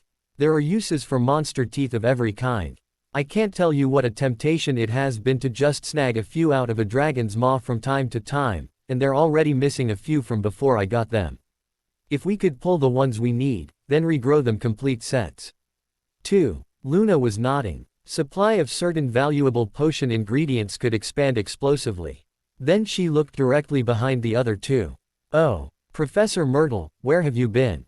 We've all been waiting for you. Hermione had been blinking furiously. She leaned closer to Harry and whispered, "So, not all potions taste nasty." Harry chuckled, then leaned closer to whisper back, "Not in the least. In fact, the French go the opposite ways that we do. Just about every country has somebody who modifies potions to break patents or monopolies. Ours make the foul-tasting concoctions you're familiar with, while the French take pride in their culinary skills and make some of the best flavored ones around." "Good," the girl declared, resuming an upright stance in her seat as the ghost flittered in, directing the house elves that had accompanied it to set up chairs and tables for them to work on the stacks of homework she also had them deliver. What was the assignment again? 3 feet of parchment on how the Lord of the Rings shaped the modern magical world we live in, Luna answered promptly. Hermione started blinking at the stack of homework set before her, reading the top line, "Ring wraiths were the obvious progenitors of the Dementors of modern day." I guess I'd never given it much thought. A strange sort of clarity descended over the girl, and she bent down quickly to write. An O+ concept, but for the grammar I have to make it an EE. Both other young teens got scared looks on their faces as the girl descended on the clouds of homework. Most hobbits are cowards, obsessed with food and other comforts, never having won a war, but being excellent cooks. They are the obvious ancestors of the French. The girl marked down a grade, sharply and decisively, and Harry had an odd feeling of wishing he knew what grade it was. After normal day came resource day, the day for building up abilities and marshalling resources for dealing with the future conflicts. Mostly, they'd intended this for the very simple reason of they needed to be stronger. So they'd decided to spend this extra time on developing personal skills, expanding that most critical of all resources, themselves. However, today was turning out a little differently. Mostly because they'd all been bombarded at the end of the normal day before this by a recitation of all the various ways the world they lived in resembled some books by Tolkien.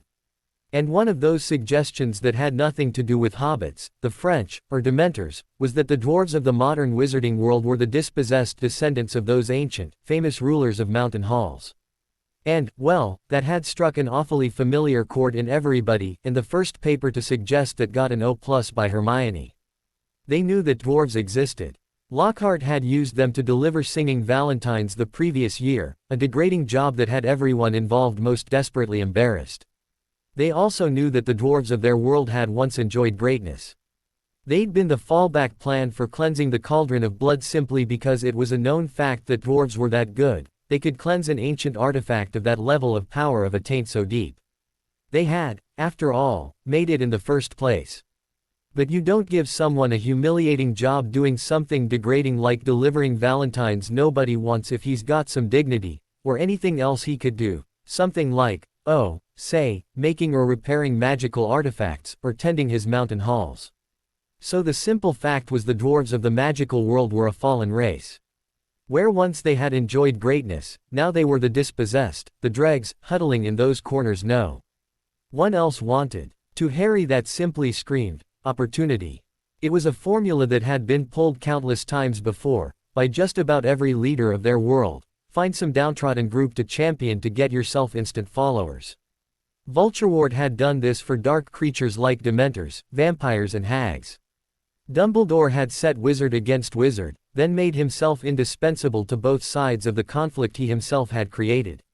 No sooner had they finished grading the school's history homework than Harry was already resolved to see if he couldn't court some support among the dwarves, and was already halfway done with some plans for doing so. One reason no one else had done this was the dwarven race was both proud and stubborn. Too stubborn to accept charity, and too proud to let themselves be treated as the underclass they had effectively become. So anyone looking for eager sycophants or bootlickers was more likely than not to simply walk away with the imprint of a bootlow on his backside. Dwarves did not toady. That was fine for Harry. He wouldn't have wanted toadies anyway. That was what Voldemort and Dumbles wanted, and they'd pretty much sewn up the available supplies between them. Besides, look where it got them. Both had to be constantly checking their backs, and wary lest another man step in with a bribe to steal their followers away from them. Tom Riddle was not a hero to the vampires. He was simply a man offering them something they wanted. If someone came along offering something they wanted more, the Night Clans would be out of his service faster than he could say, "Who farted?" No. Recruit sycophants and you got what you paid for. Mercenaries, the lot of them. Dwarves, on the other hand, well, they were famous for recalling grudges forever. But they also never forgot any of their friends. Do a favor for them and it got repaid, even if they had to pay the kingdom in blood to do it. Of course, that grudge thing, you don't get away with betraying a dwarf. Ever. So for those for whom sneaky and underhanded dealing was a way of life, they were just too volatile to consider using for their ends. Better to take on championing those races who expected to be betrayed. It was safer. Harry, who had no intention of betraying anybody if he could avoid it, simply checked into Sweden. They had low population density and about 85% of their people lived in urban areas. That made them easy to avoid for someone who wanted to set up secret magical preserves in the hinterlands. Not to mention it was a mountainous, rugged country and some of those out-of-the-way places were so hard to get to they were probably among the most isolated spots on Earth. Not impossible to get to, but unlike the Himalayas, people rarely tried. I backpacked through the wilds of Sweden, just doesn't have the same ring as, I climbing Everest again this year. Although, objectively speaking, the only thing that could make climbing Everest any more tacky these days was if they installed an escalator to the top and put a Starbucks on the summit. Everest climbers were literally stumbling over piles of each other's trash as they went up and down. That meant there were plenty of blind spots in the mountains of Sweden to include something secret. Say, even something magical. There were plenty of mines in Sweden. But nothing that could be mined there couldn't be mined elsewhere, and usually cheaper. But that was the same for all of the developed countries, and the usual games got played there to keep the domestic production going. But one inevitable fact of mining was that mines run out. There's only so much metal in them Thar hills and sooner or later one particular pit doesn't pull enough of whatever out to pay for the costs of getting it. So they stop paying it and close the mine. However, worth it has a different meaning to corporate execs who have to balance labor and shipping costs, machinery breakdowns and social welfare benefits, than it does to, say, dwarves, who'd like to live there and use the ore themselves for their own purposes. So, Harry bought himself a played-out mine. He had several of those already, through the Black family holdings. But those were in England, and the boy's whole objective lately was to get his resources moved out of that country, as it Dumbledore's prime zone of control. Besides, it felt nice to do, as dwarves were a very Scandinavian race, and Sweden was one of their ancient homes. It would be a good spot for them to have a new home. They could turn the mine into a mountain hall themselves, and, in fact, would prefer to do so. Other people couldn't get it right. Also, land was the ultimate source of wealth. Having land, like a played-out mine, skills and the willingness to build, could put the dwarven race on the road to recovery. By going through Muggle channels he was able to use Muggle currency, which even if he went his fastest at it and did nothing else, he couldn't conjure it as fast as the actual banks and governments were doing. So no harm done. As iron was one of 3 principal portions of the Swedish resource base, the country had a lot of played-out mines to choose from. So it wasn't any particular problem to get one in a nice, remote area. Then he offered a deal to the dwarves. This mine is worth X. Since I want to hire you for a building project, how about I trade you this mine for X amount of materials and labor? Then, when it turned out they had no materials to trade, their race had gotten that poor, that became, well, how about X amount of labor divided among harvesting the resources I need from my other properties and assembling those into the final product I desire? The final product? Simple. He was making a town, and wanted the dwarves to build the houses at Godric's Hollow. When building a town it helps to know what you want to build. Harry wanted Godric's Hollow to be safe. And, building it up from the ground in most cases, he had opportunities to do so like no one else had had in ages. Also having the skills of a renowned curse breaker turned home invader gave him knowledge like few others. In particular, it helped him understand the many mistakes most wizards made so he could avoid them. In the first place, wizards, when they dealt with security at all, took to it as an afterthought. Defensive wards, where they existed at all, were applied to whatever ramshackle huts they were living in at the time. The Weasleys were an extreme yet very good example of this. That house of theirs barely held together at all. It was a crazy structure that couldn't exist without magic supports, and you could put only so many wards on a house. So spending some of your precious allowance of that potential on structural wards holding up walls too crazy to exist without magic meant you had that much less capacity to spend on defensive wards for making yourself and your family safe from things like Death Eater attacks. So, if you should take the remarkable step of actually building a structure that could stand up on its own without help, you didn't have to weaken your capacity for defensive wards for that house to simply exist. A remarkable thought, no. You wouldn't think so, but most wizards were so batty they verged on completely insane. To them this would be a completely revolutionary concept. Of course, with magic you didn't often have to think ahead. If a dress did not fit because you'd gained 5 dozen sizes since last wearing it, it could still be made to expand with charms, and it's out on the town with you. Left your wallet at home. Apparate back to get it in a second. Forgot to close the barn gate and the cow got out. Summon it. Not enough plates at the dinner table for all the guests you invited. Conjure more. Broke something foolishly. One quick repario and it's all better. You are an odious person with foul personal habits offensive to the opposite say. Try a love potion. Any place you are, anything you want can most likely be transfigured out of handy garbage to fill a temporary need. Or if not, confound a shop clerk to get it. Wizards were used to magic adapting whatever they had to create solutions. No matter the problem, wave your wand to fix it. Granted, there were a few exceptions, and morals got in the way sometimes, but they had no need for common sense in most cases. So, by and large, they never developed any. The strange thing was, that worked for them in most instances. So wizards could afford to be incompetent imbeciles, because in most cases they lived a life completely free of the consequences of bad planning, poor thinking, and an extreme lack of common sense. Magic was so flexible that it could save people from the consequences of their stupidity almost every time. And, the natural result of people raised without consequences for stupid actions was they never learned to overcome their stupidity. It gave you a nation full of fools. The major reason for the pureblood craze was, among wizards that practice worked. They could afford to be fools and not get hurt for it. And up against muggles magic proved to be enough of an advantage that it still worked. But against those muggle-raised able to use magic, it failed every time. Muggle-borns had both magic and common sense, the best of each.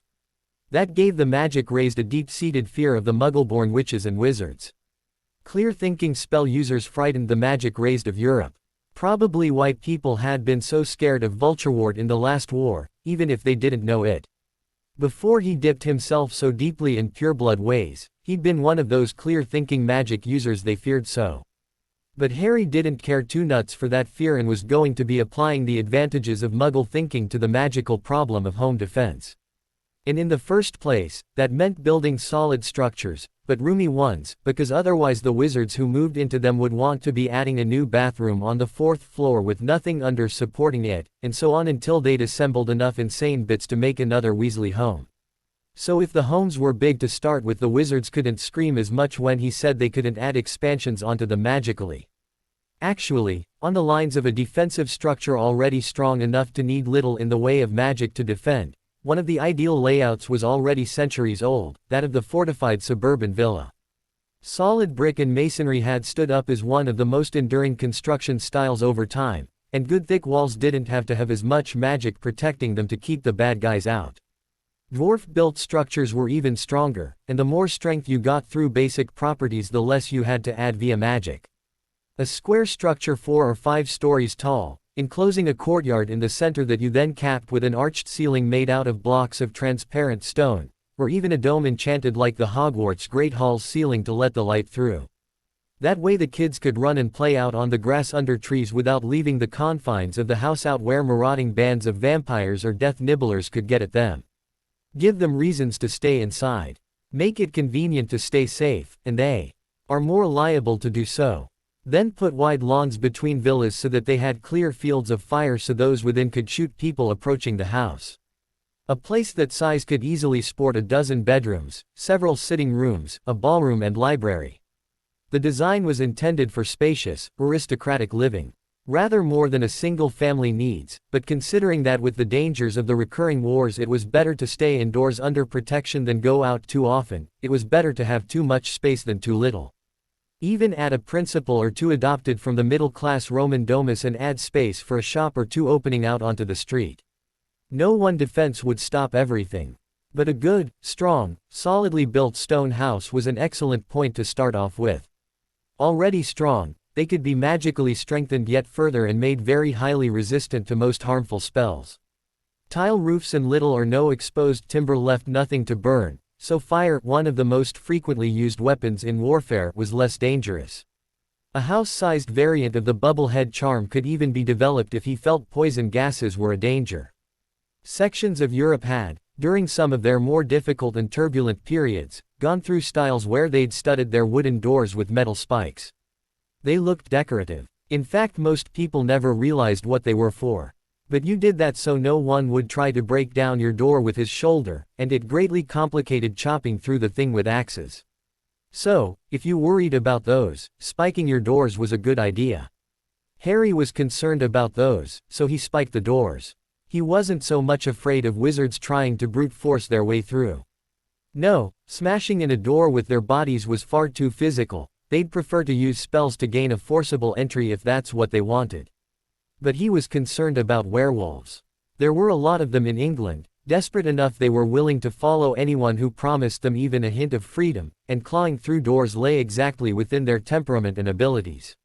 So Harry not only spiked the doors, he used a magic process that effectively electroplated those spikes with silver and laid down spells so the thin plating would not wear off during use. Then, because werewolves were not the only physically strong magical race with a penchant for following Dark Lords, he crafted each of the base plates of those spikes into silver crosses to help keep any vampires out. You could never be too careful about that sort of thing. Speaking of careful, he did the same silver-plated cross motif with all of the door handles, window latches, window shutters that could be closed from inside the house, and spiked for the exact same reasons as the doors and just about all other, grab this to obtain access parts of those houses. It would make living there practically impossible for people like Remus. But if you couldn't make it safe for him and everyone else, first make it safe for everyone else. He could be dealt with as a special case, and he was the only werewolf Harry knew of who wasn't at least partially complicit in Dark Lord worship. No, that had to be retracted. The man served Dumbledore. So in spite of the innocence of his intentions, perhaps it was best to keep him out. No hard feelings, just trying to create a place safe for the rest of us. Remus wouldn't be in any more danger than he already was, but everyone else could be made that much safer. And werewolf attacks were a big problem during the last war, so they had to have a defense against them. Sorry, that was just the way it was. That left giants and dementors as major threats to be dealt with. Dementors could and would be kept out by the town wards. Harry couldn't think of any good reason for them ever to go there, and so he'd already built his wards so those nightmarish wraiths were deliberately and specifically excluded. And, Muggles had gotten one or two things right in their folklore. Dementors were one of surprisingly many dark creatures driven off by the sound of church bells. So Harry planned to build a few churches just so he could put bell towers in them. Giants, on the other hand, were a threat not easily stopped by wards, and couldn't care less about bells. There were spells, however, for strengthening stone walls and things to better survive the kind of damage they dealt. The buildings would have to be built strong to start with, as those spells only magnified what strength you already had, but that was his intention anyway. And, while giants could not easily be stopped by wards or bells, there were counters for them too. Dementors did not care about physical guardians, but giants could be quite effectively dealt with by guardian statues. Giants were big and tough and strong, but stone statues could always be built bigger and tougher and stronger, especially with toughness and strength increased by those same spells that magnified the strength of buildings. Giants were the tanks of magical battlefields. But tanks could be stopped if you were prepared to deal with them beforehand. One of the best ways was always to build your own tanks. So, stopping giants with guardian golems was just something he planned to do. Of course, once you stripped away all of the helpful followers, dark wizards would still be a problem, even if they couldn't march in behind ranks of allied werewolves, vampires, giants or dementors.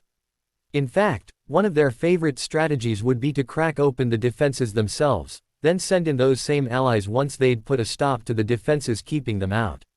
Then again, dark wizards were bullies. Their idea of a fair fight was to pull some dirty trick to get you helpless before them, then torture you. They were not big fans of being in the least kind of danger themselves.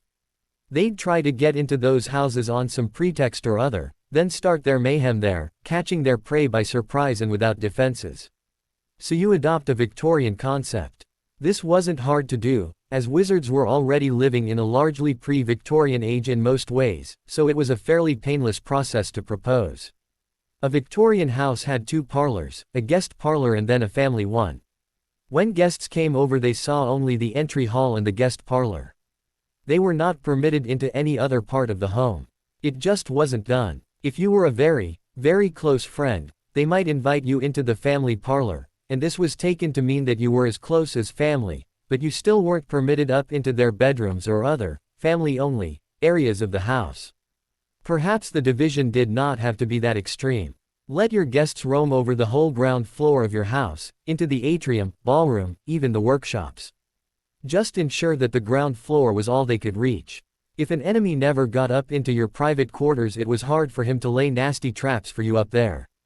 Everyone needs a safe place, a place to be secure so they can rest and recuperate.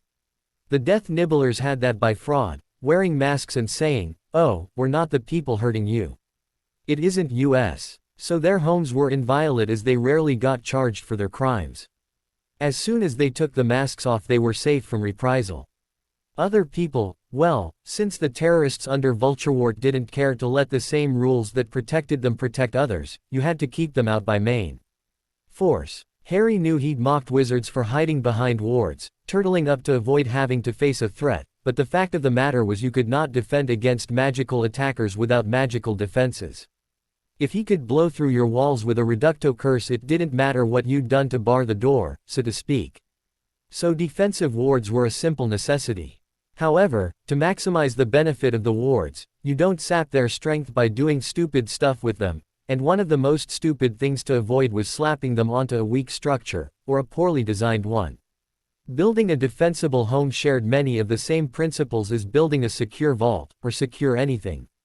The first principle of defensive structures was, make it hard for an enemy to access. And, for a magical house, that included cutting off or restricting magical means of entry.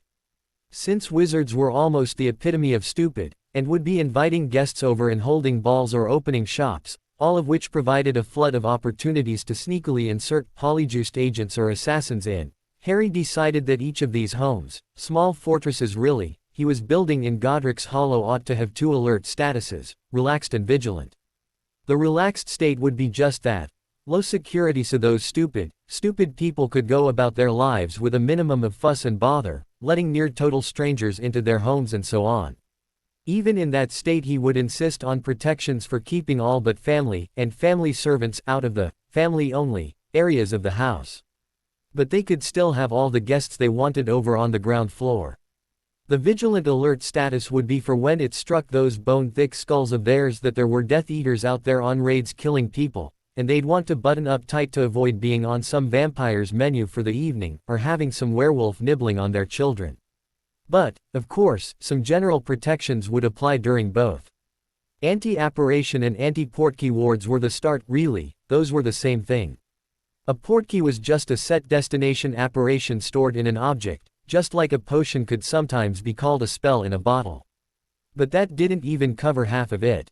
The next step was to put the flow access in a separate outbuilding, connected by a covered walk, so it wasn't unpleasant to use even in bad weather. But if you were going to get attacked by wizards arriving through your flow, have them arrive in a gazebo a short distance away from your home instead of in your living room. So-called secure flow systems were nothing of the sort. They were either made that way by the ministry department regulating them, and which the Death Eaters had agents in since the First War, to undo those protections at will, or they were merely warded like any other entrance.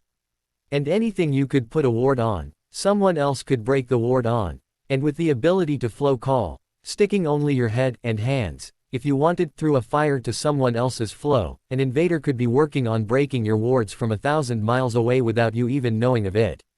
If the flow was in a separate outbuilding, without even any fireplaces inside the main house, breaking the wards was just the first step, especially in the case of a gazebo, where visibility all around meant anyone around could see someone's head and hands poking through and sound the alarm. If there was even a fireplace inside the main building, that could be hooked up to the flow by that same ministry department the Death Nibblers had agents in. So you instead rely on central heating and do away with fireplaces entirely, leaving the gazebo the only place you could float or from. They made them beautifully, a single central pillar-style chimney with an open-faced fireplace large enough to walk into without stooping down. They made it facing a gap in the six-sided gazebo where the railing did not extend, so a witch or wizard in a hurry would not have to pause on their way in, or worry about striking their heads on a railing on their way out. They even made some with multiple fireplaces for those who wanted to do a lot of flow traffic. In fact, they made triple fireplaces on a shared central chimney standard so a young witch could still go to market while her Aunt Edna was flow calling some of her friends and Mom was on the line with someone else. It cost virtually nothing to build the extra fireplaces from the get-go, and it was really a remarkable convenience, which did a lot to make up for having to leave your house to use it. They also looked a bit like an outdoor barbecue built into its own convenient structure. Then back to the main house. Your entry points are your weak points, and an enemy was going to try to access them just as you did. The trick there was to make it easy and convenient for yourself, but as close to impossible as you could devise for your enemy. One of the first things to do is grant yourself sort of a gatehouse approach where each of the entrances or exits to your home was actually a small room with two doors, like an airlock. One led into the house proper, one led into the outside world. In the middle you put a place to hang cloaks and put up muddy shoes so it looked merely like a place for donning or doffing winter garments without tracking snow in over your nice carpets, and to help keep out drafts. You do the same with all of your staircases, or other means of reaching anything but the ground floor, to seal off your private areas. And most of the time people had no reason to suspect this was anything other than an interesting architectural feature, something quaint and rustic to slow the spread of fires or to keep down drafts. That was the illusion. The reality was that they did do all those things, but the design was also capable of serving a far more sinister purpose. During low security times you could open both doors of the house entrances and leave them that way so customers could enter your shop or guests could come to your balls, or whatever. And it would be just as easy or convenient as anything else. The stairway equivalents of the same thing would stay sealed at all times except to authorized family members and servants, and it would stay not only safe but convenient because most people had no real legitimate excuse to go into those areas anyway. Then, during lockdown, you expel the guests and seal up all your entrances. No one stays inside that you don't trust to fight alongside you instead of against you, and given the prevalence of polyjuice and imperious curses, it was safer to send even those types away to their own homes anyway. It was foolhardy to have untrustworthy elements inside your defenses when it came time to fight or die. But it was important to lay down the policy in clean, crisp clarity, because given their druthers, wizards would be fools. But, because it was unfriendly to fling your guests out the door and straight into the teeth of an invading army, they'd have to establish policies to enact lockdown in an atmosphere of danger, rather than at the very last second when you could already see the enemy on his way. That meant he'd probably be forced to erect public dance halls and buildings where everyone was a guest, and no one would get expelled, because they wouldn't stop having parties just because people were trying to kill them. And, that naturally meant those public parties would be the first choice of every Death Eater for a place to attack. And they'd start each attack by having people on the inside as invited guests start flinging curses. And then the witches and wizards holding those parties would wonder how it happened. Bloody idiots. Sometimes he had to wonder if it was worth saving these fools. But back to the houses, where hopefully at least some portion of these imbeciles would eventually learn to take cover. The outer door of the home's entranceways was what an invading enemy was going to hit first. So you put no more than average defenses on them, as whatever you put there they are going to analyze and expect, and thus break through rather quickly. So you set the outer door with something simple, expected, either a key or a passcode, or, for better security, both. The key could be stolen, summoned, or copied, while spoken codes could be gotten by Imperius, or just by agents standing by under invisibility cloaks, or similar, listening as you used them. You don't worry too much about him getting in the outer door. Your strategy depends on it. From there, however, it becomes twofold. Don't let him in the inner door, and don't let him out again either. So, in the first place, you set it so whatever key or code gets a person in won't get him out again. That places him up against the full strength of the walls and wards without an easy out. Trapped like that, you could destroy him at your leisure. Whether that was to call in ministry orders to haul him away, or to deal with yourself, once you had him trapped he was in your power to do with as you chose. Of course the problem lies in keeping them there. Once they realize they're trapped they won't want to stay. They'll use every device and skill at their disposal to escape, either in to hurt you or out to safety. The simplest things are the easiest to make reliable. There are more ways to break delicate clockwork than a simple brick wall. This applied to magic as well. Any wards could be broken. But most wards could not be broken by most people, and even then the stronger your wards the fewer could break them, especially on short notice. Wardstones had a certain capacity, and even supported by appropriate runic amplifiers they could only hold so much of a burden of spells. Decision-making portions ate up a ton of that capacity, so wards that didn't have to make choices could be much, much stronger than those that did. And the more complex those decisions had to be, the more capacity they ate, and the more flaws those introduced, so the weaker your warding scheme overall. Of course, wizards set wards as they did anything else, with an eye toward their own maximum convenience. Well, let my family enter, and of course my friends, and let me change who my friends are, of course, and such a ward scheme, to be completely unobtrusive, had to not only track by blood relation, but the whims and vagaries of emotions out of all those members.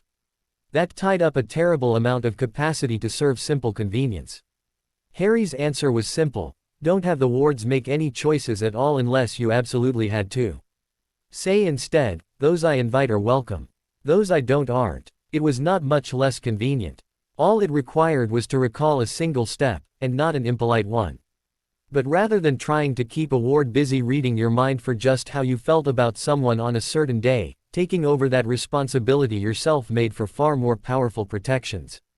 That pattern continued. The more choices about who entered and who did not you made yourself, the more power those wards could focus on keeping you safe rather than being your own personal, magical mood ring, until it was almost impossible even for someone of Vulturewart's skill and power to break and gain entry. Particularly on short notice. And, if the outer door has an entry code that's easy to overhear or guess, he won't think he has to break down your wards to enter your house. So he won't come prepared to do so. That requires work, and most wizards, but especially dark wizards, are lazy, not doing work they don't have to. So, you trap him. And in the first place, you set it so that none of the doors leading inside from the isolated little entrance halls could be opened from the outside during lockdown if there was any family member home at all.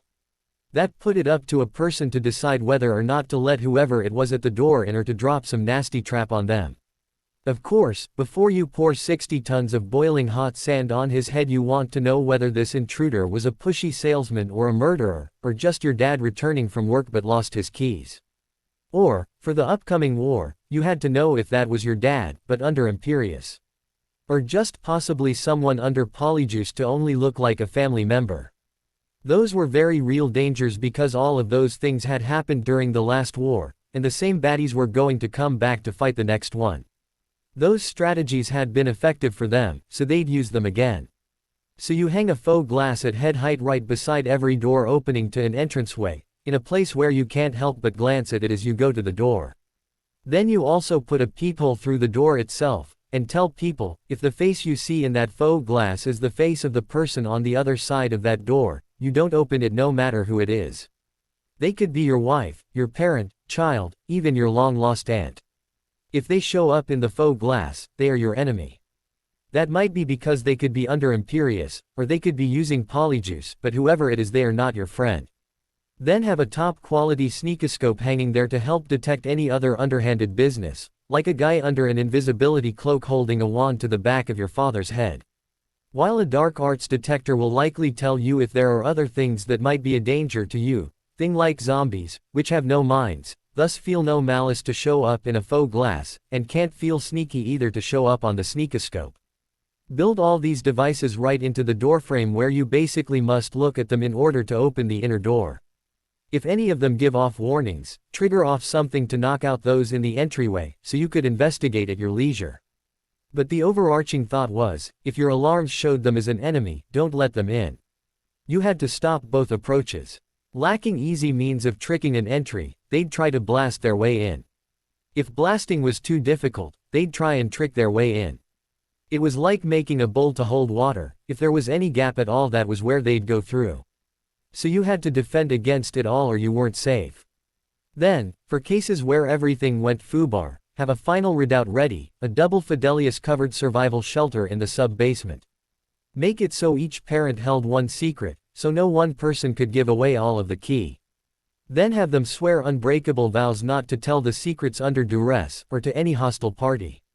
If your enemies were going to kill you, at least make them work for it. Simple logic, the wizards never use it. Hermione thought aloud as Harry had finished explaining his town proposal. I just thought of the perfect way to completely destroy the burrow, Luna bubbled cheerily. Point a wand at it and say, finite. It would work, too, Harry good-naturedly grumbled. Although you could have gone much further. On the traps, Hermione lectured. No, Harry shook his head. I am not layering lethal traps around where careless, stupid people are going to hang out. I'd end up killing more of them than the enemy. I hadn't thought about that, the girl conceded, descending deep in thought. It is a truly good defense plan, Luna bubbled happily, skipping along. I think only weak link is the wizards themselves. They'd ignore the faux glass, invite Death Eaters in for tea, accept their request, use the bathroom upstairs, etc. I've already thought of that. Harry pointed a finger excitedly. In fact, I have a speech prepared to give them as they move in. Oh, both girls' eyebrows raised. Do share, Hermione prompted. Harry paused, cleared his throat, and posed as if addressing an audience. Welcome to Godric's Hollow. We have built this town to survive the upcoming wars. There are certain things we know the enemy will be doing, because they did them the last time and that worked out well for them. We have included defenses against all of those tactics. However, we admit that none of you are accustomed to using these security features. Until you are, you cannot be certain of your safety. So we have hired Fred and George Weasley as a security service. They will conduct mock attacks on their own pace and schedule to train you in how to recognize threats and use your defenses against them. Both girls immediately broke out in ferocious giggles. Harry grinned widely. I figure we give them a bounty of 20 galleons for every house they break into to mercilessly prank the occupants. Better start them at 5, Hermione cautioned. They'll be breaking into enough at the start, already. They'd cost you a fortune. That's true, Harry admitted good-naturedly. But if setting Fred and George Weasley onto them can't teach people caution, they're a lost cause. Luna admired with her own grin. Harry nodded enthusiastically. Exactly. And they can easily make their mock attacks unpleasant enough to make people want to avoid them in the future. Make them want to very much. So they'd learn to use the security features, Hermione concluded, with her own grin, probably in record time, too. And better to be afflicted with 10-foot-long, wriggling purple toes than a Cruciatus any day, Harry nodded primly. Freeing Fawkes was a perfect activity for a bedeviled Dumbledore day. The binding of a phoenix requires two things that were nearly impossible to obtain: the creature's first pile of ash, and the eggshell, both artifacts left over from the amazing bird's first and original creation. Since the creation of a new phoenix was a practically unknown thing, the lengths to which one had to go to obtain these components were in some ways more legendary than the artifact that could use them to bind it. But without them, no true and permanent binding could be placed on one. They were far too powerful for any ordinary magic to succeed. Both were also destroyed in the ritual that bound the phoenix, so it could only ever be bound that way once, even theoretically. So releasing Fawkes was a one-way street. They couldn't just rebind him to themselves. Actually, the bird was liable to be so traumatized by the experience of having been bound to the vile creature that was Dumbledore that humanity was never likely to see that particular phoenix again after the trio set it free. The Fae might, since they were the ones setting it free. But still, it was liable to be a century or two before it acquired even that amount of bravery. They had no way of knowing how Dumbledore had obtained the priceless and legendary ingredients necessary for binding Fawkes to him. In truth, they'd probably never know, for that type of secret was one that he would not only hold close, as it gave him tremendous prestige to let people assume the bird had chosen to be his companion, but also the secret was old and buried. Dumbledore had owned Fawkes since he was a fairly young man, and he had no reason to review documents regarding how he had done so. The binding was, to all intents and purposes, permanent and inescapable. Frankly, the ritual for releasing a creature bound by the goblet was one of those things that had been lost for a very long time, which probably explained why the Fairy Queen had simply given it to them, rather than telling them to go look it up somewhere, searching in some obscure book, relic or ruin.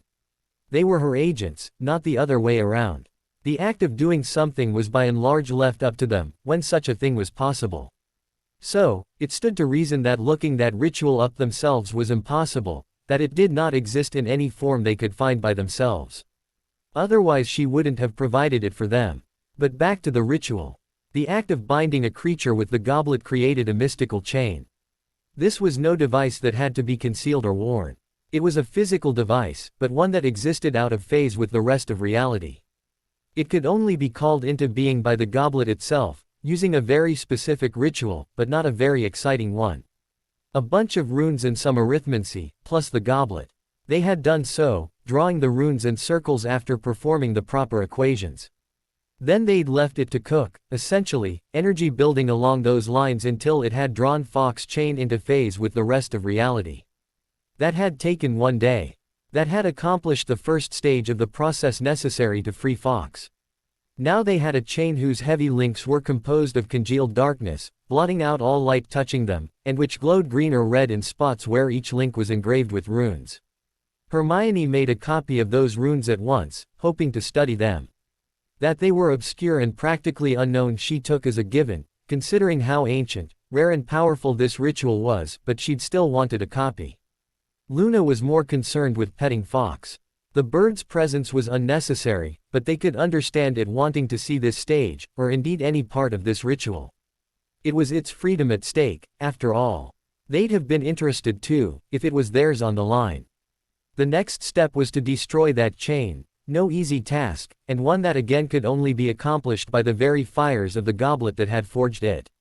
Frankly, Harry and Hermione shared a glance, each thinking it odd how many parallels existed between this and Frodo's destroying the ring in the fires of Mount Doom. It was uncomfortably close to what was written in those novels by a supposed Muggle. Luna, for her part, was instead delighted by the similarities and wrote up an extra credit report for history of magic on the subject. Hermione gave her an O+, then quickly folded up and hid the report, so that it never got turned in, as they didn't want Dumbledore to see it. However, as most of what that ritual wanted was time and exposure to the fires of the goblet, there wasn't much to do after the initial runes had been set, and a certain amount of daily maintenance attended to. For Harry, having retrieved the ring with the Peverell coat of arms from the Gaunt family shack was a complete non-issue. He had the memories of the man who'd set all the traps. Plus, Riddle had set those protections when he was a teenager, and Harry possessed the skills of that man from when he was very old, after half a century of extra study. It was no more dangerous than a routine shopping trip to go and pick up that priceless artifact. Remove various curses around and on it, dispose of the soul fragment, then have himself an ancient ring with mysterious powers. Heck, magically popping there and back, it hadn't taken him even 15 minutes total for the whole trip. And, whatever else that ring was, it was an artifact of the Founders. Even if Slytherin hadn't made it, he'd still worn it. And it was entirely possible that old Codger had been the one to construct its present form, because legends lost track of it as merely a stone, but now it was a ring, and someone had to have done the conversion from loose stone to piece of jewelry. The most likely person was Salazar Slytherin, and that made it priceless. Its powers made it more so. Naturally, there wasn't a great deal known about the stone, nor the ring form of it, and they might have separate powers in the different versions. They wouldn't be the first magical artifact that did. Look at how the Cauldron of Plenty had been converted to a necromantic zombie animating device. Frankly, most of what Harry knew about the ring naturally came from Tom Riddle, and that ambitious and power-mad boy wouldn't have hidden it away in a shack he'd never intended to visit again if he'd coveted its powers. No, if that was the case he could have and would have used something else, and kept the thing that granted useful abilities. In short, Tom had only known that it once belonged to Salazar Slytherin, and that he'd claimed it in combat from the last of his family. Pitiful, really. Riddle had spent so much time researching ancient magic, both spells and objects, that it was terribly ironic how this one slipped through his fingers, almost literally. Then again, the holders of the device had been more or less completely ignorant of its powers, as well. So it wasn't like a great deal of lore existed about the ring. To those who knew of its existence, it conveyed status through association with the founder, nothing more. But, even though most of its powers were unknown, retrieving the device had the effect of exciting more curiosity concerning ancient artifacts among his two girlfriends.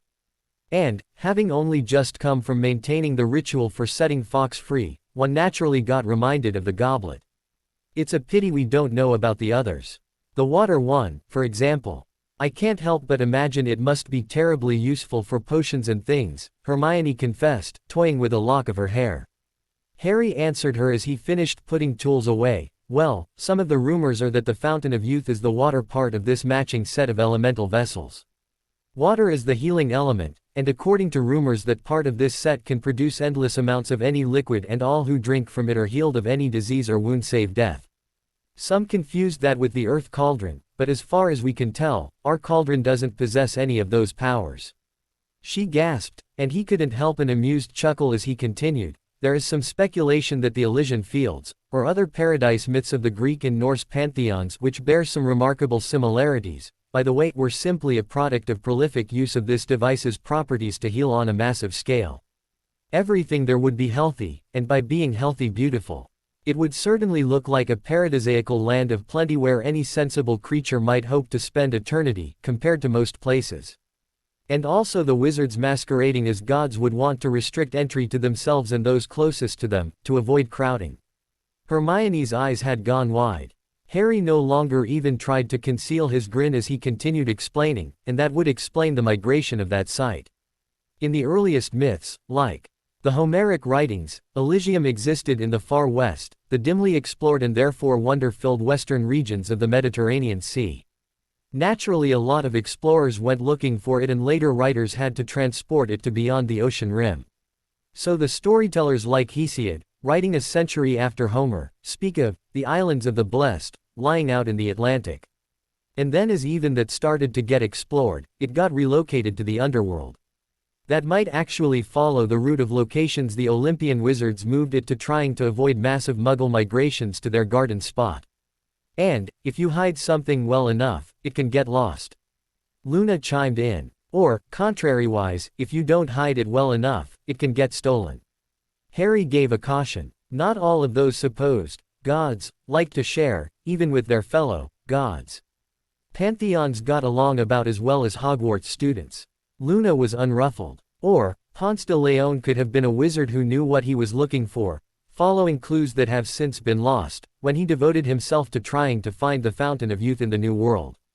It would follow the generally westerly direction the Olympians moved it in trying to avoid a mass Muggle migration into their pocket paradise. That firms up water a bit. That leaves only the device for air. Hermione mused aloud, somewhat used to wonders now, having been in this group and subject to the near-constant surprises for a while. Harry nodded. According to Riddle's research, using all that he could glean from the Library of the Unspeakables, the most reliable rumors for the remaining object of this set describe it as a horn of air. Its last known location wasn't even known, only suggested, at Aeolia, the home of Aeolus, the favored mortal of the gods who received the power of controlling the winds, mentioned in Homer's epic poem, the Odyssey. The device itself is not referenced directly, but we know the Greek gods to have been witches and wizards, and we also know that Aeolus was a real person, a magician just like us. Also most of the other creatures, kings and places mentioned in that poem were real and possessed the powers they were described as having, or near enough. So where did Aeolus get his power to control wind from? Hermione's eyes brightened in understanding. And the Greeks were a very maritime people. She blurted, excitedly. So if they were to have any of these devices you'd naturally expect them to be water or wind related, as those are the forces that matter most at sea. Actually, some very credible rumors once stated the item for fire was once in the volcano Vulcan used as his forge, but it wasn't. It never was. You have to be careful about rumors, because they are often wrong.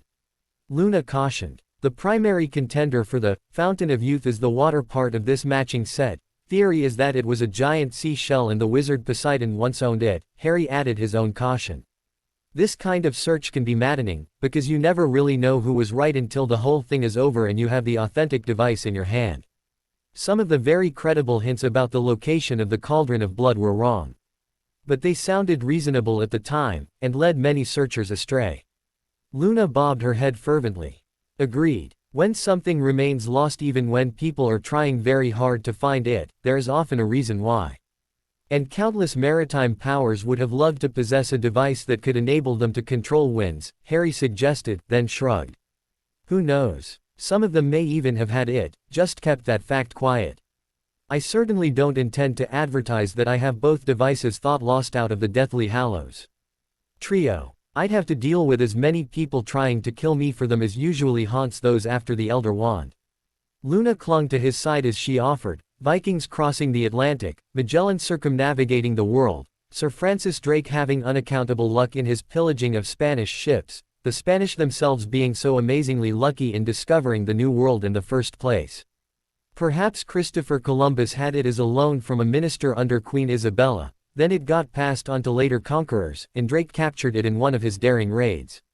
Perhaps that is what led to the Spanish Armada getting defeated so handily when it was widely feared they would conquer our island home. These are all theories that may or may not have any truth behind them. The bee-owned girl blinked slowly, almost too slowly. Although, some of the most amazing things do turn out to be real. I happen to own the Girdle of Lions, a magic belt owned by the Amazon Queen Hippolyte, an object of a quest by Hercules.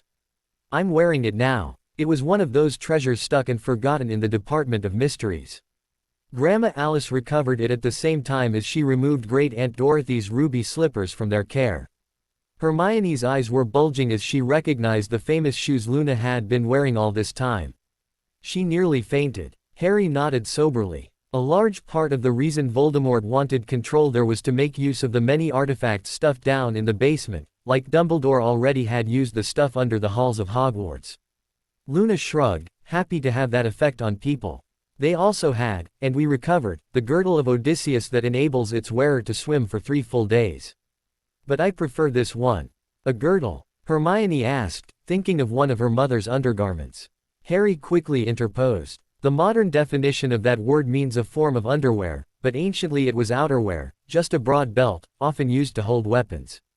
They were frequently magical, which was why heroes were sometimes sent to fetch them on quests.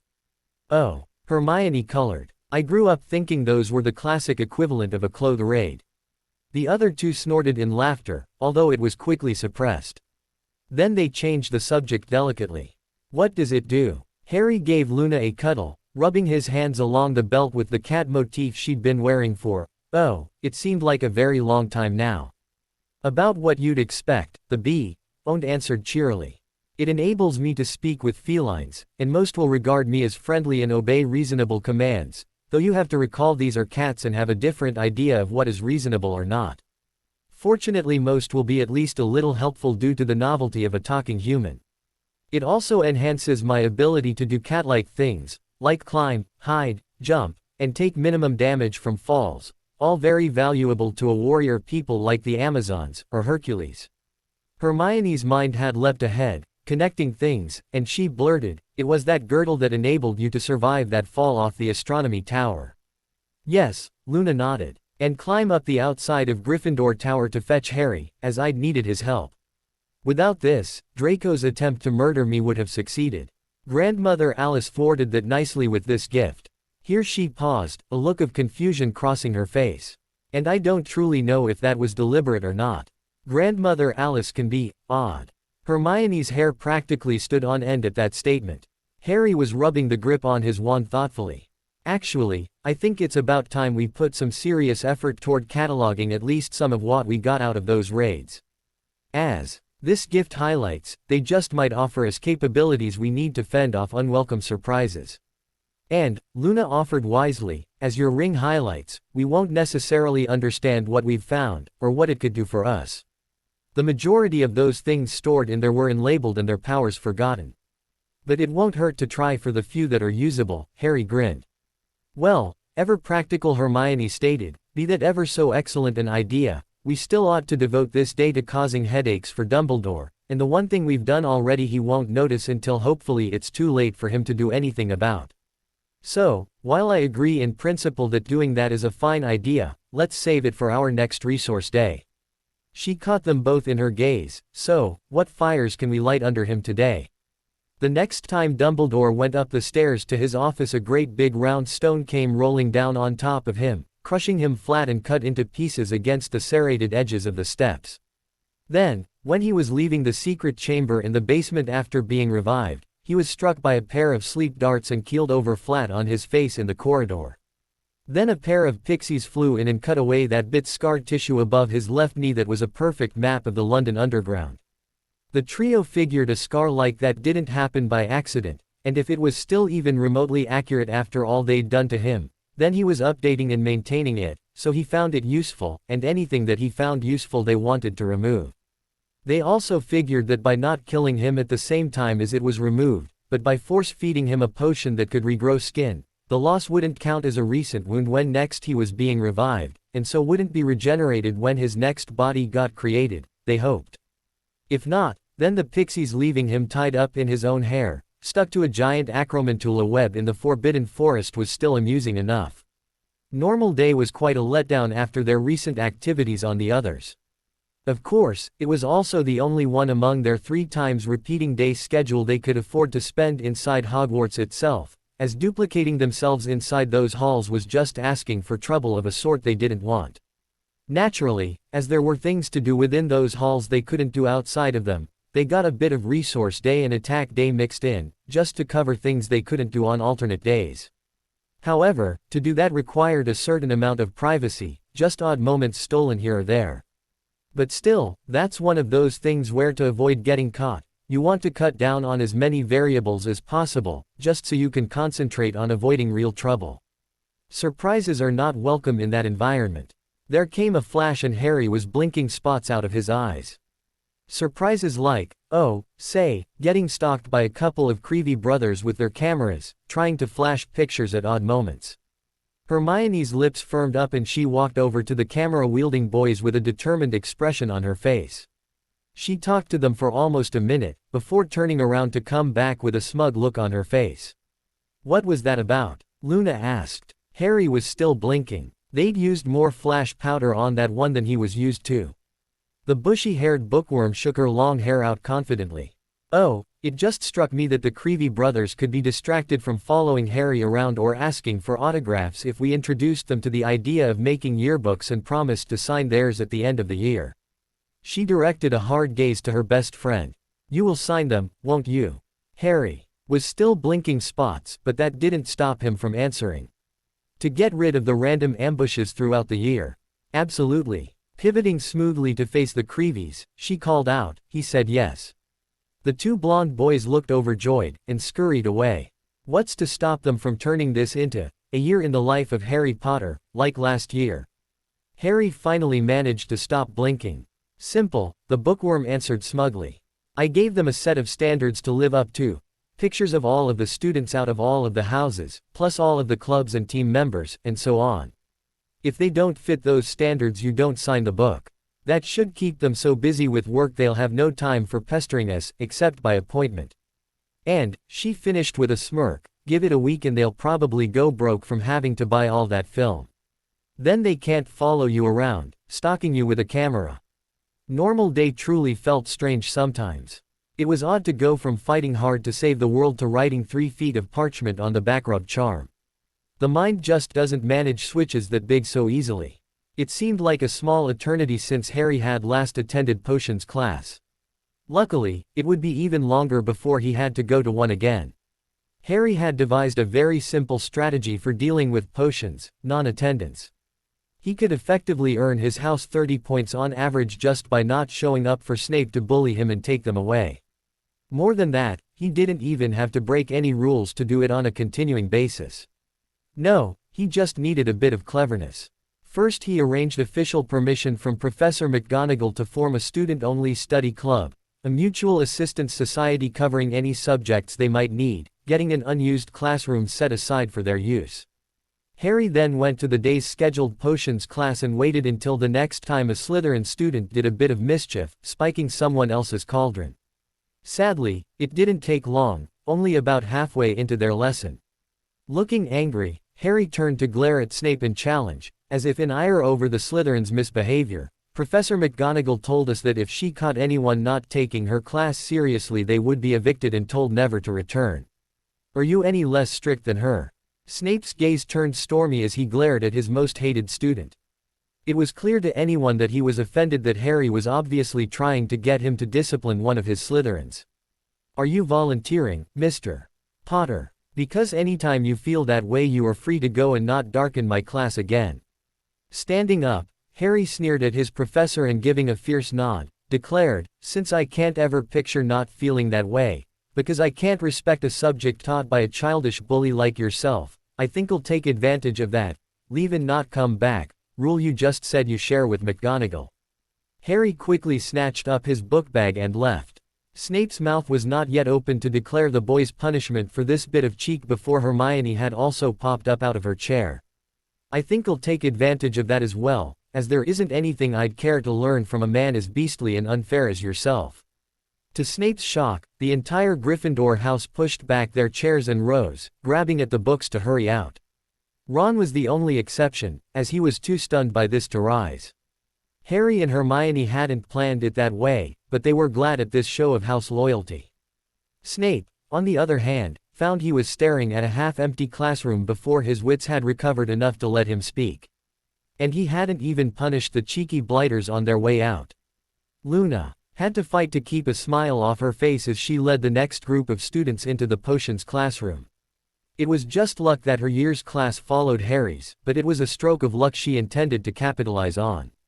Raising her hand to gain her flustered and angry teacher's attention, almost guaranteed to lose 40 points for her house right there, she asked in a distracted tone of voice, Professor Snape, I just heard a story told that Harry and his classmates found a rule that made you throw them out of your classes for good. Is that right? Yes, the greasy-haired man bit off angrily. What of it? Oh. Luna nodded brightly, standing up and picking up her books, which were few, having anticipated this. Well, in that case, I'd like to take advantage of it myself. Harry's holding a marvelous study group for those who choose not to attend your classes anymore. And as soon as that, she was out the door. There came a slight, stunned pause, but before Snape could open his mouth to speak a flood of Ravenclaw and Hufflepuff students followed her out, leaving the man staring at an empty classroom. As a direct result of the great potions exodus that would leave Snape, at the end of the week, wondering how Albus could let him keep his job, seeing as how he had almost no non-Slytherin students, and that was a bit much for the headmaster to hide on his monthly reports to the school board. Potions became a major subject in the Harry and Hermione study club. All the ones to walk out of Snape's class were invited, and between the two geniuses instruction was so superior that first lesson, held the evening after just having walked out of Snape's class, as to cast out all doubt that those club members were going to get the best grades in that course the subject had seen in years.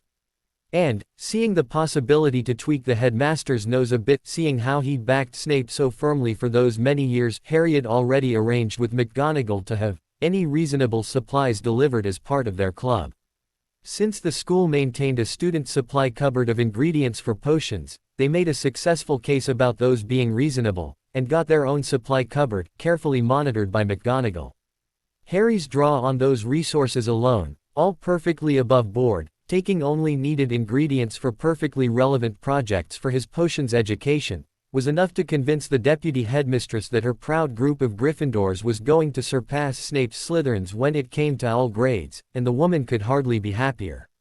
And, of course, there were also Luna and Hermione doing their very level best to catch up to their boy toy on that subject, and also intending, as he did, to carry a full emergency store of useful potions about.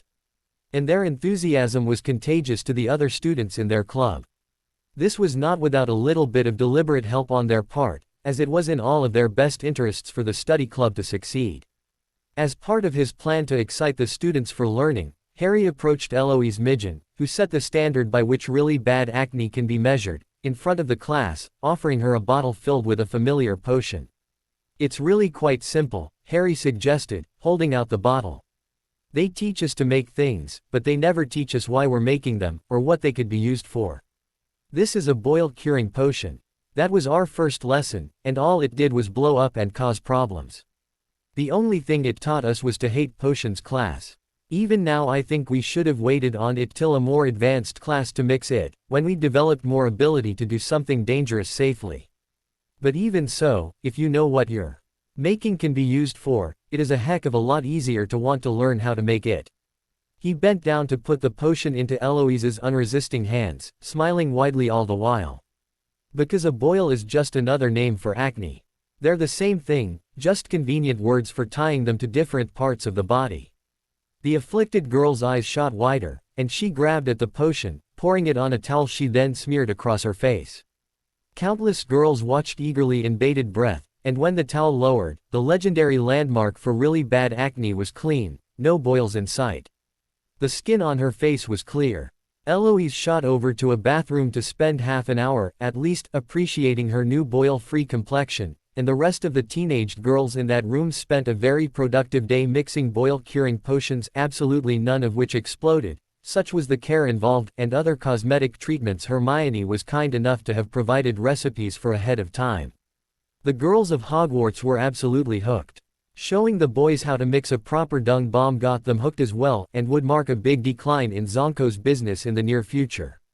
Having this, Harry approached the Weasley twins with a bit of polyjuice, one of Percy's hairs, the boys' prefect badge, and an explanation of the mischief potentials this represented.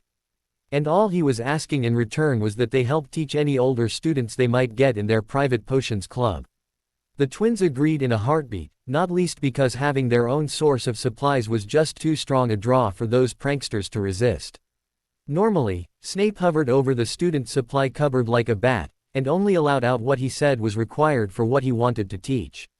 With the ability to choose what they wanted to mix, and draw out any reasonable ingredients for that from school supplies, they could not only get ahead on their studies and mix things useful to them, but they also had potential to disguise a certain amount of prank mixing among the legitimate research. The twins were not alone on this. It just had to stay well hidden. However, Fred and George also reasoned they could supplement the standard supplies, like they always did, with more frequent trips out into the Forbidden Forest, with its cornucopia of dangerous and highly valuable magical ingredients there. Harry insisted the twins keep it down to a fairly low level, as he explained that the headmaster would be looking for any excuse to take away this privilege. Besides, Harry explained with a grin, think of this whole thing as a prank against Snape." The twins gave him some of the widest grins of their lives. Non-Slytherin attendance of potions classes dropped to practically nothing inside of 2 weeks. Although Ron was asked not to return to club meetings after interrupting this impromptu student class for the 5th time with a fairly lame request for someone else to do all of his work for him. So Ron, alone out of all non-Slytherin houses, went back to Snape's class, and suffered, as now he was the only target for their aggressions there. For the first time in their lives the Weasley twins had access to all of the best, top-of-the-line potions brewing equipment, and now finally the supplies to use those at near to full capacity. Naturally this spurred off a slew of inventing. One of the first new projects was to be a prank, and as usual they tested this by spiking the refreshments at a party in Gryffindor Tower. Someone's birthday party, actually. The new invention was called Caucasian creams. It was meant to be a silly party gag, changing skin and hair color for an evening, a harmless prank. And it did produce a fair amount of amusement. Even Harry's dark black unruly hair became as red as his mother's under the influence. However, it turned out to be as permanent as a dose of Skele-Gro, one of those things you don't know when you're experimenting, creating a product for the first time. A certain amount of upset over that was to be expected. What those two did not expect was to be confronted by the Pottle twins the next morning, Parvati wanting her dose to go along with the now strawberry bee-owned and blue-eyed Padma. It turned out the Weasley twins were not the only identical siblings to go posing as each other around Hogwarts, and the Ravenclaw Pottle had been attending the Gryffindor party under guise as her sister, while Parvati spent the evening in the Ravenclaw Tower reading their private store of books. But they couldn't do any of that anymore until they looked identical again. "But," Fred began. "Don't you want," George continued, "to wait until," Fred rambled on, "until Madame Pomfrey comes up with a cure?" Both concluded together. The Pottles laughed, drawing attention as this commotion occurred in the Gryffindor common room. "Now why would we want that?" Padma asked mockingly. "Do you have any idea how many girls from our country would kill to have a complexion like this? Even if she does come up with a cure, I'm not letting Pomfrey get close to me with it." "Besides," Parvati scoffed, "you both know how purebloods are in control of all the magical governments of Europe. But what you have no experience with is how deeply, deeply racist they are." "Yeah, you're just blood traitors, to their minds," Padma supported. "While we," Parvati concluded, "are, not to put it mildly, wogs. Having skin like this takes me from foreign scum and filthy pussblood to viable marriage contract for any man in English pureblood society." Padma bragged. "And increases the pay I could get out of a ministry job by a factor of 4, at least. Why would I want a cure for that? Even should we go back to India, we'd be far more desirable there."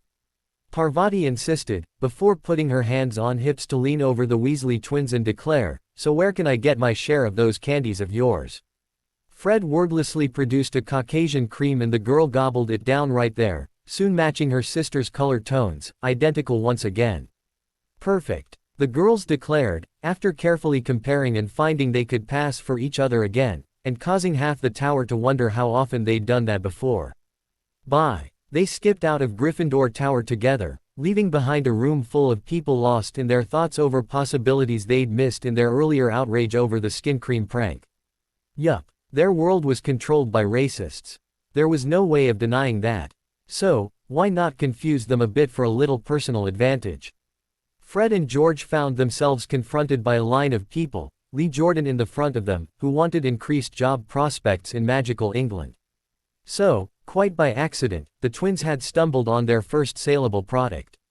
Very gradually, business would begin to build, as there was vast demand, in and out of Hogwarts, for a dodge to escape the racism of the pureblood elites in control of governments throughout Europe. They would even eventually, on the Pattle's suggestion, began to export the product to India, starting small and growing from there. Harry had set up auto notes quills around bins at the time he'd bound the spirit to his chair so Myrtle could take over his classes.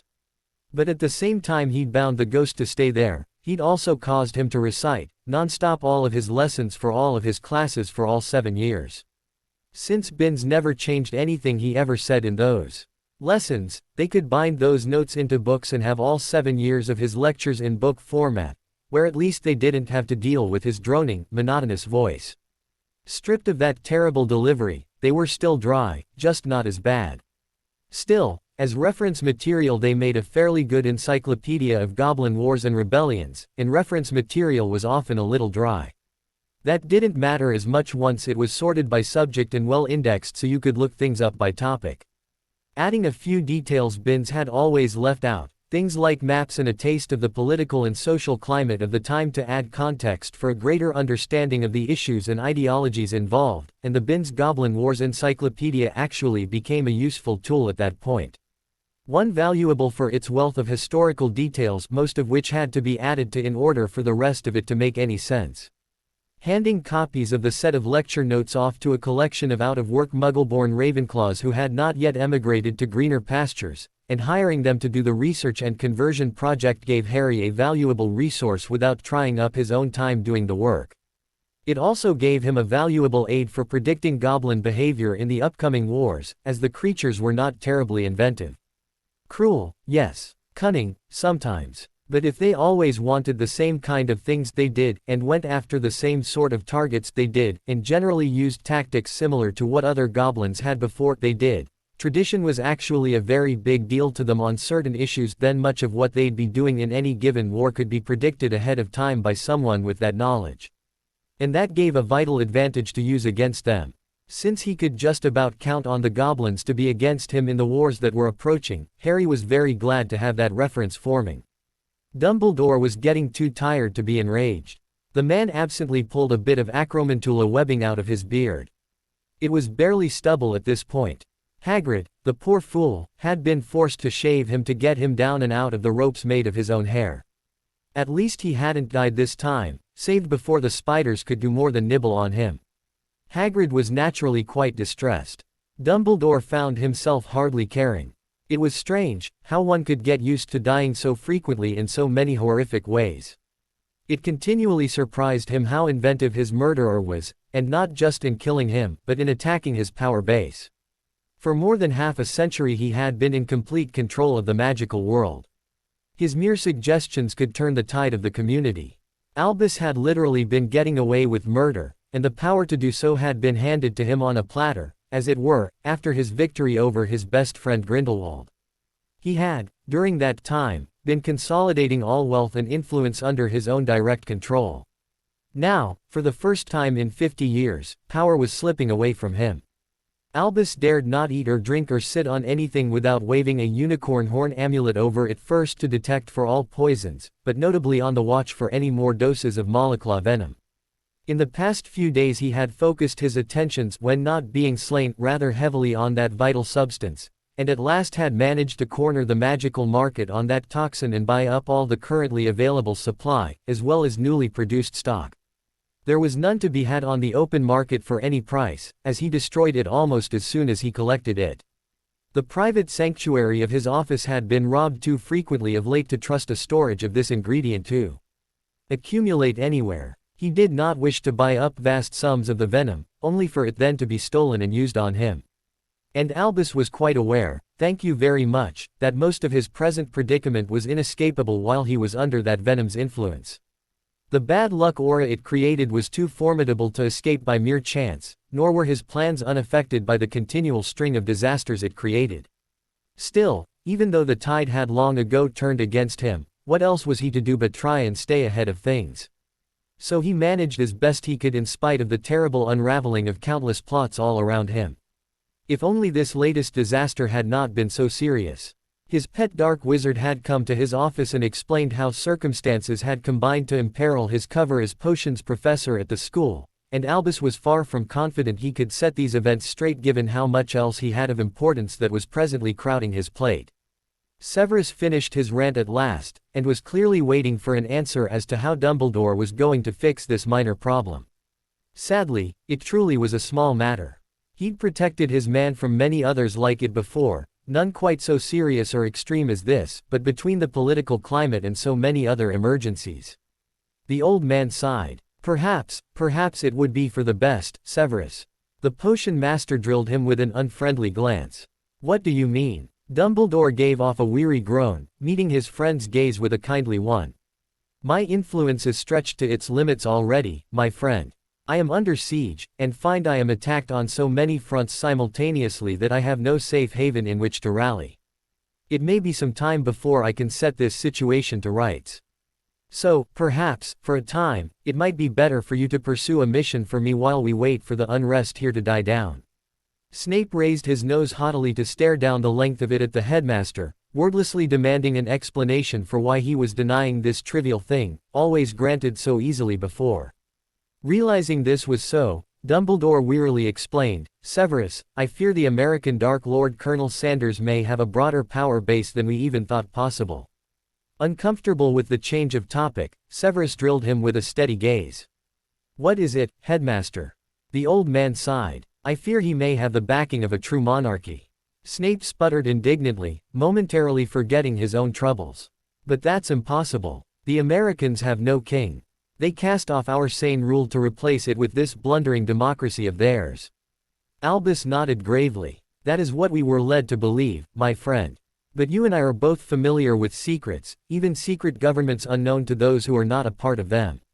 And I have been picking up disturbing hints of a King Burger and Queen Derry in connection with this Colonel Sanders.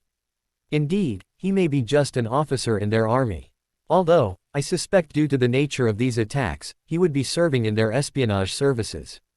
The old man drew in a great and heavy breath. "Indeed, we must hope that this is so, for the alternative is terrifying." "Headmaster." Snape's voice betrayed unusual concern. Albus nodded gravely. "I have many feelers out, and have begun to discover some startling rumors. Most of those who claim acquaintance with Colonel Sanders have also expressed familiarity with Captain Crunch and a General Motors.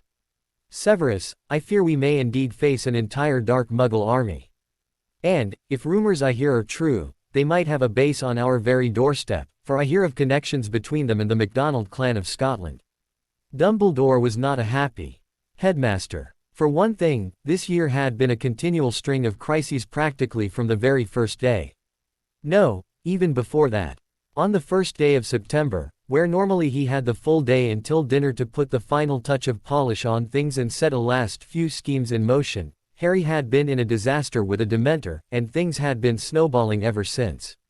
Blasted boy hadn't even had the decency to die of it. But no, he'd had to be rescued just as the key was about to claim him. Then Dumbledore had been unable to avoid helping out when the brat somehow managed to live long enough, surviving the voyage to make it to Hogwarts.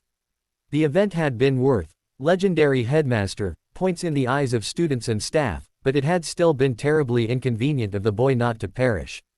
And Albus, too little, too late, strategy for saving Harry's life had been thwarted by Miss Lovegood bringing in that unicorn to help Fawkes cure him. Then the Muggle Dark Lord had gotten involved, and the multiple deaths and destructions of his office had begun. Of the two, he'd much prefer the destruction of his office cease.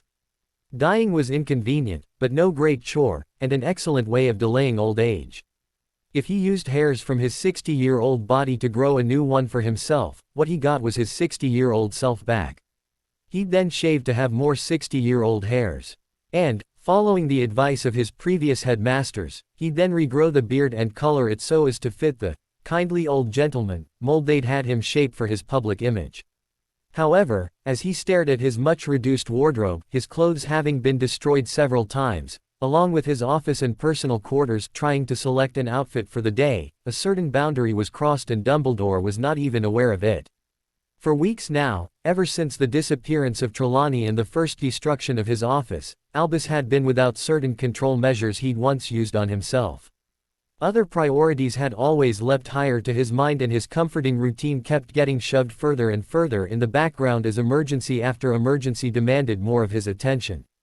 Dumbledore was a monster, incapable of feeling pity, compassion or remorse, and he only kept his true self at bay by taking regular doses of a cocktail of potions including a special draft of cheering charms.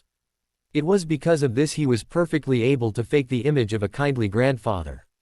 However, those special drops had been destroyed in the first fire, and Albus had not had time to replace them since. He'd been too busy to ask, and Snape too busy to fill that order in any case. Dumbledore himself was too busy dealing with the explosion of emergencies to give the matter any thought. Indeed, his normal routine had been so disrupted that without the portraits of previous headmasters there to remind him that matter had entirely slipped his mind. Exasperating this issue was the lack of drama coaching from those same portraits to reinforce his act. His reliance on these had been most extreme, and they had been gone for a while now. Between the lack of dose drops, lack of current advice from those invaluable portraits, the destruction of multiple wardrobes combined with his natural dislike of the hideously colorful and expensive robes they made him wear, although stealing money from Harry and other orphans to pay for them had done a lot to make him fonder of those colorful robes. In spite of hating the brightness of the offensive garments, Albus, in the stress of the moment, chose an old yet simple outfit for practical reasons, not thinking about the long-term consequences, just concerned about something to wear. It was a simple outfit, basic black with a top hat, cape and an old-fashioned frock coat, the kind of thing people had been wearing, with perhaps a bit more color, during his youth. In his early years as a man he'd often seen men dressed thus, and envied them their fine apparel and obvious prosperity. So it was with considerable spiritual relief that he slipped into a black waistcoat to finish off the ensemble. This was what successful men wore.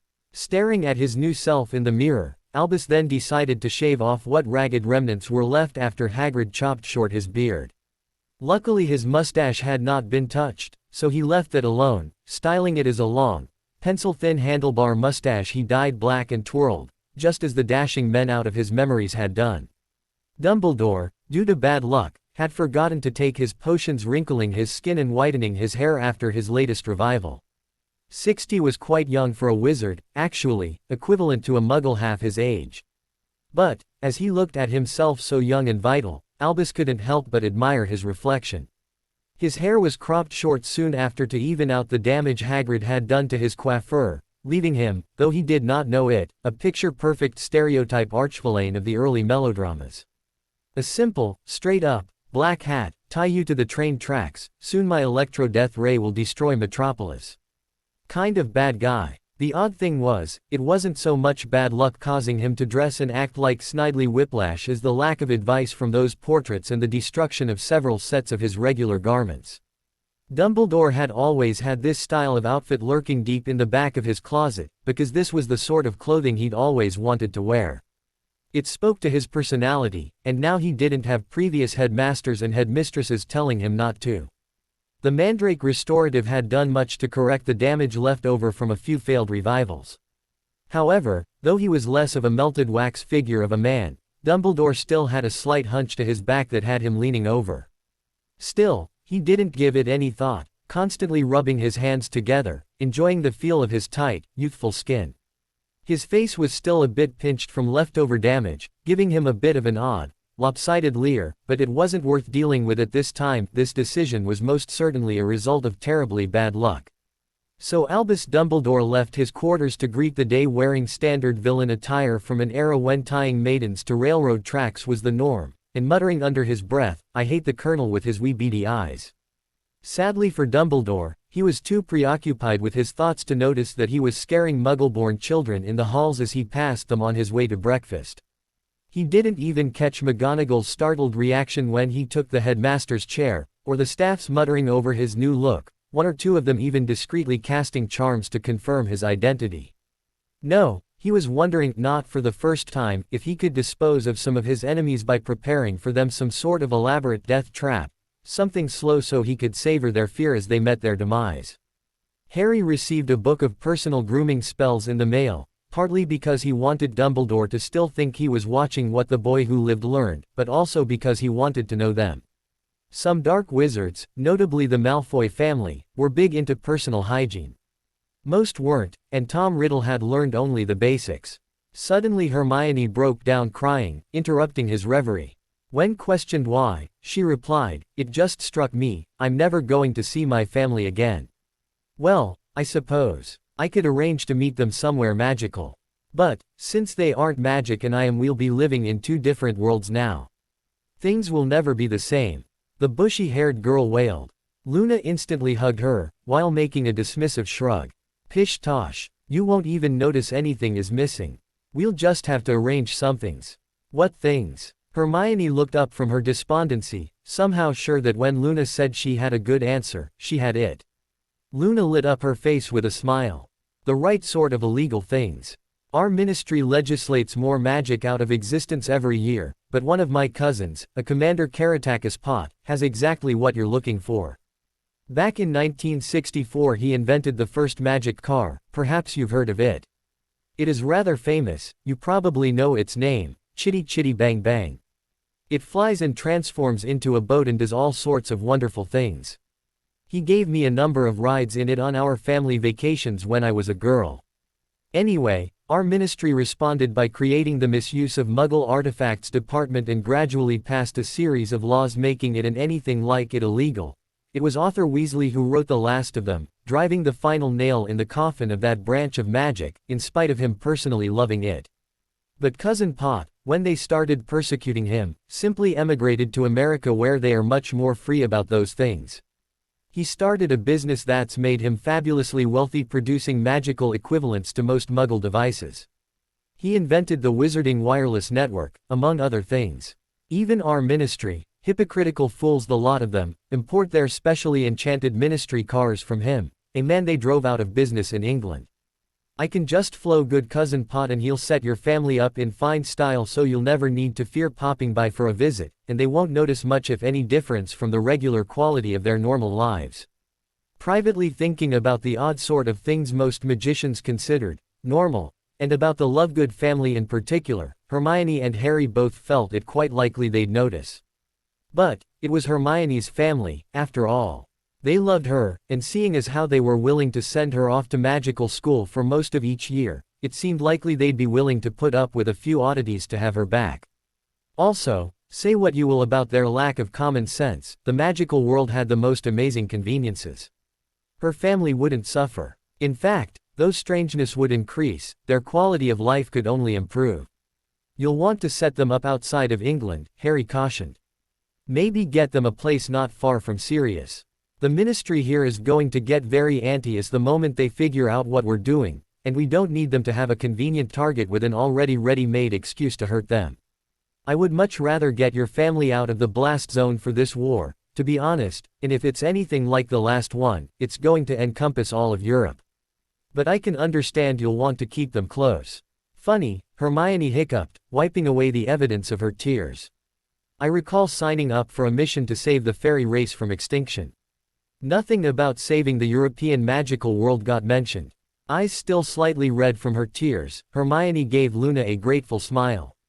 And you always seem to have the most interesting relatives. Tell me, how is it that the Muggle world knows of so many of your relations?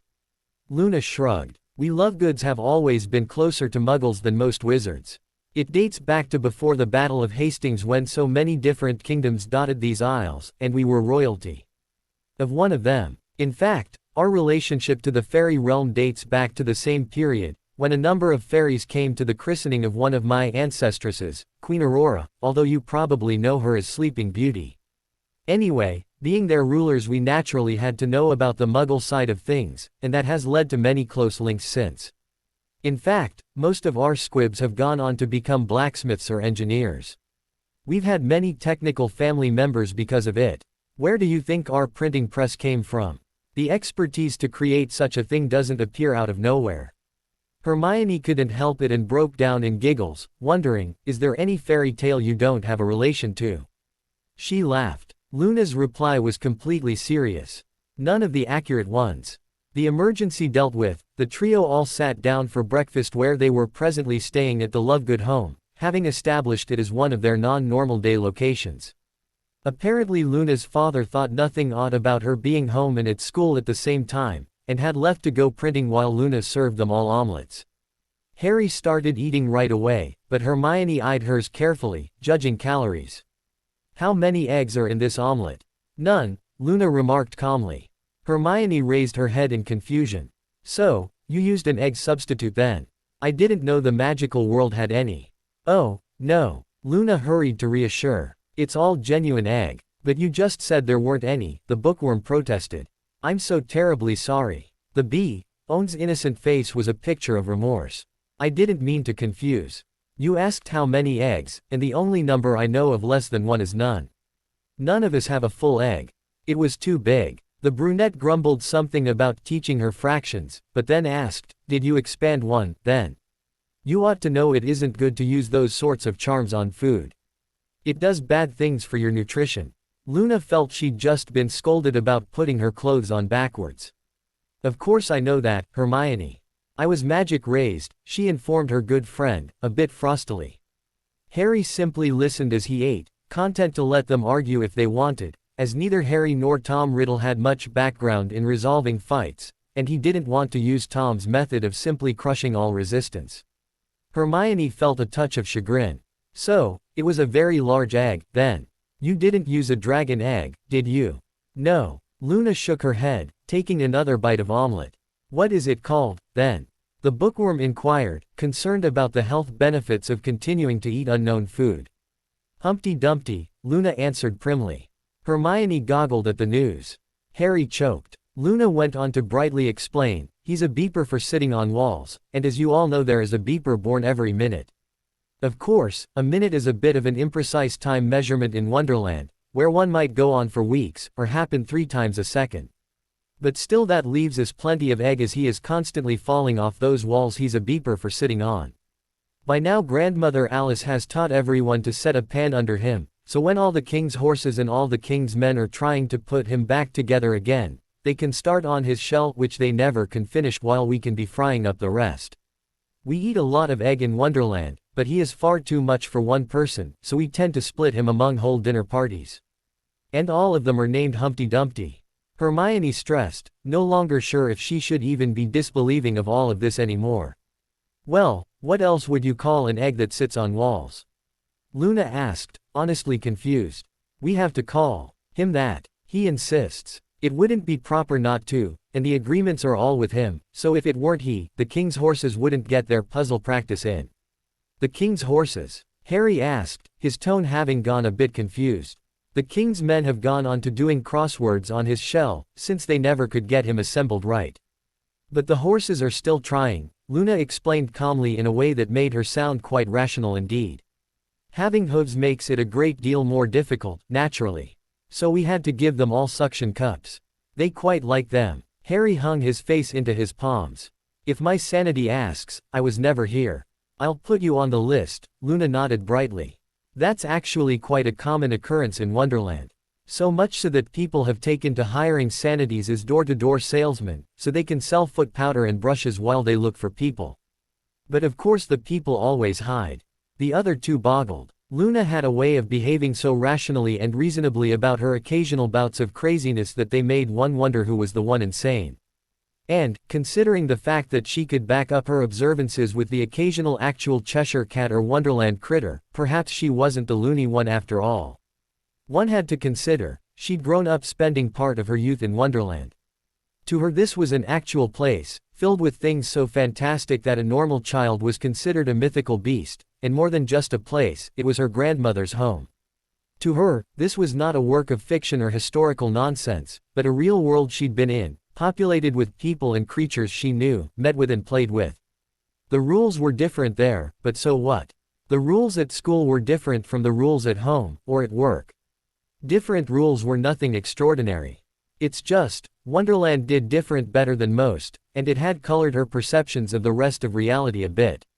Seeing their looks, Luna giggled. "I've heard of sanity, but I've never had much use for it. Too many crazy people practice it for my tastes." To be continue, I hope you enjoyed this story. Also remember to subscribe and like this video. See you in the next video.